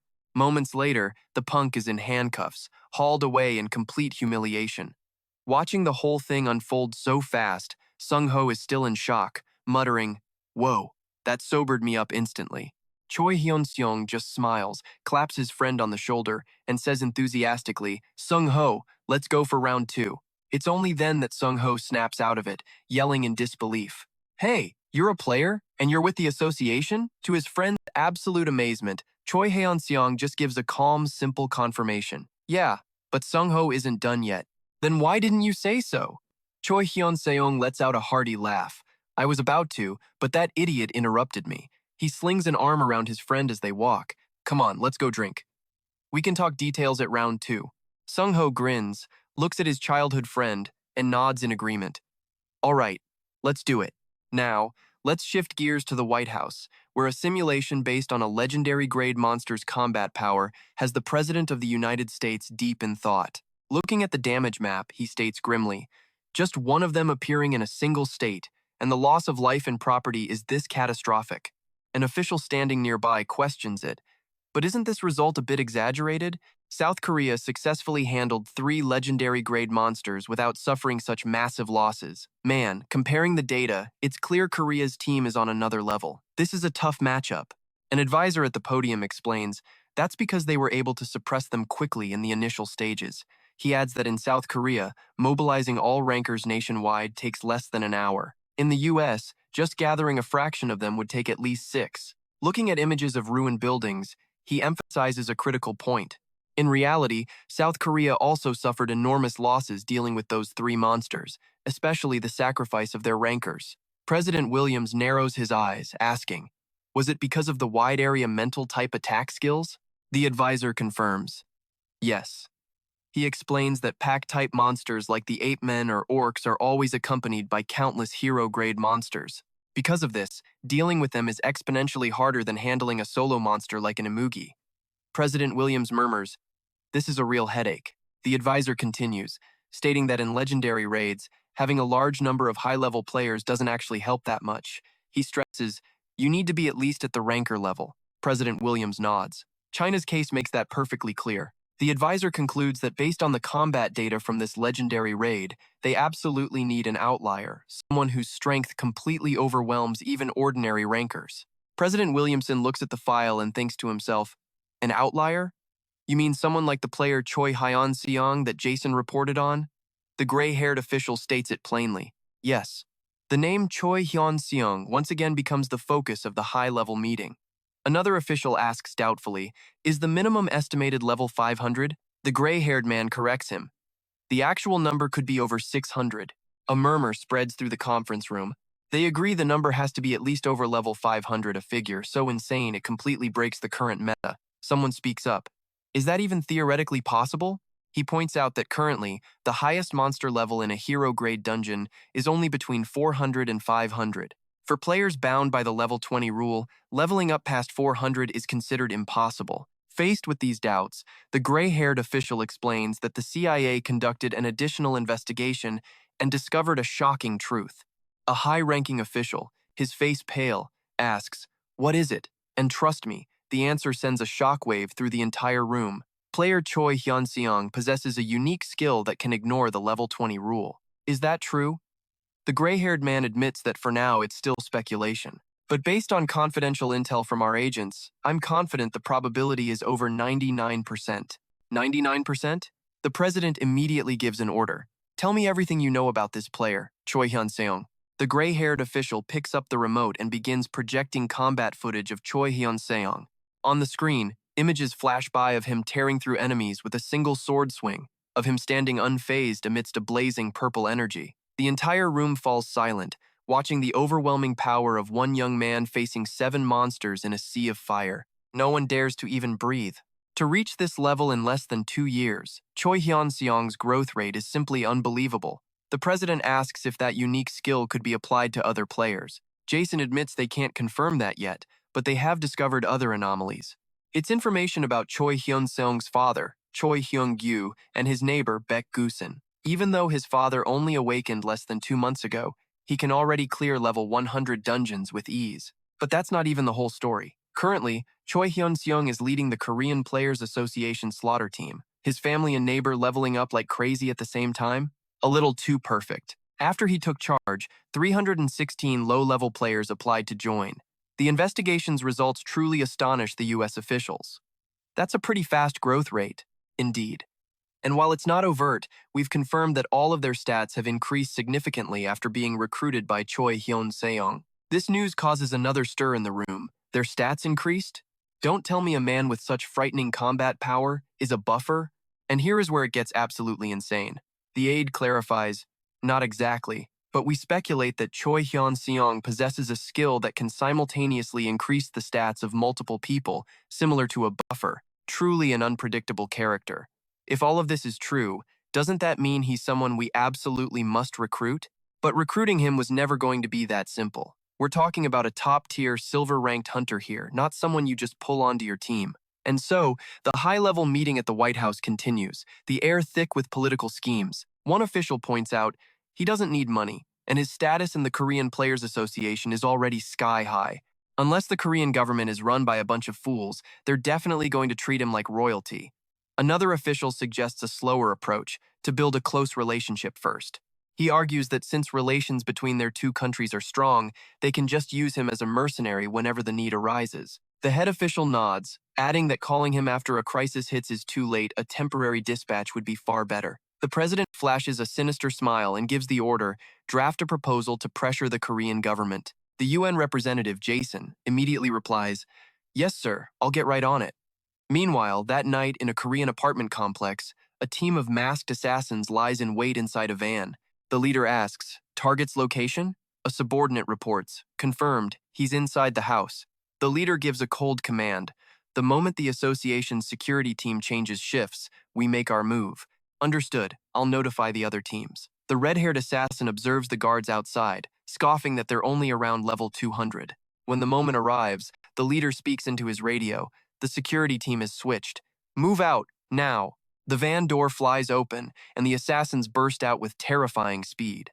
The red-haired killer closes the distance instantly, taking down a guard from behind before he can even react. The leader quickly neutralizes the others, taking complete control in a flash. The ambush is brutally efficient. The security team is down before they can even sound an alarm. Inside the apartment, Choi Hyeon-seong's sister is watching a cooking show. The chef says, "Today I'm preparing braised radish with star anise. Add a little black pepper, and it's ready to eat, right? Now pay attention, because this is where everything goes sideways." She has no idea the red-haired assassin has already appeared right behind her, his eyes cold as he stares down his completely unsuspecting target. The assassin gathers electricity in his hand, aiming for Choi Hyeon-seong's sister. He strikes her hard on the back of the neck but freezes in utter disbelief. How is she so tough? A blue protective barrier suddenly erupts, shielding her from the attack. His comrades rush in, instantly recognizing it as a defensive item. A brilliant light shines from the protection ring on her finger. The leader commands, "Aim for her limbs. We need to take her alive." They attack relentlessly, but the shield is incredibly strong, making one of them shout in frustration, "Why won't it break?" Finally, under the constant barrage, cracks begin to form. The ring starts to shatter. "Excellent," the leader smirks, grabbing her and ordering a retreat. But in that exact moment, Choi Hyeon-seong appears like a phantom right behind the intruder. A massive explosion of purple energy erupts, blasting everything in the living room to pieces. His eyes glow a furious red as he growls through gritted teeth, "You bastards." A powerful, dark entity materializes behind Choi Hyeon-seong, radiating a suffocating pressure that instantly envelops the terrified intruders. The assassins watch in horror as their teammates are taken down in an instant. Choi Hyeon-seong coldly commands, "Stop," his murderous gaze locked on the red-haired man on the floor. The man can only groan in pain, completely helpless before the overwhelming power of the enraged monarch, who is just getting started. The red-haired assassin coughs up blood from the attack from behind. Seeing this, his panicked comrades leap from the high-rise balcony to escape. And yeah, I know what you're thinking. Choi Hyeon-seong looks down, his eyes glowing red with killing intent. "You think you can run? He snarls, activating his skill, Poison Arrow, launching blue energy projectiles in pursuit of his enemies. Run all you want, skill auto-tracking is on. The terrified assassin realizes he's targeted and has to destroy the skill if he wants any chance of escape. He swings his sword, shattering an energy arrow, but a purple spatial crack immediately appears, stunning him. What? A series of purple explosions erupt in midair, wiping out the fleeing assassins. Seeing his family member is safe on the bed, Choi Hyeon-seong breathes a sigh of relief. Thank goodness. He silently pulls out a teleportation scroll and summons Lucia. Looking at the female knight, he instructs her. Lucia, protect my mother. With a determined gaze, Lucia bows respectfully. I understand, my lord. Choi Hyeon-seong clutches the scroll tightly and says, Then, I'm counting on you. He decisively tears the scroll, teleporting to his sister's location. His sudden appearance in a warehouse stuns the assassins. Choi Hyun-seong. A silver-haired man quickly puts a knife to the hostage's throat, shouting, Don't move! Seeing his loved one threatened, Choi Hyun-seong's face turns to stone with rage. You son of a bitch. The captor presses the knife to her throat and threatens, Back away, slowly. Seeing his sister crying in fear, Choi Hyun-seong's eyes blaze red with pure hatred. These damn Chinese bastards. He silently calculates, What's my next move? Just then, a system screen appears. The skill Virtual Space has been activated, and it asks if he wishes to enter. The captor growls. Accept it. Choi Hyun-seong thinks to himself, These guys came prepared. The enemy screams again. Hurry up and accept, unless you want to watch her die. Faced with an impossible choice, Choi Hyun-seong firmly responds, Fine, I'll go in. He glares at them, But if you harm my sister in any way, I'll kill every single one of you. The leader calmly reassures him, Don't worry, we have no intention of harming our precious prize. He then states his condition. If you cooperate and enter the virtual space, your sister will follow. Looking at his sister's tear-streaked face, Choi Hyun-seong replies, All right. He decisively reaches out and presses the accept button on the system screen. Instantly, his body begins to dissolve into motes of purple light within the dark space. Arriving in a strange place, Choi Hyun-seong wonders, So this is the virtual space? He lets out a tense breath and quickly pulls a scroll from his pocket. Looking at it, he thinks, Please, this has to work. He decisively tears the scroll to activate its skill. Outside, the captor coldly orders, Wake up the target. Choi Hyeon-seong's sister slowly regains consciousness, groaning in pain. The masked kidnapper stands over her and threatens, If you don't want to die, you'd better agree. Seeing her belongings scattered on the floor, she begins to cry. What do I do? He loses his patience, pressing the knife against her throat and snarling, Agree to it. Now. Suddenly, something happens that stuns the kidnapper. The hand holding the knife is instantly severed by a flash of purple energy. The pain is immense. A powerful purple energy explosion blasts the villain away. His comrades are stunned. What? Choi Hyun-seong? Impossible. And trust me, you and I are about to see just how impossible it really is. Another hunter asks in confusion. Huh? But he's inside. His face twists in terror. No way. In that instant, his comrade is consumed by the purple power, only managing a final, agonized scream. Ah! Hearing footsteps, Choi Hyeon-seong's sister looks up, her face filled with hope. Just as an assassin moves in on her, a sword appears from thin air. Stick with me here, because as Choi Hyeon-seong materializes from black smoke, his sister can only whisper his name. She collapses to the ground in sheer terror while he grits his teeth, checking the deep gash on his stomach. He thinks grimly, only halfway there. Looking at his unconscious mother and sister, he turns and says, Lucia, please, take care of my family. He sees the blood on his shirt and the red glow from his bracelet, worrying that his father's side is in trouble too.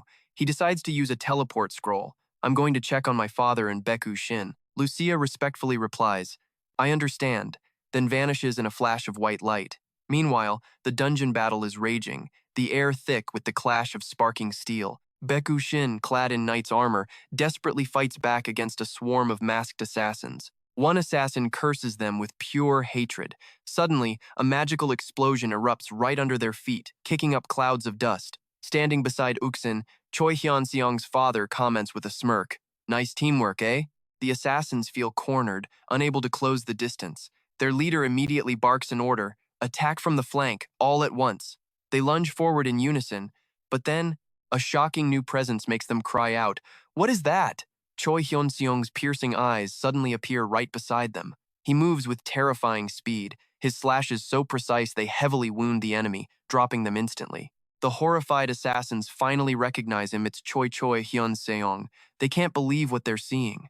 Why is Choi Hyeon-seong here? His father whispers in shock.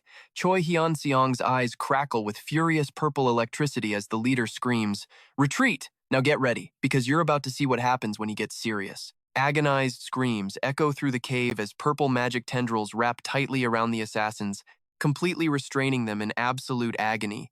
They panic, shouting, "Run for it!" But Choi Hyeon-seong has zero intention of letting them get away. He immediately casts a spell, Ice Wall. A massive wall of ice erupts from the ground, blocking the assassins' only escape route. They're cornered. One tries to break the ice, screaming in desperation. Choi Hyeon-seong watches silently, blue magic flaring in his hand. He then unleashes his next attack, Blizzard, plunging the entire cave into bone-chilling cold. An assassin grits his teeth through the cold, scoffing. Is an attack of this level all you've got? But a sudden explosion of purple energy makes his comrades scream in agony. The leader roars, "Kill him!" And the assassins begin to change. They clench their teeth, their eyes glowing with a frenzied red light. Choi Hyeon-seong sees this terrifying transformation and thinks, something's not right. He immediately channels power into his fist, activating his skill, Absolute Shield.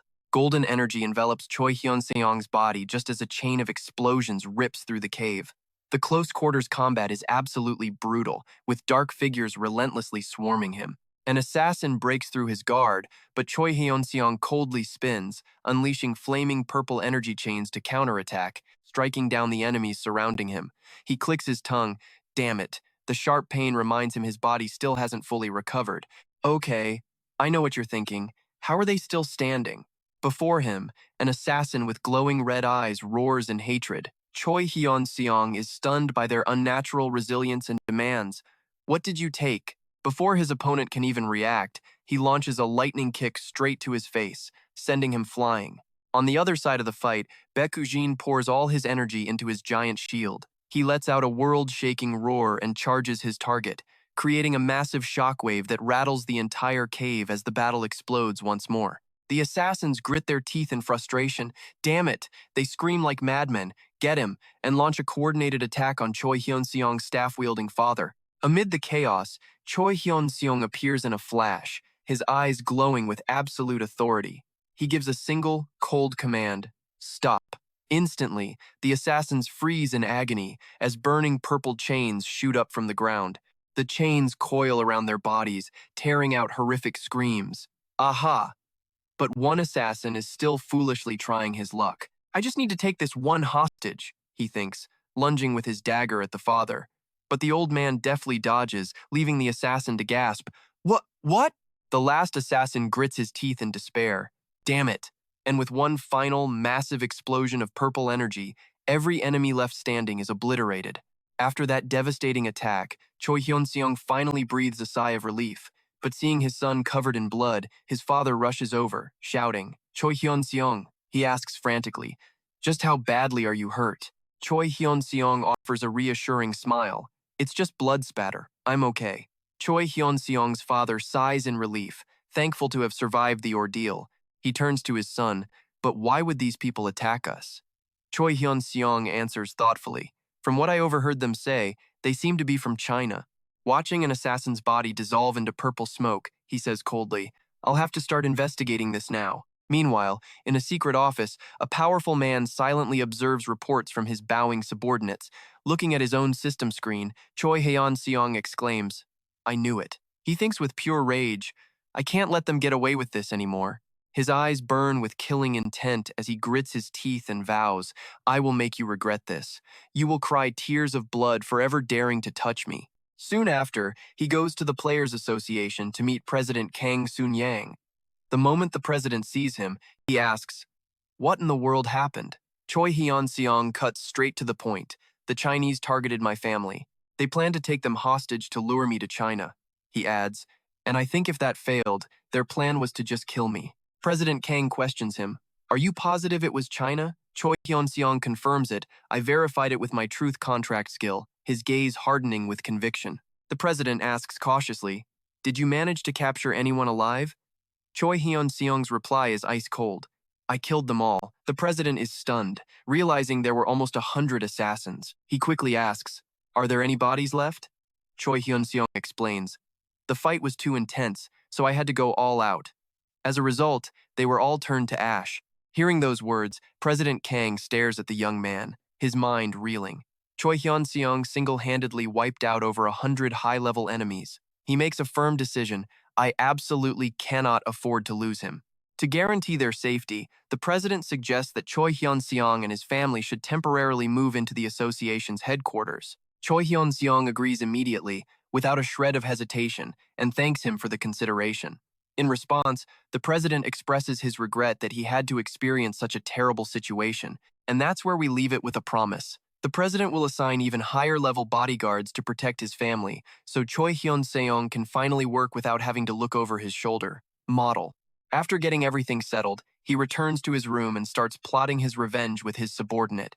He wonders to himself, what's the best way to eliminate them completely? Hwan-sung figures that even with his shadow veil skill, completely hiding his identity is still going to be a huge challenge. Seeing this, Lucia immediately volunteers, offering to go on the mission in his place.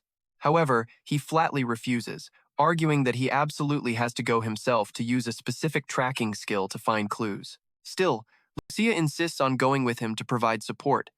Hwan-sung gently takes her hand to reassure her, telling her to stay and protect his family. He tells her if she doesn't stay, there's no one else he can trust. He also tasks her with managing the sale of their electronic products while he's gone. Though a little disappointed, Lucia bows her head and accepts her master's orders. A moment later, Hwan-sung is focused on the system screen, certain that all the answers he needs are in this item shop window. Hwan-sung scrolls through the list of items and stops at the transformation scrolls. He scoffs when he sees how ridiculously expensive they are. They're just simple disguises to look like a rat man, a goblin, or an orc. But the cheapest one still costs a staggering 30 billion points. Suddenly, he recognizes the seller's name, Ma Bon-seok. Very familiar. Turns out, one of his regular customers also has a shop online. To return the favor, he decides to buy from him, believing this item will make the chances of his identity being exposed practically zero. Holding the scroll, he thinks to himself that even though it was expensive, the benefits it brings will definitely help him make his money back fast. A few days later, news of the incident involving Chinese secret agents illegally infiltrating the country for a kidnapping and assassination plot explodes across every headline. The government officially confirms that the entire team of agents were high-level players and have been completely wiped out. This news sends shockwaves through the public, with everyone on the streets buzzing and closely following the government's plan to release the enemy's identities. At the association headquarters, a female secretary reports the situation to a man with red hair. She informs him that team leader Choi Hyeon-seong has announced a temporary halt to his hunting activities. At the same time, he and his family have left the association's temporary residence and moved into a private mansion in the Panjo area. The red-haired man notes that's where all the top-tier players are gathered. By going there, he'll have a better chance of finding his enemies. The secretary confirms this, adding that he chose the location for its strategic advantage, being close to high-level dungeons and the headquarters of major guilds and the association. The red-haired man nods in agreement. Since it's a prime area, security there is top-notch. He completely understands the decision to move after everything that's happened. Meanwhile, in China's Jilin province, Hwan-sung, disguised as a researcher, stands before warehouse C8. He lets out a quiet breath. Found it. But to be safe, he decides to come back when night falls.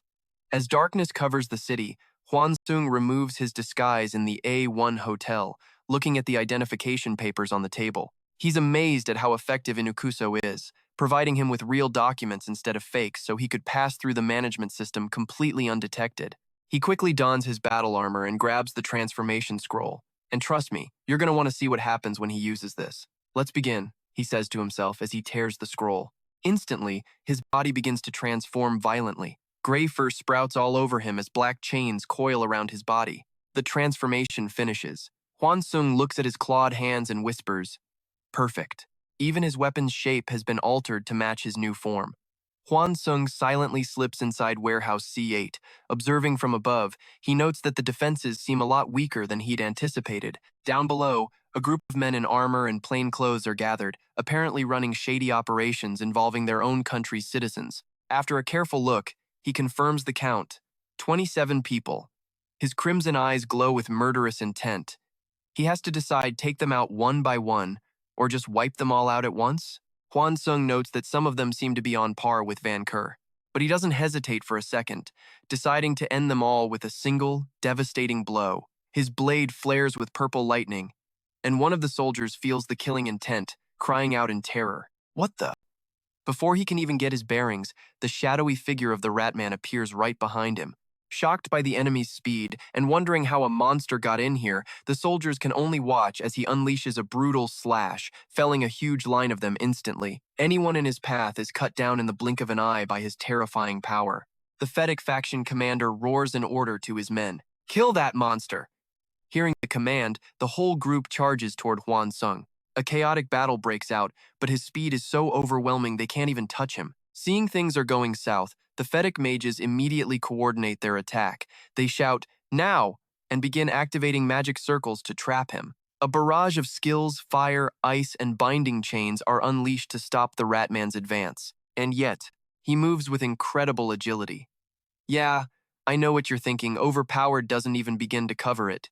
A massive wave of purple energy explodes from him, wiping out all resistance and dealing his attackers a horrific end. Just then, enemy reinforcements outside hear the commotion and rush over. "This way! The loud noise came from in here." They hurry to throw open the warehouse door, and then every single one of them freezes in their tracks. Eyes wide, jaws slack, faces drained of all color in pure horror. Before them is a nightmarish scene. All of their comrades are lying dead in pools of blood. At an emergency meeting between high-ranking officials, the massacre is analyzed as the work of an entity so powerful it defies all logic. A total of 27 secret agents present at the hideout were rendered completely helpless, and worse, all of them were high-level players, over level 350. One official slams the table furiously, roaring that this is a direct challenge to their authority. He declares with absolute certainty that the culprits are rebels from the Inner Mongolia Autonomous Region. However, Ma Bon-seok appears skeptical, wondering how that could be. He bluntly voices his suspicion, pointing the finger directly at Choi Hyeon-seong. He argues only Hyeon-seong possesses that kind of terrifying power, sending the entire meeting room into a frenzy of murmurs. As everyone expresses their shock, questioning if Hyeon-seong was even in China, Ma Bon-seok insists the possibility is very high. He tells everyone to look at the investigation results from the scene, where traces of advanced lightning-based skills were found everywhere. Ma Bon-seok argues that there are very few freaks of nature in the world who possess that level of mastery over lightning. Hearing this, the mustached man sitting at the center of the table has to thoughtfully admit it's a completely plausible theory. Just as he's considering the mess they're in if Choi Hyeon-seong really did come here, a knock on the door cuts through his thoughts. An aide enters, and you and I both know this is about to blow the whole case wide open. All right, stick with me here, because an agent is about to drop a bombshell. Using a restoration skill to replay the incident, they've finally identified the killer. The official can't wait for the full report, immediately demanding to know if it was Choi Hyeon-seong. But that question just leaves the subordinate looking completely baffled. "Sir, what did you just say?" The scarred official growls, dead certain he knows who's behind all this. "It wasn't Choi Hyeon-seong from the Korean Player Association? Don't be ridiculous." Sweating, the agent stammers out the shocking truth: the killer wasn't human, it was a monster. The official is stunned as the agent explains that while it took the form of a rat man, their analysis of its power confirmed it was a legendary grade monster. Legendary grade. The scarred man is floored, shouting in disbelief. If a monster can reach that level, what chance do we even have? Meanwhile, at the A1 hotel, Choi Hyeon-seong is back in human form, studying the assassination plans he's gathered. He smirks, thinking the more enemies his enemies have, the better. Having memorized the locations of secret bases all across China, his eyes turn to ice. "I will exterminate every last one." He instantly transforms into Ratman and begins his brutal sweep. At one of the enemy bases, Ratman swoops down from above, giving the guards zero time to react. And here's where it gets really chilling back in that meeting. The report continues. "This thing isn't just strong, it possesses extremely high intelligence. It knows how to hide in the shadows, waiting for the perfect moment to mature. And it's actively hunting high-level players. They believe it targeted this place because so many were gathered there. Meanwhile, in a desolate warehouse, Ratman lets out a surprised, "Huh? They're not all gathered together?" It seems they've studied his tactics and scattered. He realizes that if the enemy is spread out, he can't wipe them all out in a single attack. Each transformation costs him a massive 30 billion points, but eliminating all the agents at once would net him trillions in profit. He checks the locator on his arm to find his next target. Cut to a luxury villa deep in the night, surrounded by bodyguards on high alert. Inside, a burly man relaxes with tea, completely oblivious to the death lurking just outside. Ratman's glowing red eyes pierce the darkness. This house will do. He silently infiltrates the building, observing every corner with his miniature radar map. Ratman figures they scattered because they assumed he only targets large groups. A fatal mistake. China might be vast, but with his spatial teleportation, hunting them one by one is child's play. A cold smile spreads across his face. Tonight's going to be a busy one. It won't take long to find every single one of them. He vanishes in a puff of black smoke to continue his hunt. Back in the meeting room, the scarred official slams his fist on the table, roaring, "Didn't you say it would attack somewhere else if they scattered? You have a mouth, don't you? Speak." In just one night, the number of agents killed has already surpassed 100. A catastrophic loss. He anxiously loosens his tie, wondering how many more will be dead by tomorrow. When asked about their tracking efforts, the subordinate bows his head in failure, admitting their target appears to have a spatial teleportation skill. This is where you and I have to ask the same question he does. Is it really a monster? Or is it someone in disguise? Could a monster really be this intelligent? However, the subordinate immediately explains that the beastification skill is extremely rare. While it does boost physical abilities, it comes with a crippling drawback. It severely weakens attack power. He states with absolute certainty that no human using beastification could unleash attacks as powerful as that Ratman did. The official still isn't convinced. What if the user poured all their stat points into mana? The agent shakes his head, explaining that even then, the transformation couldn't last that long. Typically, the beastification skill has a maximum time limit of just 3 hours. He points to the projector screen to emphasize his point. Look here.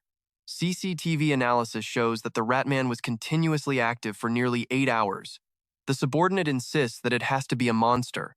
That's a duration no human beastification skill could ever maintain. The official's shoulders slump. He asks one last time, "So, it really is a monster?" After getting a firm yes, he lets out a helpless sigh, resting his head in his hand, utterly exhausted by the impossible situation. After a moment, the official gives a new order. Have the scattered agents regroup once more. The subordinate immediately bows. Yes, I understand. In the dead of night, Ratman approaches another building. Found you. Through his crimson eyes, he spots 2 assassins using a stealth skill right at the entrance. He can sense the mana of about 100 people inside, and he's sure that Minister Huang Jin Huang is hiding here. It's time to take out their leader. If things get unstable, he'll just retreat. He tightens his grip on his weapon, activates a skill, and instantly appears behind the 2 guards, who collapse without a sound. However, he's immediately spotted by armed soldiers above, who quickly form a perimeter to surround the intruder. Ratman glances at his sword, ready for the coming massacre. A commander in black armor and a red cape leads the charge, making him chuckle. "Oh ho, it seems you've come prepared." Purple lightning erupts around his body as Ratman clashes head-on with the enemy commander with devastating force. Surrounded by mages, Ratman unleashes a storm of brutal attacks, filling the air with screams. He moves like a blur, easily cutting down targets before facing the armored soldiers, setting up a final defensive line. The enemy commander roars, activating a taunt. A system notification pops up he's been hit by a hero-grade taunt skill, forcing him to attack that target for the next 10 seconds. But his passive skill, Indomitable Spirit, activates instantly, granting him complete immunity to the control effect. Ratman carves through his enemies in a brutal display of power. He looks at his own strength and thinks, "I've become this strong." You and I are witnessing him ascend to a whole new level. The remaining guards can only stand frozen before this monstrous power. A massive explosion of purple energy erupts, crushing the ground and blasting everything away. Ratman launches forward like a purple comet, the last survivors looking up with eyes full of despair. Any further resistance is futile. Their attacks are like a mere itch to this monster. His eyes blaze crimson, radiating pure killing intent as he unleashes a devastating strike from above, triggering a horrific explosion that reduces the entire room to nothing but rubble. The scene is absolute carnage. He calmly walks through the wreckage and the bodies of the fallen, but then stumbles to a halt, completely stunned. Huh? The steady sound of footsteps echoes from the darkness, and as the figure emerges, Mabu Zeok reveals himself with a sly, triumphant grin. At the same time, the system flashes with errors. His blink skill has been completely nullified by a hero-grade spatial interference skill, and even worse, his shadow movement and teleportation scrolls are all blocked. He grits his teeth in anger. Damn it, if he doesn't end this fast, he's going to be completely overwhelmed. But in front of him is a tight encirclement of hundreds of high-level agents, ready for a fight, turning this place into a kill zone with no escape. Seeing their opponent is just one Ratman, the guards can't help but murmur amongst themselves, "Isn't that just a Ratman? They called all of us here just to catch the lowest grade monster?" Facing his subordinate's doubt, Mabu Zeok just smirks victoriously and whispers, "Finally caught you." The crowd is still wondering why they even need a magic barrier for a single enemy like this. But Mabu Zeok waves off their questions and barks his order. "All forces, attack!" The command leaves the players absolutely stunned, thinking the association's president must have lost his mind to mobilize everyone just to kill one monster. Surrounded, Hyeon-seong, in his Ratman form, unleashes a black wave of killing intent, telling himself he has to win this with overwhelming speed. His piercing red eyes lock onto his target with sheer determination. Without a second thought, Ratman roars and charges straight into the enemy lines like a raging storm. The purple sword swings high, unleashing a brutal slash that sends a wave of grunts screaming in agony. His sheer ferocity throws the crowd into chaos as one terrified soldier yells, "What is that thing?" The remaining soldiers quickly shout at each other, trying to form a defensive line to counterattack, but Ratman's speed is just too much. He relentlessly swings his sword, cutting down enemy after enemy. Though the scene is sickening, Hyeon-seong remains cold, telling himself, "But that doesn't mean I'll let myself be killed." He swiftly takes down a female mage who was trying to get close, then continues to carve his way through the crowd with unstoppable force. Desperate screams echo across the battlefield as Ratman turns the area into a true slaughterhouse. He roars in fury. "This is war! Showing mercy to the enemy means your own death." He then unleashes a barrage of finishing blows, bringing a gruesome end to countless enemies as his blade carves brutal paths of destruction. The commander bellows orders for the mages to focus all their mana and attack. Pushed into a corner, he curses, "This damn monster rat," before frantically ordering the vanguard. "Where are the tankers? Block him with your bodies, now." At the commander's order, a wall of giant shields rises, forming a defensive barrier. But Ratman smashes right through it, turning their best efforts into nothing but scrap metal as he glances around at the fields of fallen bodies. Radman silently wonders just how many people they sent here, estimating he's already taken out over 1,000 agents, leaving them unable to fight back. With glowing red eyes and heavy, bloodthirsty breaths, Radman looks more terrifying than ever. Just then, system notifications flash his health has dropped below 10%. Instantly, the legendary grade passive skill, Berserk, activates, boosting his strength, agility, magic, and spirit by 40%, at the cost of 50% of his physical resistance. And it doesn't stop there. The hero-grade skill, Survival Instinct, also kicks in, increasing all of his stats by another 50% for 60 seconds. Okay, you and I both know what this means. With every single buff stacked, he is now an absolute monster. With this immense power surging through his body, Ratman glares directly at his prey. The commander frantically screams, "Counterattack! Stop him! Don't let him escape!" as magic circles flare to life, trying to trap him. But Ratman transforms into a streak of purple lightning, moving at unbelievable speeds and leaving a trail of incapacitated bodies in his wake. Looking toward the large door right in front of him, he thinks, "This is too dangerous, but the exit is so close. Just a little more effort, and he'll reach that door." Ratman puts all his strength into a final leap towards the exit, but a relentless barrage of ranged attacks and horrific explosions suddenly engulfs him in a sea of fire. Watching from a distance with a sinister smirk, Mabu Zeok coldly gives the order, "Full assault." He looks on victoriously as the entire area is leveled, certain his prey couldn't have survived such firepower. Amid the rubble, Ratman's furious roar still echoes. Mabu Zeok just scoffs. That's just the last act of defiance. By now, Ratman's body is covered in wounds, his breath coming in ragged gasps. Realizing he's truly been cornered in a death trap, he grits his teeth and thinks, there's no other way. He immediately pulls out a whole stack of skill books from his inventory, ready to make a desperate gamble to turn the tables on this entire fight. He quickly activates the system, and a flood of notifications appears, activating hero-grade passive skills.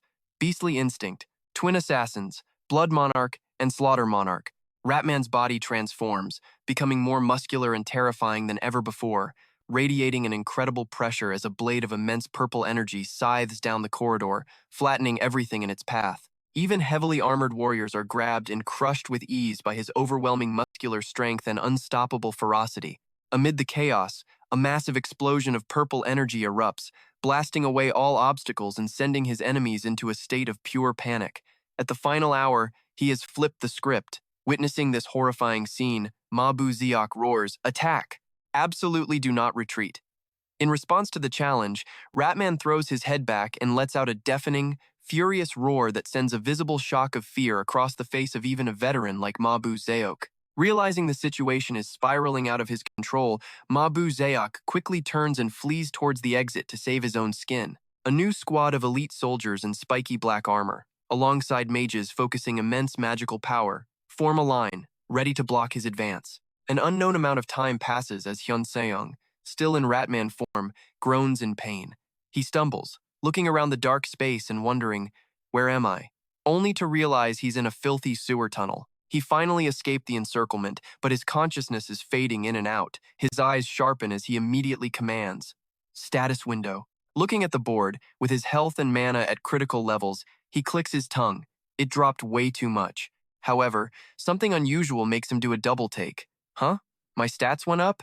A series of incredible achievement notifications appear. He had single-handedly defeated anywhere from 300 to over 10,000 high-level players. With the legendary grade title, Player Slayer, all his stats get an additional 40 points. He thinks to himself, even with the title, the stat increase is too high. Does killing players give different points than killing monsters? After a moment's rest, Hyeon-seong decides, first, I need to recover. The next day at the Aane Hotel, news of the fifth legendary grade monster appearing in Chinwangdao City is plastered everywhere, causing citizens to evacuate in a panic. Reading the online comments mocking the skills of the Chinese players, he just sighs. Stick with me, because you and I are about to see this world descend into absolute chaos. I've underestimated the Chinese side. My overconfidence has pushed me too far. He checks the intel. Minister Hong Jin-hong is isolated in his private villa. Time to finish the job and get out. Hoang is trapped in his home, tiredly collapsing onto his bed. Meanwhile, in a luxurious room somewhere else, a man is furiously chugging alcohol, roaring in anger. That bastard, how dare he abandon me? Hong Jin-hong drinks himself into a stupor, trying to numb his fear. In the dark room, he sits dejectedly with a bottle, wondering what to do now. Suddenly, a figure in black materializes behind him, clamping a hand over his mouth. Hwang Jin-hong can only let out a few muffled, desperate sounds. The stranger studies his face closely, then coldly confirms his identity. It's Hong Jin-hong. He wraps a white cloth around the minister's neck, tightening it hard. Hwang Jin-hong thrashes in agony, gargling choked sounds as his face distorts, starved of oxygen. He screams in his mind that he doesn't want to die like this, pathetically calling for help. "Please, somebody save me!" Just as Hong Jin-hong is about to pass out, something completely unexpected happens. A razor-sharp sword strike slices through the air, instantly taking down the assassin, choking him. Now pay attention, because this is where his nightmare truly begins. But as he looks up, a new terror grips him. A massive shadow of a man is standing right in front of him. Hoang stammers out, trembling in pure fear, "Ratman." Looking down at the minister cowering on the floor, Ratman's gaze is pure contempt. A man with no backbone like this is a minister? Ratman picks up a folder from the dead assassin's body, making a quiet assessment. Just as I thought, a special agent. I can definitely use this. He slowly approaches Hong Jin-hong, who's still sprawled on the floor, and begins to enact his plan. A blood-curdling scream echoes from the mansion. After a round of brutal physical torture, Hong Jin-hong can only clutch his face, sobbing in absolute panic. Staring into the monster's cold eyes, he screams in terror. Ratman throws the file in front of him. These documents were in the assassin's bag. See for yourself. The moment Hoang starts reading, Ratman secretly activates his provocation and charm skills on his target.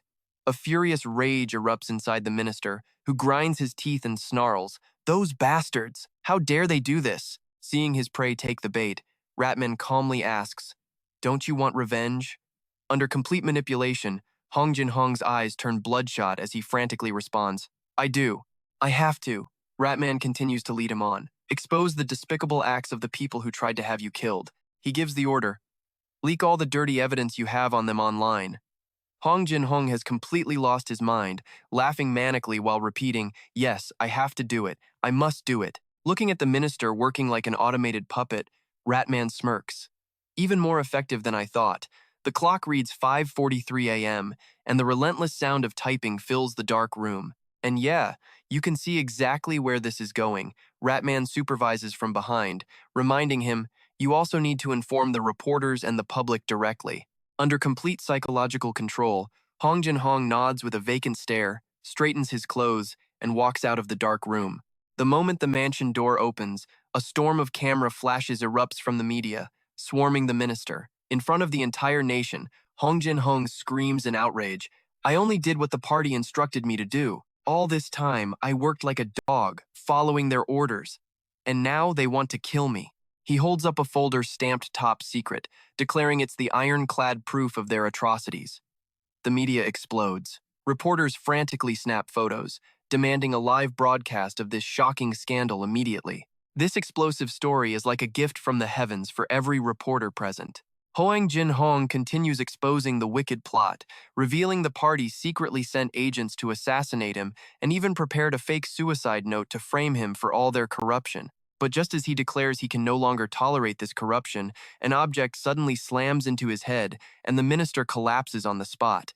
The crowd erupts in panic, screaming, "An assassination! There's a killer!" From the shadows, Ratman's crimson eyes coldly watch the scene before a horrific explosion engulfs everything. You and I just witnessed how every loose end gets tied up. His gaze turns grim as he locks onto his next target. So, only the head of the Player Association in China is left? He'll take care of this last one, and the mission will be complete. Meanwhile, in an office, Mabu Ziok is sweating bullets, yelling into his phone that he had absolutely nothing to do with the incident. Despite reassurances, he can't help but feel terrified, knowing how many people suspect him. Mabu Ziok presses the phone to his ear, his voice pleading, "Commissioner, I was truly wronged." The voice on the other end replies promisingly, "I will do my best to defend you." He quickly adds, "I'm eternally grateful. I'll be sure to send a gift." All right, let's dive into how a desperate man makes a deal with the devil. The call ends, the deal is struck, and Mabu Zeok just slams his phone on the table, seething. The greedy old man pours himself a stiff drink. His face is a mask of anxiety, realizing the situation is spiraling out of control. Alone in his massive office, Mabu Zeok downs the glass and mutters to himself, "If he just died, it'd all be over. But why did he have to do that? Does he want to drag everyone down with him?" He feels used like a dog who served faithfully only to be backed into a corner. He smashes the glass down in a rage. "That damn bastard! If the players had just united under my banner, I could have wiped them all out." In the middle of his fury, a cold voice suddenly echoes from behind him. And what difference would that have made? Reacting instantly, he grabs a spear and swings it defensively. But it's too late.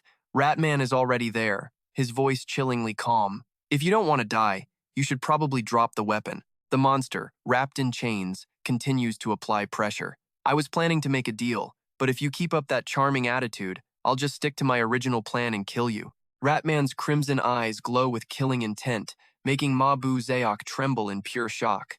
"How? How can you speak our language? Are you a player?" "Now, here's the part you need to see." Ratman coldly replies, "Why does that matter?"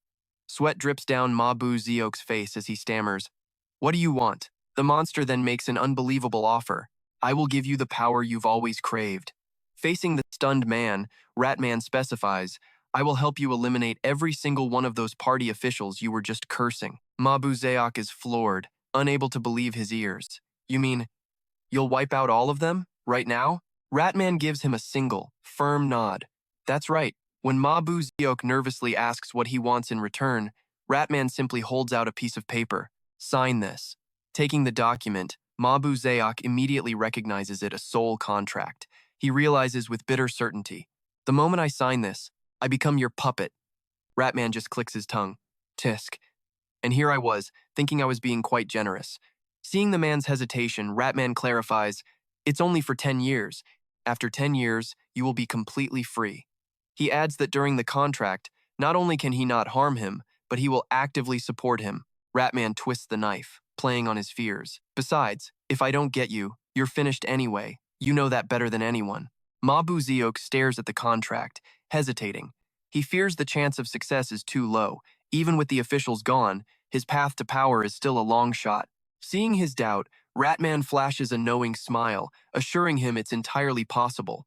And get this, here's the masterstroke. Because you are going to become the hero who slayed Ratman, the legendary monster that caused so much destruction in China. The shocking news leaves Mabu Zeok speechless. What? Ratman proposes they stage a little drama together. He promises that if their play succeeds, Mabu Zeok will become a figure worshipped like a god by the people and players of China. Realizing this is the opportunity of a lifetime, a smirk plays on Mabu Zeok's lips, and he agrees without a second thought. Deal. Instantly, a shimmering contract materializes in the air to seal their pact. As Mabu Zeok reaches for the glowing soul contract, a system notification appears. Ratman, Form, has officially extended a recruitment offer to player Mabu Zeok. Ratman commands him coldly, "Take it." He explains that this is not only a tool to make him stronger, but also the unbreakable chain that will bind them together. Mabu Zeok looks the monster dead in the eye and declares, "I accept." And just like that, Ratman, Form, has officially snared his new pawn. The system announces that Mabu Zeok has accepted the recruitment offer, costing 9,600 command points. Feeling a torrent of mana rushing through his veins, Mabu Zeok clenches his fists in excitement. "This is amazing! I've become so much stronger." Seeing his new subordinate's attitude, Ratman coldly reminds him, "If you want to show your loyalty for the next 10 years, you'd better start by fixing that tone of yours." Mabu Zeok immediately bows his head. "My apologies." Inwardly, however, the old man is already scheming. This is just a temporary arrangement. He plans to exploit Ratman, Form, for everything he's worth before the contract ends. But Ratman sees right through him. He knows the pact between a monarch and a subject demands absolute submission. The real question is, after 10 years, will the old man have the guts to give up all the levels and skills he's gained? A month later, the day of the party congress finally arrives. Mabu Zeok appears, radiating power. Walking through the empty rows of seats, he thinks to himself that the timing couldn't be more perfect for his grand ambition to seize ultimate power. Having them all gathered here just makes it easier to draw their attention. Mabu Zeok reflects on how he once agonized over wiping them all out in one go. But now, he feels a smug satisfaction at how easily he smuggled Ratman deep inside the party headquarters. He figures that even for someone like Ratman, breaking through the heavy external security would have taken way too much time, giving the delegates plenty of opportunity to escape. Standing in the middle of the hall, Mabu Zeok smirks. He never thought this once-in-a-lifetime chance would come so soon. With so few high-level players inside, he's certain everything will go off without a hitch. He thinks coldly to himself, "I just need to purge all these rotten bastards, and it's over. Then I can finally get a good night's sleep." From high above, Ratman's red eyes glow with murderous intent. He whispers, "Shall we begin?" Instantly, a storm of blue light beams rains down from the ceiling. The sudden attack throws the crowd into absolute chaos as guards scream in terror. What is that? Who's using magic? The energy beams pierce one target after another, filling the hall with horrifying screams. A delegate at the podium is struck down in an instant, and the crowd panics. Terrorists! It's a terrorist attack. The player guards begin to fight back, some with fire, others activating magic circles to find the attacker, setting off massive explosions that shake the entire building. The battle descends into pure chaos as guards pull out their guns and activate their skills to fight back. One soldier yells while firing, "Is he dead yet? Keep shooting, he's not down." They can't believe a maniac would dare to cause this scene right here. Through the thick smoke and dust, Ratman suddenly lands in the center of the room with the chilling rattle of chains. He lets out a deafening roar so powerful it feels like the very space around them is trembling. Seeing the monster appear, the crowd just freezes in sheer terror. What is that? That roar is. Panic spreads like wildfire as they scream out his name. It's Ratman! Trust me, you and I are about to witness all hell break loose. The monster roars in fury and lunges at a guard, who can only let out a final, hopeless scream. Witnessing that incredible power, the soldiers' formation shatters as they yell at each other to retreat and save themselves. Surveying the ruined scene, Ratman confirms his next step. First, take care of the primary targets. Just then, Mabu Zeok steps out, full of bravado, roaring at the cowards. "How long are you going to run?" He boldly declares to the entire hall that if they don't defeat the monster here and now, China will be reduced to dust. His face is a mask of sheer determination. He continues his rousing speech, shouting that to protect the people of China, they must fight with their lives. Witnessing his new subordinate's perfect performance, Ratman smirks. Not bad, he thinks. It's a shame this old man isn't an actor. Ma Bu Zeok keeps rallying everyone to charge forward. Even if we die here, he yells, we must fight!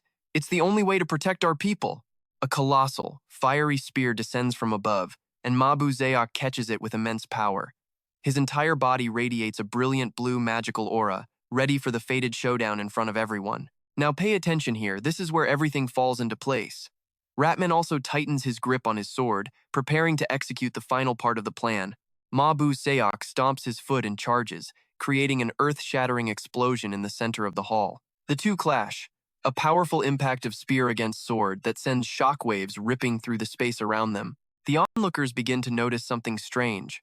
Ratman seems to be moving much slower than before. They guess the monster hasn't fully recovered from its old wounds, so they all signal each other to rush in and support Ma Bu Zeok. Just like that, they walk right into the trap. One of them is convinced that at this rate, capturing Ratman is just a matter of time. But it's all an act, as Ratman thinks to himself that he'll play the weakling, just as planned. A massive explosion of violet energy erupts, making Ratman roar in pain while simultaneously blasting Ma Bu Zeok away.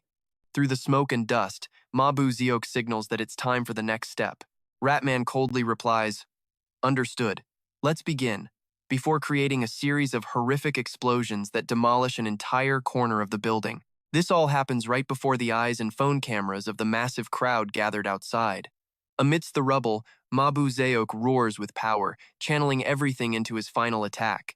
A gigantic pillar of light descends, engulfing the entire area in destructive energy. When the light fades, all that remains is rubble, along with scattered equipment and items, signaling the monster has been completely annihilated. Ma Bu Zeok stands there proudly, spear in hand, as the crowd stares in utter disbelief. Cheers begin to erupt. Ratman is dead. Ma Bu Zeok defeated the legendary monster. Just like that, their plan is a roaring success. The atmosphere explodes with absolute joy. People are dancing and hailing Ma Bu Zeok as the great savior who rescued the nation from disaster. Chants of "Long live the hero of China," "Long live Ma Bu Zeok," echo through the streets. Facing the adoration of tens of thousands, Ma Bu Zeok flashes a triumphant smile. At the A1 hotel, Hyeon-seong casually scrolls through his phone and whispers, "So noisy. This worked better than expected." On the screen, news reports hail Ma Bu Zeok as a hero. Just then, his phone rings. Ma Bu Zeok is on the other end, reporting that the military takeover is complete. Choi Hyeon-seong smiles. "Faster than I thought." Ma Bu Zeok smugly explains that everyone knows who holds the real power now. Hyeon-seong reminds him, "Before this hype cools down, you'd better wrap things up for good. Don't get lost in the victory and the public's praise." Ma Bu Zeok assures him it will be handled cleanly, as the party representatives are on their side and the military has already bent the knee. Even though a few might still try to resist, Ma Bu Zeok is confident they'll be cleaned up in no time. Hyeon-seong muses aloud, asking if the presidential election will go smoothly and if he can secure the top spot. Ma Bu Zeok admits that becoming president right away is difficult, but the vice presidency is easily within his grasp. Hearing the words vice president, Hyeon-seong repeats them thoughtfully. Ma Bu Zeok reassures his master not to worry, because whoever takes the president's seat will be nothing more than a puppet under his control. Choi Hyeon-seong smiles, satisfied. "I'll be looking forward to it."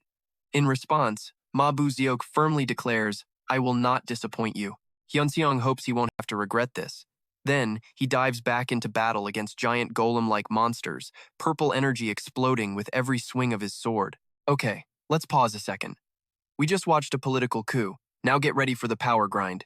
On the other side, Lucia, in sturdy knight's armor, uses her massive shield to block 1,000-ton attacks, protecting her master's back. After wiping out the monsters, he looks at his hands and thinks, "I've gotten a lot stronger." However, he realizes that to reach the mythic grade, he needs to hunt even stronger monsters. He even considers shifting his focus to the Fukuoka area. Approaching him, Lucia says with sincere admiration, "Choi Hyeon-seong, you've truly become much stronger." Hyeon-seong looks at Lucia and smiles, replying that it's all thanks to the points she provided. But Lucia humbly insists it's just her duty.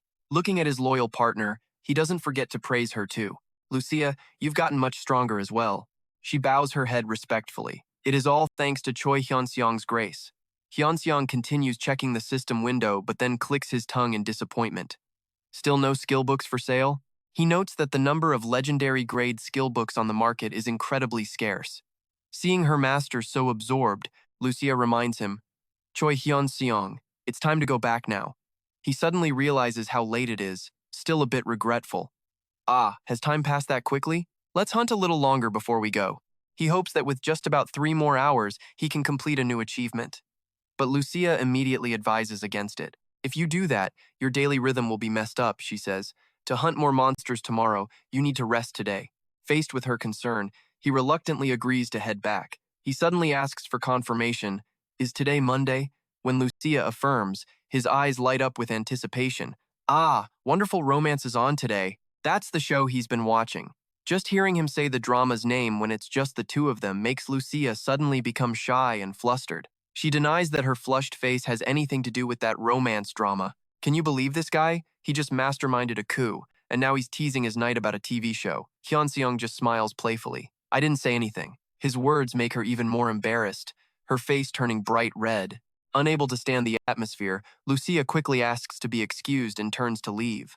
Watching her retreating back, Hyeon-seong thinks to himself, she has her cute side, doesn't she? Back to daily life, Hyeon-seong is strolling with Lucia, both in casual clothes. He quietly considers whether he should invite Mr. O out for a drink. Just then, his phone buzzes with a call. He's surprised to see the caller is Shin Yuna. Checking his notifications, he realizes she's called 3 times, and left a message complaining that he still hasn't kept his promise to treat her to a meal. Hyeon-seong suddenly remembers he completely forgot about it and immediately calls back to apologize. Hyeon-seong explains that he just got out of a dungeon, so his phone had no signal and he didn't notice her missed calls. Shin Yuna asks if his time laying low to avoid trouble is finally over. He confidently replies that China definitely won't have the energy to cause any more problems for now. After some small talk, Hyeon-seong takes the lead, asking when he can treat her to a meal to make up for things. But against his expectations, Shin Yuna coolly demands, right now. Her blunt answer leaves Hyeon-seong completely stunned. Seeing his owner's strange expression, Lucia comes closer and asks if it's Shin Yuna on the line. Hyeon-seong nods, getting a bad feeling that something major has just happened. Lucia just watches him silently, her eyes full of thought as the lights from the skyscrapers begin to pierce the night. It's been a while, Hyun-seong see. Shin Yuna greets him with a smile when they finally meet after so long. He just scratches his head and returns the greeting. Yeah, long time no see, Shin Yuna see. At a luxurious table overlooking the city, Shin Yuna kindly asks, you must have been busy, right? Is your family doing better? Hyun-seong confirms with relief that thanks to persistent therapy, his family is much more stable now. The two of them continue to chat while waiting for their meal. The dinner starts off comfortably with some amazing-looking dishes, but the second Hyun-seong takes a sip of tea, he notices Shin Yuna's gaze turn unusually serious. She hesitates, then gets right to the point. Hyun-seong see. The 6th legendary grade monster has just appeared. Now pay attention here because this is where everything changes. Hyun-seong immediately asks which country, and when she says America, he wonders why she's coming to him. Shin Yuna looks him dead in the eye and drops a bombshell. America wants you, Hyun-seong. Stunned, Hyun-seong asks again. Huh? What is that supposed to mean? Shin Yuna explains that the US has actually been trying to recruit him for quite some time, so she wanted to meet him to deliver this news personally. Even though the request came through the UN, it was entirely the US government's idea and desire. Realizing how serious this is, Hyun-seong's voice drops. Tell me everything, in detail. Shin Yuna looks down, lost in thought, and begins to recount the events. In the Player Association office, a group of high-ranking officials in sharp suits surrounds her desk. A powerful-looking middle-aged man with gray hair and a beard slams Choi Hyeon-seong's photo on the table, his eyes filled with calculation. Back in the present, Hyeon-seong is speechless. The US personally requested me by name? She gives a slight nod and explains that diplomatically, it's an extremely difficult request to refuse because of the mutual defense treaty between their two allied nations. Hyun-seong furrows his brow, confused. Huh? But I'm a civilian, not a soldier. If he were in the military, the state would have deployed him ages ago. Shin Yuna takes a sip of tea and calmly replies, that's precisely why I arranged this meeting. She confesses the association tasked her with persuading him, while also making sure he isn't swayed by any offers from the US. Hyun-seong thinks to himself, The association must be in a really tough spot right now. Shin Yuna gives a small, appreciative smile. Thank you for understanding. But Hyun-seong immediately flips the script. Even so, I don't necessarily have to agree to the association's request, do I? Especially not for a dangerous job facing a legendary monster. Shin Yuna calmly acknowledges this, adding that the association has prepared some very worthy rewards for his cooperation. Like what?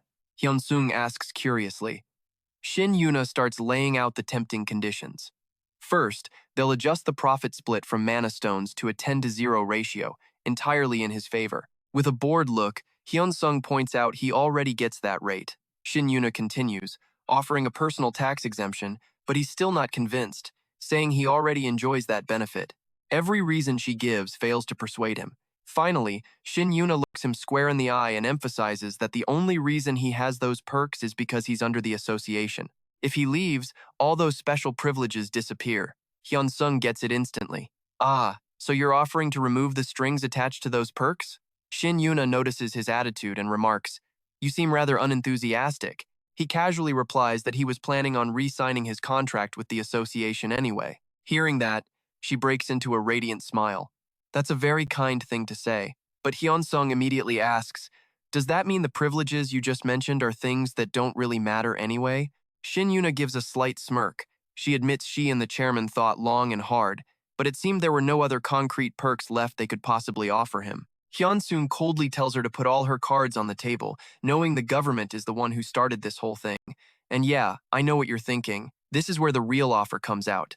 Shin Yuna explains the chairman went directly to the government for support, and as a result, they made a bold decision playing their trump card, dungeon ownership rights. The news leaves Hyun-seong speechless. Dungeon ownership? He can't believe the nation would go that far. You have to understand, until this very moment, all dungeons belong to the state. Not a single individual or organization had ever been able to privatize one for themselves. Even the country's top conglomerates were no exception. They could only use loopholes to operate them like private dungeons.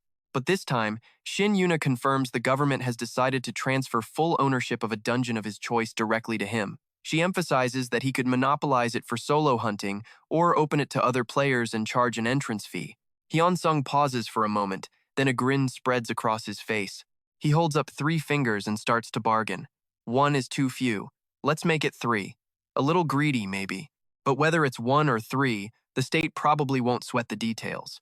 Her jaw drops. She hastily explains that the government giving away even 1 dungeon is already a monumental decision. Shin Yuna stresses that the annual entrance fee revenue from a single hero-grade dungeon can match or even surpass the revenue of a medium-sized enterprise. Despite that colossal figure, Hyun-seong casually continues to bargain. All right then, let's lock in 1 hero-grade dungeon and 2 rare-grade dungeons. Shin Yuna breaks into a cold sweat at his greed. She firmly insists it's impossible and lays down the final limit. 1 hero-grade dungeon and 1 rare-grade dungeon. That is the absolute final offer. Seeing the serious look on her face, Hyun-seong flashes a triumphant smile. All right, I'll compromise at that level. Hearing this, Shin Yuna can only let out a weary sigh, thinking to herself, does he even know the meaning of the word compromise? He just bled a whole province's worth of resources dry. Suddenly, Hyun-seong turns to tease her, saying she should cancel her lifetime contract with the association too. He laughs. Who knows? If you do, maybe the government will give you a dungeon too. Shin Yuna gives a sad smile. She thinks that could only happen if the government desired her the way they desire him, which they don't. She reconfirms his agreement to go to the US. Hyun-seong nods decisively. Of course. Before the meeting ends, Shin Yuna looks at him sincerely and warns him. No matter what sweet words the US offers, don't be swayed, and make sure you come back. Hyun-seong just smiles and scratches his head, reassuring her that since he's getting a national dungeon, there's no way he'd abandon them for America. Curious about the upcoming mission, he asks for the identity of the legendary monster, since the info isn't public yet. Shin Yuna reveals it's the Hydra, a species known for its 9 terrifying heads. Hearing this, Hyun-seong's eyes light up with pure excitement as he screams on the inside. You and I just witnessed a deal for the ages, and trust me, the battle that comes next is going to be legendary. Let's go. Our boy is facing down a legendary beast, and trust me, he sees this as a golden opportunity. And with dungeon ownership rights on the table, this trip is an absolute jackpot. He learns the gate thankfully opened in a wasteland, not a city, so for now, there are 0 human casualties. Choi Hyeon-seong asks if the monster is lying low, and she confirms it's just scouting the area, making no aggressive moves. Hearing this, he immediately asks, "When can I leave?" The answer is swift, "Right now." And just like that, Choi Hyeon-seong arrives at a high-tech US military base. Decked out in brand new armor, he thinks to himself, finally made it to America. A sharp-looking man approaches to welcome him, offering thanks for accepting the US's request for aid. The man introduces himself as David. He'll be providing everything Choi Hyeon-seong needs, telling him to just call him Depp. They seal it with a firm, friendly handshake. Depp then gives him a tour of Operation Hydra's command center, a bustling military zone packed with players and soldiers. Walking through the base, Choi Hyeon-seong is amazed by the sheer number of players here. Sizing up the warriors in their heavy-duty armor, he realizes America's reputation as a powerhouse is no joke. Their strength cannot be underestimated. Just inside the building, a rugged, middle-aged man is already waiting. He greets him warmly, saying it's an honor to meet the legendary monster hunter, Choi Hyeon-seong. This is William, head of the Hydra Response Unit, here to welcome him personally. Choi Hyeon-seong politely thanks him, and William admits the US has 0 experience with legendary raids and is counting on his guidance. Choi Hyeon-seong humbly replies, "I will do my absolute best to help." At his words, William lets out a hearty laugh, certain that with Choi Hyeon-seong on board, Operation Hydra will end smoothly without any incidents. Choi Hyeon-seong cuts to the chase. When does the raid begin? William's gaze turns serious as he confirms, tomorrow at noon. He explains the military will kick things off with a massive bombardment. However, he also warns that if the Hydra suddenly changes its path of movement, things could get complicated. As they walk, Choi Hyeon-seong asks, "What team will I be on?" William smiles with pride and says, "Execution Squad Number 1, a team of America's most elite rankers. You were chosen to be here, so you belong with the best." William suggests he get some rest before a short briefing in the morning. With a serious expression, Choi Hyeon-seong asks, "Aren't we going to coordinate our strategy first?" William just laughs it off, explaining that as a free dealer, Choi Hyeon-seong can fight however he sees fit. Later that night, Choi Hyeon-seong eyes his luggage, thinking that time is running out. Now here's where he throws the entire plan out the window. Standing by the window and checking his system screen, Choi Hyun-seong's eyes turn ice cold as he decides he's taking it down tonight. Meanwhile, at a nearby watchtower, a subordinate voices his doubts to William. "Aren't we hyping this Choi Hyun-seong guy up too much?" William calmly replies that the orders came from the top, and he adds, he is fully qualified to receive that praise. The subordinate still isn't convinced, seeing no obvious signs of power. He mutters you'd think the guy had single-handedly wiped out the legendary orcs himself. William immediately fires back. Wasn't he the one who contributed the most? The subordinate has to agree, but William cuts him off. Stop with the foolish thoughts. Our mission is to make the best possible impression on Choi Hyeon-seong. He orders the man to drop his suspicions and focus. His subordinate can only obey. Understood. At that moment, a mysterious figure with long, blonde hair strides into a dimly lit area. It's Joseph, the rank 1 player in America. As captain of Execution Squad Number 1, he looks at William and asks mockingly, "So, how's the kid?" William flatly replies that he can't tell. Choi Hyeon-seong isn't giving anything away, so he's just following orders from above to make their guest as happy as possible. You and I both know this type. Joseph smirks, eager to see what the kid can do, but William adds a comment that instantly gets under his skin. He might just be more active on the field than you. That hits a nerve. A vein pops on Joseph's forehead as he arrogantly claims if those legendary orcs appeared in the US, they'd have been wiped out on the first try, not needing a second like in Korea. William coldly reminds him they'll have to wait and see, ordering Joseph to drop the attitude and absolutely stop calling their guest the kid. Though he says he understands, Joseph's face is a mask of pure resentment, but he still has to play nice for his boss. Suddenly, William roars. "Sound the emergency alarm, now!" Sirens rip through the night, throwing the entire military base into total chaos. Rewind 5 minutes. At the colossal Hydra's hiding spot, Choi Hyun-seong is already there. The monster is fast asleep. He cracks a satisfied smile. Perfect. To ensure his plan unfolds smoothly, he used a doppelganger item to create a decoy of himself, sleeping soundly back in his room. And here, he crushes a transformation scroll, morphing into a goblin with a savage face and blazing golden eyes. With a perfect alibi set, he tells himself he has to catch this monster as fast as he can. His sword crackles with purple lightning. Choi Hyeon-seong stomps his foot, launching into an explosive jump, and unleashes a thunderous slash that tears right through the Hydra's tough scales. The Hydra roars in agony, ambushed in its sleep. In his goblin form, Choi Hyeon-seong instantly lunges, driving his blade deep into its hardened scales. A burst of purple energy erupts as he activates a skill. The Hydra shrieks from the brutal attack. Watching his sword absorb its glowing blood, Choi Hyeon-seong grins. Growing fast, aren't we? A flood of system notifications confirms it. His Dragonblood sword and his Undying Will passive skill have both leveled up to legendary grade. He's stunned. Undying Will, too? He watches purple mana swirl around the beast's regenerating claws and thinks, this thing's recovery speed is insane. The Hydra furiously smashes its heads, trying to pulverize everything in its path. Choi Hyeon-seong easily dodges, causing earth-shattering explosions every time its giant body hits the ground. The monster keeps up its relentless assault, spewing deadly energy beams, but he moves with incredible agility, searching for an opening. Its massive body isn't very nimble, is it?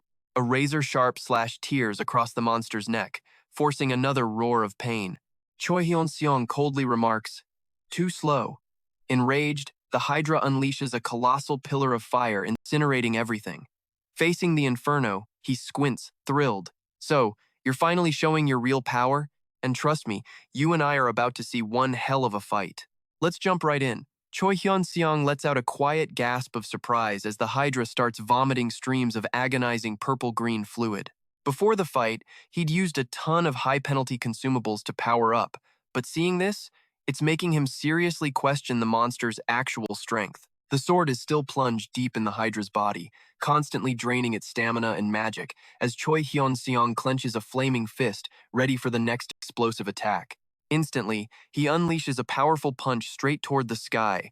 A massive pillar of light crashes down on the Hydra, leaving it frozen in place, screaming helplessly. Not giving it a chance to recover, Choi Hyeon-seong blitzes forward, hammering its colossal body with a relentless storm of attacks. He's moving so fast he creates afterimages, leaving the beast to just roar in pure, helpless rage. A huge wave of green energy slashes across the Hydra's neck, a mortal wound, and it lets out one final agonizing cry. Spirit Choi Hyeon-seong's golden eyes gleam with cold fury as he unleashes a powerful purple sword wave, bisecting the creature's massive form.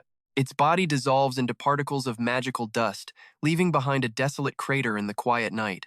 After a long battle, the monster's defeat is absolute. A flood of system notifications appear, announcing a legendary achievement for solo killing a 5-meter, level 400 monster despite a level gap of over 400. With new titles like First Level Breaker and Solo Hydra Killer logged into the system, Choi Hyeon-seong is pleased. Yet, looking at the dissolving corpse, he can't shake a feeling of doubt, remembering the case of the legendary Imugi. Now you and I both know something's off here. That beast rampaged for hundreds of kilometers in a single day. This Hydra's end was way too quick. How was it defeated so easily? Or, can it revive? Choi Hyeon-seong recalls his doppelganger from the hotel room, confirming that no trouble occurred while he was away. He shrinks the green energy orb into his hand, completely erasing any trace of his disappearance. Heading toward the command center, he's thrilled with the results of his secret hunt: 2 titles and 4 legendary items.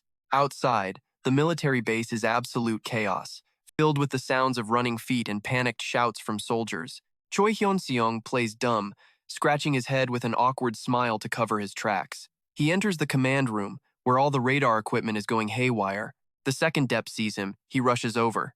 You're here. Before the confused Choi Hyeon-seong can ask, Depp drops a bombshell. Another monster, predicted to be legendary, class, just showed up and annihilated the Hydra. Choi Hyeon-seong quietly realizes the Americans were monitoring the area incredibly closely, even from a great distance. Good thing he'd already transformed, or his cover would be blown. He fishes for info, saying if it took down a Hydra, it has to be legendary. But Depp looks doubtful. Revealing intelligence believes it could be an entity of an even higher tier. This stuns Choi Hyeon-seong. Are they mistaking him for a mythic-grade monster? Depp stresses that the real danger is how easily the new monster won. Choi Hyeon-seong knows the Hydra was already weakened, but he still has to face Depp's utter shock. Can you even believe it? A legendary Hydra. Taken down in just, and I mean just, 10 minutes. Even Choi Hyeon-seong, the guy who actually did it, is a little surprised by his own performance. Depp stares into the distance, worried, warning that the biggest issue is the creature vanished, so no one can predict where or when it might reappear, fearing it will turn on humanity next. If that thing shows itself even once more, America will instantly turn into a living hell. The chilling warning echoes through the command room, and Choi Hyeon-seong is just standing right there, calm as ever, thinking he has zero intention of making this place a hellscape. Depp, holding a communication device, explains the monster's skill aftershocks prevented cameras from recording the fight clearly. The images on screen are just blurry streaks of green light attacking the Hydra, making it impossible to identify the attacker. Based on expert analysis, they can only confirm it's a humanoid monster. Depp reports its height is estimated between 122 and 152 centimeters. With a grim expression, he looks directly at Choi Hyeon-seong and announces they'll be maintaining a state of emergency for the foreseeable future, and he adds that he's counting on his full cooperation. Choi Hyeon-seong nods decisively. "I'll do it." Just like that. The matter is settled since everyone was just waiting for him anyway. A month passes. Back at the military base, tensions are running high. Maintaining the state of emergency with zero new developments has sparked waves of bitter discontent among the players. With all the high-level players and rankers stuck here, other dungeons across the United States are starting to show signs of threatening monster waves. Vicious creatures like orcs, mermen, and demi-devils seem ready to pour out. With the situation at a tipping point, the U.S. federal government has no choice but to disband the rankers and lift the state of emergency. Depp turns to Choi Hyeon-seong. "Since you're already here, how about a little sightseeing?" Choi Hyeon-seong, teacup in hand, just raises an eyebrow. Sightseeing? After a moment, he declines, saying he doesn't have the time for that. He's eager to return to Korea and resume hunting after this long break, but Depp quickly tries to convince him, arguing that America has plenty of dungeons for him to conquer even more than in Korea. The old man flashes a confident smile, trying to reel him in. Just as the Korean government feared, the Americans are doing everything to keep him here.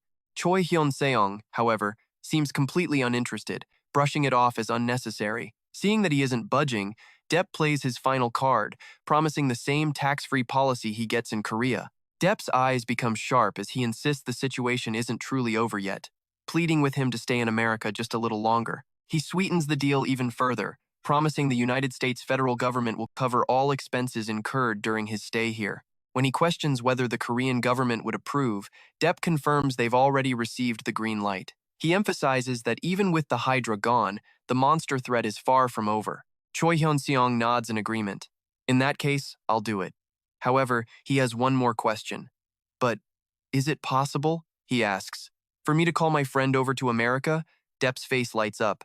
"Of course. Getting you, and your friend on top of that, it's a huge win for America." He even promises that his friend's living expenses will also be completely covered by the federal government. Touched by this generosity, Choi Hyeon-seong gives a slight bow, thanking him for his consideration. Depp just laughs heartily, insisting that for someone who came to protect America, this level of treatment is only natural. Behind that friendly smile, though, lies a different agenda. The president himself gave the order to keep him here, no matter the cost.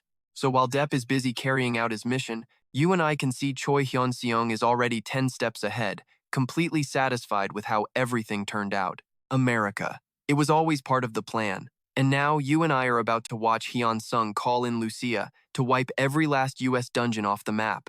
A plane touches down at the international airport, where Hyeon-seong is already waiting in the terminal to welcome his partner. Lucia steps out, her radiant blonde hair impossible to miss as she cheerfully waves to her master. Shortly after, they're enjoying a lavish dessert buffet loaded with every kind of cake and tempting fruit imaginable. Watching Lucia eat so happily, her cheeks puffed out, Hyeon-seong cracks a relaxed smile, finally starting to enjoy the perks of being in America.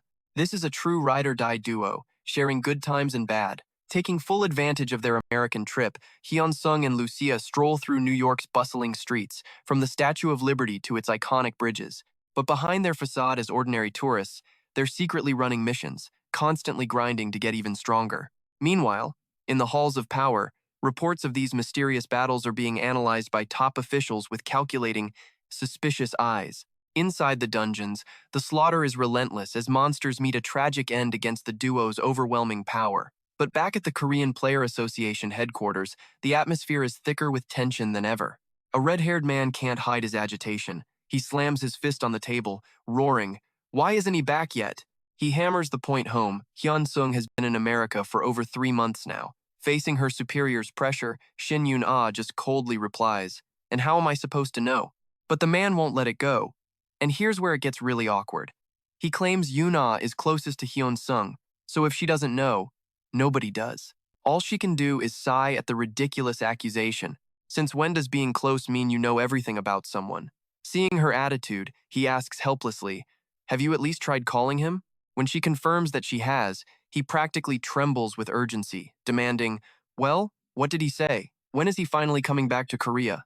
Yoona explains that Hyeon-seong wants to use the trip for some leisurely sightseeing before he returns, and that no one should worry. This answer only makes the man angrier. Sightseeing? What could possibly take that long? What's there to even see in America? He scoffs. Yoona can only reply with a detached tone that she doesn't know either. He senses something's off. Narrowing his eyes, he asks why her attitude is so sharp and prickly today. Even though Yoona denies it, he keeps watching her, studying her expression carefully. He thinks for a moment, then drops a question that makes the entire room freeze. "Hey, you don't happen to have special feelings for Choi Hyeon-seong, do you?" Instantly, Yoona's face flushes beet red from embarrassment and anger. She freezes up, looking at him in a state of utter confusion. He hit a nerve. Yoona stammers, completely flustered, What are you talking about?" The man smirks, convinced he's right. "So it's true. You're acting out because you're jealous, aren't you?" Yoona quickly denies it, arguing that at her age, she wouldn't get jealous. But he just laughs it off, saying human emotions are a very difficult thing to control. He keeps pushing. "It's scary, isn't it? Don't be so embarrassed." He gets philosophical, saying the mind and the heart always pull in opposite directions. Even if your head says no, your heart does what it wants. Pushed too far by the excessive teasing, a red-faced Yuna yells at the top of her lungs, "I told you it's not like that." The red-haired man nods as if he's finally figured out why she's been so difficult lately. Then he suddenly suggests, "All right, I'll solve this problem for you." Though Yuna keeps protesting, an undeniable curiosity starts to bubble up inside her. After a moment of hesitation, Yuna asks quietly, "And how are you going to solve it?" The red-haired man flashes a confident smile, asserting that the solution is actually incredibly simple. Yuna is still looking completely lost, so he gives a direct order. "You're going too." "Okay, I know what you're thinking. This guy's a total jerk, right? Well, he's got one hell of a surprise for her." He spells it out for her. "You're going to America too. Go find Choi Hyeon-seong there." Stunned, Yuna has to ask again just to confirm if she's really going to America to see him. He gives a confirming nod. Still completely bewildered, she quickly asks, "Okay, but after I meet him, what am I supposed to do next?" The man instructs her to absolutely, under no circumstances, reveal that she's jealous.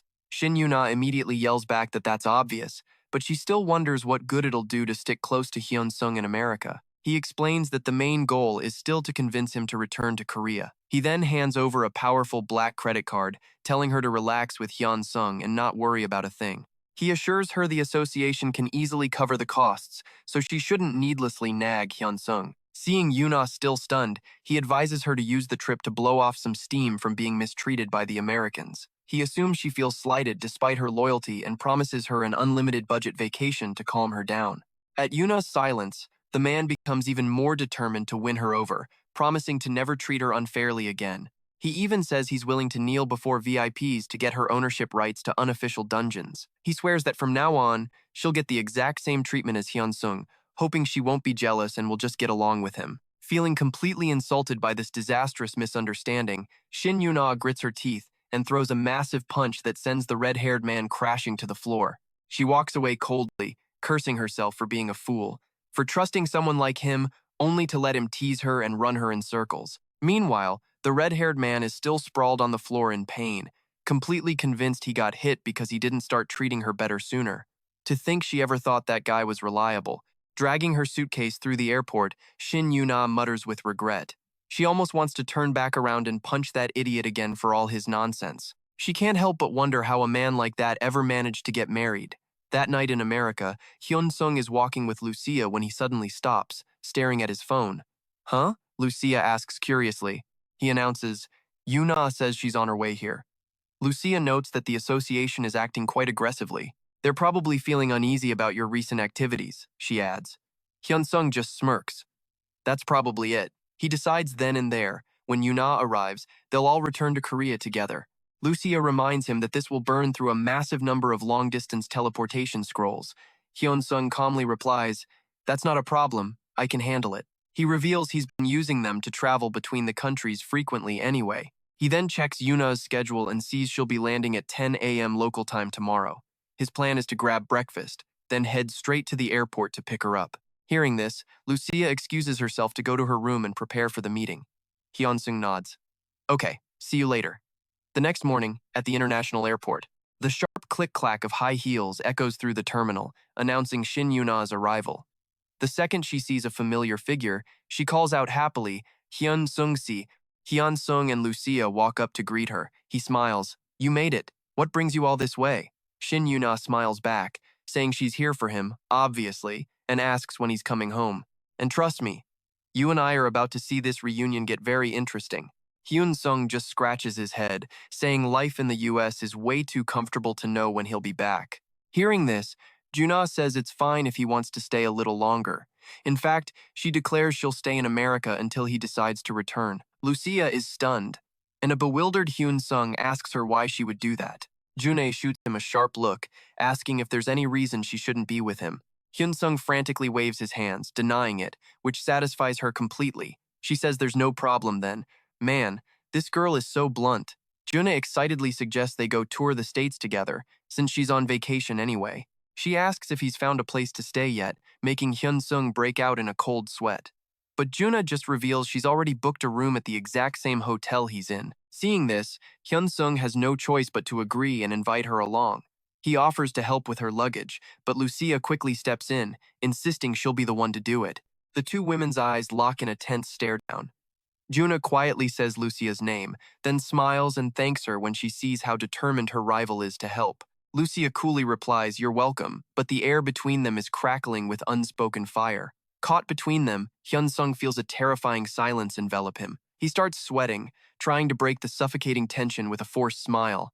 "Well, shall we get going then?" he urges them. He's never felt this stressed out and confused, not even when fighting monsters. Lucia takes the initiative and excuses herself to her room to rest. Hyun-seong then turns to Juna, telling her to get some rest too. He'll also head to his room to relax for a bit and come back later. At this, June looks completely baffled. She hesitates, then asks if they are using separate rooms. Hyun-seong casually explains that since the US government is covering all expenses, there's no reason for them to cram into one room. He adds that even without the sponsorship, the cost of the rooms wouldn't have been an issue. June lowers her head, looking as if a huge weight has been lifted from her shoulders. Regaining her composure, she suggests they contact each other after resting, reminding him of his promise to show her around. Hyun-seong happily agrees, setting a lunch date to start their food tour. June flashes a radiant smile, full of anticipation. And just like that, her usual stern, annoyed expression from Korea is gone. However, her presence in the US has already been noticed by some mysterious powers. In an office somewhere, a powerful man taps his fingers on the desk, muttering Shin Juna's name. His subordinate confirms she has arrived in the US and already met Choi Hyeon-seong right at the airport. He adds that based on her choosing a room right next to Hyun-seong's, it seems they'll be spending a lot of time together. The subordinate asks if they should try to recruit Shin June, but the imposing man immediately shuts that idea down. He states that June's patriotism is unshakable, and all their past attempts to entice her failed miserably. He's certain that even if they tried again, someone as steadfast as her would never be swayed. His subordinate then asks his next move. The powerful bald man calmly replies that for now, they should just let Hyun-seong return to Korea. After all, they have no reason to keep him here anymore. There aren't any legendary monsters left to fight. The subordinate, looking worried, asks if that's really okay. He suggests that pressuring the Korean government might extend his stay a bit longer, but the official waves him off, saying that's unnecessary. He explains that Choi Hyeon-seong isn't as rigid as Shin June. From his observations, Hyun-seong already has a pretty favorable impression of the US. The official believes if they keep inviting him over for various reasons and winning him over, it's not impossible to make him settle in America for good. There's no need to use forceful measures that would just give him a bad impression of their country. He confirms this after his subordinate agrees. The official then orders them to prepare the best treatment and amenities for both Choi Hyun-seong and Shin Jun-ae. Even knowing it'll be tough, he believes winning over players of their caliber is absolutely worth it. America has always made a point of acquiring talent from all over the world, but right then, the door bursts open. A red-haired subordinate rushes in, panicking. "Sir, we have a huge problem." His face is twisted in terror as he screams that at the same space gate where Hydra appeared, another entity, predicted to be legendary class, has just emerged. The official is stunned. What? From the portal's darkness, a pair of menacing red eyes glow.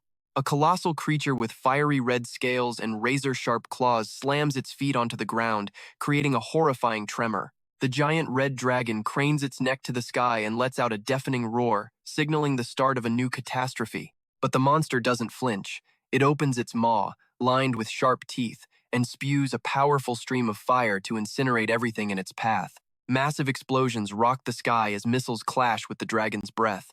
But despite the heavy barrage, the dragon's tough red scales seem completely unfazed. Its power is unstoppable. It lets out another ear-splitting roar, gathering a giant fireball in its mouth as its eyes blaze with murderous intent.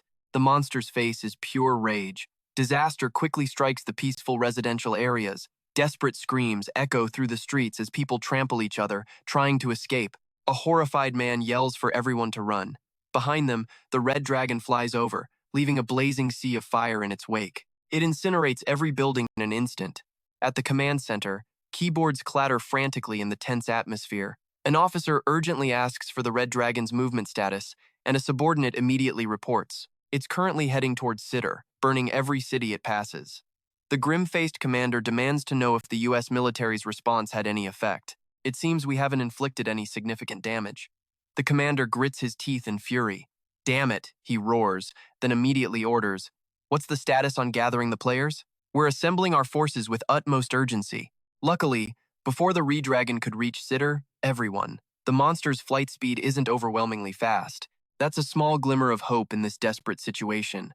If it were fast and powerful, the entire country would be ashes in moments. When asked about Choi Hyeon-seong's whereabouts, the subordinate reports he's on a fighter jet heading to the scene. Shin Jun-ae has also volunteered to join the fight and is on her way.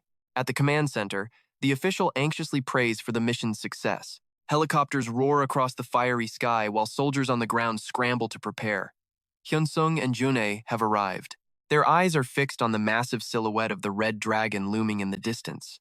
He quietly wonders if this is the one that defeated Hydra, fearing the unthinkable consequences if it truly is mythic class. However, new intel confirms the Re-Dragon is legendary class. In a quick briefing, the commander determines that an aerial battle is completely unwinnable.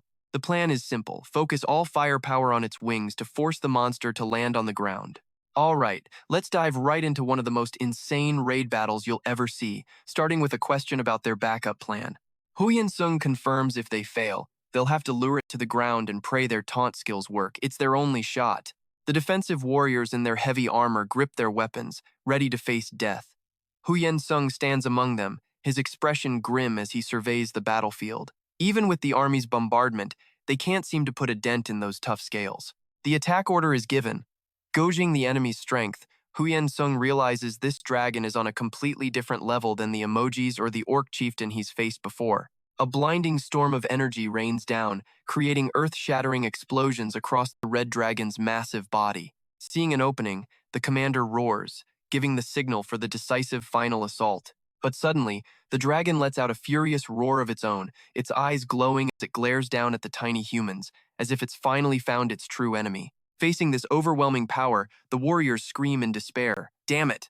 A colossal firestorm sweeps across the battlefield, engulfing the entire front line in a sea of crimson flame. The red dragon has landed, but the situation is no better. It remains an unstoppable force, even while surrounded by players. One warrior grits his teeth, cursing in terror. He realizes that even after their all-out bombardment, the monster's wings are completely pristine, not a single scratch on them. The dragon lets out a threatening roar and unleashes another massive torrent of fire. Back at the command center, the bald official, his face twisted with worry, demands a casualty report after that terrifying attack. His subordinate trembles, checking the data on his tablet. He stammers, then reports in utter disbelief that all the players are still safe. The official can't believe his ears, roaring in astonishment. What? Not a single person was injured? Okay, I know what you're thinking, because that makes absolutely no sense. The subordinate quickly reports the monster is descending again for another pass. Immediately, the order for an all-out assault is given. Amidst the roaring flames, the top-ranked players launch their counterattack. Joseph swings his sword with immense power, while Choi Hyeon-seong and Shin Jun-ae unleash their strongest skills, aiming directly for the beast. The monster spreads its colossal wings, radiating a terrifying pressure that forces the players below to look up in sheer, nail-biting tension. And at the command center, the subordinate confirms it again. Stunned, all players are secure. How are they dodging these hits so well? The red dragon snarls, its oppressive aura thickening the air until it feels solid. Faced with this menacing presence, the bald official doesn't hesitate for a second, screaming the order total assault. Instantly, the fiery arena is filled with the monster's deafening roar. The hunters charge forward with battle cries. Kill it! Their sharp blades repeatedly strike the crimson scales, but they only create harmless sparks, unable to leave a single mark. A muscular warrior grits his teeth in frustration. How is it this tough? He can't break through that red aura. Amidst the stalemate, Shin Jun-ae suddenly appears, rushing in with the speed of the wind. She plants her foot, building momentum before unleashing a devastating spear thrust. And she's not alone. Choi Hyeon-seong officially joins the fight, his purple sword emanating a sky-splitting aura. He descends like a thunderbolt, delivering a world-shaking strike that bathes the entire area in a brilliant purple light. But the monster is completely unharmed. Hyeon-seong stares in shock. My attack had no effect? The brutal battle drags on for 9 grueling hours, leaving behind a desolate wasteland as the sun begins to rise. Witnessing the horrific scene, the bald official grits his teeth in helplessness. Damn it! He gets a report that the evacuation of Kusan Sitter and the surrounding areas is complete. He immediately gives the command. All forces, retreat. Looking at the exhausted players, he knows that any more sacrifice would be meaningless. To stay and fight while drained of all strength is just a pointless death. So they regroup for a strategy session, and you're going to want to pay close attention to this, because the sleeping dragon is now up on the big screen for analysis. An expert with glasses explains that this appears to be a monster, focused on extreme defense, a revelation that sends murmurs through the hall. The official asks for more detail, and the expert confirms it. The dragon's entire, immense mana pool is being used purely for defense. Its only ranged attack, the dragon's breath, isn't as powerful as they'd expected.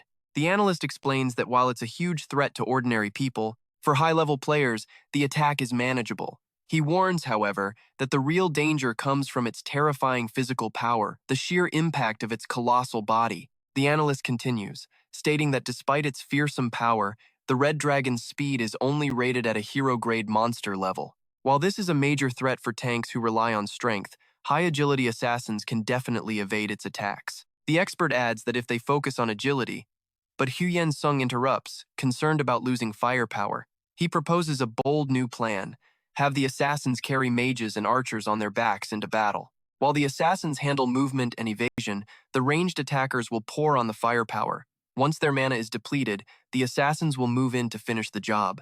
The bald official nods in approval, but another player remains skeptical. Will that strategy even be enough to penetrate the red dragon's defenses if they can't break through? On the large screen, images of the massive, ineffective explosions play once again. Shin Jun-ae quietly admits that while she's faced many defensive monsters, she's never seen anything like the Red Dragon. Hyeon-seong agrees with her assessment. Another veteran expert points out that the key is the red aura surrounding the dragon. If they can somehow remove it, they might have a chance to inflict damage, but right now, that seems completely impossible. Returning to the hotel as night falls, Jun-ae looks at Hyeon-seong. She realizes neither of them can contribute much in this raid. The enemy's power is just too overwhelming. Hyeon-seong just gives a small smile and replies that he'll try attacking a little more. If it really is impossible, he'll return to Korea with her. Hearing this, Juna breathes a sigh of relief and promises to report his impending return to the Player Association in Korea. She finally managed to convince him mission almost complete. After saying goodbye to Jun-ae, Hyeon-seong returns to his room, lost in thought. He knows a legendary-grade dragon monster like this is a once-in-a-lifetime opportunity. If he misses this chance, he has no idea when he'll ever see one again. Lying on his bed, he frantically scrolls through item categories in the system, searching for any viable solution. Suddenly, his eyes fly open in shock as a bizarre item appears on the screen. And trust me, this one item could be the key to everything. It's a rare grade item called Specialty Snack for Drakes, with a price tag of nearly 10 million points. According to the description, it's a highly nutritious food made from monster corpses and magic stones, something that dragonkin find absolutely irresistible. Choi Hyeon-seong felt a surge of excitement, muttering in disbelief. A special snack? He could barely fight it, and now he's supposed to buy it fancy food so it can beat him up better? He sits on his bed, carefully studying the system screen displaying info on the snack meant for his Drakey. He thought to himself, I figured they only sold monster eggs. I had no idea they sold pet food too. While reading the item reviews, one detail caught his eye, a user complaining that their monster sometimes choked while trying to swallow it whole. A wild idea sparks in his mind. Sometimes chokes, you say? If he calculates this just right, it might actually work. With a look of determination, he makes his decision. All right, let's just buy it and see what happens. Right after confirming the purchase, a system notification pops up, congratulating him on obtaining the rare grade snack for Drakey. A colossal slab of marbled meat suddenly materializes in the middle of his room, making Choi Hyeon-seong gasp in shock. Whoa, that's massive! Now suited up in his combat gear, he starts to worry if this massive thing will even be big enough for a full-grown red dragon. This thing is huge to me, but for a dragon? It's probably just a single bite. Still, he decides to press on with his plan. First, time to go test it out. Far off in the mountains, the US military begins a missile bombardment, setting off earth-shattering explosions that shake the very air. Watching the immense firepower from a distance, Choi Hyeon-seong remarks, the US Army is no joke. Right after, he extends his hand forward, activating a dark spatial portal to pull the enormous bait out of his inventory. The heavy slab of meat crashes onto the dusty battlefield as Choi Hyeon-seong watches with extreme caution. Catching the irresistible scent, the giant red dragon immediately stops. Its fiery eyes scan the area, searching for the source of that delicious smell. It lets out an excited roar and stomps closer, its heavy footsteps shaking the ground. Watching the monster fall right into his trap, Choi Hyeon-seong narrows his eyes, observing its every move. That's it, he thinks. Go on and eat. Just make sure you choke on it. Even with the thick smell of gunpowder in the air, the red dragon can't resist the bait's alluring scent. It thunders closer, making the very earth tremble with each heavy step. Observing from a distance, our main character smirks. All right then, let's give this a shot. He raises his hand, and immediately the giant slab of meat begins to glow brightly. Choi Hyeon-seong decisively plunges his sword deep into the slab of meat, causing a surge of purple magic to flare up and weave through every fiber. He cracks a calculated smile, feeling the transformation. A stream of system notifications pops up. The meat begins to contract and pulse violently, as if gathering an immense amount of energy. He watches nervously, thinking, it just has to get stuck in the right spot. If it swallows it whole, what will my expression be then? The ball of meat rolls across the ground, heading straight for the prone dragon. Sensing the strange object approaching, the monster lets out a low growl, then its fiery eyes snap open, filled with caution. The red dragon locks its eyes on the approaching bait. Unable to resist the intoxicating aroma, it opens its massive jaws wide to snatch the gift falling from the heavens. The red dragon spreads its wings, unleashing a terrifying pressure that seems to shake the sky itself. Choi Hyeon-seong holds his breath, wondering, did it work? The red dragon lets out a low, threatening growl from deep in its throat. Seeing this, Choi Hyeon-seong thinks to himself, good. First, let's join the execution squad. The thunderous sound of helicopters fills the sky as reinforcements begin to descend onto the battlefield. On the ground, tanks with enormous shields are already in formation, ready to engage. A bald official roars the command, prepare for battle. Instantly, a barrage of missiles is launched, creating earth-shaking explosions across the red dragon's body. From the rear, mages activate their magic circles in unison and yell, attack! In the middle of the chaotic battlefield, the colossal red dragon stands tall against the tiny players. Choi Hyeon-seong watches intently, wondering to himself, when is the signal going to come? Suddenly, a system notification pops up that makes him exclaim, oh! That's great news about the Dragon Blood Sword. The one-of-a-kind legendary item has officially leveled up. Looking towards the weak point, he feels a deep satisfaction. It's lodged in there real deep now. It's a good thing the plan didn't fail. The sword he stuck in the meat must now be embedded in the dragon's throat. Choi Hyeon-seong tells himself to keep a close watch on the fight as the dragon frantically fights back against attacks from all sides. The bald official continues to urge them on. Attack harder! It's working! The mages are starting to get exhausted, panting as their mana drains after maintaining the prolonged assault. Sensing the immediate danger, he instantly gives an order. Mages, fall back. Only close combat assassins are authorized to attack. Immediately, a flurry of powerful blows is unleashed, aimed directly at the red dragon's head. 10 days pass, and the battle is still incredibly intense, leaving even the main tanks showing clear signs of exhaustion. Despite constantly rotating between two teams to maintain firepower, taking down this monster is proving to be an incredibly difficult challenge. Choi Hyeon-seong carefully observes the battlefield and concludes that the end must be very near. Just then, a system notification dings, making him pause in surprise. The status window shows that his linked item, the Dragon Blood Sword, has successfully been upgraded. And trust me, it's a moment you do not want to miss. Suddenly, a major event unfolds on the battlefield as cracks begin to appear in the dragon's once impenetrable defense. A cheer erupts in excitement. The attacks are working. A continuous barrage of massive explosions slams into the red dragon, causing it to writhe in agony. The red dragon throws its head back and lets out a tragic scream as it endures the merciless rain of firepower. Amidst the fiery sky, a circle of energy suddenly opens, revealing the figure of Joseph diving down at breakneck speed. His eyes are glowing with a crazed light, his face showing pure ecstasy as he's found his opponent's fatal flaw. Joseph slams a fiery attack straight onto the red dragon's head, creating a colossal pillar of fire that completely engulfs the target in destructive energy. Taking a direct hit while still under fire, the red dragon roars in pain. Joseph, his eyes glowing with power, focuses all his spirit into one final, finishing blow. The commander sees this once-in-a-lifetime opportunity and screams, "This is it." He gives the order to the entire army. Focus all your attacks. A barrage of brilliant magic skills rains down simultaneously, creating world-shaking explosions that envelop the monster. Under the immense pressure, the red dragon's colossal body begins to disintegrate amidst the massive blasts. Cheers echo across the battlefield. "We did it! We finally took it down!" The hunters and soldiers can't hide their excitement, embracing each other to celebrate the resounding victory after hours of a life-or-death battle. However, amidst the celebration, a strange purple smoke suddenly rises from the scene. Choi Hyeon-seong watches from a distance with a cold expression. He quietly utters, "Summon," as he looks towards the celebrating crowd. He scoffs inwardly, "Fools." He knows the true nature of the trap he laid. "I told you not to eat things you shouldn't have." Just then, a skill book radiating a mysterious purple aura falls to the ground. The bald official cautiously steps forward, his eyes fixated on the item that just appeared. The surrounding players begin to buzz with excitement about the loot. "How many legendary items do you think dropped? There must be at least 3 or 4, right?" Even Joseph looks on with a hopeful expression. "All I wanted was that red aura skill."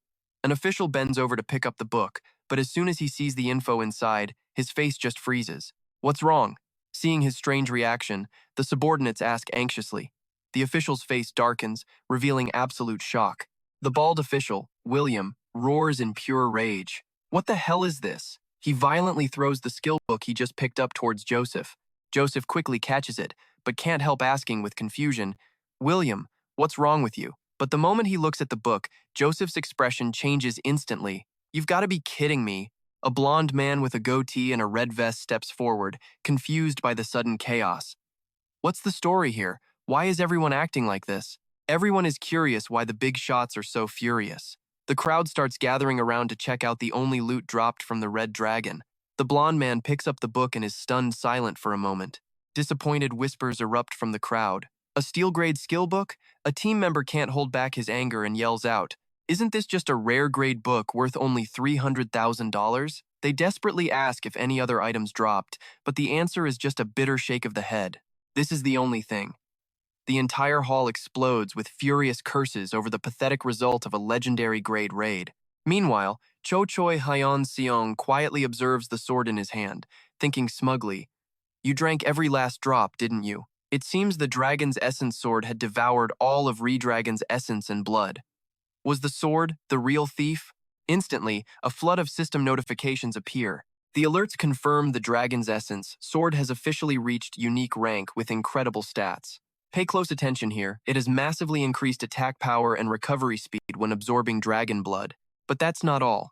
2 new skills, Dragon's Blood Claw and Dragon's Blood Armor, both at legend grade, are also activated. Choi Hyeon-seong lets out a cold, satisfied smile. Oh ho, more new skills, thanks, Red Dragon.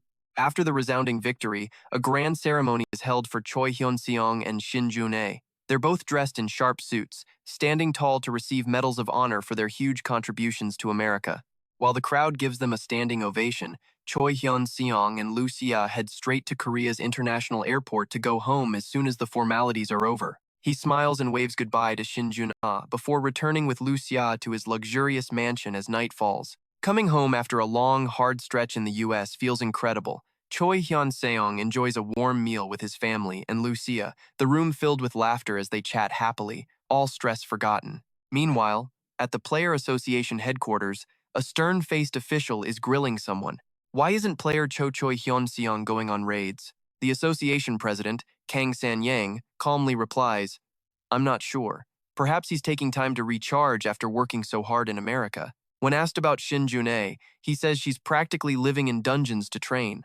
Both of them have vanished without a trace, and no one has come to ask you a single thing. The official shows clear annoyance. He silently curses their arrogance for slacking off before he's even officially taken office. Kang San-yang stands his ground, stating that raiding is a player's personal choice. He emphasizes that even as the association president, he has no right to force them or give them orders to do this or that. Not one to be outdone, the official growls, reminding him of his status as a candidate for minister to apply pressure. This official smugly claims that he's practically already a minister and Kang San-yang's direct superior. He barks arrogantly, and that's the only answer you can give me? Lee Jong-man jumps to his feet, glaring down at him with a lecture. When a superior points out a mistake, you should say, I was wrong, I will fix it. Why are you making a string of excuses? He gets louder and louder at the president's silence. Who do you think you're making that face at?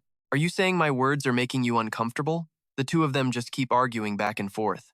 Kang San-yang looks at the man before him with utter contempt, wondering how the government could appoint someone like this. Okay, let's just pause here, because this is where the power dynamics get really messy.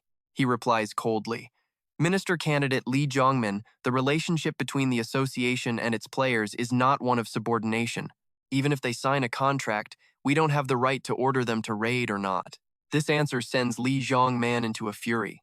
Then why are we paying them signing bonuses and annual salaries? Kang San-yang remains calm, explaining that players affiliated with the association are the first to be deployed in emergencies and are always on high alert. But Lee Jong-man refuses to understand, aggressively arguing that just issuing a summons should be enough. He slams the table and shouts, the association is currently running a massive deficit.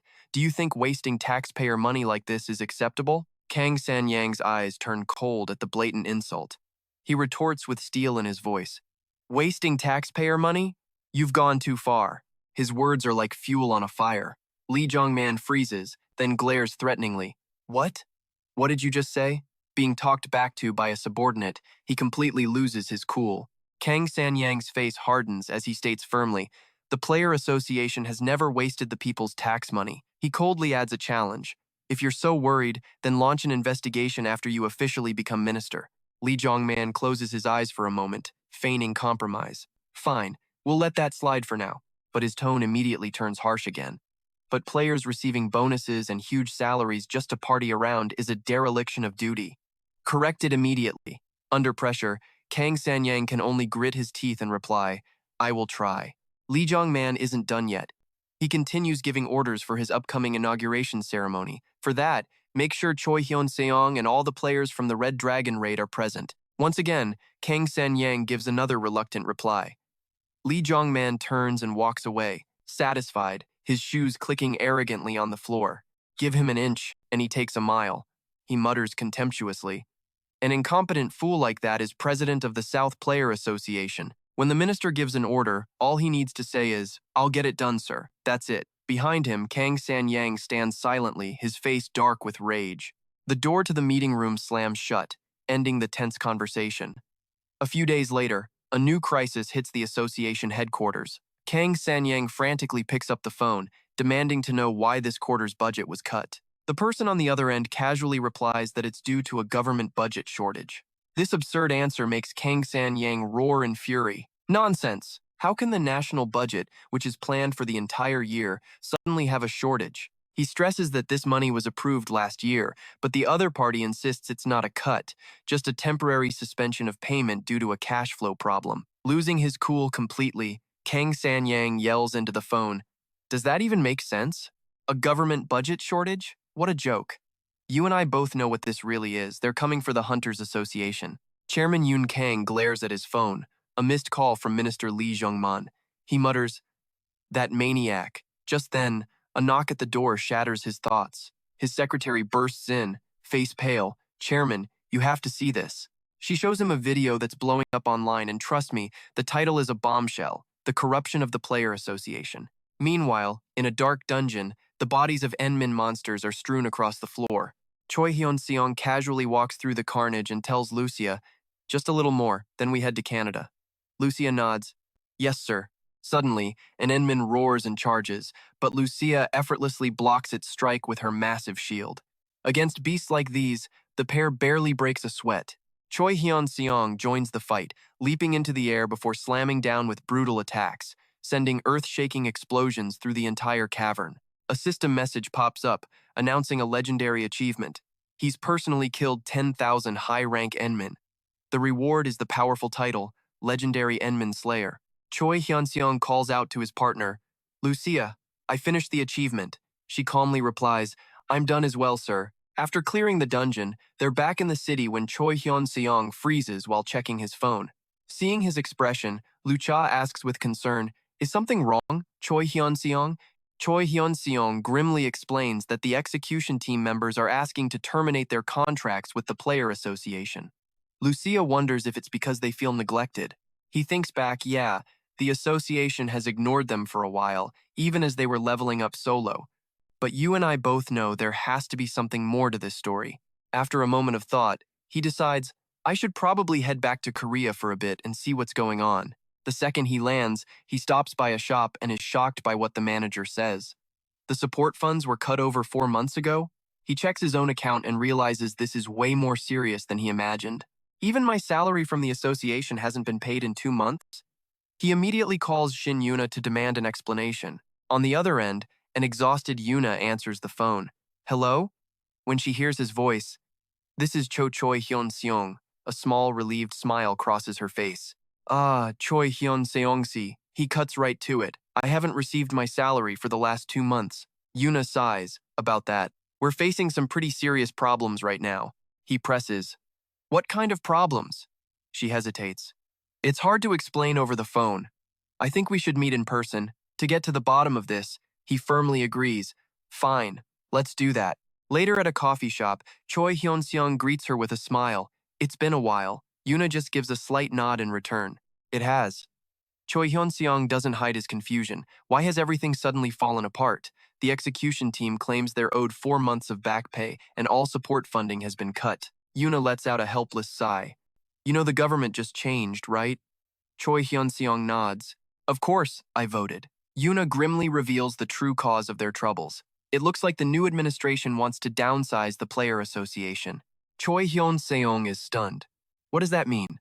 Shin Yuna explains that government funding has been slashed so deeply. At first, she says, they thought it was just the new minister, Lee Jong-man, acting on his own, but that wasn't the case. The government is squeezing the Player Association from every angle, starting with massive budget cuts. They're also launching audits and feeding the media a constant stream of attack articles. It's almost as if they want to disband the association entirely. I know what you're thinking, that's completely insane. And yeah, Yuna confirms their goal is to shrink the association and force its best talent to leave. Choi Hyeon-seong is baffled. Huh? How is a goal like that not insane? Shin Yuna suspects there have been illegal deals between the new government and major corporations. When asked who stands to gain the most if the association crumbles, Choi Hyun-seong immediately gets it. The major guilds, of course. Yuna nods, confirming his suspicion. He realizes this is basically a full-scale privatization of a public entity. But if that's the case, who in the government is behind it? She agrees with his line of thinking, but Choi Hyun-seong still can't understand why the public is letting this happen. As for the opposition party, Yuna says public opinion is completely split. While some people see the government's true intentions and are protesting, there's also a massive public outcry for reforming the association itself. Choi Hyeon-seong sighs in frustration as Yuna explains the media has successfully turned the association into the public's #1 enemy. As for the opposition, Yuna reveals they've gone silent after some initial pushback, likely because they received some kind of backroom deal. Yuna adds that the public was already hostile after the damage caused by the awakening, and a surprising number of people resent players, seeing them as a privileged elite. Walking down the street, deep in thought, Choi Hyeon-seong stops. A bold idea flashes in his mind. Wait a minute, he thinks to himself. Do I really have to save the player association? A wicked smile spreads across his face as he mutters, or maybe, I'll just devour it myself. Now that's a good idea. Privatize it completely. A voice on the phone confirms with confidence. Yes, we can offer our full support. Choi Hyun-seong smirks. Good. I'll call you when it's done. The call ends late at night. He kicks his feet up on his desk and begins to scheme, weighing the massive capital from China against the domestic corporations. He knows they can't possibly compete, even if they pool all their resources. Right then, his phone starts buzzing non-stop. It's Shin Yuna, her voice frantic. Choi Hyun-seong, you said you understood the association's situation. Why are you suddenly trying to cancel your contract? Yuna is clearly disappointed. Choi Hyun-seong just states the facts. He understands the situation, but he can't afford to just wait around in despair. As she falters, he hits her with information he just got. The Department of Spatial Management is putting immense pressure on him, and what's more, he knows she's one of their main targets too. Yuna admits that on top of the attacks, she's been getting flooded with ridiculously high offers from recruiters trying to poach her. Choi Hyeon-seong correctly assumes she turned them all down. Yuna clenches her fist, her voice firm. Of course I did. They're the ones who backed our association into a corner. I would never submit to them. Choi Hyun-seong slowly walks to the window. You want revenge, don't you? Without a second of hesitation, Yuna confirms she's desperate for payback. A calculating grin spreads across his face as he reveals his plan, and trust me, you're going to want to see the epic payback he has in mind. The shocking information leaves June completely stunned, forcing her to ask for confirmation. The main character coldly lays out his terms. First, I have a proposal for you. Intrigued by those words, Juna asks, a proposal? Go on, she says. He doesn't beat around the bush and gets straight to the point. If I were to create my own guild, would you be willing to join? And there it is. You and I both knew this was coming. He's really creating his own association. This sudden invitation leaves Juna speechless. All she can manage is a stunned, huh? She can hardly believe what she's hearing. June presses him. What did you just say? Hwan-sung, are you really starting a guild? After getting a firm confirmation. Yes, that's the plan. Her expression turns pensive. Juna states firmly that she has no intention of abandoning the player association. Hearing this, our main character asks if it's patriotism that's holding her back. She explains it's not just about that. With sincerity, she tells him, I'm grateful for the offer, but I can't just abandon my comrades and leave by myself. With the weight of responsibility on her shoulders, she affirms she won't just stand by and watch the association collapse. Hwan-sung smirks cryptically. Then why don't all of you come to my side? At her confused look, he laughs and clarifies, I mean, bring all your comrades with you. The association chairman, Kang San-young, too. It would be great if he came along. Juna starts to grasp the sheer scale of his ambition. She says slowly, I understand what you're thinking, but I have no intention of leaving behind a single player from the association. The main character immediately fires back with an even crazier solution. Then just bring all the players from the association over. She argues that it's not nearly as simple as he makes it sound. Juna pushes back.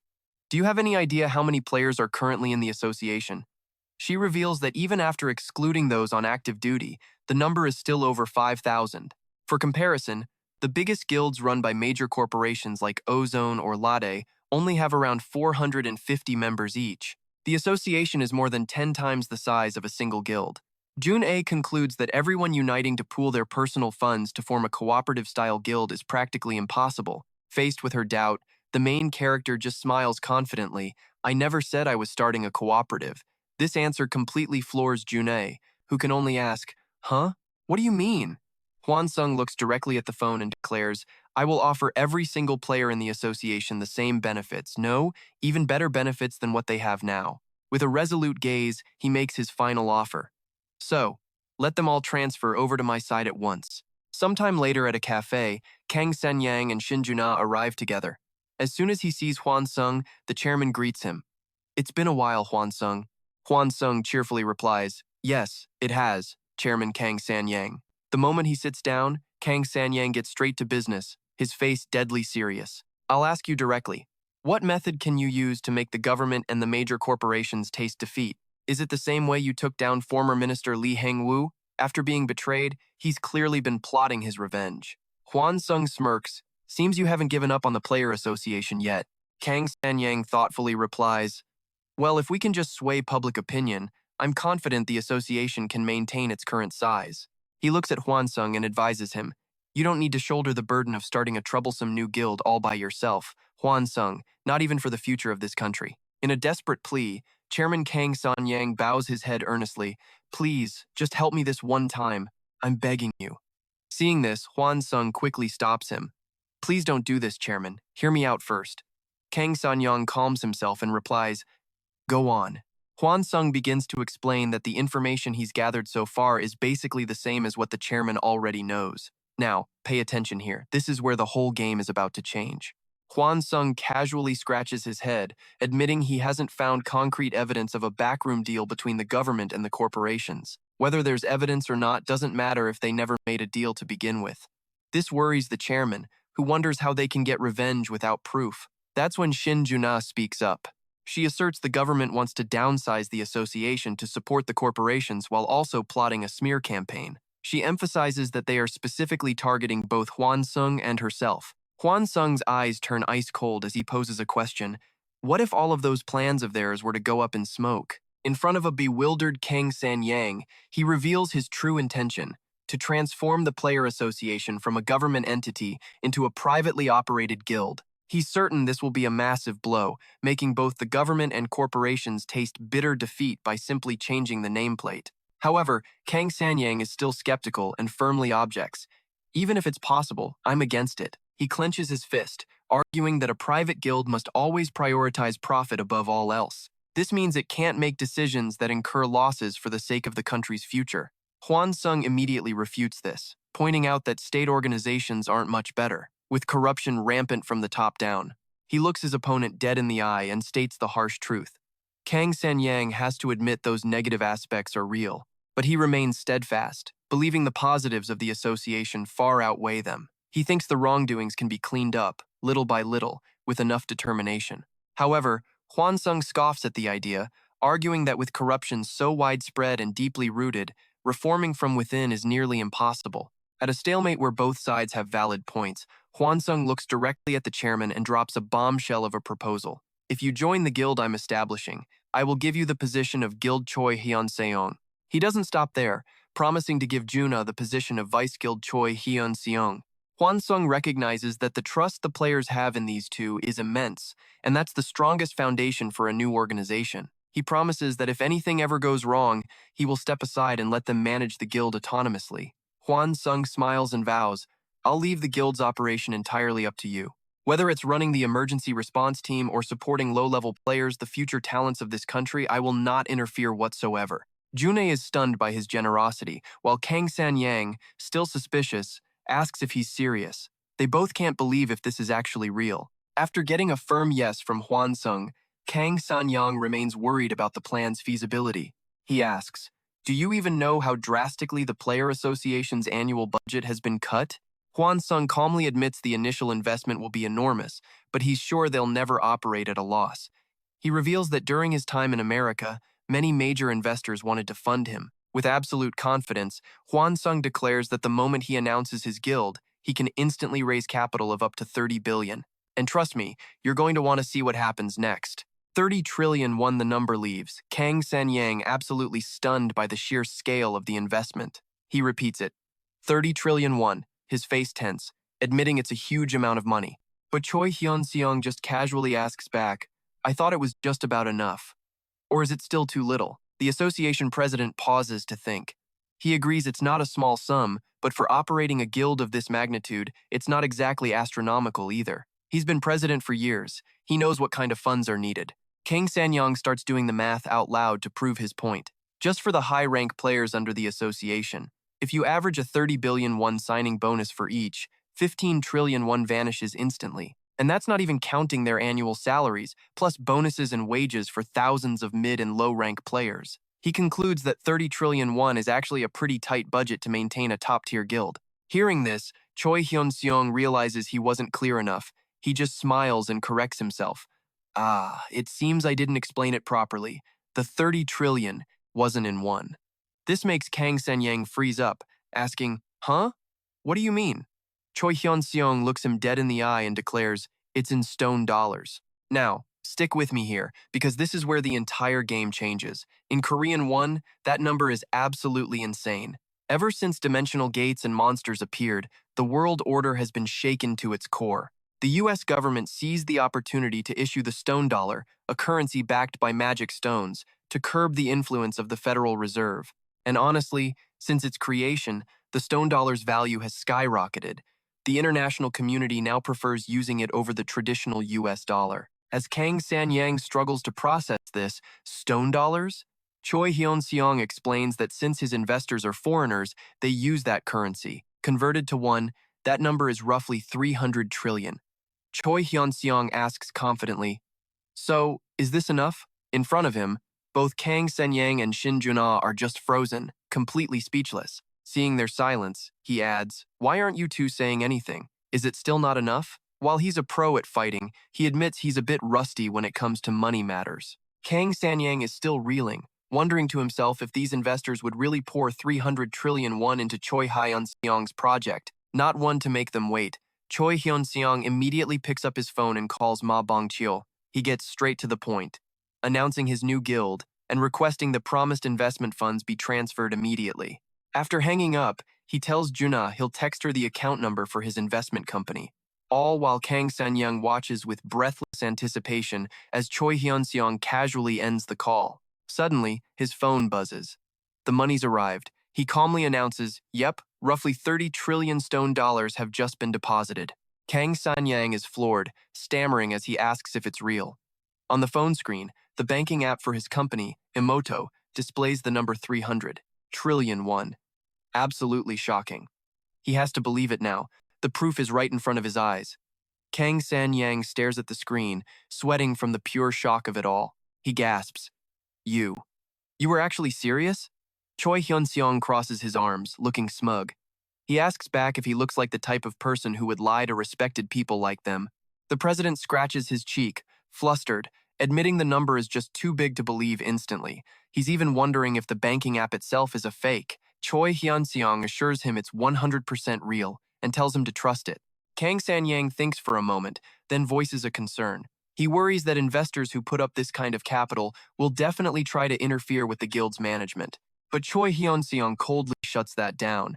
They can't do that. The money's already been transferred, so what right do they have to interfere? He states that as long as the guild runs smoothly and they get their fair share of the profits, that's all that matters. Still, Kang San-yang is worried, asking if they might suddenly demand to pull their investment. This all happened so fast that the president has been in a daze, still struggling to accept what's happening. Choi Hyun-seong states with absolute certainty that the investment contract explicitly forbids the partners from interfering in management, and unilaterally withdrawing funds? Also impossible. Hearing this, Kang San-yang is amazed. He secretly wonders if the US government is behind this massive deal, looking to bind Choi Hyun-seong to them if the investment fails. He clenches his fist with determination, vowing to make the new guild succeed at all costs so they don't lose a talent like Choi Hyun-seong to America. Choi Hyun-seong looks straight at Kang San-yang and gives a firm answer. Of course. Maybe not all of them, but I believe I can persuade the vast majority. With that commitment, Choi Hyun-seong declares, "Then let's proceed immediately." Kang San-yang nods in agreement. "I'll do it." And just like that, with the negotiation over, the association officially changes hands. Right after, the resignation letters from both Kang San-yang and Shin Jun-ah are submitted. Witnessing this, Minister Lee Jong-man smirks with satisfaction. He sneers, thinking they finally had to surrender, proud that his plan to loosen regulations worked perfectly. He muses that he never expected even Kang San-yang to quit so soon. Okay, now get ready for this. The villains think they've already won, but they have no idea what's coming. Lee Jong-man scoffs, saying a player should just stick to hunting and bringing back magic stones, unworthy of the title of association president. He picks up his phone, muttering that if Kang San-yang had been a little smarter, he could have enjoyed quite a few perks. On the other end of the line, a well-dressed, gray-haired, middle-aged man greets him respectfully. Yes, Minister. Lee Jong-man smugly announces Choi Hyeon-seong and Shin Jun-ah have officially terminated their contracts with the Player Association. The man on the other end is clearly surprised. What? Is that true? Lee Jong-man confirms it and declares that with this, he has fulfilled all the promises he made. So the new association wanted to get rid of the top brass. It was all planned from the start. Lee Hyun-wook from the Asen Group smiles slyly over the phone. It's all thanks to you, Minister. I'll make sure you're rewarded handsomely. In response to this fawning, Minister Lee Jong-man just laughs, completely satisfied. Oh, there's really no need for that. It's not just Oh-sung. All the other big shots from top corporations are ecstatic, believing the lucrative prize of the dismantled Player Association is now firmly in their grasp. In his office, Lee Jong-man leans back in his chair, his face a mask of greed as he wonders to himself, how much is all this worth, I wonder? But just as he's dreaming about the massive fortune he's about to receive, his phone rings again. It's Lee Hyun-wook, cutting his daydream short. Minister Choi Hyeon-seong and Shin Jun-ah have joined another guild. What is going on? Did they break up the association just to target those two? Lee Jong-man is shocked. What? He blurts out, immediately trying to dodge responsibility. That's something I can't interfere with. Another company must have snatched them up first. He even snaps back, reminding Lee Hyun-wook that he promised to handle all the logistics himself. But Lee Hyun-wook is absolutely furious now, roaring, I'd understand if another company beat us to it. But do you have any idea who the guild master of the guild they joined is? It's Kang Sanyang, the former president of the Player Association. And trust me, you and I are about to see some glorious payback. Trust me, you're about to see the old guard get completely outplayed. The news leaves Lee Jong-man absolutely speechless. Lee Hye-un-kook continues. Dropping an even bigger bombshell, it wasn't just those two, but every high-rank player the association had prioritized for recruitment. All of them had moved to the guild led by Kang Sanyang. He absolutely loses it, roaring into the phone, What the hell kind of job have you been doing? At this rate, we gain nothing. Don't you see? We've lost the bait and the line, so how are we supposed to catch any fish now? Lee Jong-man tries to save face by shifting the blame. Ahem, isn't that your mistake? I just did my part. But Lee Hye-un-kook hits back with an ice-cold threat. Should I repeat what you just said, word for word, to the chairman? Hearing this, the minister breaks into a cold sweat, stammering, What? Lee Hye-un-kook's voice hardens, reinforcing the threat and forcing Lee Jong-man into a terrified silence. The voice on the other end gives a clear order. Find out everything about the guild Kang Sanyang just created. Immediately. Then, by any means necessary, find a way to dismantle it. Do you understand? Under the immense pressure, Lee Jong-man grits his teeth and replies, I understand. Lee Hye-un-kook adds another warning. If this plan fails, the other corporation chairmen certainly won't stand by and watch their prize get snatched away. Trapped, Lee Jong-man can only promise, I will do my best. Lee Hye-un-kook ends with a chillingly direct threat. If you want a peaceful life after you leave office, you'd better do your job properly. The call ends, leaving him in a tense silence. Lee Jong-man snaps, frantically tearing at his hair, his face contorting with pressure and rage. He grinds his teeth and roars in helpless fury. Damn it! Now, pay attention, because this is where we find out who's really pulling the strings. Two subordinates bring in a mountain of documents, placing them on Lee Jong-man's desk. He picks up a file, muttering the name, the Immortal Guild. As he reads the details, his expression twists in shock. What? He can't believe his eyes when he sees the number on the page. Registered capital of only 100 million won? That's it? Lee Jong-man frowns, guessing. Could it be that Shin Jun-ah and Choi Hyeon-seong joined this place purely for personal reasons? He muses to himself. Based on our analysis, Choi Hyeon-seong is fiercely individualistic, so why would he make such an illogical choice? Just then, his subordinate clears his throat. Minister. Lee Jong-man snaps, What is it now? Sweating nervously, the subordinate reports a shocking fact. The thing is, Kang Sanyang doesn't hold a single share in the guild. He's basically just a figurehead guildmaster. Lee Jong-man is stunned, his voice strained as he asks, Then who is the largest shareholder of the Immortal Guild? The subordinate stammers in response, Sir, it's player Choi Hyeon-seong. The name hits Lee Jong-man like a bolt of lightning. Meanwhile, at the new office of the Immortal Guild, Choi Hyeon-seong walks through, silently impressed.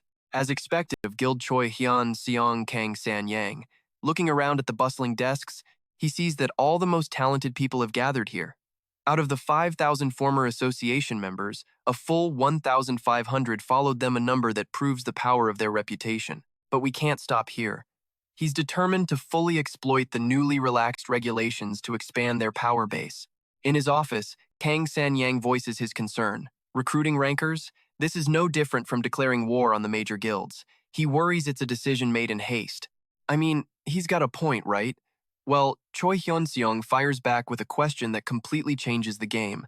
He emphasizes that the moment they pulled those high-level players to their side, the war had already begun. He looks his partner straight in the eye and asks, "Even if we lie low, do you really think the major guilds will leave us in peace?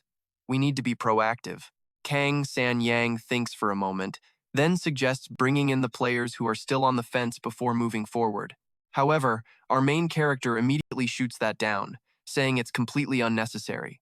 He firmly demands they give up on any players who are still hesitating. He points out that those people never truly intended to switch to the new guild anyway. Hearing this, Kang San-yang's eyes widen in surprise, reminding Choi Hyeon-seong of his promise to recruit all association players. Choi Hyeon-seong confirms that promise is still valid, but he insists he won't let it delay their plans. Faced with his master's determination, Kang San-yang can only nod in agreement. Our MC then asks if he knows any rankers personally and gets an enthusiastic yes, many in response. Kang San-yang adds that most of them are the types who aren't particularly interested in power. Choi Hyeon-seong seems pleased by this, but the guildmaster then asks anxiously about how much of a signing bonus they should offer. In response to that worry, our main character calmly declares, "Just set it to unlimited." The statement leaves Kang San-yang so shocked he breaks into a sweat. Choi Hyeon-seong just smiles and explains, "It's fine even if you spend the entire 300 trillion won investment. If we run out, I'll just secure more."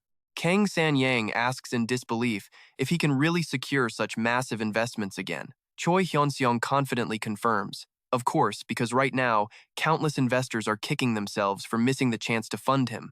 Hearing this, Kang San-yang can only close his eyes and sigh in relief, silently marveling at their financial power. The market value of rankers is definitely going to skyrocket. He realizes that for a long time, the domestic value of rankers had been suppressed by the collusion of major corporations. RMC points out that domestic rankers are currently valued far below international standards. For the same skill level, players in other countries get much better treatment. He looks at Kang San-yang and gives a decisive order: raise their value, properly. Raise it to a level that makes every single one of those major corporations tremble in fear. Faced with his master's massive ambition, Kang San-yang replies firmly, "I understand." Shortly after, the Immortal Guild headquarters officially opens, stunning the media. At the Awesome Group office, Lee Hyun-kook roars at his subordinates, "You fools! What the hell have you been doing?" He can't believe Immortal would dare to poach his own talent. All this time, he was absolutely certain that the collusion between the corporations was more than enough to suffocate any competitor. Phone in hand, Lee Hyun-kook grinds his teeth and curses. That damn Lee Jong-man, what the hell is he doing? He immediately calls the minister to confront him. The second the call connects, Lee Hyun-kook barks, "I told you to deal with the Immortal Guild problem, didn't I?" He's lost all composure, just yelling through the phone. Faced with this onslaught, Lee Jong-man can only sigh and offer a helpless apology. This just makes Lee Hyun-kook even more furious. What good is an apology? Don't you dare make our Oh-sung group a laughingstock. Lee Jong-man explains, sweating, that because it's a new guild, they haven't found any loopholes or mistakes to exploit yet. Hearing this, Lee Hyun-kook roars out his command. "That's because you're trying to do it legally. Even if you have to fabricate evidence, you will get their guild registration cancelled." And just then, oh, you're gonna love this, Choi Hyeon-seong suddenly appears right behind Lee Jong-man, leaving the minister too terrified to even speak. Choi Hyeon-seong coolly snatches the phone and smirks. Well, I thought the great corporations were supposed to be fearsome. I never expected them to be this pathetic. On the other end of the line, a stunned Lee Hyun-kook shouts, "Who is this?" Choi Hyun-seong calmly replies, "Me. I'm the advisor for the Immortal Guild. Player Choi Hyun-seong. You recognize me now, don't you? All right, stick with me," because his sudden appearance leaves the minister's two goons absolutely frozen in shock. By the way, did you know that I recorded that entire filthy conversation you just had? On the other end of the line, Lee Hyun-kook roars with fury, unable to believe he was hung up on so rudely. Meanwhile, back in the office, Choi Hyeon-seong casually tosses the phone to the sweating minister. What a classless pig. Hey, it looks like you're completely screwed, right? Lee Jong-man grinds his teeth bitterly, regretting he didn't crush Choi Hyeon-seong the moment he learned he was the one who took down former minister Lee Hu-yong-gu. Choi Hyeon-seong glances at the mountain of documents on the desk and adds salt to the wound. Wow, you are in some seriously deep trouble. Embezzling public funds behind the president's back while also being hated by every major corporation. In this situation, how exactly do you plan on surviving in this country? Caught red-handed in his own office with undeniable proof, Lee Jong-man's face twists in pure terror, and all he can do is stand there silently as his opponent's sharp words cut him down. Choi Hyeon-seong suddenly steps closer, planting his hands on the desk and asking a deadly question. Hey, you know what I'm talking about, the kind of secret that has the power to destroy you instantly. Facing our main character's cold, menacing glare, the minister stammers out a denial. I don't know. There's nothing like that. But Choi Hyun-seong doesn't let up, insisting there must be a secret so massive that not even the media or investigators could cover it up. He crosses his arms, staring the man down. Aren't you the president's closest aide? And you don't know anything? Lee Jong-man cries out in absolute desperation. I really don't know. Seeing that reaction, Choi Hyun-seong softens his tone, asking for a secret that's a little less extreme, something the minister can use as an excuse with the president. He stresses he doesn't need a secret ledger or fake accounts, just something others might already know. And here's the thing, he's not just threatening a minister anymore. You and I are watching him aim for the president of the entire country. Choi Hyun-seong presses, asking if the minister has a secret that wouldn't directly implicate him. Lee Jong-man immediately screams in confirmation, yes. He reveals that back when he was a congressman, the current president drove drunk, killed someone in a hit and run, and even tried to bury the body. Yeah, let that sink in for a second. The president himself. The incident was then covered up to look like a normal traffic accident, and all the blame was pinned on the driver, who wasn't even at the scene at the time. Our hero asks about the driver's fate and learns he was paid hush money and sent to the Philippines. Choi Hyeon-seong thinks for a moment. Ho, is that so? Before asking about the evidence from the crash. Lee Jong-man confirms he still has the black box video footage of the entire incident, and that even the president has no clue it still exists. No matter how close he and the president are, he always kept an escape plan for himself. Lee Jong-man offers proof. A still image of the panicked president fleeing the scene of the hit and run in the pouring rain. Choi Hyeon-seong figures that this alone isn't enough to completely bring down the president. However, the minister insists this evidence is more than enough. The only problem is the media and prosecutors will definitely try to cover it up. So the best plan is to leak the video on YouTube to create the maximum amount of public pressure. At the Blue House, President Park Kim-in is absolutely furious, screaming in a rage. This guy, seriously, how dare you handle things this way? He threatens to immediately replace the minister, saying he can't trust such an incompetent person like Lee Jong-man with this. Facing this suffocating pressure, Lee Jong-man can only bow his head and tremble. I apologize. The president roars, demanding he explain the situation right now. Lee Jong-man, drenched in sweat, reports. Choi Hyun-seong has discovered my weakness. President Park Kim-in angrily demands to know what the hell he did to get caught like that. Lee Jong-man hesitates for a moment, then drops a shocking truth. That weakness, it isn't mine. It's yours, Mr. President. This stuns the president into silence. What did you say? Lee Jong-man states with certainty. Choi Hyun-seong has the black box video from Lee Yeon-mi's accident. When the president, still confused, asks who Lee Yeon-mi is, Lee Jong-man reminds him it's the incident from back when he was a congressman. The image of that horrific crash scene in the rain suddenly flashes back, crystal clear. Lee Jong-man presses him. That hit and run, you still remember it, don't you? President Park Kim-in's face contorts in horror, sweat streaming down from behind his glasses. He frantically demands to know how Choi Hyun-seong got that video, since he was absolutely certain all the evidence had been destroyed long ago. Lee Jong-man speculates that the driver must have secretly made a copy as insurance for himself. Hearing this, the president grits his teeth and slams his hand on the desk in pure rage. That damn bastard. He can't understand how Choi Hyun-seong even knew about the case to find the video, especially since the driver had vanished in the Philippines long ago. Lee Jong-man bows his head, admitting he doesn't know either. When the president asks one more time to confirm if the video really exists, Lee Jong-man reaches into his breast pocket to present the evidence. Lee Jong-man holds out his phone and confirms this is the black box video that was sent to threaten him. After watching it, President Park Kim-in seethes. That son of a bitch. He demands to know what the guy wants. Lee Jong-man hesitantly reports that Choi Hyeon-seong wants to meet him directly to talk. This news leaves the president speechless. What? This kid's got some serious nerve. Lee Jong-man advises him to just meet him once and see what happens. He proposes a plan. First, play along with his demands, and after the video is completely destroyed, they'll take care of him later. President Park Kim-in is still skeptical, asking if that's even possible. With a face full of grim determination, Lee Jong-man insists that with enough time, he will use every dirty trick he knows to resolve this cleanly. At the Blue House, Choi Hyeon-seong is undergoing a very thorough security check. After he's cleared, he calmly follows Lee Jong-man inside. They walk together down a luxurious hallway towards the president's office. Standing before the massive door, Lee Jong-man says grimly, "Go in." Stepping into the room, both Lee Jong-man and President Park Kim-in look incredibly tense. But in stark contrast, Choi Hyeon-seong casually sits down, crossing his legs on the sofa with an arrogant smirk. And trust me, you and I are about to watch a showdown of epic proportions. Witnessing such blatant disrespect, President Park Kim-in explodes. "You brat, do you have any manners at all?" Choi Hyeon-seong keeps that challenging smile on his face and replies coldly, "Hey, Park Kim-in." This leaves Park Kim-in speechless. "What?" Choi Hyeon-seong remains perfectly calm and retorts, "Looks like you still don't understand the situation, do you?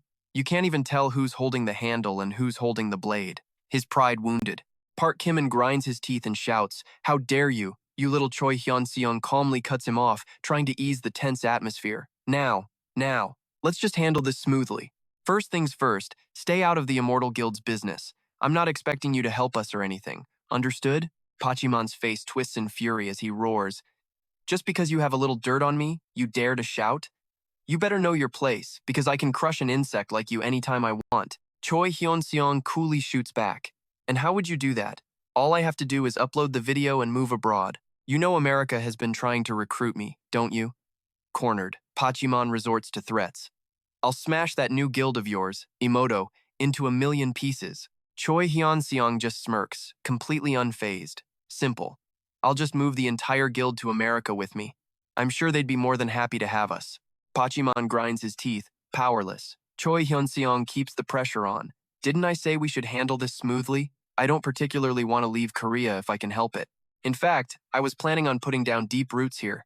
Watching his opponent's expression crumble, he continues, "All those jobs the player association handles, like monitoring inspections or emergency deployments, and even tasks like maintaining public order. Weren't you planning on giving all that work to the big corporate guilds?" Choi Hyun-seong looks the president dead in the eye and makes his demand, "Give all of it to the Imoto D Guild." Stunned, Pachimon can only stammer a question as Choi Hyun-seong clarifies, "Everything you were going to give the major guilds, give it all to us instead."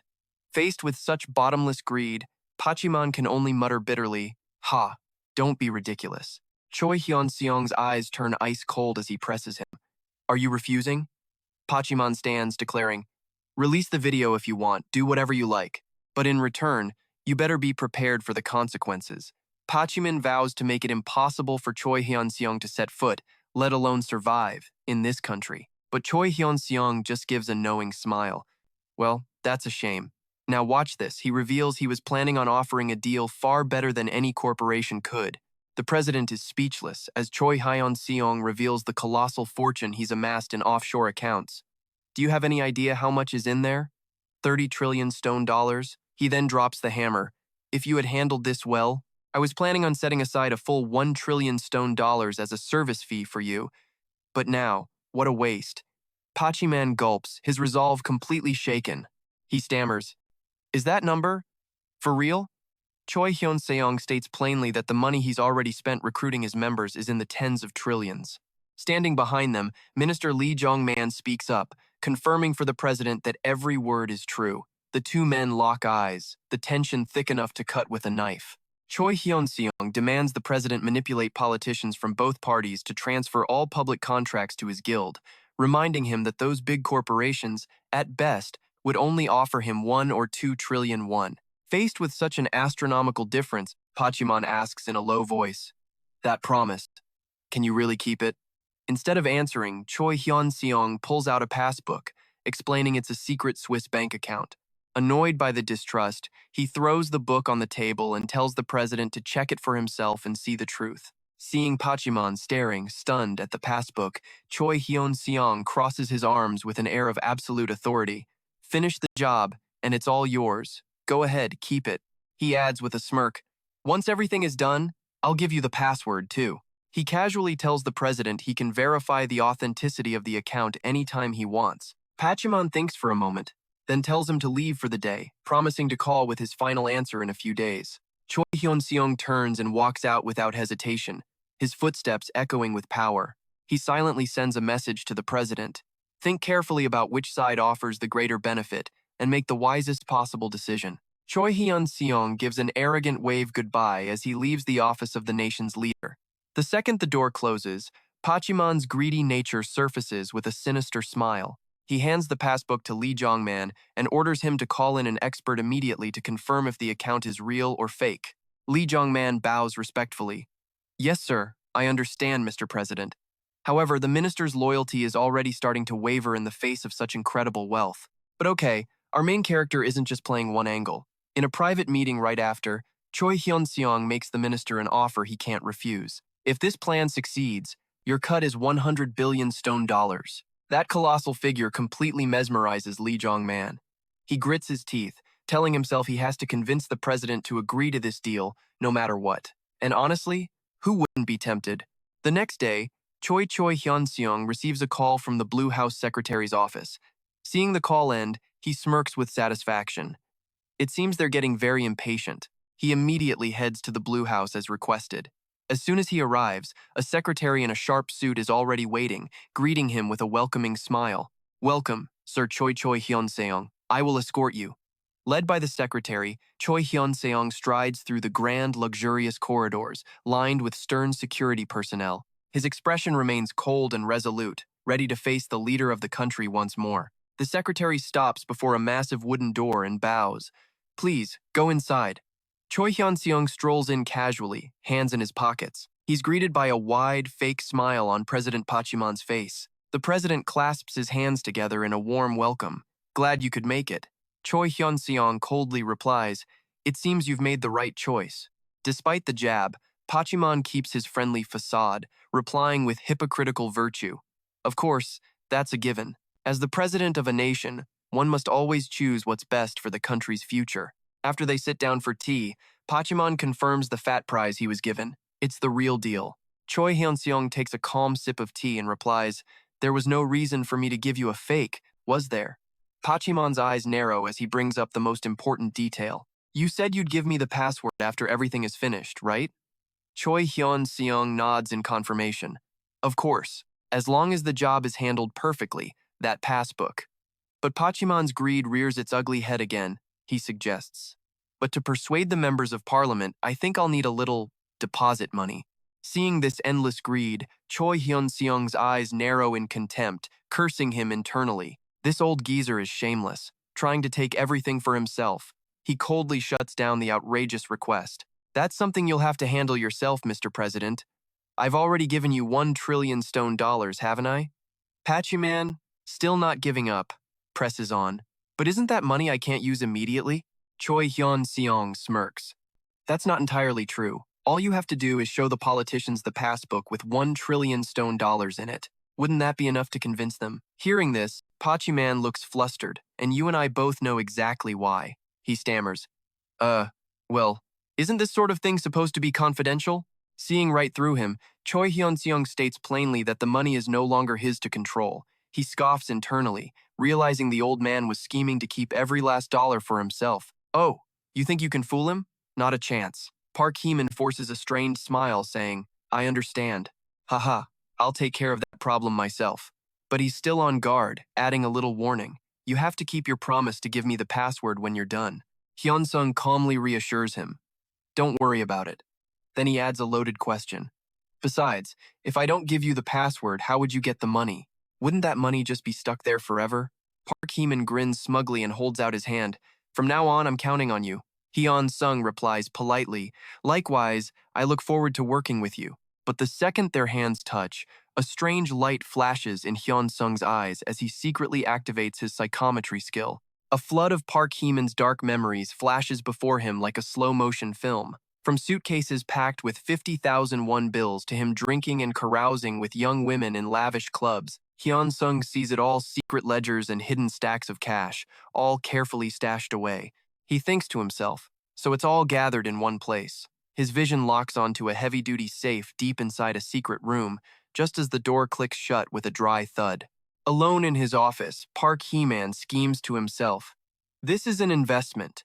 He immediately calls in Lee Jong-man to ask about the total balance in his dummy accounts. Jong-man reports the current figure is nearly 100 billion won. Park Hee-man asks if it can be withdrawn immediately. When he gets a nod, he puts a hand on his subordinate's shoulder and gives the order. I need that money to sway the assemblymen. Jong-man bows. A brilliant idea, sir. Park Hee-man walks away with a sinister grin, confident his plan will succeed.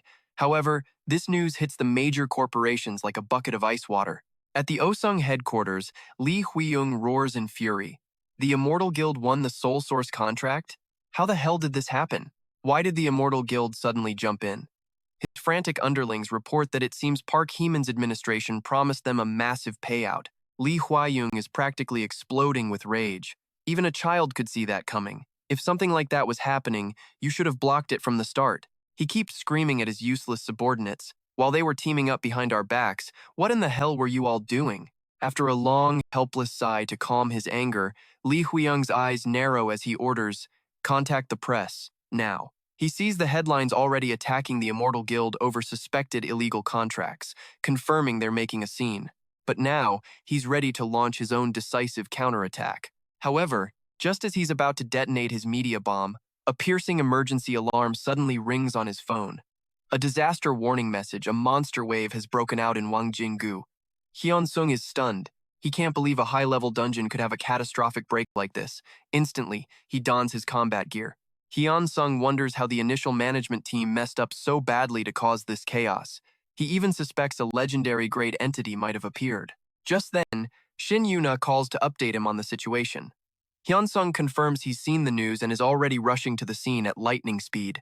On the other end, Yuna and her team are also hurrying over. She can't hide her frustration, saying if the ones in charge had called sooner, this could have been handled from the start. Hyun-seong just gives a cold little smile.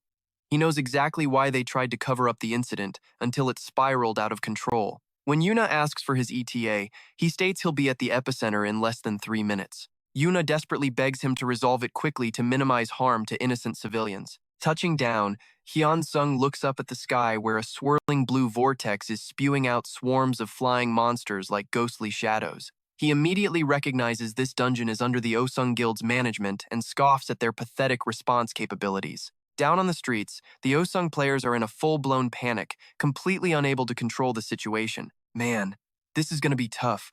A giant golem lets out an earth-shaking roar, opening its massive mouth full of sharp teeth to threaten everything in its path. Hyun-seong coldly assesses the scene. It's a complete and utter wreck.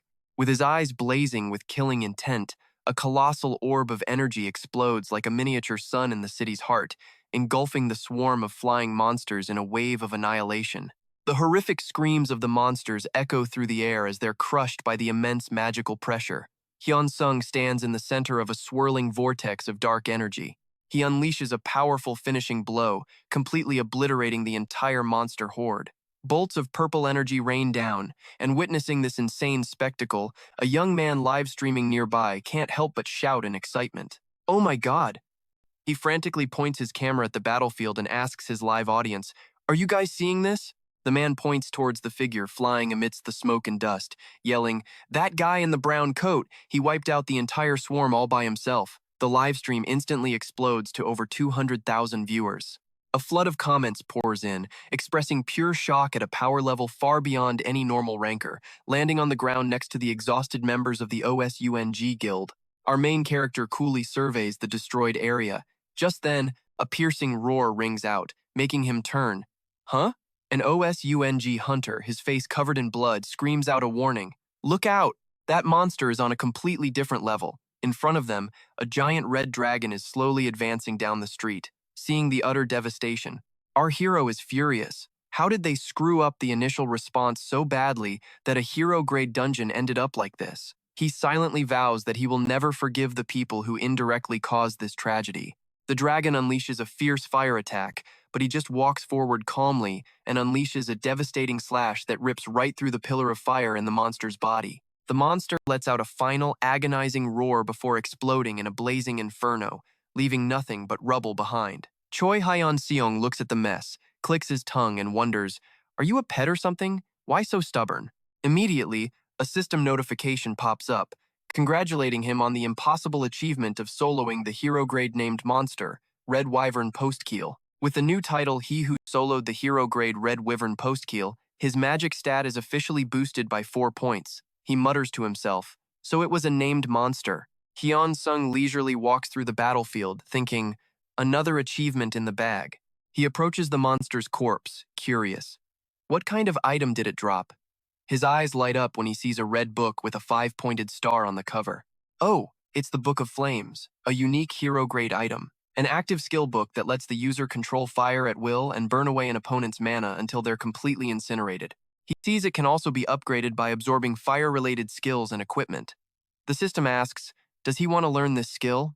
Alright, let's dive right in. Choi Hyeon-seong doesn't hesitate for a second and hits accept. Immediately, he begins the fusion process, letting the Tome of the Blazing Fire absorb his old skills like the common-grade Fire Arrow and the rare-grade Fire Spear and Fire Leopard. But even after pouring in tons of resources to get them to level 10, he's a little let down, still not legendary tier. Choi Hyeon-seong closes his status window and turns his gaze towards the survivors, who notice their savior approaching. The players from the Ozone Guild all bow low to the ground, shouting in unison, "Thank you for saving our lives."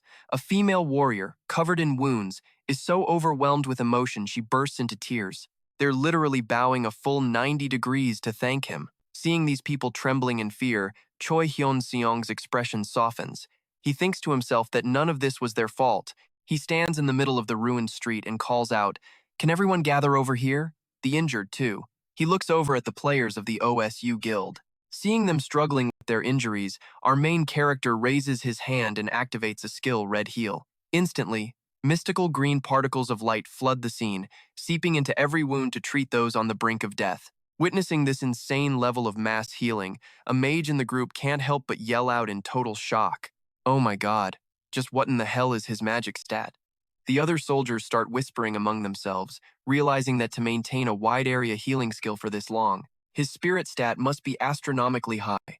Another person, still reeling from the battle, recalls the earlier spectacle. Didn't you see him blow away the Red Wyvern with his sword? I bet his strength and agility are off the charts, too. Meanwhile, Gas Chim is still glued to his phone, his face dripping with sweat from sheer excitement. The live stream viewership has exploded past 3.4 million people, a new all-time record. A few days later, at the Emoto Guild headquarters, the news about the Osung Group scandal is plastered everywhere. And okay, this is where you and I get to see the real fallout begin. It's confirmed they were filing false reports to get an edge on contracts. Sitting in his office, Guild Choi Hyeon-seong Kang Sen-yang looks at our hero and says the real hot topic is something else entirely. He shows him a special article with the headline, "Who is the ranker from the Emoto Guild?" The hidden powerhouse from the Wyvern incident turns out to be one of their own. Choi Hyeon-seong just smiles, admitting, "I honestly didn't expect anyone to be filming me while I was fighting, but this turned out to be a good thing for our Emoto Guild." Kang Sun-yang grins triumphantly and confirms public opinion has totally flipped. He looks at our main character with pure admiration, asking, "Seriously though, I had no idea your power had reached that level. When in the world did you get so damn strong?" Choi Hyun-seong just smiles and replies, "That's a secret." Hearing that, Kang San-yang seems a bit disappointed, but he admits he knows Choi Hyun-seong is hiding a lot and promises he won't try to dig any deeper. He just hopes he'll keep doing what he's been doing, giving his all for the country. Our hero gets an exasperated look on his face as Kang San-yang continues listing his great deeds from staying in Korea to his recent heroics and all the legendary raids before. To the guild Choi Hyun-seong, that's more than enough. A player just needs to hunt monsters well. What more could I ask for? Choi Hyeon-seong silently notes that the guild Choi Hyeon-seong's ideals are a lot like June's, but his patriotism is on a whole other level. Kang San-yang excitedly announces that applications to join the Emoto Guild are currently skyrocketing. Even low-level players who never cared about the association are now reacting with huge enthusiasm. Choi Hyun-seong asks if he plans to accept all of them, but Kang San-yang flatly denies it, saying he's actually going to significantly lower the benefit packages. This decision leaves our main character completely floored. Huh? A rancor? He silently wonders if the old man has lost his mind to change his tune so quickly. Kang San-yang explains that he's not the president of the Player Association anymore. He stresses that he's no longer a public official living on taxpayer money. Now, he's the Guild Choi Hyeon-seong of Emoto, operating with funds from private investors. Kang San-yang is adamant that he refuses to cause any losses for Choi Hyeon-seong or the other investors. Seeing this massive shift in thinking, Choi Hyeon-seong poses a question. What if they reject a hidden gem among the applicants? Kang San-yang coolly replies that they can just make them a new recruitment offer later. As far as he's concerned, it's as easy as that. He claims this is how big corporations operate because it's way more efficient. However, he notes that if Emoto signs an official contract as a government contractor, things will be different. In that case, he'd be using the government's budget, so he couldn't just spend money however he wanted. The official contract signing between the government and the Emoto Guild begins. As he signs the important document, Minister Lee Jong-man gives a smug smile and says, "I look forward to your future assistance, Guild Choi Hyeon-seong Kang San-yang." Playing along, Kang San-yang politely replies, "I look forward to your help as well, Minister Lee Jong-man," and the entire ceremony is being watched silently by Choi Hyeon-seong on his smartphone. Choi Hyeon-seong sits there, smirking at the corruption of those in power. It hasn't even been a year, and they're about to get wiped out. These people, if they love money this much, they should have just become businessmen. And while that's happening, let's check in on our corrupt politicians. He can't hide his excitement about the future, just a little more, and I'll be a billionaire with 1 trillion in assets. So damn lucky. Just as his subordinate enters, President Puckyman greets him with a warm smile. "Ah, there you are." Lee Jong-man respectfully reports that the signing ceremony went off without a hitch. Puckyman beams, says he watched it on TV, and then drops a bomb. "The very moment you signed, player Choi Hyeon-seong sent a message." Lee Jong-man freezes up, breaking into a cold sweat as he realizes just how fast their enemy is moving. Puckyman assumes Hyeon-seong was watching the broadcast and that a message for him is on its way. Lee Jong-man bows respectfully. "Congratulations, Mr. President." Puckyman just laughs, not forgetting to give him praise. "Ha ha ha, that's right, thank you. You did a great job this time." He hands over his phone and tells his subordinate to check it immediately. Lee Jong-man quickly takes the phone and opens the inbox to find a message from an unknown number. As he reads it, a dark, satisfied smile spreads across his face. A different subordinate suddenly bursts into the office, his face pale with terror, screaming, "Sir, we have a huge problem!" President Puckyman just stares back, confused. The man stammers that every single detail about the slush funds they used for friendly organizations during the election has been completely leaked on the internet. Puckyman is stunned, screaming, "Oh my God, what bastard did this to me?" But the nightmare isn't over. The subordinate adds that even the dirty money from his time as a congressman has been exposed. "And trust me, you and I just watched a political career implode in real time. I told you to get him, no matter the cost. You hear me?" The subordinate can only nod and rush off to handle the order. Alone in his office, rage contorts Pachimon's face. He can't believe Inspector Togen would pull this stunt and suspects this is all retaliation from the major corporations. You and I are about to watch his whole world fall apart. The situation quickly devolves into an unsalvageable, chaotic mess. Across online forums, furious citizens leave scathing comments, claiming Pachimon has been corrupt since his time as a congressman and demanding his immediate impeachment. Massive protests erupt in the streets, with thousands holding signs that say "out and stop" to condemn the government's corruption. Facing immense public pressure, Pachimon quietly grabs his passport and leaves the country on a secret flight. But justice finally prevails when a judge officially delivers the final verdict, stripping President Pachimon of his title, effective immediately. Amid the people's victorious cheers, Pachiman lands in Zurich, Switzerland. He strolls casually down the street with a calculating look, thinking that as long as he has money, he can still live like a king. Pachimon confidently walks into a major bank and hands over the savings book Hyeon-seong gave him. The teller takes the book and starts verifying the information, but his eyes suddenly narrow with suspicion as he sees the data on his screen. The teller just smiles and says, "Don't worry, I'll show you the way. It won't take long." Pachimon smugly follows him toward the vault, but he freezes when he senses something is wrong. In an instant, a team of heavily armed police appears, blocking his path. The lead officer coldly declares, "You're under arrest for forging personal documents." Pachiman is stunned. His face twists in horror. "What? What is this all about? The officer explains that while the forged savings book was incredibly sophisticated, it wasn't enough to fool the bank or the local authorities. Meanwhile, back in Korea, Choi Hyeon-seong casually sits on his sofa, holding the real savings book with a triumphant smirk.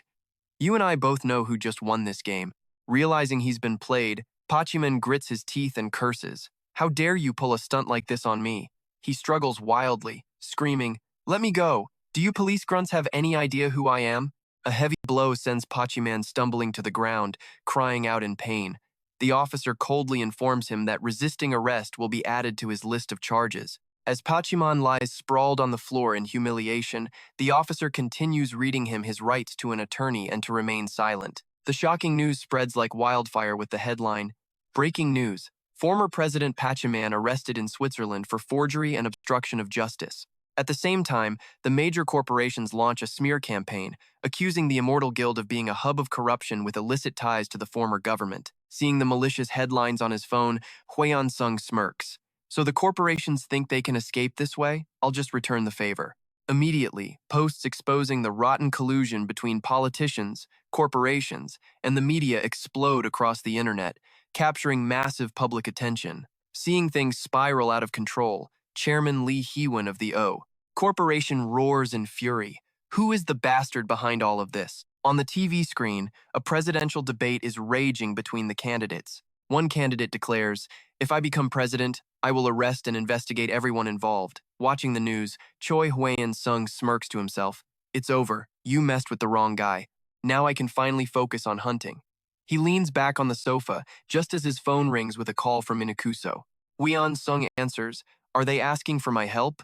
Inukuso respectfully reports, "Yes, Choi Hyeon-seong. The public demand is overwhelming, and it seems the political world is getting involved too." Hyeon-seong frowns. "You mean the Japanese government is stepping in?" Inukuso confirms this, adding that Japan's Minister of Foreign Affairs and Minister of Public Space plan to visit Korea personally and that he will be accompanying them. Hyeon-seong figures the current Korean government is in no position to negotiate. Inukuso explains further. Protocol says they'll meet the acting prime minister to request aid, but then they'll come directly to the Immortal Guild. Hyeon-seong gets straight to the point, asking about the terms. Inukuso reveals that if the Kyosu region is reclaimed, Japan intends to transfer ownership of a portion of the dungeons there. The mention of transferring dungeon ownership makes Hyeon-seong's eyes gleam with calculation. Oh ho, so that's how it is. Soon, at the Immortal Guild's headquarters, the Japanese delegation has officially arrived for the meeting. Standing in his office, Hyeon-seong turns to the Guild Choi Hyeon-seong. "Guild Choi Hyeon-seong Kang Sanyang, please grant me full authority to make the decision on this matter." Kang Sanyang agrees without hesitation. "Of course, I will do exactly as you say." He then adds thoughtfully, "In fact, even if I were to make a decision, if you refused, it would all be for nothing anyway, right?" Hyeon-seong looks him straight in the eye and asserts, "I have no intention of refusing. When I say I'll do something, I do it. No need to worry." Kang Sanyang nods in approval. A wise choice. Hyeon-seong walks down the hallway, led by the red-haired guard. He asks quietly, "Is this the place?" He gets a confirmation. "Please, go right inside." He pushes the door open and steps into a luxurious guest room where the Japanese delegation is already waiting. Hyeon-seong offers a polite smile and speaks first. "It's a pleasure to meet you all." He confidently introduces himself. "I am Choi Hyeon-seong, and I currently serve as the chairman of the Immortal Guild's Advisory Committee." The introduction leaves the Japanese official with a scar on his face completely stunned. His subordinates quickly bow respectfully, saying what an honor it is to meet him. Suddenly, the official drops to his knees on the floor, performing the dojeza, the ultimate ritual of begging. "Please, save Japan, I sincerely implore you." Let that sink in for a second. He's got a government official on the floor. Looking at the scene before him, Hyeon-seong thinks to himself, "These guys, are they trying to use this old trick to get something for nothing?" Though he knows their intentions, he calmly replies, "I'll help, so please, stand up." His answer makes the official ecstatic, as if he'd struck gold. He quickly asks again just to be sure. "Is that really true?" he asks, then thanks him profusely. The old man begins to shower him with praise. "Mr. Choi Hyeon-seong, you are truly a saint sent from the heavens. You will surely be revered as the hero of the Kyosu region."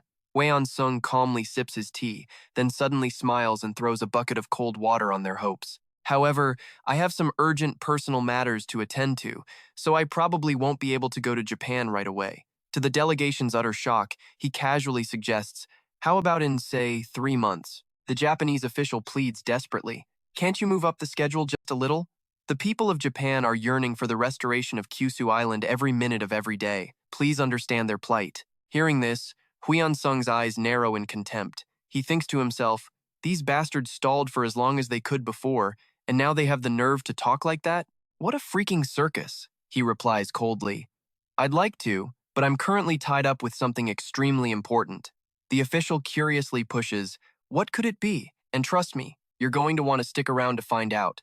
Hyeon-seong cuts right to the chase, revealing it's a massive deal that will wrap up in 3 months, so there's no need to worry. The official's face splits into a greedy grin as he insists money is no object. He promises Japan will cover any and all losses incurred while he helps them no matter the cost. Hyeon-seong just smirks back, asking, you sure about that, buddy? Because we're talking about a ridiculously huge number here.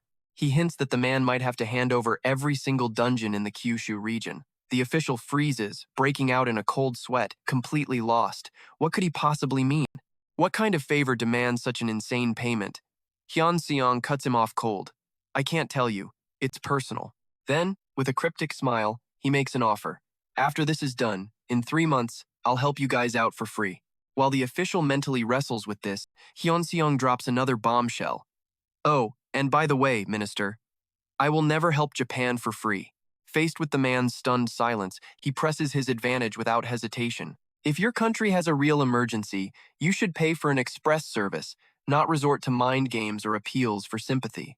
Staring into those ice-cold eyes, the official has a bitter realization he knows everything. The Japanese official grits his teeth and admits it. So, you already knew about the Kyushu incident. Behind them, the bodyguard in sunglasses growls that it's despicable to profit from another nation's tragedy. But Hyeon-seong? He just plays dumb. I have no idea what you're talking about. Seeing that innocent act, the official knows he has to cave. Fine, I'll give you the dungeons, but taking all of them is just too much. He throws out his final offer. I will grant you the rights to 30 dungeons. And here's where it gets good. Watch how he flips the tables. Hyeon-seong's eyes turn sharp as he lets out a sigh. Ha, and I was being generous by not asking for personal damages. It seems you're the one crossing the line now. The chilling threat leaves the official stunned and sweating, with no clue where he went wrong. Before the man can even process it, Hyeon-seong slams a thick file on the table and orders coldly. See for yourself. He flips through pages detailing dark secrets and the personal damages our hero suffered. The official is horrified. What the hell? How did you get this? Hyeon-seong just leans in. So, should I make this little book public? If this gets out, I'm pretty sure no one will blame me for refusing to help Japan anymore. Seeing his opponent completely broken, Hyeon-seong delivers the final blow. The price has changed. Since you threw away my courtesy, the rights to the Kyushu dungeons alone are no longer enough. As the official stares blankly, he lays down the new terms. Hand over the rights to the dungeons on Shikoku Island as well. Then, I'll help you immediately. With no way out, the Japanese official bows his head in utter humiliation, trembling as he agrees. The dungeon rights for Kyushu and Shikoku Islands, I'll hand them all over. Please, just help us. Over at the Hiroshima base in Japan, Ino, president of the Player Association, announces the monster extermination campaign will begin as soon as forces are ready. He expects it to take about 3 days, and suggests everyone rest at the base. Hearing that, our main character is shocked. 3 days from now? Ino confirms it. This is a massive operation involving 100,000 high-level players, so deployment is slightly delayed. Meanwhile, under the quiet night sky, a colossal entity begins to spread its wings and take flight. It's the Golden Eagle, leading a terrifying army of harpy monsters. With glowing red eyes, they descend upon a residential area. Okay, you and I both know what happens when a deal this big goes down. Chaos follows. The creatures go on a rampage, tearing through the city. Their shrieks rip through the silence, signaling a brutal attack. Instantly, alarms blare across the base, jolting our main character awake. What now? He sprints to the command room, demanding to know what the hell is going on. Ino, his face grim, reports that the Golden Eagle is gathering the entire Harpy clan and heading straight for Hiroshima. The main character asks, "Is the civilian evacuation complete?" Ino hesitates, admitting the situation is a complete mess as he utters the word retreat. Hearing that, our hero is stunned. Ino explains that with their current forces, they can't stop the onslaught. High Command has ordered a full retreat to preserve their strength. The roar of helicopters signals the start of the evacuation. Inuksu rushes to his side, pleading, Choi Hyeon-seong, you must escape too. Choi Hyeon-seong calmly asks about everyone else's status and is told they've all evacuated safely. He's always putting others first, isn't he? He quietly looks at his loyal subordinate, Inuksu. Yes, Choi Hyeon-seong. Then, out of nowhere, he makes an incredible offer. This time, how would you like to become the hero of Japan? Inuksu is floored. The hero of Japan? What do you mean? Hyun-seong calmly replies that his own title, Hero of Osaka, doesn't carry much weight anymore. He looks his subordinate dead in the eye and suggests a much bigger role, so what about the title Hero Who Saved the Japanese Archipelago? The words hit Inuksu like a physical blow, his eyes wide with shock at his master's ambition. He immediately snaps to attention, bowing respectfully. Please give me your command, Choi Hyeon-seong. Hyeon-seong smiles, satisfied.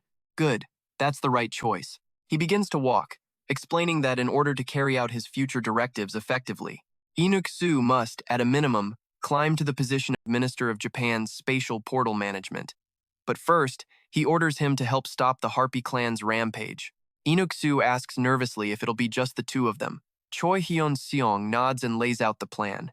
They'll lure the monsters to another area, then use a spatial teleportation skill to get away safely. He pulls out a glowing item and hands it to his subordinate. Here, first, take this. The moment he receives it, Inuksu is staggered as the system info appears. It's the legendary grade Shadow Cloak, which boosts assassination and stealth skills by 10% and lets the user move through shadows by consuming mana. It'll be useful to you. Talk about a sweet gear upgrade. Inuksu is overcome with emotion. He clutches the priceless gift and bows deeply. Thank you for this incredible grace, Choi Hyeon-seong. I swear I will repay you with my loyalty. He realizes his master truly intends to use him for much bigger plans. But then, Hyun-seong turns back with a strange question. Ah, one more thing. Among your subordinates, is there anyone who's a complete idiot, but is also overflowing with a sense of justice? Inuksu confirms there is one such person, a man who is currently chained up in a dungeon for protesting the retreat order. We see a huge, brutish-looking man completely bound in heavy iron chains. And trust me, you're not ready for this next part. Hyun-seong orders the man brought out immediately, deciding a live broadcast is the best way to boost their reputation. He hands Inuksu a gimbal and gives the final insane order. Let's have that guy handle the filming for this operation. Choi Hyeon-seong has a very specific rule. Never cover your face. Everyone must be able to recognize him clearly to build up fame and public trust. Inukuso immediately relays the order, declaring the big guy's only mission right now is to be the cameraman. This news stuns the hulking man. He stammers that even though he's a healer, he's strong enough to fight on the front lines, but Inukuso looks him dead in the eye, saying he can absolutely heal and film at the same time, and to keep a cool head no matter what. Facing Inukuso's overwhelming pressure, the big guy can only tremble and obey, especially when threatened with being sent back to the dungeon. Inukuso orders him to start the livestream immediately, to expose the complete corruption and irresponsibility of the Japanese government for all to see. Hyun-seong soberly assesses the situation over 10,000 hero-class monsters ahead. Surrounded, Inukuso announces to the cameraman that he and player Choi Hyun-seong will personally lure the creatures in another direction. Witnessing this act of courage, the big hunter can't help but feel emotional. He's deeply moved by their self-sacrifice to protect the people of Japan. Hyun-seong gives a cold command, "Let's begin." Inukuso immediately replies, "Understood."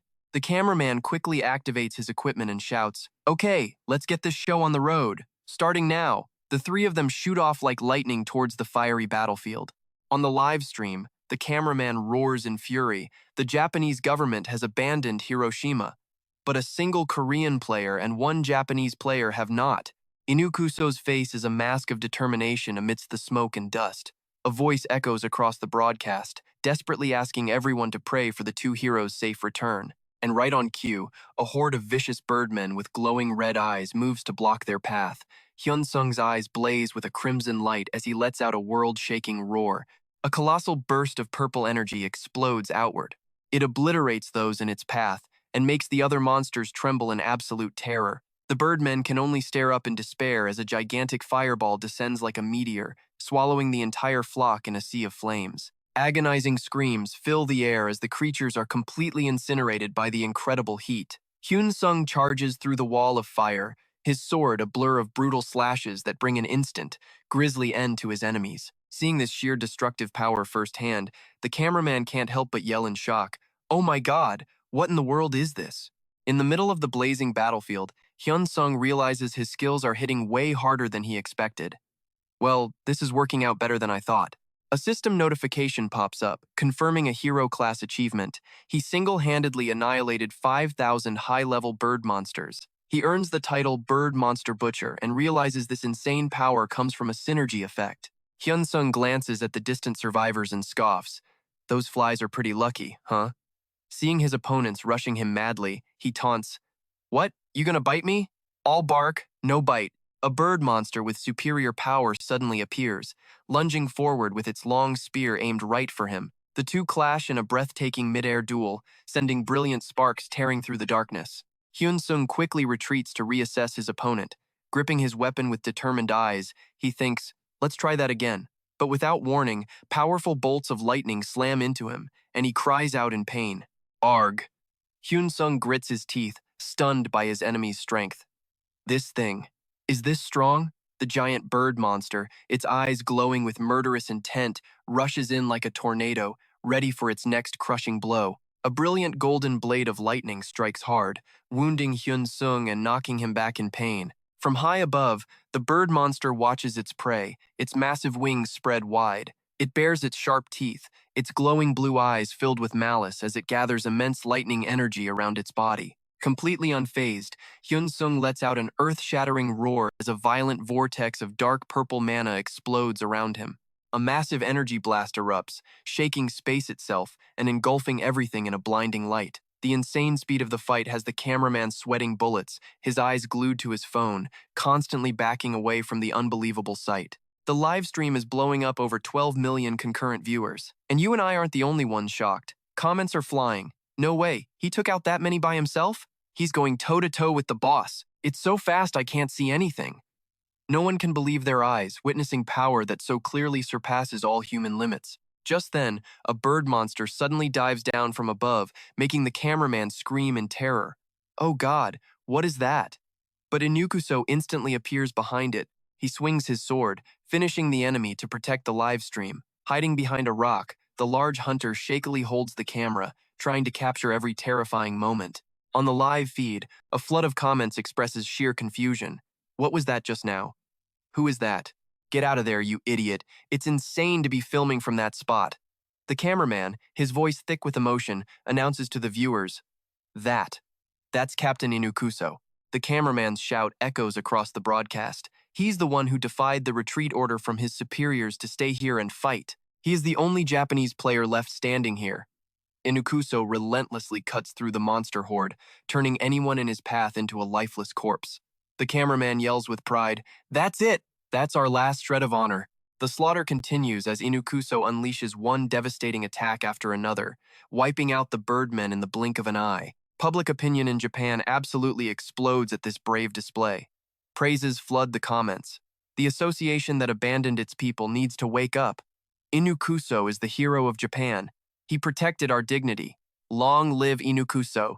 Amid the brilliant flashes of battle, Choi Hyeon-seong is officially revealed, his eyes ice cold. He grips his purple flaming sword, ready to crush any and all enemy resistance. In the emergency command center, Prime Minister Akunabe slams his fist on the table, roaring with rage. Didn't you tell me that player Choi Hyeon-seong had already evacuated? His subordinate sweats profusely. He stammers that the previous reports all confirmed that information. The Prime Minister points a trembling finger at the large screen showing Hyun-seong in battle and screams, "Then what is this? I'll ask you one last time. What the hell is this?" The high-ranking officials can only bow their heads in utter humiliation. The Prime Minister frantically yells, "That scene is being broadcast live. What will other countries think of us? How useless the Japanese government must look. Contact Chairman Ino Audi immediately. I am issuing an order to annihilate the bird monster tribe." In this desperate situation, Prime Minister Akunabe grimly asks about Inukuso's current rank. When he learns Inukuso is just the captain of an information team, he decisively issues an order. Appoint Inukuso as the chairman of the Player Association as soon as this battle ends. And here's the final political play you and I are about to see unfold. Akunabe's subordinates are stunned. but he insists Inukuso is the only Japanese man brave enough to stay and fight, so they have to build him into a hero. He wants to spin a new story, that Hyeon-seong and Inukuso's presence was a secret deal with the government, and that they voluntarily refused any additional support. Even worse, Akonabe is twisting the narrative, claiming the players who fled are actually heroes fighting elsewhere. But while he's staging a political drama, let's you and I watch the real battle reach its absolute peak. Hyeon-seong goes head-to-head with the Birdman chieftain, unleashing earth-shattering lightning explosions. He admits the enemy is insanely strong, constantly hammering him with attacks. An epic blast erupts, and a system message pops up. Hyeon-seong has earned a legendary achievement. For single-handedly slaughtering 10,000 monsters, he gets the title Birdman Massacre, a legendary rank. And now, the real fight begins. Hyeon-seong quickly pops some buff potions. His eyes glow with killing intent as his health drops below 10%, triggering his legendary Berserker passive skill. Instantly, all his stats, strength, agility, magic, and spirit skyrocket. But the Golden Eagle is no slouch either, emitting insane pressure. Its blue eyes crackle with deadly lightning as it lets out a deafening roar and charges at terrifying speed. The two forces collide in a shower of sparks. Hyeon-seong grits his teeth, pushing back with all his might, wondering how this thing is tough as a rhino and how long he can even hold on. He knows if another one of its passives activates, he's in deep trouble. Seizing an opening, he strikes, and the monster lets out a devastating shriek. A massive energy explosion erupts from the impact, blasting everything away. Hyeon-seong flips through the air and lands perfectly. And yeah, you can see right here who's really in charge. Across from him, the Golden Eagle is now heavily wounded. It glares at Hyeon-seong, its face a mask of pure hatred and fury. It's furious, but knows it's completely outmatched. Hyeon-seong realizes the monster is highly intelligent, able to assess the situation quickly. He gathers his power, his eyes glowing fiercely as a red aura surrounds him, then dives from above like an arrow. Before the Golden Eagle can even react, Hyeon-seong activates a skill to close the distance instantly. He appears out of nowhere and drives a devastating strike straight through its body. A huge explosion of energy incinerates the legendary creature, right before the stunned eyes of Inukuso and the cameraman. The Golden Eagle's corpse falls and disintegrates into dust. Hyeon-seong lands, breathing heavily, thinking he'll need to sleep for days to recover from this fight. On the live broadcast, millions of viewers explode with joy, flooding the chat with comments praising the hero's unbelievable power. Inukuso calmly announces the raid is over and ends the broadcast, despite the audience begging for an interview with our main character. He urges everyone to give a huge round of applause for the two heroes who saved Japan. After the stream, Inukuso turns to congratulate the cameraman, Kimura, for a job well done. Meanwhile, Hyeon-seong walks over to the wreckage. He notes that defeating this monster felt completely different from when he faced Hydra back then. Suddenly, he spots a weapon left behind, and his eyes light up. The enemy's spear is a hero-grade item. Hyeon-seong then picks up a white robe from the rubble. The system instantly confirms it's the robe of the Lord. It doesn't just boost physical, magic, and lightning resistance, but also allows the user to fly freely with minimal mana cost. Looking at the insane stats on this thing, Hyeon-seong cracks a satisfied grin. And I know what you're thinking, that is absolutely broken. He immediately puts on the robe of the Birdman Lord and shoots into the sky to test it out. Feeling its amazing agility, he notes the mana cost is practically zero. Satisfied with his new mobility, he decides to check his skills next. A notification pops up for the legendary skill, Heavenly Lightning. It's an active skill that imbues every action with lightning power, instantly paralyzing enemies with zero cooldown. But after a closer look, he scoffs, thinking it feels like a low-level version of Black Dragon's breath. Still, he decides to merge the two skills. Next, he pulls out the Armor of the Thunder King, a unique legendary skill book. This is a super powerful passive skill. It massively boosts physical, magic, and lightning resistance, and it can be leveled up by absorbing other defensive skills or items. Hyeon-seong can't hide his excitement seeing its rank. Oh my god, this is insane. A unique legendary. He immediately has the new skill absorb a bunch of old passives like Tough Body, Stone Skin, and Steel Skin to max out his defenses. After collecting his loot, Inukuso approaches and Hyeon-seong smiles back. You worked hard too, Inukuso. Suddenly, the sound of helicopter blades echoes from the distance, making him pause, on guard. Huh? Out of the darkness, a group of mysterious men in black suits approaches, led by a man with long hair and an eye patch. The men in suits bow respectfully and shout in unison, "Player Hyeon-seong, the hero who saved Japan. We sincerely thank you." But our main character just coldly replies, "The thanks aren't just for me, are they?" He directs their attention toward Inukuso, prompting an official to immediately step forward to shake his hand and praise him. "Amazing work, Inukuso. You've protected the pride of Japan's players." Immediately, a crowd of subordinates bows respectfully. "You are truly great, Captain Inukuso." Despite the praise, Inukuso remains calm and humble. "I only did what had to be done." Just then, the roar of helicopters fills the sky as a whole. Fleet begins to land. Hyun-seong lets out a small "huh" as a middle-aged man with gray hair and a sharp mustache steps off the aircraft. He immediately recognizes him. Prime Minister Akunabe. And with him is a whole media crew with cameras and reporters ready to go. Hyun-seong narrows his eyes suspiciously. "Playing dirty behind my back? Following me all the way out here?" But then, the Prime Minister suddenly drops to his knees and declares loudly, "Thank you, both of you. It is thanks to your actions that Japan is safe." This move leaves our MC completely stunned. Behind the PM, other officials also kneel and shout, "On behalf of the people, you are the heroes who saved Japan." Witnessing this elaborate setup, Hyun-seong scoffs internally. And right here, you and I can see exactly what's going on. "Ah, so they're here to put on a show." He subtly glances at his subordinate. He thinks, "Good chance for you to look cool, and I might as well show my handsome face on camera." Inukuso immediately steps forward to help the Prime Minister up, declaring boldly, "I was only doing my duty." In front of the cameras, Prime Minister Akanabe acts deeply moved. "Player Inukuso, thank you for accepting and risking your life on this dangerous mission. Truly, thank you." Hearing the PM mention a mission, Hyun-seong's brow furrows in suspicion. He curses internally. "What the hell is this? Are they staging some hero drama to fool the public? Maybe I should just blow this whole charade up right now." But seeing the cameras and reporters swarming around him, he tells himself to stay calm. "No, for now, I'll just play along and see what happens." "All right, stick with me here, because you're about to witness a masterclass in manipulation." Choi Hyeon-seong gives a subtle signal to his subordinate to just play along. Instantly, Inukuso's demeanor shifts, humbly telling the Prime Minister, "Sir, I was simply doing my duty." Prime Minister Akunabe beams, gesturing with reverence. No, that's not it at all." He continues his performance for the media.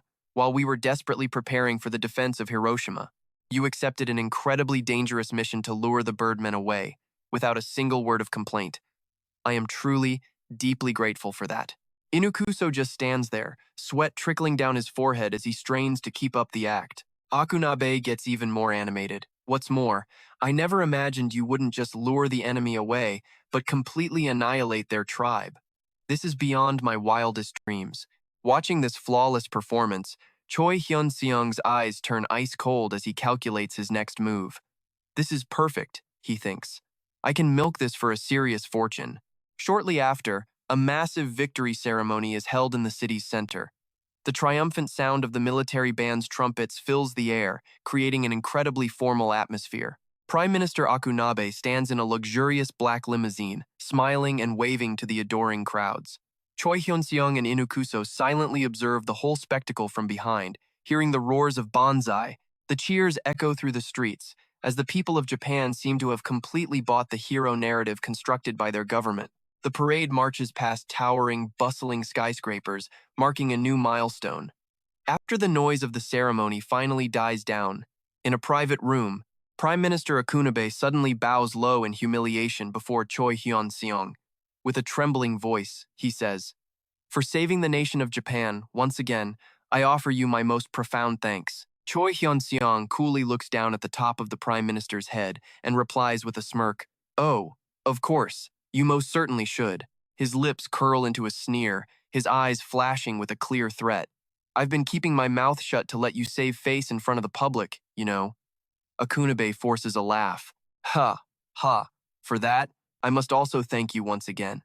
Choi Hyun-seong's smile vanishes, his expression turning serious and sharper than ever. "Let's see what kind of trick you're planning next. Let's hear what you have to say." Choi Hyun-seong stares him down and coldly lays out the truth. "At the Japanese government's request, the two of us faced the Birdmen tribe alone. You want me to say that and keep the truth about you abandoning Hiroshima a secret, don't you? You're asking me to keep your secret for you, is that it?" The sweating Japanese official gives a slight nod of acknowledgement. Yes, that's correct. Choi Hyun-seong casually asks back, if I do that, what will you give me? The official's face becomes flustered. He stammers, explaining that since they've already granted the dungeon rights on both islands, they can't do anything more. Instantly, Choi Hyun-seong's gaze turns to ice. He growls, I don't like the sound of that. Now, watch closely. How about I go out right now and hold a press conference? The direct threat makes the official's face drain of all color. He quickly gives in, pleading, what do you want? Whatever it is, I'll make it happen. Choi Hyun-seong offers a faint, generous-looking smile. I don't intend to make an outrageous demand. He calmly states his first condition. First, for the profits generated from the dungeons on those two islands, make sure they are completely tax-exempt for me. And don't even think about pulling a fast one with some special law. Seeing the official sweating bullets, Choi Hyun-seong sneers. Judging by that reaction, you were actually planning to stab me in the back, weren't you? Cornered, the man frantically tries to clear his name. No, I will provide written assurance of a full tax exemption on the profits. Choi Hyun-seong scoffs internally.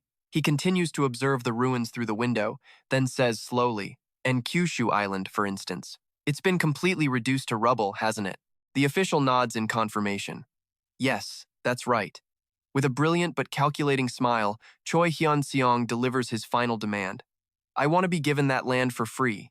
Even though the areas near dungeons are always dangerous, the land prices there are still astronomically high.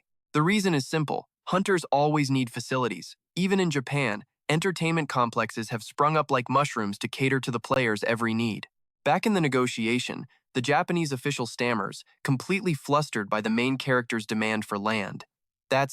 After a moment of consideration, he finally bows his head in acceptance. I understand. However, Choi Hyun-seong has no intention of stopping there. He muses, and I've also thought very carefully about this. Okay, I know what you're thinking. He's got everything he wants, right? Not even close. He looks the official in the eye and declares, it seems a bit unfair for all the rewards to go to me alone. The statement leaves the official utterly stunned. Huh? What do you mean? Choi Hyun-seong reminds him, isn't Inukuso the hero who risked his life fighting the Birdmen tribe? The man can only nod in agreement. Yes, you're absolutely right. With a knowing smile, our main character presses him. So, what kind of reward is the Japanese government planning for Inukuso? The official proudly announces, for now, we plan to give him the position of president of the Player Association. He asserts that since Inukuso is a prime example for others, he will surely receive it. But Choi Hyun-seong looks unimpressed. Is that all? Seeing the man's confused look, he bluntly states his demand. Let him also hold the position of Minister of the Gate Management Department. The suggestion makes a vein throb on the official's forehead from the sheer pressure. The main character coldly adds, compared to the current minister, who can't even assess a situation, Inukuso will surely do 100 times better. Seeing him still hesitating, Choi Hyun-seong asks pointedly, you don't like it? The official hastily explains that the minister's position isn't something he can decide on his own. It requires thorough discussion with the cabinet officials. But our hero immediately cuts him off with a smirk. Are you planning to put another clueless idiot in the minister's seat again? He stares him down, delivering the ice-cold final blow. Isn't it because of ridiculous personnel appointments like that Japan is in this pathetic state now? Under the pressure of Choi Hyun-seong's ironclad demands, the Japanese official can only stand there, silently drenched in cold sweat. He squeezes his eyes shut in helplessness, then gives his final, trembling answer. I will. Review it as positively as I can. The next day, Choi Hyun-seong's journey in Japan officially comes to an end as he heads back home. In the international arrivals hall of a Korean airport, he leisurely pulls his suitcase along with a smug expression. Thinking about the colossal benefits he just secured, he gives a small, satisfied smile. Nice. But his joy is cut short. The moment he steps through the security exit, he's overwhelmed by a forest of camera lenses and reporters lying in wait. The continuous sound of camera shutters and blinding flashes makes Choi Hyun-seong exclaim in shock. Huh? Seeing the crowd crazily blocking the path, he starts to get annoyed and mutters, why are there so many people? He secretly worries, wondering how he's going to escape this encirclement. The clatter of heels and rolling suitcase wheels echoes in the hall. The horde of reporters starts to clamor as they identify their target. Hey, it's Choi Hyun-seong. Despite being heavily disguised with a cap, sunglasses, and a black mask, he has become the center of everyone's attention. Camera flashes explode around him, but Ratman, form, just sighs to himself. The guy hasn't even shaved, yet they're all chasing him down like this? He's just trying to find a way out. But he freezes, spotting a group of men in sharp black suits cutting through the crowd. He squints, recognizing faces he's only seen on TV. Are those the presidential candidates? He scoffs internally at the nerve of these old politicians, using his fame for a public photo op. One of them rushes forward, grabbing his hand with a huge smile. You've worked so hard overseas. Ratman, form, can only manage a stiff reply. Ah, yes. Surrounded by cameras and reporters, the candidates all flash their brightest smiles. They keep shaking his hand, showing their deep concern for the hero just back from abroad. Ratman, form, grinds his teeth in fury, realizing he's being used as a prop for their political campaigns. These bastards, he thinks. Why are they using me to push their own agendas? Fed up with the circus, he announces coldly. That's enough for today. The candidates look disappointed but force a smile. Ah, of course. We've taken up too much of your time. But the reporters refuse to let him go, swarming him with a barrage of questions. Which candidate do you support? Whose policies do you agree with? Leaving the chaos of the crowd and the flashing lights behind, Ratman, form, quickly breaks free and gets into a waiting car. The car door slams shut, completely silencing the noisy world outside. In the driver's seat, Dune smirks at him. Wow, looks like you had a rough time. But hey, that's the price of fame, right? Ratman, form, gives a small appreciative smile. Thanks for looking out for me, Dune. She replies casually. Don't mention it. The car glides down the empty highway toward the city center. Suddenly, Dune speaks up, her voice filled with disbelief. Honestly, I'm still shocked. When did you level up so fast? Ratman, form, just explains that he's simply been training hard. Curious about his recent legendary battle, Dune asks, so tell me everything. What was it like taking down Golden Eagle? Ratman, form, starts to excitedly wave his hands around, recounting his epic victory. But in stark contrast to his excitement, Dune's face suddenly turns serious and worried. She snaps at him. You were one step away from getting a free cremation. As the car stops at a red light, Dune turns to him, her eyes blazing with anger. Why would you do something so dangerous? Her sudden change in attitude leaves Choi Hyeon-seong completely stunned. He can only stammer, confused. Well, and you know what? It wasn't just her. It seems the news of his reckless fight in Japan had all his loved ones going crazy with worry. Choi Hyeon-seong just lets out a knowing smile, feeling their concern. Still driving, Dune barks, Hey, are you deaf? Are you even listening to me? The light turns green, but he just keeps grinning. She asks, annoyed, What are you smiling about? Choi Hyeon-seong replies casually, Nothing. I'm just happy that you worry about me so much, Dune. Her face flushes with embarrassment, and she quickly denies it. Hey, no I don't. Who would worry about a stubborn guy like you? But even as she says it, she hesitates, admitting, well, maybe she wasn't completely unworried, which only makes him look at her with a teasing gaze. They arrive back at the Emoto Guild headquarters. The moment he walks in, Guild Choi Hyeon-seong Kang Sen-yang greets him warmly. You've returned after a truly great achievement. He asks enthusiastically if running the guild now feels any more comfortable. Choi Hyeon-seong smiles and confirms everything's fine, except for the annoying reporters, but that's a price he's willing to pay. Kang San-yang nods in agreement, then gets serious. Right now, we're getting a flood of investment offers for our guild. Without a second's hesitation, Choi Hyeon-seong gives a firm order, reject them all. Kang San-yang confirms he's already done just that, exactly as his boss would want. He continues his report on their exploding personnel situation. Requests to join the guild are pouring in like a waterfall. It's not just local players either. Rankers and high-level players from all over the world are desperate to join Emoto. Seeing this incredible potential, Choi Hyeon-seong gives another decisive command. Accept all of them. He even makes a bold decision. Let's use this chance to establish overseas branches. Hearing this, Kang San-yang hesitates. I'd love to do that. But, he says, worried that expanding internationally so quickly would require a huge amount of capital that the guild just doesn't have yet. But Ratman, form, just stares ahead coldly and replies, leave that to me. Just sit back and watch how a true boss handles these little money problems. Now, over at the U.S. Intelligence Agency headquarters, a report on the Emoto Guild's massive source of funding has finally reached the highest level. Hearing the money came from China, the U.S. president blurts out in shock, China? Are you serious? He's baffled, since that's the country with a deep grudge against Choi Ratman form. The two sides had never even officially met, so how could they possibly agree to invest such an absurdly large amount of money? In the briefing room, an analyst pulls up the details, explaining that the person with real power in China is Ma Buanzio. Though his official title is only vice chairman, with the current chairman being a mere puppet, he's effectively the #1 figure running the entire country. Under Ma Buanzio's leadership, China officially sent an apology for the kidnapping and assassination attempt on Choi Hyeon-seong, Form, and his family. Immediately after, a massive fund worth 30 trillion stone dollars was transferred directly into an international investment firm owned by Choi Hyeon-seong, Form. If this was just compensation, the amount is absolutely insane, far beyond any normal standard. An aide confirms that this mysterious source of capital is how Ratman, Form, built the powerful Emoto guild he has today. Starting to see how wild this is? The key issue is that the entire transaction and the truth behind the money were kept completely secret by all parties involved. Could there be some kind of special understanding between legendary class slayers that outsiders just can't comprehend? Another official with a goatee suggests a different possibility. Perhaps China recognized Choi Ratman Form's true potential early on and decided to submit to him to avoid a catastrophic ending. As the debate heats up, the president slams the table, demanding silence.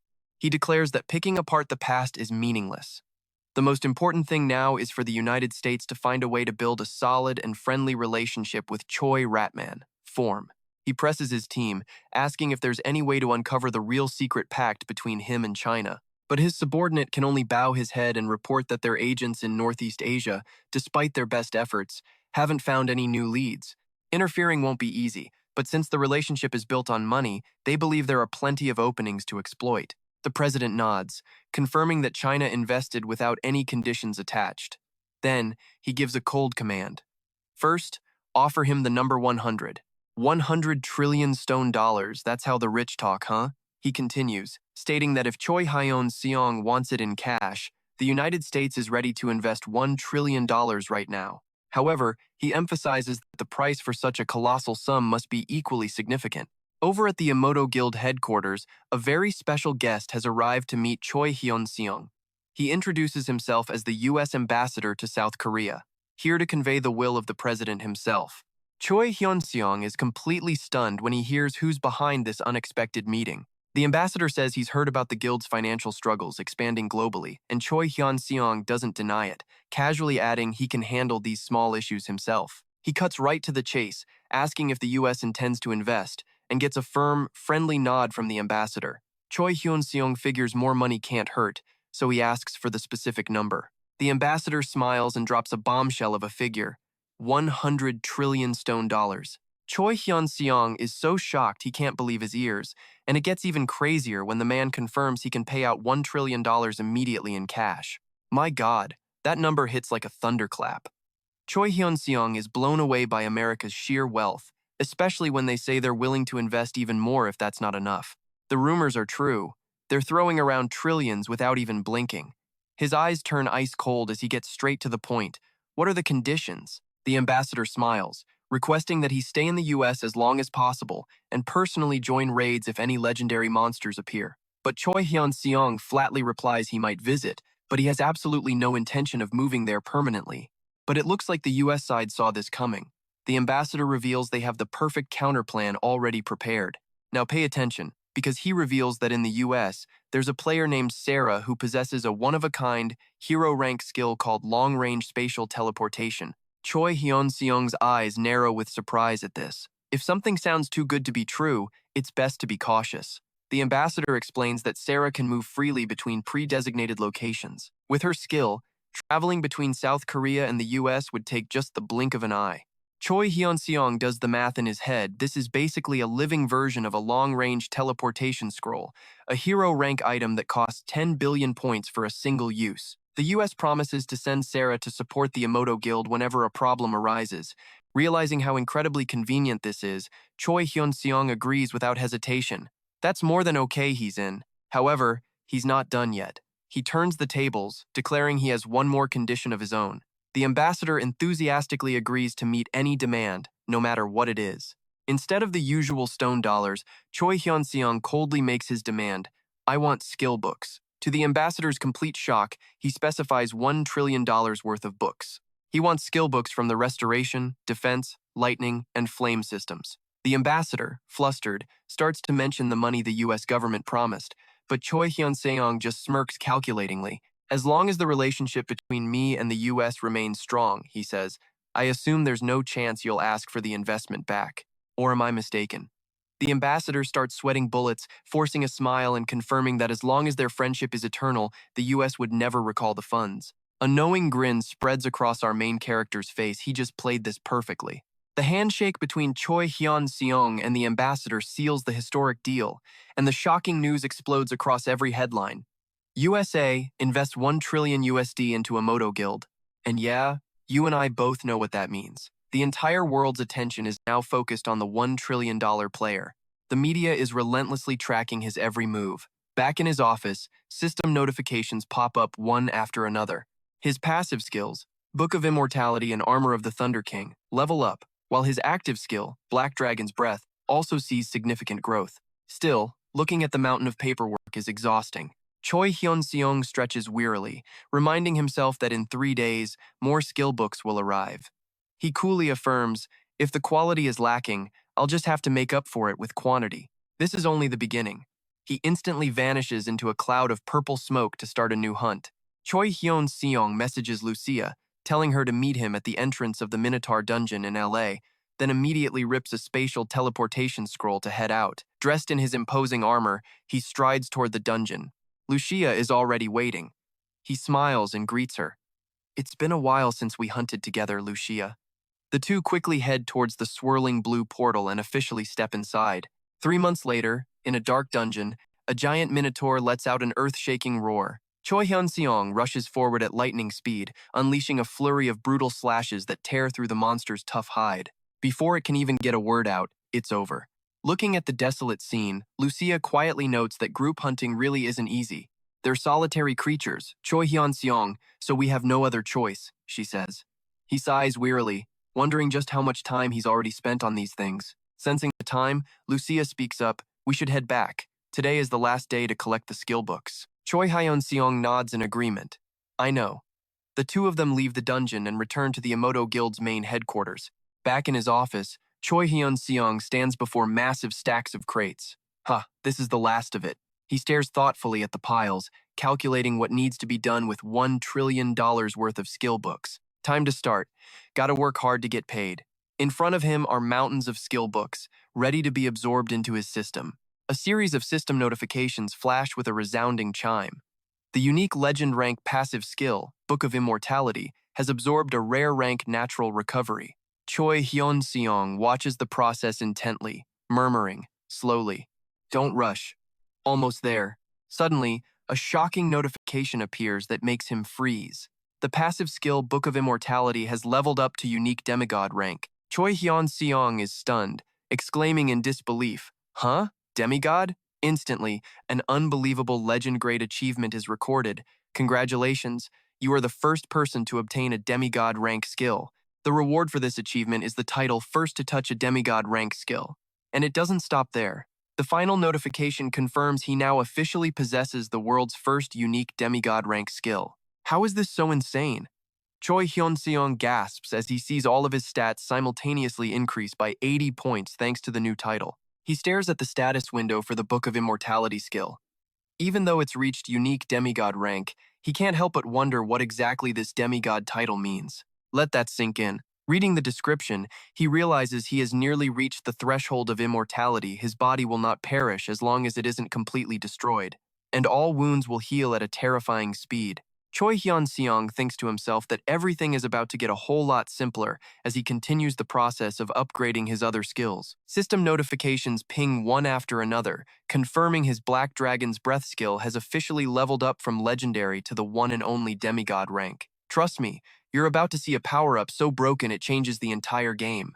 With this new skill, he can not only convert his mana into the Dark attribute for a massive power boost, but he also gains a terrifying new ability to completely steal control of an enemy's lightning-based skills. Hyun-seong racks his brain, trying to figure out what stealing control of a skill even means in practice. Meanwhile, in a high-level government office, an official signs the last line on a document, asking his subordinate if this is truly the final time they'll have to do this. He gets a firm yes, but the gray-haired man can't shake the feeling of unease, wondering if this was really the right choice for the country. Now, pay attention here, because this is how the rest of the world sees our main character. His subordinate tries to reassure him, saying at least their security issues are solved.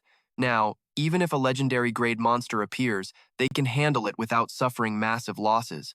But another official, this one with blonde hair, expresses his own fear as he stares at Choi Hyeon-seong's power report. He can't believe Hyun-seong possesses 4 growth-type skills, while Joseph, America's #1 ranker, only has a measly 2. And what's worse, Joseph's 2 skills are still stuck at the hero rank, a massive, almost laughable gap compared to our main character's current power. The official's eyes darken. A dangerous thought enters his mind. It would be better to sacrifice their own people to kill monsters than to depend on an entity that is rapidly growing beyond their control. South Korea doesn't just have Choi Hyun-seong, they have numerous other legendary rank skill users. While America doesn't even have a single one, the bitter sentiment echoes through the meeting room as 3 glowing legendary skill books are presented as proof of the power disparity. The blonde-haired official clenches his fist, realizing that if they keep relying on outside help to hunt legendary monsters, the United States will never earn any of the real, top-tier spoils for itself. As a heavy silence fills the room, a man with a mustache speaks up, pleading with them to trust in America's own players just a little longer. Instantly, a critical decision is made. They will pour a colossal budget into training their own players. The blonde official gives an immediate secret order to find anyone with growth-type skills. When asked if they plan to focus all their resources on nurturing them, he confirms it without hesitation. That's right. He warns them that while Legendary is currently the highest monster grade, no one knows how long that will last, reminding them of the chaos when hero-grade monsters first appeared. Leave it to me. I will use all my strength to persuade the senators and representatives. An official declares his resolve, while another promises the Democratic Party will fully cooperate.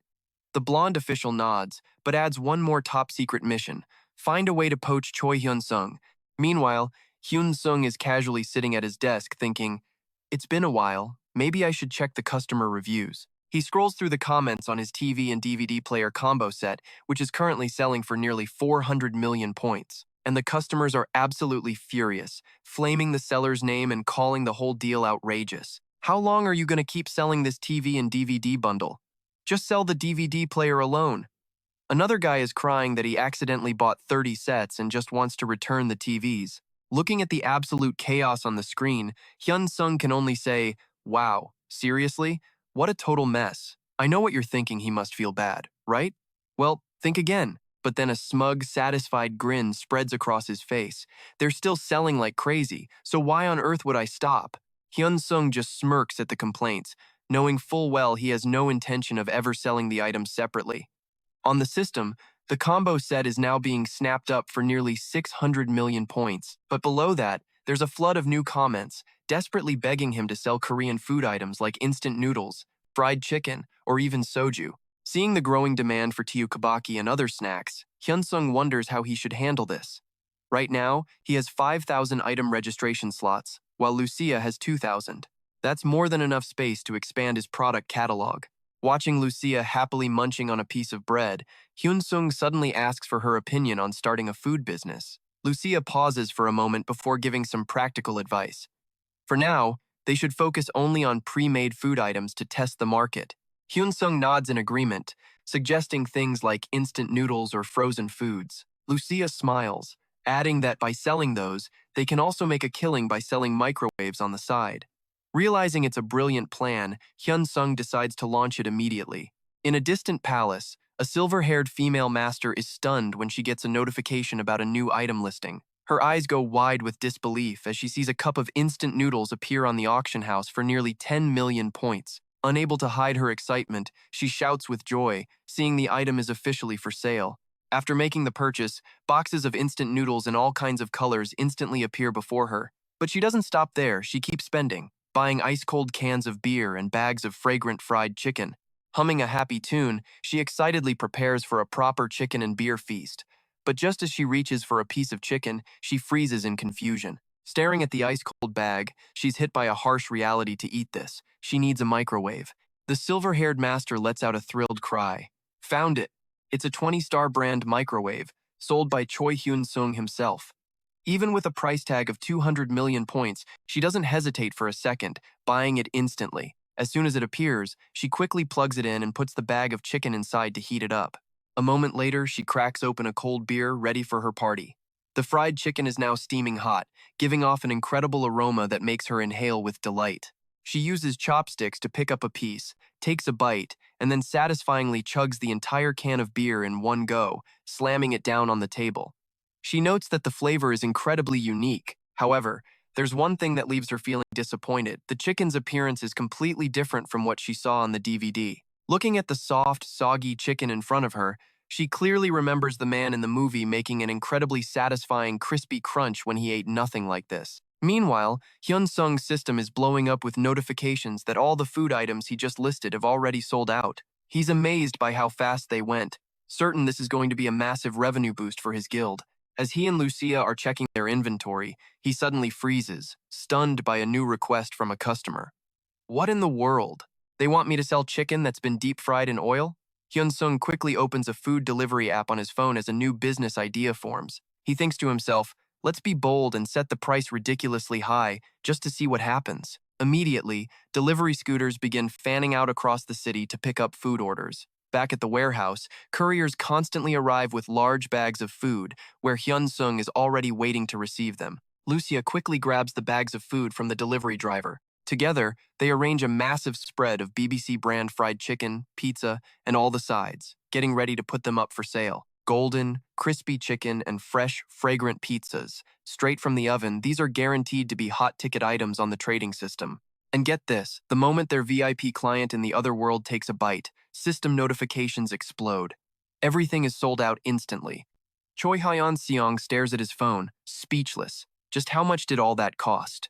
He figures his main customer base is small, but their spending power is absolutely off the charts. Watching Lucia happily enjoying the fried chicken, Choi Hyeon-seong realizes that if he can just cater to this VIP group, the profits will be unbelievable.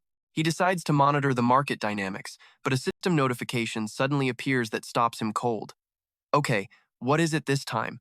A status window announces his mercenary rank has suddenly leveled up from rare to hero. Choi Hyeon-seong is floored that was so sudden. What are the promotion criteria anyway? He wonders if there's some kind of power level scanner secretly tracking him. A detailed notification pops up, confirming Choi Hyeon-seong is now a hero rank mercenary with balanced growth stats, capable of handling any role from a tank or melee assassin to a mage and even a healer, thanks to his immense stamina. Looking at the status window publicly displaying his personal information, Choi Hyeon-seong just clicks his tongue. They sure are blatant about sharing people's info, he thinks. Lucia chimes in, explaining that legendary rank mercenaries might even seek him out directly to become his master. However, she also notes that it's usually the hero rank mercenaries who hire masters to work for them. Choi Hyun-seong casually replies, "Oh, is that all? I was expecting something more." After a moment's thought, he decides that trying to support another mercenary doesn't sound too bad. This makes Lucia gasp. What? Before she quickly composes herself and explains, the mercenary system is very fair. Lucia emphasizes that even if he's hired, he can refuse any mission he doesn't want to do at any time without any penalties. She adds that by supporting other mercenaries, he'll get the chance to interact with players who are on a much higher level than him. Choi Hyeon-seong is still a bit skeptical. Is that really such a big deal? Lucia smiles and explains if he builds a good relationship with those top-tier players, he can ask them to buy him rare, mythic-grade items he can't access yet. Now that gets his attention. Hearing this, Choi Hyun-seong immediately sees the massive potential. It's not just about mythic-grade potions, he could get his hands on ultimate skill books too. Lucia nods in confirmation. While he needs to meet the right person and build trust, she's sure it's not an impossible task. He turns to thank her, then refocuses on the system screen to plan his next move. But suddenly, a new system notification appears. Choi Hyeon-seong Patricia has sent a mercenary employment request to Choi Hyeon-seong. Do you accept? Choi Hyeon-seong mutters, "Wait, I don't get this part," then turns to Lucia. "Lucia, I think I just got hired." Lucia smiles encouragingly.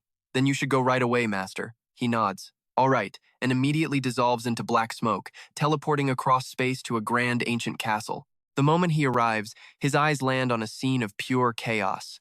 A horde of long-horned monsters is on a rampage, viciously attacking and gravely wounding people. Choi Hyeon-seong calmly assesses the situation. What a swarm. A girl with pink hair and a maid outfit rushes over and pleads desperately, "Please, protect the castle." Looking at his new master, he replies firmly, "Understood, master." Then, Choi Hyeon-seong dives straight into the fight. A monster roars and charges, but he quickly gathers a sphere of purple energy. A cataclysmic explosion erupts, and brilliant violet light annihilates the monster horde, turning the battlefield into a wasteland in a single blink. The system flashes with an unbelievable achievement. He single-handedly defeated 300 high-level demonic monsters, earning the title Demon Hunter. Choi Hyeon-seong notes, "They seem to be hero-grade monsters." Seeing all the skill books scattered among the corpses, he clicks his tongue. What kind of scam is this? Aren't I the one losing out here? As Patricia approaches, Choi Hyeon-seong coldly asks, "This should be enough, right?" Seeing him about to leave, Patricia bursts into tears and shouts, "All the loot dropped from the monsters you killed, I'll give it all to you," she begs through her tears. "So please, don't go." Faced with her desperation, Choi Hyun-seong breaks into a cold sweat and replies, "I understand, master," thinking to himself, "I feel like a total villain right now." The savage demon horde continues its frenzied assault, the Redmane monsters letting out earth-shaking roars. Not giving them a chance, our main character unleashes powerful blasts of purple energy, creating terrifying explosions that shake the entire castle. The monsters are sent flying by the immense magical pressure. Amidst the fiery battlefield, our hero lets out a powerful roar. Bolts of purple lightning rain down, making the monsters writhe and scream in absolute terror. Watching the monsters struggle to get back up under his assault, he thinks, they've met their match. Their skill resistance is pretty high. Looks like they're a defense type. Standing high above, observing the entire scene with sharp, cold eyes, he declares, "Then one by one, I'll cut you all down." Immediately, he charges into the swarm. Patricia is also fighting for her life, her face showing extreme tension as she faces the massive creatures. With horrifying speed, he unleashes devastating slashes that tear through the enemy's defenses, ending them in a single breath. Our hero calmly walks through the corpses, disintegrating into magical dust, ignoring the enemy weapons dropping all around. Witnessing his overwhelming power, Patricia is left completely stunned. He quickly closes in on a demon, growling its last desperate breaths. With a terrifyingly calm expression, he swings his arm and buries his blade straight into the monster's head, finishing it instantly. At this point, we're all playing on the same field. He stands triumphantly before the giant corpse of the final demon he just defeated. And that's where we witness it. A legendary achievement notice flashes across the screen. He single-handedly exterminated 10,000 demons. Behind him, the castle guards who witnessed the spectacle erupt in thunderous, ecstatic cheers. Choi Hyeon-seong wipes the sweat from his forehead, thinking that even with this achievement, he probably shouldn't expect anything more. Just then, Patricia approaches him and says sincerely, "Thank you so very much." She can't stop praising him. A hero-rank mercenary is on a completely different level. Choi Hyun-seong looks at her and asks curiously, "Are you, by any chance, a rare-rank mercenary, master?" Let's jump right back in. Lady Tasia gives a slight nod, confirming she only awakened a mere 30 years ago and still has a lot to learn. Looking at her cautious expression, Choi Hyun-seong makes a mental note she seems even weaker than Lucia. Tasia sadly explains that since rare-rank mercenaries couldn't handle the situation, she had to scrape together every last point she had just to hire a heroic-rank mercenary like him. She lets out a sigh of relief, thinking thank goodness he came, or her life would have been forfeit. Just then, a system notification pops up only 10 seconds of hire time remaining. Tasia bows respectfully, saying, "Thank you so much for your help today." Choi Hyun-seong just smiles back, "Don't mention it. Feel free to call me again next time." Tasia cracks a small smile, wishing she could be that cool. A moment later, Choi Hyun-seong's body dissolves into black smoke, returning to the real world as she watches with a hint of regret. A series of system notifications confirm the mercenary quest was completed with excellence. All fees have been paid, and his credit points have officially increased. Choi Hyun-seong reappears right in front of the Haymart supermarket building. Staring at the post-mission report, Choi Hyun-seong smirks with satisfaction. "Maybe I overdid it just a little, huh?"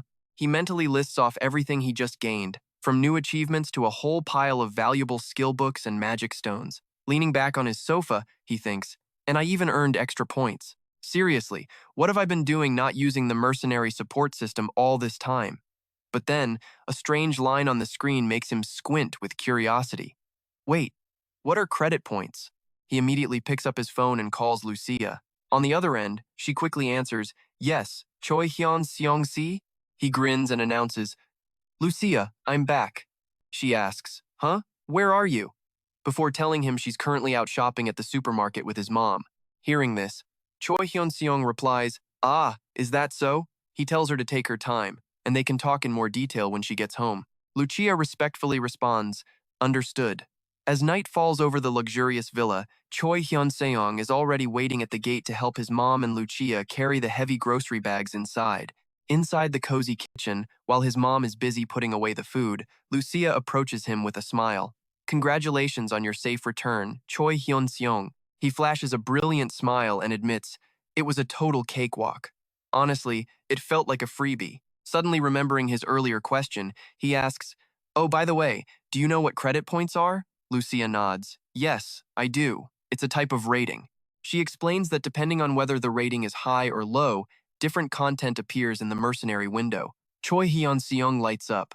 "Ah, so if I get good ratings, my chances of getting hired again go up, right?" Lucia agrees. I think the probability is very high." However, her expression suddenly turns somber. She admits in a low voice, "I think the reason my hire rate is so low is largely due to the influence of those ratings." On the system screen, Lucia's profile displays incredibly harsh reviews. She is a traitor and a failure. Choi Hyun-seong thinks to himself, "I should keep doing this. If my rating goes up, maybe legendary or hero-class clients will find me."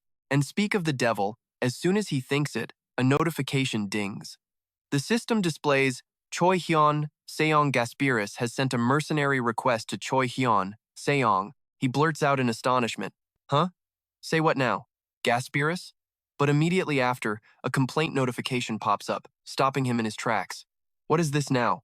The notice clearly states that all 20 items Gasperus purchased have been reported, resulting in his store being temporarily suspended for 3 days. If he doesn't resolve it within 4 days, the penalty will increase to a 3-month suspension. Choi Hyun-seong breaks out in a cold sweat, having no idea what's going on. Seeing his reaction, Lucia curiously asks, "Who is Gasperus?" He explains in a low voice, "That would be our VVIP customer," as an image of a powerful demonic entity flashes in his mind. Lucia speculates, if it's that person, they must be a legendary class mercenary, or perhaps even mythic class. Choi Hyun-seong nods in agreement. "Probably." Lucia advises him to accept the request. "I think you should agree. No matter how strong they are, they won't harm their own master." Figuring she has a point, Choi Hyun-seong makes a decision. "All right, fine. I'll go on a little scouting mission myself." He quickly dons his combat armor and prepares to teleport. Lucia wishes him the best, and Choi Hyeon-seong resolutely hits the accept button. In the blink of an eye, he crosses space and arrives in a dark, imposing palace. Glancing around, he quickly assesses the situation. This definitely isn't a combat scenario. In front of him, a beautiful woman with black horns and long hair is observing him with a curious gaze. She speaks up, asking, "When did you start offering mercenary support?" Choi Hyun-seong calmly replies, "Less than a few hours ago." Gasparus smirks. "Seems you're doing quite well. You seem to be quite famous already," she continues. "I saw that you were currently hired." Choi Hyun-seong scratches his head awkwardly. "Ah, that was actually my first time being hired." Seeing his expression, the woman smiles with amusement. "I called you here because I have a question." The main character calmly replies, "Feel free to ask anything." Okay, but get this, Gasparus's next question leaves him completely frozen. "So, when is the second part of the transforming robot movie coming out?" Seeing his blank stare, she presses on. "The second Terminator movie is out, so why isn't that one? I have many more questions, you know." Gasparus continues to grill him about the sequels to other blockbusters like X-Men and Underworld. Our hero, sweating bullets, fumbles for an excuse. Because part 1 is still selling so well, the next part hasn't been released yet. Gasparus's eyes turn ice cold as she growls, meaning, "It's not out yet?" Choi Hyeon-seong hastily explains that some of them do have sequels, while others haven't been produced yet. Suddenly, Gasparus's anger explodes. "Of course!" she roars. "If they existed, they would have been posted for sale immediately." A terrifying pressure radiates from her, making our hero tremble. He thinks in a panic, "What is happening? The system explicitly forbids masters from harming their mercenaries." To de-escalate the situation, he explains that because these items are so popular, there are some difficulties with procurement, promising to supply them as soon as possible. Hearing this, Gasparus finally begins to calm down, showing some understanding. She muses. That makes sense. Your world has no monarch, so everything must be difficult.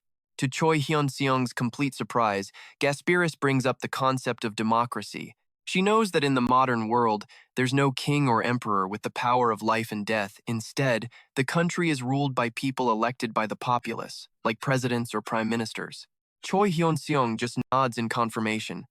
Yes, that's correct. And that's where we leave it with our demon lord client, sitting proudly on her throne, admitting that she's researched it all and finds his complicated world fascinating. It's the complex rules, she says, that make it all the more appealing.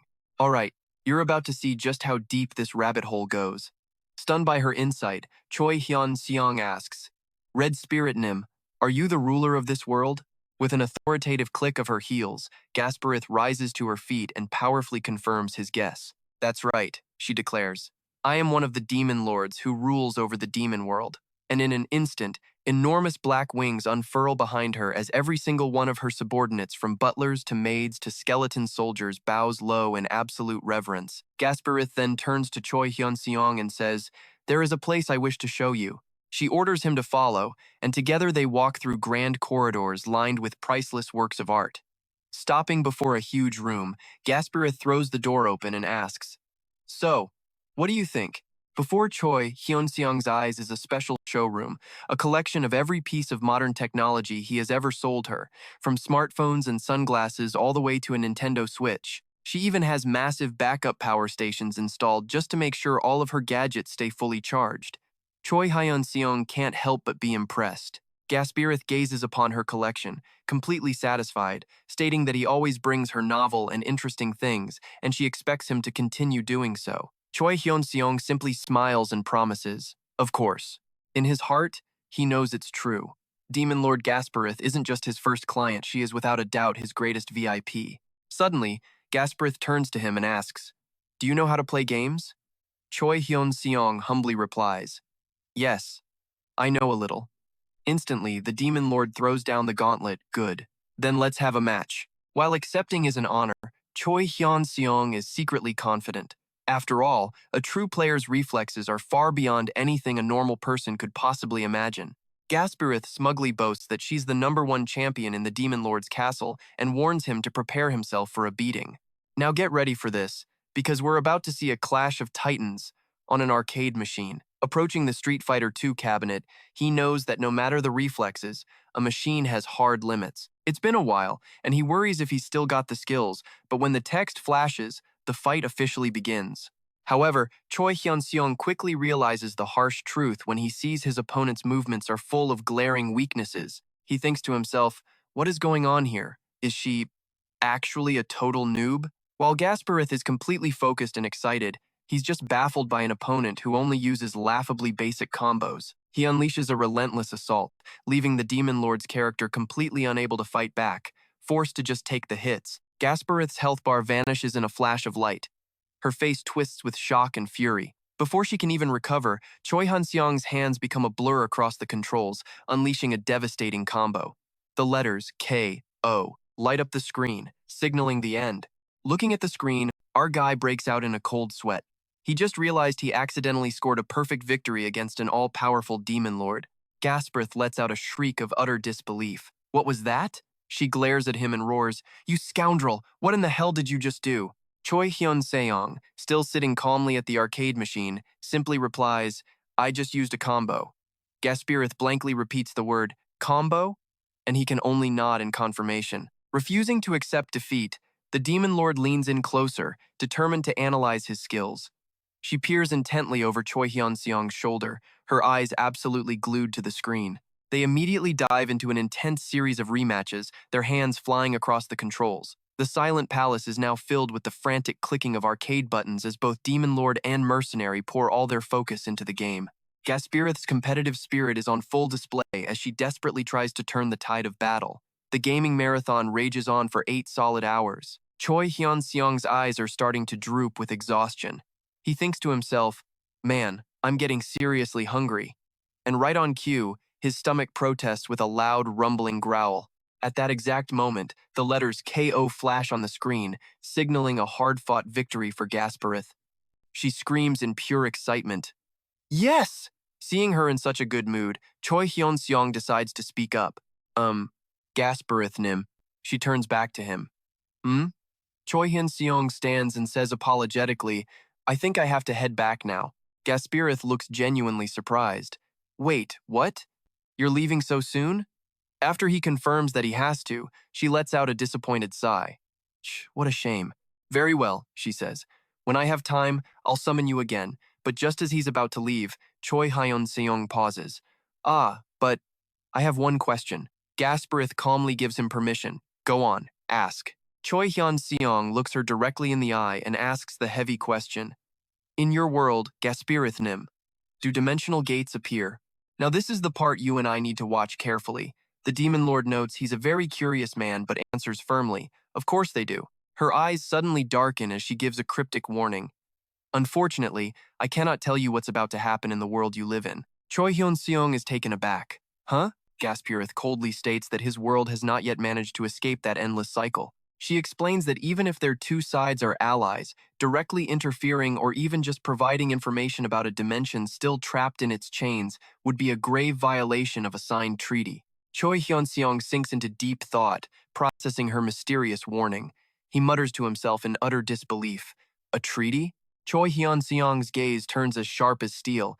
He looks straight at Gaspareth and demands, Who exactly did you sign this treaty with? Standing in the vast palace hall, Gaspareth lets out a regretful sigh. She explains that as much as she truly wants to tell him the truth, she absolutely cannot reveal anything more at this moment. Not ready to give up, Choi Hyun-seong presses on. If I can break out of that cycle, will I finally be able to learn the entire truth? He continues. About why monsters appeared, and why players like me even exist. Looking at his unwavering resolve, Gaspareth simply replies that when the time is right, he will understand everything. She tells him to be patient, rather than forcing the answers now. Choi Hyeon-seong grits his teeth but finally relents. All right, I understand. He realizes that Gaspareth's attitude towards him is genuinely friendly. She even called them allies. He understands now. The dimension he connects to through his unique skill and the world he lives in, they aren't enemies at all. Stepping closer to the Demon Lord, Choi Hyun-seong decides to try his luck. Hey, Gaspareth, I have a tiny little favor to ask. I was wondering if you could just hear me out? Gaspareth casually permits it. Let's hear what you have to say. Choi Hyun-seong looks her right in the eye and makes his big request. Could you possibly buy me a mythic-grade skill book? Gaspareth just smirks, asking him if he has any idea what something like that actually costs. When he admits that he doesn't know, she casually drops a bombshell. Even the absolute cheapest one would cost you 100 trillion points. The staggering number makes Choi Hyun-seong break out in a sweat. 100 trillion points? Just hearing a number that high is enough to make anyone feel faint. Gaspareth explains that owning one is like possessing a fragment of a god's true power. She clarifies that for a true mythic-grade skill, he would need trillions upon trillions of points. Choi Hyun-seong nervously asks if the cheaper books she mentioned were actually demigod grade. And boom, just like that, you and I see the moment she puts it all together. Gaspareth is stunned that he even knows they exist, and she immediately realizes the truth. He must already possess one.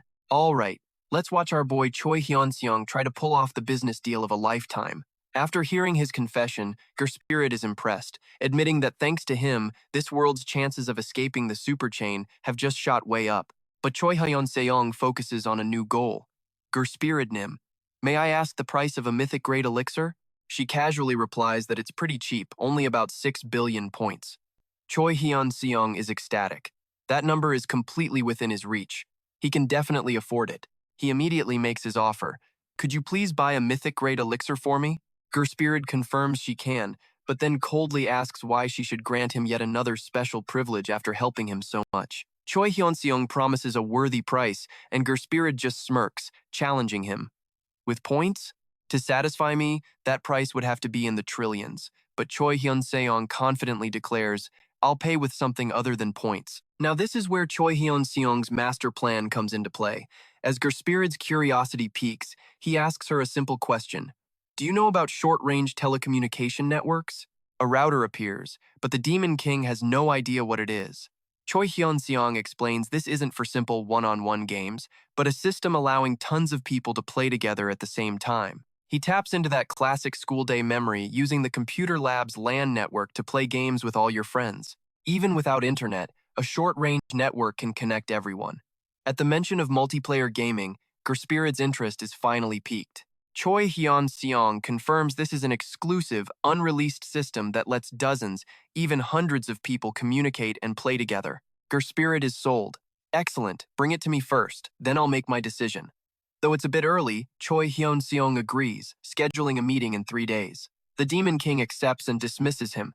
The second he teleports back, Choi Hyeon-seong checks the system notice and is stunned. He made almost 1 trillion points just from playing a game with her.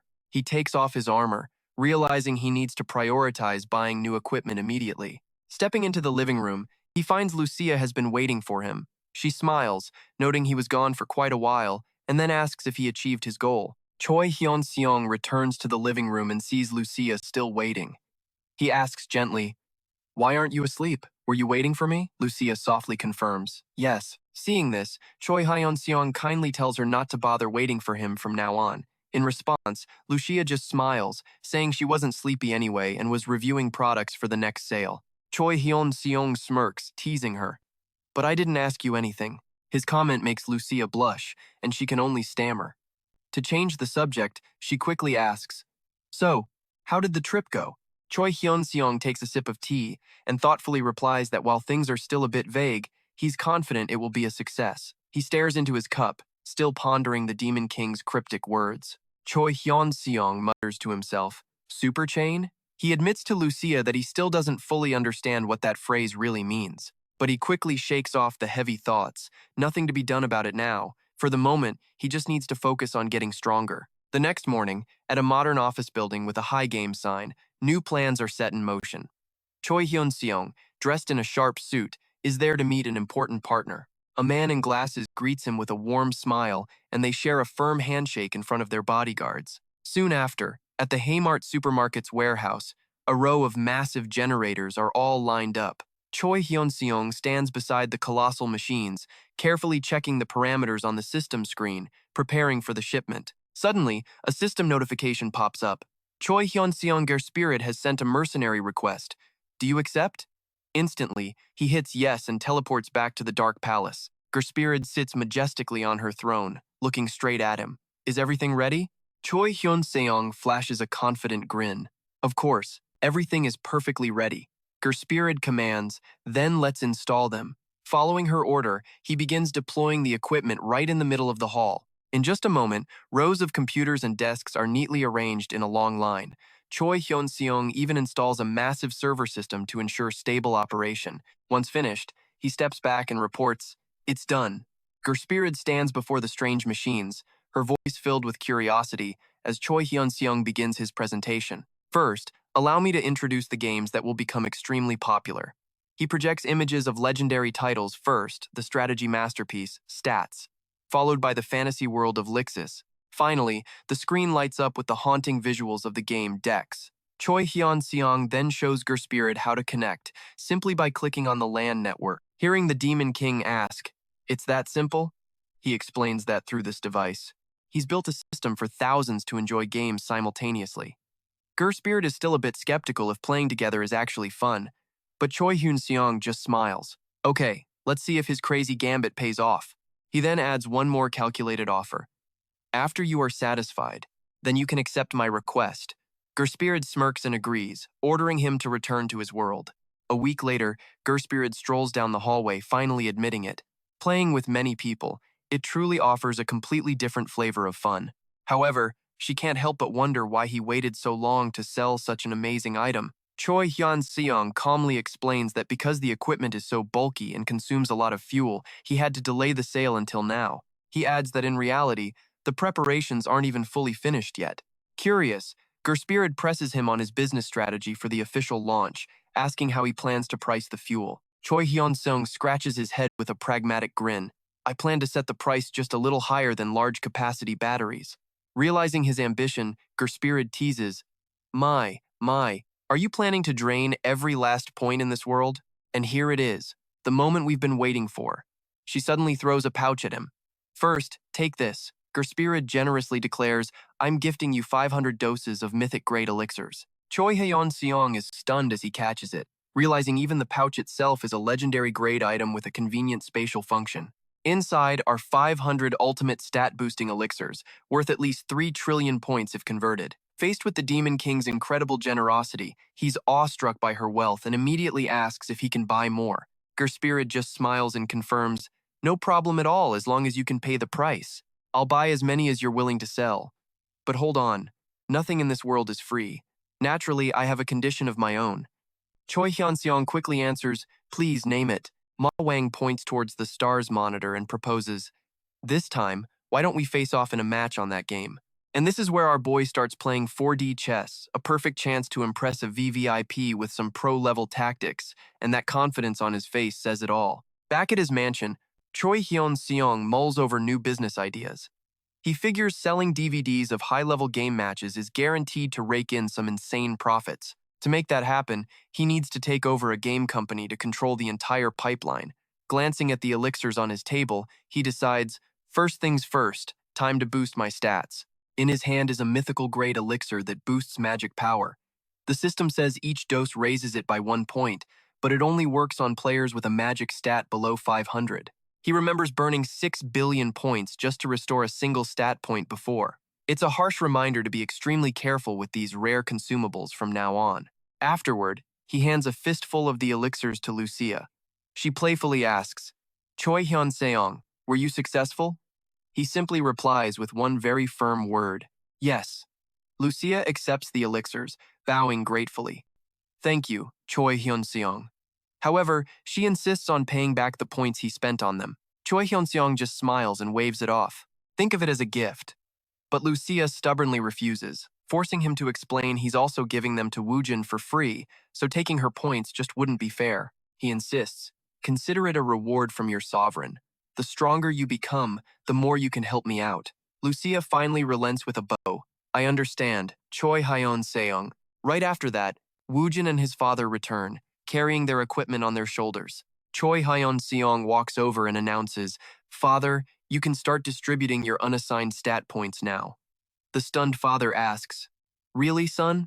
Choi Hyeon-seong smiles and confirms, yes, we're all done using the potions. The father gets excited. All right, I'll do it right now. Choi Hyun-seong then turns to his brother, asking if he knows how to open the status window.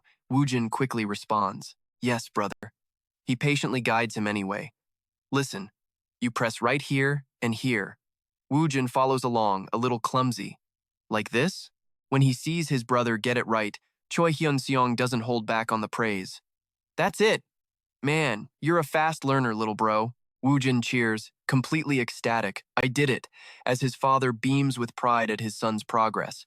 The scene then cuts to a modern office building. Okay, so our boy's leveling up in the real world now. Things in the US are stable. On to Canada. You and I are watching a player become a tycoon, but first, he needs to finish his shopping spree.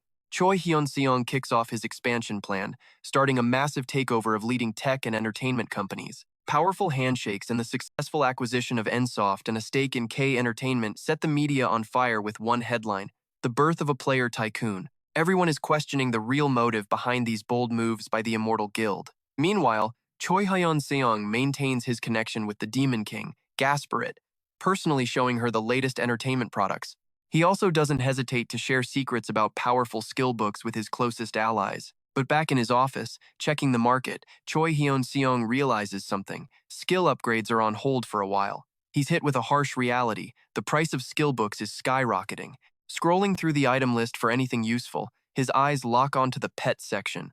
The exchange is listing a hero-grade red drake egg for nearly 300 billion points. Choi Hyeon-seong mutters, oh right, pets exist, don't they?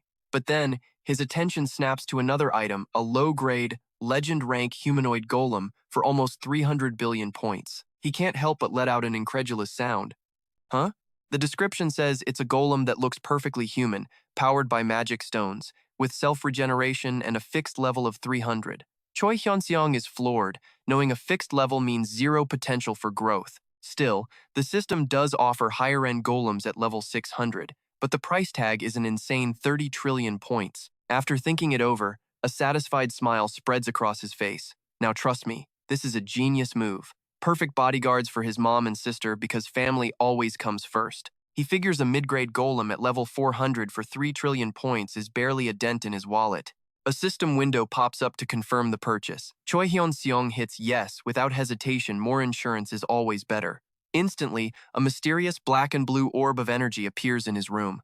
He just stares at it, thinking, what in the world is this now? Curiosity gets the better of him, and he reaches out to touch the glowing sphere. A rapid succession of system messages confirms it. Choi Hyeon-seong is officially registered as the Golem's master. The legend rank humanoid Golem's activation sequence begins, and the system prompts him to set its appearance. Choi Hyeon-seong watches intently, letting out an impressed "oh-ho." Choi Hyeon-seong decides to model the Golem's appearance directly after his own mother. The dark energy sphere starts to expand and pulse with brilliant light, slowly taking the form of a woman with long, flowing blue hair. Dressed in a sharp suit, the humanoid golem kneels before its master in a sign of absolute obedience. Looking at this new being, Choi Hyeon-seong marvels to himself. It feels like he's looking at a real android. He asks aloud, curious, "Can you understand what I'm saying?" With piercing green eyes, the golem calmly replies that a language interpretation skill is already integrated as a basic feature. Choi Hyun-seong's jaw drops. Completely fascinated, he asks if it can learn new languages. The golem confirms that all it needs is sufficient data. She can master the language of an entirely new dimension in just a single day. That number makes him pause and think. He then presses on, "Can you change your voice?" Getting a yes, the golem then asks what kind of vocal tone her master desires. Choi Hyeon-seong figures a middle-aged woman's voice would be perfect, but the golem needs a specific sample to copy. He immediately pulls up a classic drama clip on his phone, where a rich woman hands over cash and says coldly, "I've given you a not insignificant amount of money, so take this and break up with my son." After hearing the sample, the golem perfectly replicates that icy, commanding tone. "I have given you a not insignificant amount of money, so take this and break up with my son." Man, he really picked the classic drama line. The golem then quietly asks, "Was that correct?" Choi Hyun-seong is blown away. "Wow." Then he asks the million-dollar question, "Can your appearance be modified too?" And you and I are about to see him create the ultimate bodyguard. The golem confirms, "As long as I am supplied with enough magic stones, any amount of modification is possible." A smirk plays on Choi Hyun-seong's lips. "Ah, so that's how it works." He then hands her a glowing purple magic stone to start the transformation. All right, let's dive into one of the wildest power moves I've seen in a while. Hyun-seong pulls out his phone, finds a picture of a gorgeous girl, and shows it to his golem. Instantly, a stream of blue magic envelops the golem, turning its flowing blue hair into a vibrant milky pink. The transformation ends, revealing a stunningly seductive girl with bouncy pink hair and a seriously stylish outfit. This golem's gonna sell out fast. Ha ha. Hyun-seong looks from his phone to the golem, completely stunned. Whoa, this is basically a perfect doppelganger. His eyes narrow with focus. Now, I just need to create an identity for her. After some thought, he makes his call. Ma Buon-seok will be a safer choice than Inukuso. He immediately calls Ma Buon-seok to handle the personal identification documents. Soon, a stack of South Korean passports are ready, legalizing the golem's existence in the human world. We see them in their new forms, handling everything from housework to office jobs. Hyun-seong silently assesses them. They might lack a bit of creativity, but their combat skills and ability to adapt to situations are excellent, way better than a doppelganger's soul. Just as he's feeling satisfied with his new bodyguards, Hyun-seong's phone rings. He picks up. "Hello, what is it this time?" On the other end, a very serious Inukuso reports. "The Japanese government has finally made its move, sir." Hyun-seong's brow furrows in suspicion. "A move?" Inukuso explains. "They're spreading rumors that the price they paid for your help was too high. They've played the national asset leak card to pressure us." Hearing this, Hyun-seong clicks his tongue in annoyance. "Are these guys seriously trying to pick a fight with me?" Inukuso reports that the monster extermination on Kyushu Island is nearly complete, and the dungeon entry fees for Shikoku Island have been fully paid to his investment company. Hyun-seong's voice deepens as he asks about the Japanese public's reaction. Inukuso confirms that his support base is still very strong for now. However, if these media attacks continue, his standing in Japan will definitely be shaken. Hyun-seong states coldly, "Even so, I have no intention of giving anything back. They think they can take what's mine? Not gonna happen." Now, pay attention, because here's where we see our main character's true genius. Inukuso believes the government isn't expecting to get the assets back right away. This is just a preliminary step to manipulate public opinion for their long-term plans. Hyeon-seong's eyes turn ice cold as he thinks to himself, looks like I'll have to use that plan sooner than I thought. They brought this on themselves. Immediately, a shocking announcement is released. The Emoto Kampkits Guild will invest all profits from the Kyushu and Shikoku dungeons directly into the local communities. According to the plan, they will prioritize building public welfare facilities like schools, hospitals, and residential areas. This move makes the Japanese public go wild. Comments flood in praising him. He has bestowed immense kindness upon Japan. Even offering the entire country wouldn't be enough to repay this debt. Some even claim that without him, those dungeons were nothing but useless wasteland. The Kyushu branch of the Emoto Guild is officially established amidst a roaring wave of celebration. At the opening ceremony, a guild representative declares, "The Japanese branch, rising from the ashes, will be headquartered here in Kyushu and will become a guild that lives and grows with the local people." To attract new talent, Emoto announces a special membership perk, a 30% discount on entry fees for all guild-managed dungeons. This incredibly generous policy causes thousands of local players to rush to sign up, creating a frenzy. And yeah, I know what you're thinking, absolute checkmate. Within a single week, Hyeon-seong scrolls through his phone, smirking as he sees the bait has been taken. Another one in the bag. He knows he's taking a huge financial hit right now, but investing was never about charity. His ultimate goal is to own both the dungeons and the players. Only by controlling both can he build an unimaginably massive eternal fortune. Meanwhile, in Japan, an old government official slams his desk in a rage, screaming at his subordinates. He calls them a bunch of fools for not seeing the truth. This isn't help, it's a blatant robbery of their national territory happening right under their noses. Another, more cynical subordinate argues that the public is inherently foolish, always acting on emotion rather than reason. He's sure that without a detailed explanation, those people can't even tell right from wrong. The old official grimly demands a detailed report on all the land and stocks that Hyeon-seong has acquired. A subordinate reports that most of the prime real estate has already fallen into his hands, and the rate of acquisition is still terrifyingly fast. While the major corporations are barely holding on, over 50% of all small and medium-sized businesses on Kyushu and Shikoku now belong to Hyeon-seong. When asked about the players, a red-haired young man reports an even more shocking fact. More than 70% of all active players in the region have officially joined the Emoto Guild. The only ones left are mostly tied to large or medium guilds.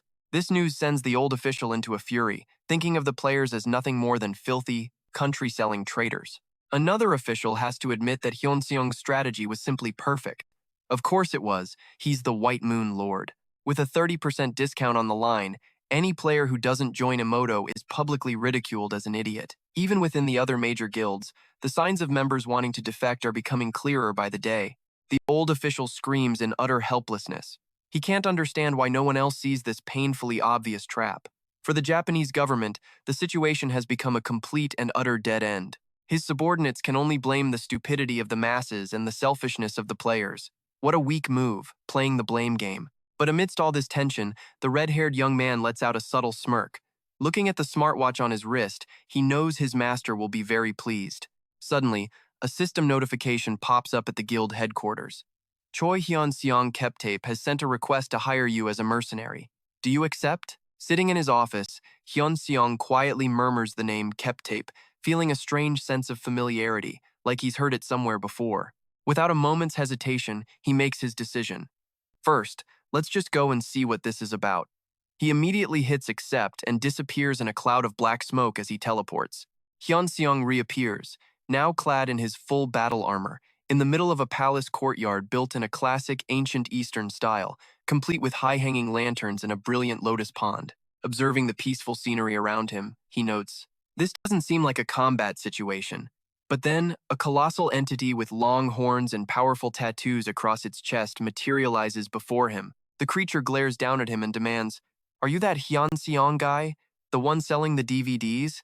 Just when you thought you knew where this was going, Hyeon-seong calmly confirms, "Yes, that's me, Choi Hyeon-seong. I don't know." Instantly, the giant's face contorts with rage as he roars, "Why? Why won't you sell the DVDs separately?" So this, apparently, is the VIP client who left all those scathing reviews on the system. Faced with this completely irrational rage, Choi Hyun-seong just stands there in absolute stunned silence. Looking at the best purchase review displayed on the screen, Choi Hyun-seong suddenly realizes, so this is the guy who wrote that. The giant roars triumphantly. That's right, it was me. He squints, suspicious that Choi Hyun-seong even read it, then bellows in fury seeing our hero's bright smile. You dare to laugh at me? The giant's eyes blaze with menace at our main character's casual attitude. Goxital roars with rage. Are you kidding me right now? He furiously demands to know why Choi Hyeon-seong is acting this way after reading the review, completely ignoring all of his complaints. The giant points a finger right in his face and screams, "You think earning a few points makes you the king of the world?" In the face of this tirade, Choi Hyun-seong just smirks, a subtle hint of mockery in his smile. This move is like pouring gasoline on a fire, sending Goxital into a frenzy. You dare to laugh at me? A threatening crimson aura erupts around his entire body. Choi Hyeon-seong remains perfectly calm and points out, "Oh, you are aware that you're not allowed to attack mercenaries, right? Are you planning on breaking the rules?" The warning makes Goxital grind his teeth in anger, his hands trembling as he tries to control his absolute fury. He seethes, "Why won't you sell the DVD separately? What is the damn reason?" Choi Hyeon-seong smiles and replies smoothly, "That's due to the circumstances of the world I live in. I cannot tell you, Choi Hyeon-seong." Gaxital growls in disbelief. "Cut the crap. Stop blaming your circumstances. You're just trying to price gouge me to make a quick buck." Choi Hyun-seong calmly insists, "That's not it. Please believe me." Gaxital crosses his arms with a grim warning. "Keep doing shady business like this, and you'll run into big trouble sooner or later." Faced with the threat, our main character puts on a very serious face. "Your advice, Choi Hyun-seong, I will carve it into my very soul." But Gaxital hasn't given up yet, glaring as he presses on. "Okay, fine. Then tell me, when will you sell the DVD separately?" Choi Hyun-seong casually replies, "That's something that even I don't know." Hearing this, Gaxital's entire demeanor suddenly shifts. He looks genuinely miserable and begins to plead, "Please, don't be like that. Wouldn't it be better to sell things without getting complaints?" He even warns him to be careful, because a sudden business suspension would be a huge problem. Choi Hyun-seong just smiles politely. "Thank you for your concern. From now on, I will remember my Choi Hyun-seong's advice carefully." His slick answers just make the VIP client sigh in utter helplessness. But watch this, just as Goxital puts his hands together, sincerely suggesting they cooperate for mutual benefit, our hero cuts him off, saying he has a different proposal entirely. Seeing the giant's curiosity, Choi Hyun-seong smiles and suggests, "Would you be interested in installing a short-range telecommunications network?" Goxital stares blankly as Choi Hyun-seong patiently explains the benefits of a LAN network. The two sit down to discuss it, but after hearing the pitch, the Demon King's face darkens with suspicion. He slams his hand on the table and roars with fury. "Enough! Stop trying to trick me. I will absolutely not do that." Faced with such a violent refusal, our hero just bows his head. "I understand, Choi Hyun-seong." He glances at the system clock and politely asks if there's anything else he needs to do. Goxital, still stuck on his original request, growls his demand. But Choi Hyun-seong's answer is as firm as before. "That is impossible." Sensing the tension rising, our hero cleverly asks once more if he has any other requests. Goxital can only sigh in defeat, shaking his head at the man's stubbornness. Seeing this, Choi Hyun-seong smiles and says his goodbyes. "Well then, I shall take my leave and return to my own dimension now." Instantly, Goxital's eyes fly open as he shouts, "The minimum rental time isn't over yet!" He glares, ordering arrogantly, "Just stay put for a second." But our hero calmly asks if he hadn't just admitted there was nothing left for him to do. Choi Hyun-seong casually informs him that even if a mercenary actively cancels the contract, the minimum rental fee will still be paid in full. This piece of information leaves Goxital utterly stunned. "What?" Our hero gives a small smile and a final farewell. Then, if you'll excuse me, he coolly walks away, not forgetting to tell his VIP client to continue enthusiastically supporting the products he'll be selling in the future. Choi Hyun-seong vanishes into black smoke, leaving Goxital sitting dumbfounded at the tea table, his face a perfect picture of frustration. He grinds his teeth in rage, sweating, realizing he's just been masterfully scammed. Looking at his transaction history, he screams in pure fury, "Aishiba, that damned cheating bastard!" He immediately sends another rental request to get him back, but a notification dings the request has been instantly rejected. The system message is clear. The hero rank mercenary has declined. Back in his own world, Choi Hyeon-seong returns to his mansion as night begins to fall. And just like that, he's relaxing on his bed. Looking at his soaring account balance, he smiles with satisfaction. Getting free points like this is pretty sweet. Right on cue, another notification chimes in. Choi Hyeon-seong Fubektu has sent a new mercenary request. Choi Hyeon-seong lets out a little oh-ho, clearly intrigued, and decisively hits accept to continue his journey. He appears in a dark dungeon, facing off against a powerful warrior. After the mission is done, he returns to his room. Choi Hyun-seong removes his disguise and lets out a weary sigh. He wonders to himself, why is every single one of these clients so hot-headed? Though it's a bit of a pain, he quickly brushes it off. Well, it's got nothing to do with me. Choi Hyun-seong lies down, his eyes glued to the system screen as he tracks his stats. He quietly wonders, when will my accumulated points finally break 1 trillion? His eyes then land on a new item called the Spirit Stone. Choi Hyun-seong squints, carefully reading the details. A Spirit Stone? The success rate for summoning isn't even 100%? The price is nearly 300 billion points, an insane amount, but since he just made a fortune, he decides to roll the dice. Choi Hyun-seong decisively clicks the purchase button. A confirmation message pops up, asking if he's sure he wants to buy this non-refundable item. Without a moment's hesitation, he chooses yes. A chime confirms he's now the official owner of the legendary grade Spirit Stone. Choi Hyun-seong stares at the stone in his hand, ancient characters glowing on its surface. He's not usually one to gamble, but he thinks, oh well, one more risk probably won't kill me. He hits yes on the system screen and immediately crushes the priceless stone. An eerie silence fills the room. Choi Hyun-seong stares at his empty hands, wondering, is that it? I know what you're thinking. A wave of disappointment hits him hard. He slumps onto the bed, kicking himself for risking it all on a game of chance. But then intense blue sparks suddenly erupt from right behind him. Choi Hyun-seong jumps, startled. Huh? And from within the brilliant flash of lightning, a fat, fluffy yellow cat appears. The system immediately announces, Lightning Spirit summoning successful. Choi Hyun-seong sits there, stunned, watching the new creature. He gently reaches out and strokes the soft yellow fur of Dong-yi. But as he looks closer at its collar, he's absolutely floored to see a familiar name clearly engraved on the tag. Dong-yi. Hyun-seong breathes out in disbelief. The golden cat lets out a powerful cry, crackling with tiny sparks of electricity. Immediately, a system window flashes into existence. The lightning spirit requests to form a contract with player Hyun-seong. Will you accept? Wait, what's happening? He asks, bewildered, as the small cat stares at him with wide, pleading eyes. Not wasting another second, Hyun-seong decisively taps, accept on the screen. The moment the contract is sealed, Dong-yi erupts in a brilliant blue light that shoots straight into Hyun-seong's chest. He feels a new power surging within him, shocked as it merges with his own mana.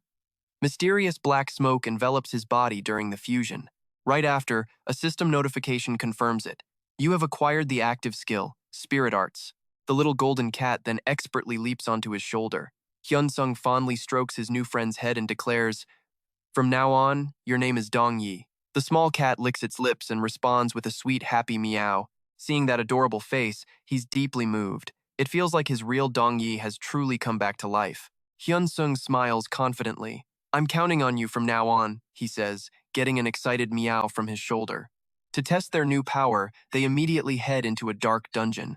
Down a cold stone corridor, a single sword strike, imbued with vicious purple and black magic, slices a giant green orc clean in half. The monster pack roars in fury, swarming the intruder. But before they can even get close, Dong-yi suddenly leaps high into the air. Its eyes glow with powerful green electricity as crackling lightning arcs across its entire body. A massive electrical explosion then blasts the monsters, leaving them screaming in agony at the incredible destructive force. Hyun-seong, standing tall in his impressive battle armor, smirks with satisfaction. Looks like this teamwork is going to work out pretty well. Just then, a system notification interrupts his thoughts. Choi Hyun-seong Patricia has sent a mercenary request to Hyun-seong. Do you accept? He blurts out in surprise. Huh? Patricia? An image of the pink-haired maid flashes in his mind.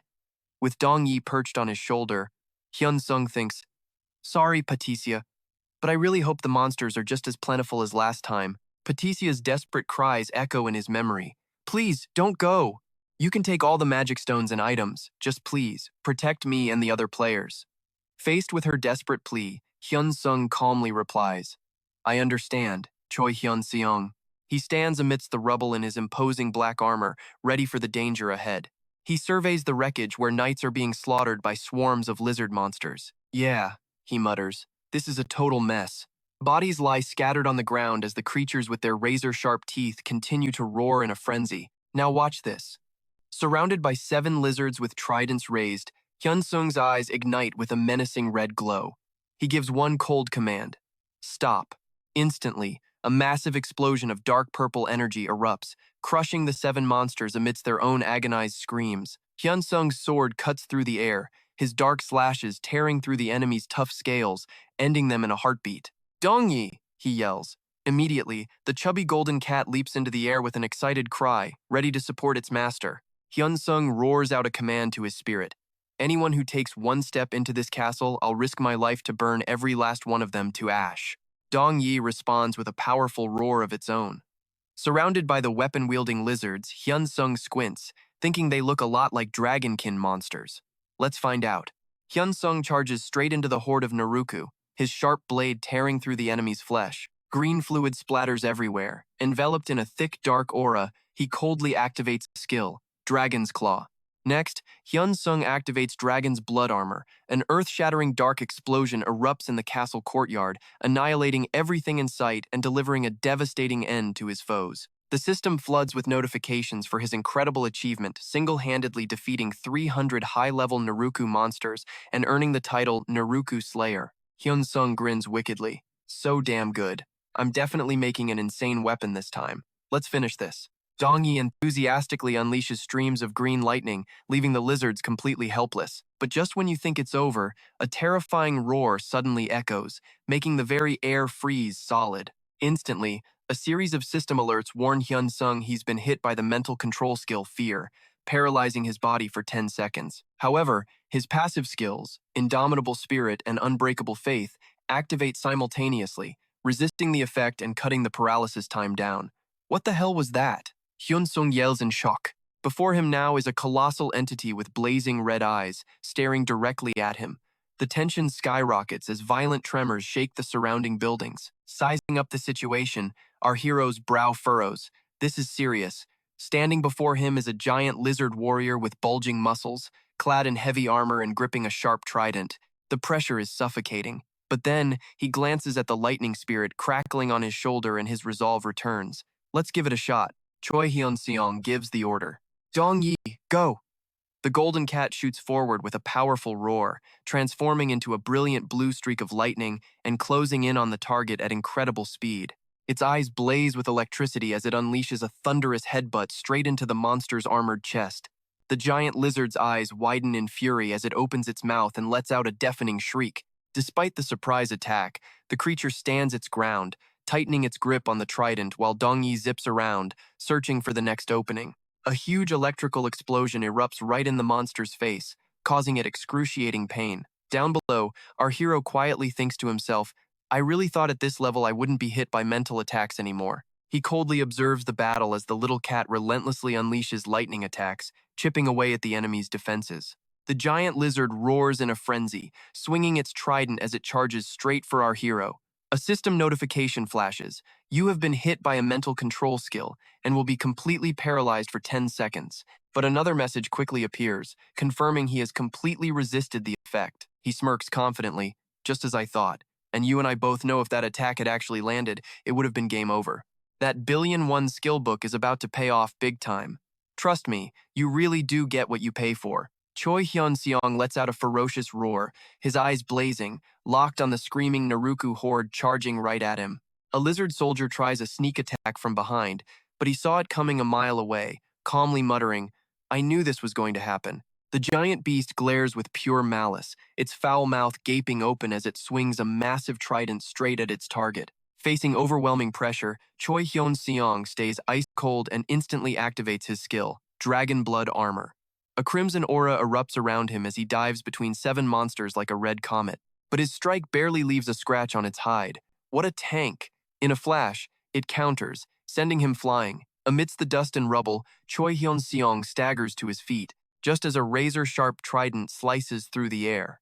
Choi Hyeon-seong nimbly dodges and immediately launches his own counterattack. He unleashes a brutal slash aimed at the monster's neck, but its armor is too tough, completely impenetrable. Powerful blows create blinding sparks that tear through the night. Feeling the immense pressure from his foe, he thinks to himself, "This thing is seriously tough." Another trident whistles past, embedding itself in the ground right beside him. Amidst the dust, Choi Hyeon-seong stands tall, that crimson aura pulsing around him, his eyes turning cold with a challenging smirk. He coolly declares, "Let's see who really wins this." The monster shrieks in pure rage. Now, this is where it gets absolutely insane. An earth-shattering explosion of energy erupts as Choi Hyeon-seong charges in, pouring power into his sword to shatter that armor. His cat companion, Dong-yi, is right there with him, unleashing a colossal bolt of blue lightning. The force of the blow pushes Choi Hyeon-seong back, forcing him to dig his heels in to stay grounded. More hostile Naruku start swarming in his backup, but Choi Hyeon-seong just smirks with utter contempt.